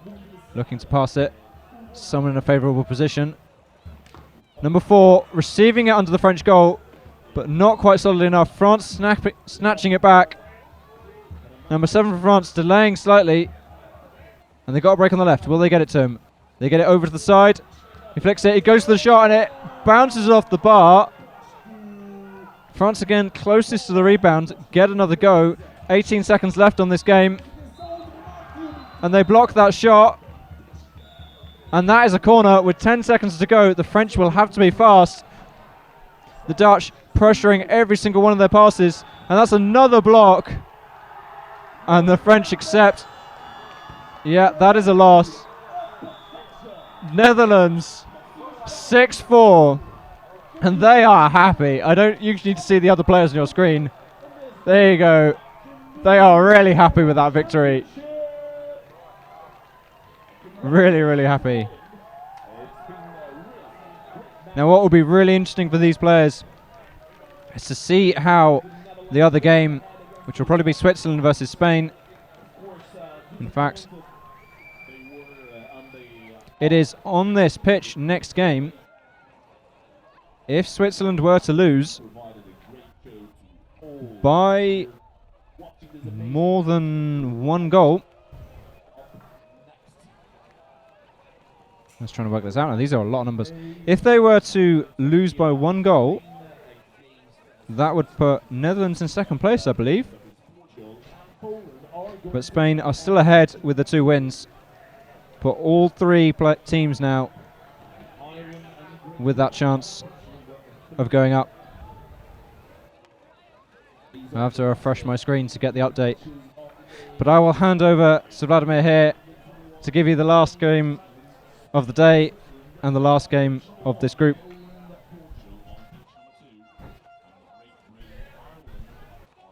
Good evening, dear ladies and gentlemen. And the last game for today on the pitch 1 is a game between Spain and Switzerland in under 21 men class. Just a few seconds ago, the game between Netherlands and France finished, and Netherlands has won 6-4. That means, as it was discussed, that 3 teams have 3 points at the moment, and a Swiss team just need a draw to get through this and to get into semifinals. Let's see if they will manage to do it.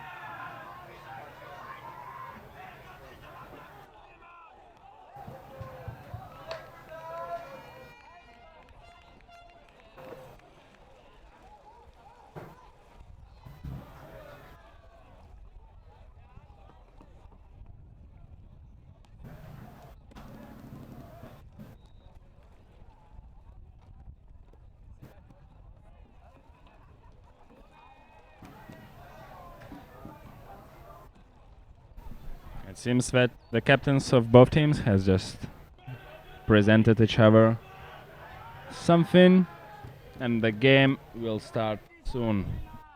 I remind you that currently in this group still nothing solved. This group just consists of France, Netherlands, Switzerland and Spain. Spain already has 6 points in the second group stage. Switzerland currently has 3. Netherlands has also 3 and France has 3.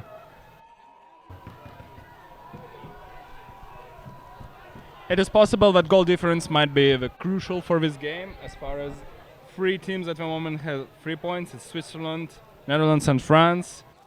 France has goal difference -2, Netherlands -1, and Switzerland is currently 0. So at the moment, straight to the semi-final should go 2 teams, Spain and Switzerland. So Swiss team needs at least draw to go through this round. Let's see if they will manage to do it.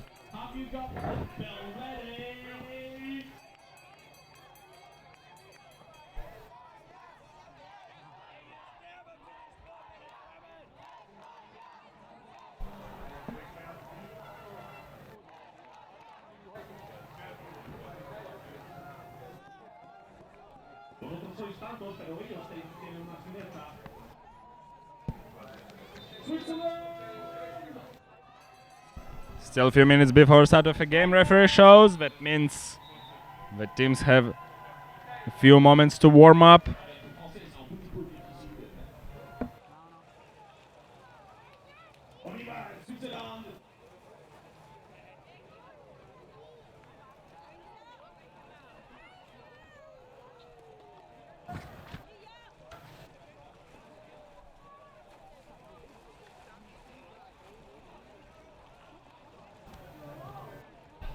And as far as we have a few minutes before the game, I will make you familiar with the players of both teams. Team Spain, number 1, Javier Arrego. Number 2, Samuel Pardavilla. Number 4, Lucas Garcia. Number 5, Alejandro Blanco. Number 7, Antonio Romero. Number 8, Ruben Arrego. Number 9, Dario Guerrero. And number 10, Mario Lopez. Team Switzerland, number 1, Andreas Hook. Number 2, Elias Werner. Number 3, Dario Stern. Number 4, Levi Kubler. Number 5, Mark Rugli. Number 6, Dominic Schaub. Number 7, Yannick Stauffer. And number 8, Livio Fogeli. It was a pretty close charge start, but in the end the Spanish player finished on the top of number 3 from Switzerland, Dario Stern, and the first possession will be with Switzerland. Swiss team sends 2 players straight after getting the ball inside and playing with 3 outside, and seems like that Spanish team have defense with 4 players in the line, which is quite interesting defense. Or maybe it's just a formation which they end up at the beginning. No, it seems that we're gonna play without a chaser, without a top player in the defense, and just 4 in the line. The first shot of the game hits the post, really dangerous. I think goalkeeper had absolutely no chance to block it. Wow, interesting first minute of the game. A lot of action. Another attempt for Switzerland. No, not now. Now there was 0 chances to make it in. Teams are always looking for the best opportunities. They don't want to lose the ball after the stupid shot. Another pass to the left side. Dario Stern shoots. Strong but blocked by defender number 4 from Spain, Lucas Garcia. First corner of the match is for Switzerland.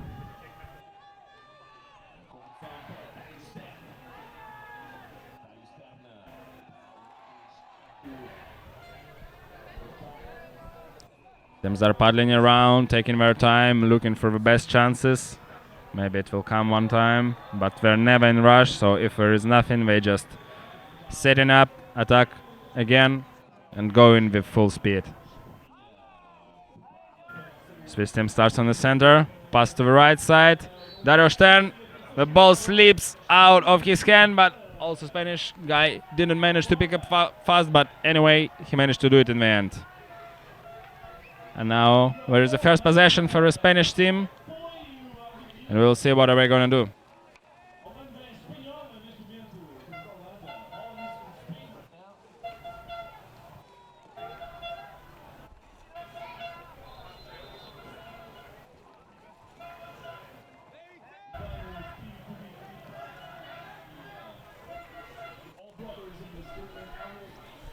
Spanish team also plays with two guys inside.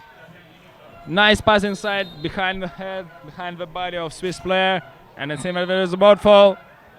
Shot hits the bottom bar, and now a free throw for Team Switzerland. It was pretty dangerous attack, as far as it didn't look so. It didn't look so, but it was. Sorry. Sorry for mistakes.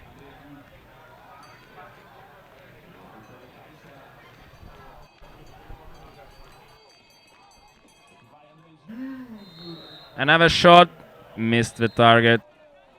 Not really well done, because I think there were a lot of paddles on the way. Not sure if you have to do this on this level, because each possession might be crucial on such a game.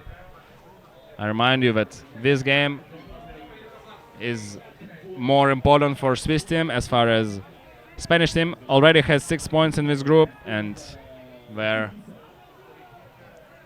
they are really close to get the first place in this group. But the most important will be the goal difference in this game. If Swiss team wins and get it with more than 4 goals difference, they're going to the first place. But if they lose with any goal difference, they might go down and not getting into semi-final. Spanish team is still paddling around. They're trying to keep at least one player always outside, not allowing for counter chances for Switzerland. But it seems that 60 seconds are almost left, and they have to make a long shot.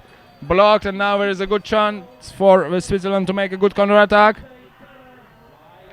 Pass to Dario Stern. He shoots and he scores. Impressive shot. Just impressive shot. Yeah, just watch it. No comments. Perfect. So the score is 1-0 now, and it seems that Dario Stern lost his paddle. And he's slowly now coming back to the defense. 5 minutes and 20 seconds left, and the score has been just opened a few seconds ago.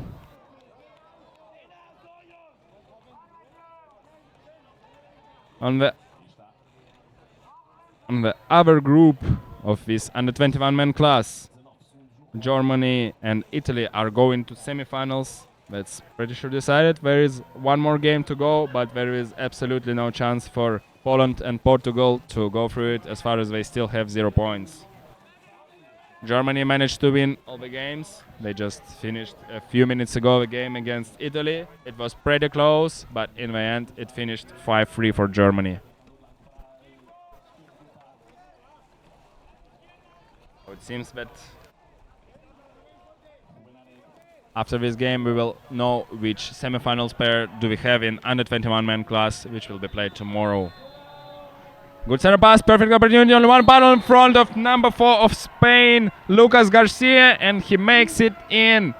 Perfectly done shot from this position. It's not as easy as it looks like, but he made a strong shot straight on the corner of the goal, and that's why it's in.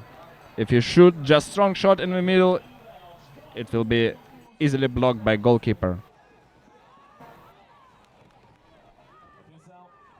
Switzerland puts the ball in. Another pass in. The player tries to push his partner a bit closer to the goal. There was still 3 paddles in front of him, so it's not so easy to score in these conditions. A lot of players in this case would pass back, but not this time. He was sure that he could make it in or at least get a corner. Spain team takes their time. They're just setting up all the players on the certain positions they want. They have huge distance to get the full speed and to try to go inside of the Swiss defense.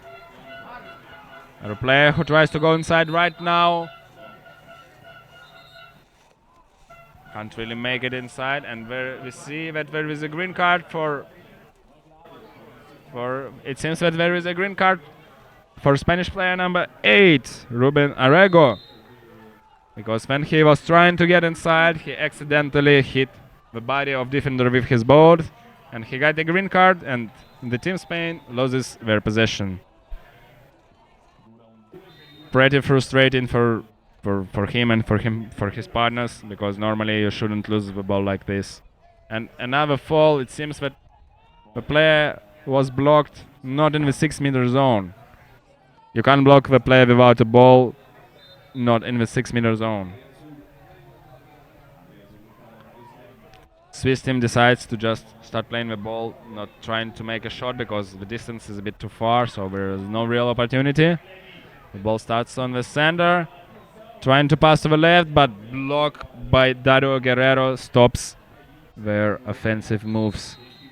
And we see that there is a goalkeeper attack. Also frustrating. Teams just sometimes do this sort of mistakes and nobody really likes it. It's always really, really frustrating for the teams. There's going to be a shot. 2 battles in front of him. Corner.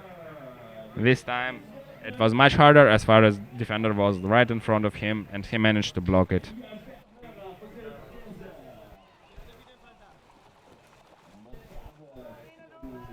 We can see that the amount of shots is equal for both teams. It's 4 for Spain and 4 for Switzerland.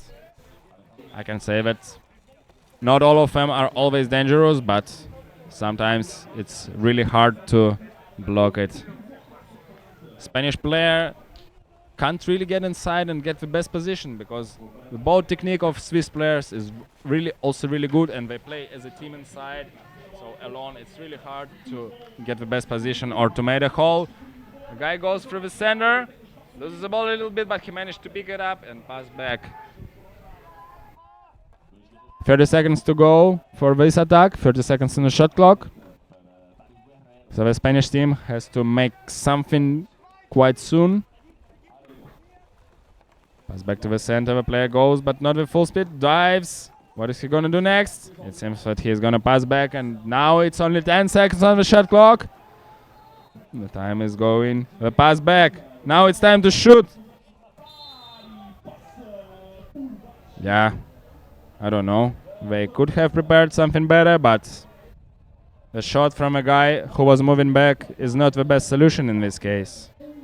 Anyway, it is the last game, the last minute of the first half of this game, and the possession is with Switzerland. It seems that they're gonna just try to kill as much time as they can, and it's not that hard. You have just to stay on the back line and pass the ball and wait till there are 10 seconds on the clock, and after that you just start attacking and shoot. The players are walking inside, trying to get the best position at the end of a half.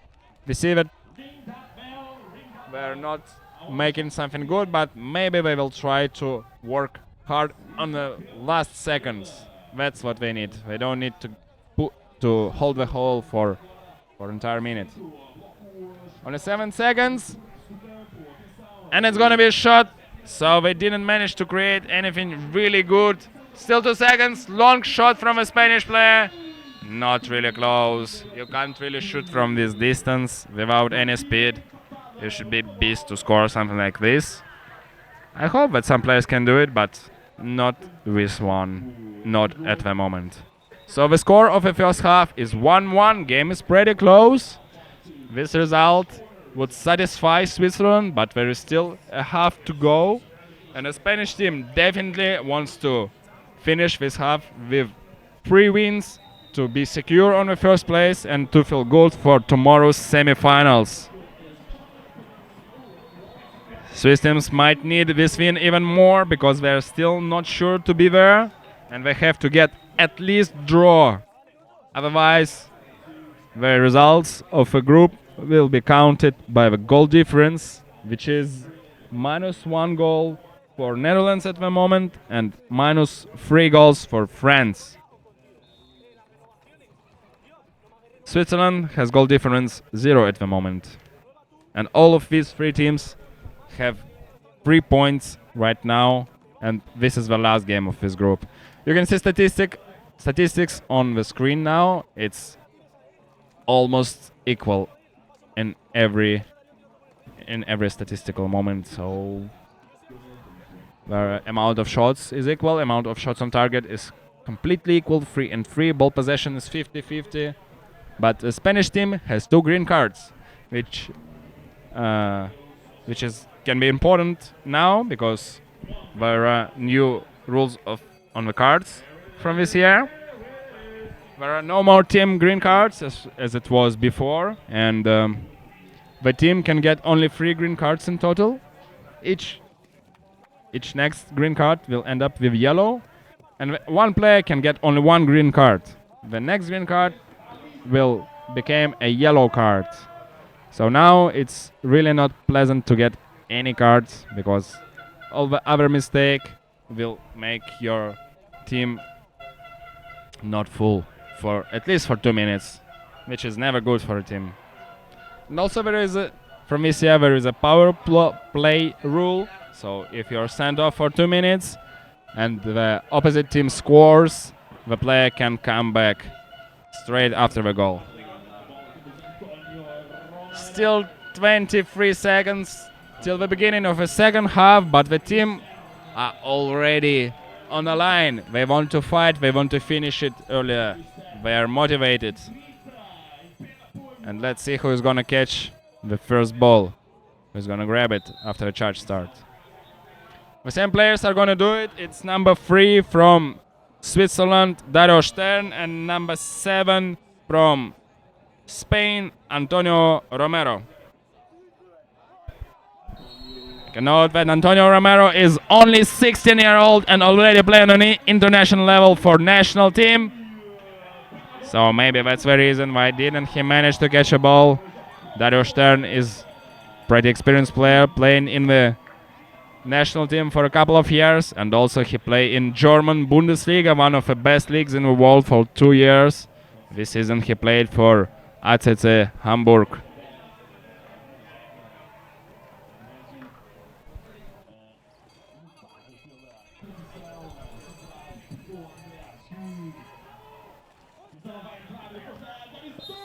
And a huge shot from probably 8-10 meters, but blocked by the goalkeeper. Spanish coach is not really happy that defenders allow him to make these shots. It should be blocked earlier. These shots shouldn't come to goalkeeper. On the left side there is number 2, and good block from number 5, but number 2 decided to pass the ball to Mark Rugli, and I think it was better just for him to shoot because Mark Rugli made a shot and Elias Werner could just make it himself, but he decided to shoot. So the result is corner.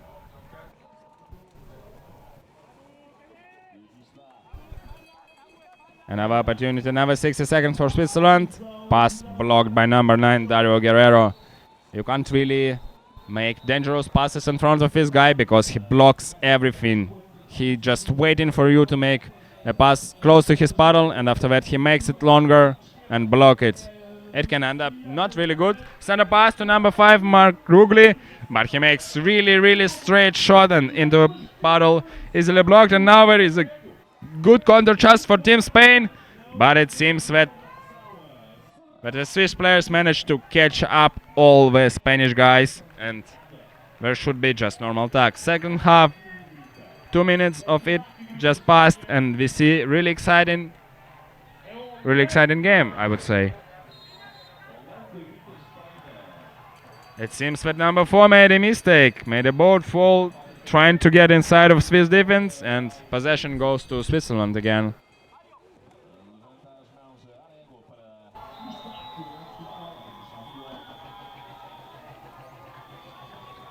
We see how hard is it to get to the Spanish defense. But they don't need it. They just shoot from the back line. Again, Dario Stern.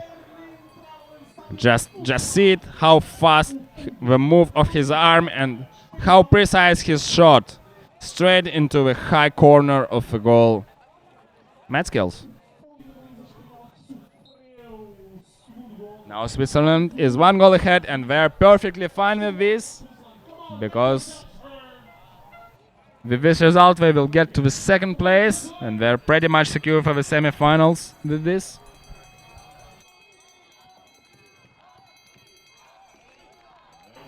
The Spanish team is still not happy with this result. They want to get secure 1st place, and that's why they keep attacking and attacking. They're setting up the 2nd try of this attack.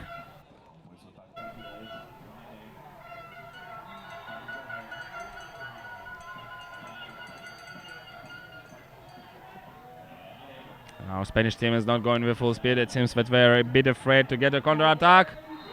A lot of fakes from number 5 from Spain, Alejandro Blanco. And he makes a shot, but it was deflected. Corner for Spain. I would note that Spanish team at the moment has 2 green cards. And as I said before, every 4th green card will end up with yellow. And every 2nd green card for the players who get it will also end up yellow. So it might be dangerous for them now. So we just want to stay really, really secure and not making any kind of faults.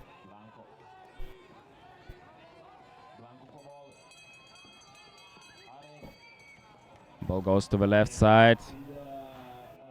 No, nothing inside. But there is a good block on the left side. But Dario Stern managed to catch up the guy who was running to this hole. And yeah, it's very hard. In Canoe Polo, the hole must be made certainly in the right moment, or the guy should come certainly in the moment when the hole exists. Because you can't hold it forever. You can hold it only for a few seconds, and after that you have to start from scratch again. The Spanish team just was close to run out of the shot clock, and that's why they had to make any shot, and it was a shot into the battle of defender. Was good opportunity for the Swiss team, maybe not to make a fast break, but just to make a fast attack until the Spanish guy didn't manage to form a defense. But they also decided to make it secure as far as they have 1 goal lead at the moment. 2 players inside of Spanish defense, but as you can see, they're still not in the position they want to be. A long pass from the right to the left. Let's see what's gonna do. Number 2, Elias Werner. Huge shot, and it's gonna be a corner for Switzerland.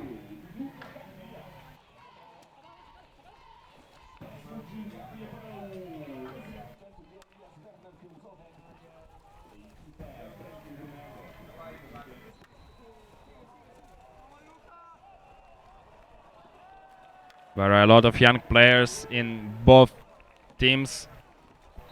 There are plenty of players who still can play even 2 or 3 years and under 21 level. So both teams consist of young and experienced players, which makes it stronger.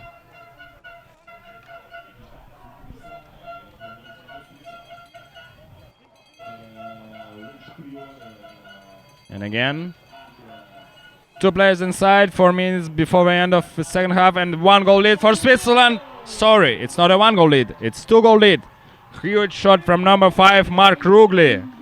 And you can see all goals are scored. The shot were made straight into the corner. They should be strong, they should be in corner, otherwise you just can't make it. Now it's 2 goals lead for Switzerland, and the Spanish team maybe has to start a bit worried about it, because 4 minutes is not a big time and they have to use each possession 100%. They set up 1 guy inside and 4 guys outside making a wave. The ball goes to the center now. They try to make a center pass. Let's see what's gonna happen. A lot of puddles in front of him, so they will make another try.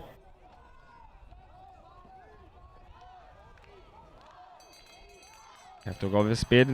Guy on the left side tried to go on his own. Number 7, he shoots. It ends up with corner, so you can't complain about this. Antonio Romero with his left hand gets a corner. Another minute for Spain, and now it's only 3 minutes left till the end of this game. You see how big the distance is between defense. You have to really achieve 100% of your speed to get the best opportunity. And they managed to score it. You see that this distance helps. You see the replay, how far, how good the shot was. Number 10 from Spain, Mario Lopez. Now it's only 1 goal and everything can happen, so Switzerland has to be really secure in the offense. There is still semi-final tomorrow, and if you want to get inside, you don't have to lose 2 balls if you're Swiss guy right now. Advantage shows the referee. It seems that some guys from Spanish team made a foul, and if it's not necessary to stop the game, the just advantage is played, and new 60 seconds are going to the team against whom the foul was.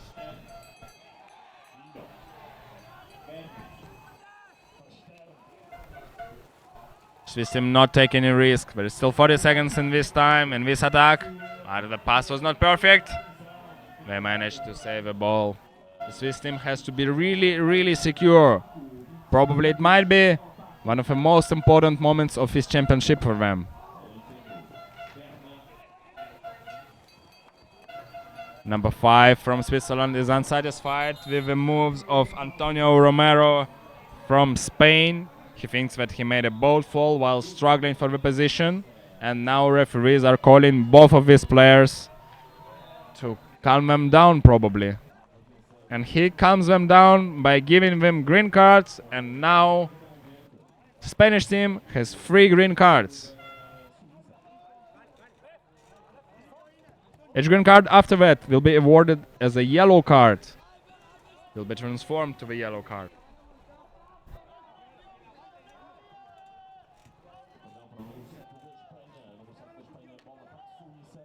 Spain has to be really accurate during this 1 minute and a half.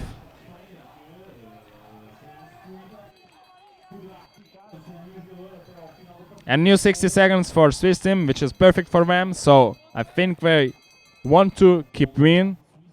They understand even if they make a mistake, it's going to be 3-3, which is still okay for them. It still brings them to the semi-final, but I think no one wants to go to the semi-final with Germany, because Germany has a really good and experienced team with big results. But after the shot of the Swiss guy, Spanish team picks up the ball, and there is a good counter-attack opportunity for the Spanish team. And Antonio Romero, number 7, makes another goal. The score now is 3-3, and there are 40 seconds till the end of this game. Perfect fake shot from Antonio Romero. You could see it on the replay. 2 defenders of Switzerland didn't manage to catch it. So the most important for Swiss team now is to keep the 3-3 result. I think Spanish guys are also satisfied with this. That's why Swiss team stays on their half and passes the ball. 20 seconds left on the clock, and it seems that both of these teams will go to semi-finals tomorrow and will compete for the first place of this championship. They're not even going to try to shoot, probably.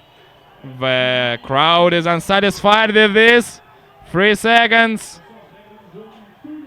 1 second. A shot from Dario Stern.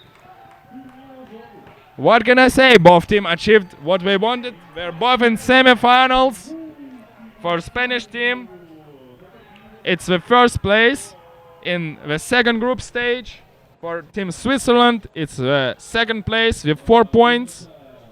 And Netherlands and France are, unfortunately for them, out of the fight for the first place for the cup and for the title of European champions.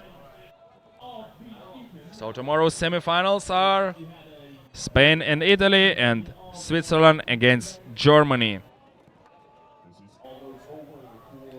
I'm really looking forward for tomorrow's game. Thank you very much for watching. It seems that it was the last game for today. Have a good night, and we are waiting you tomorrow.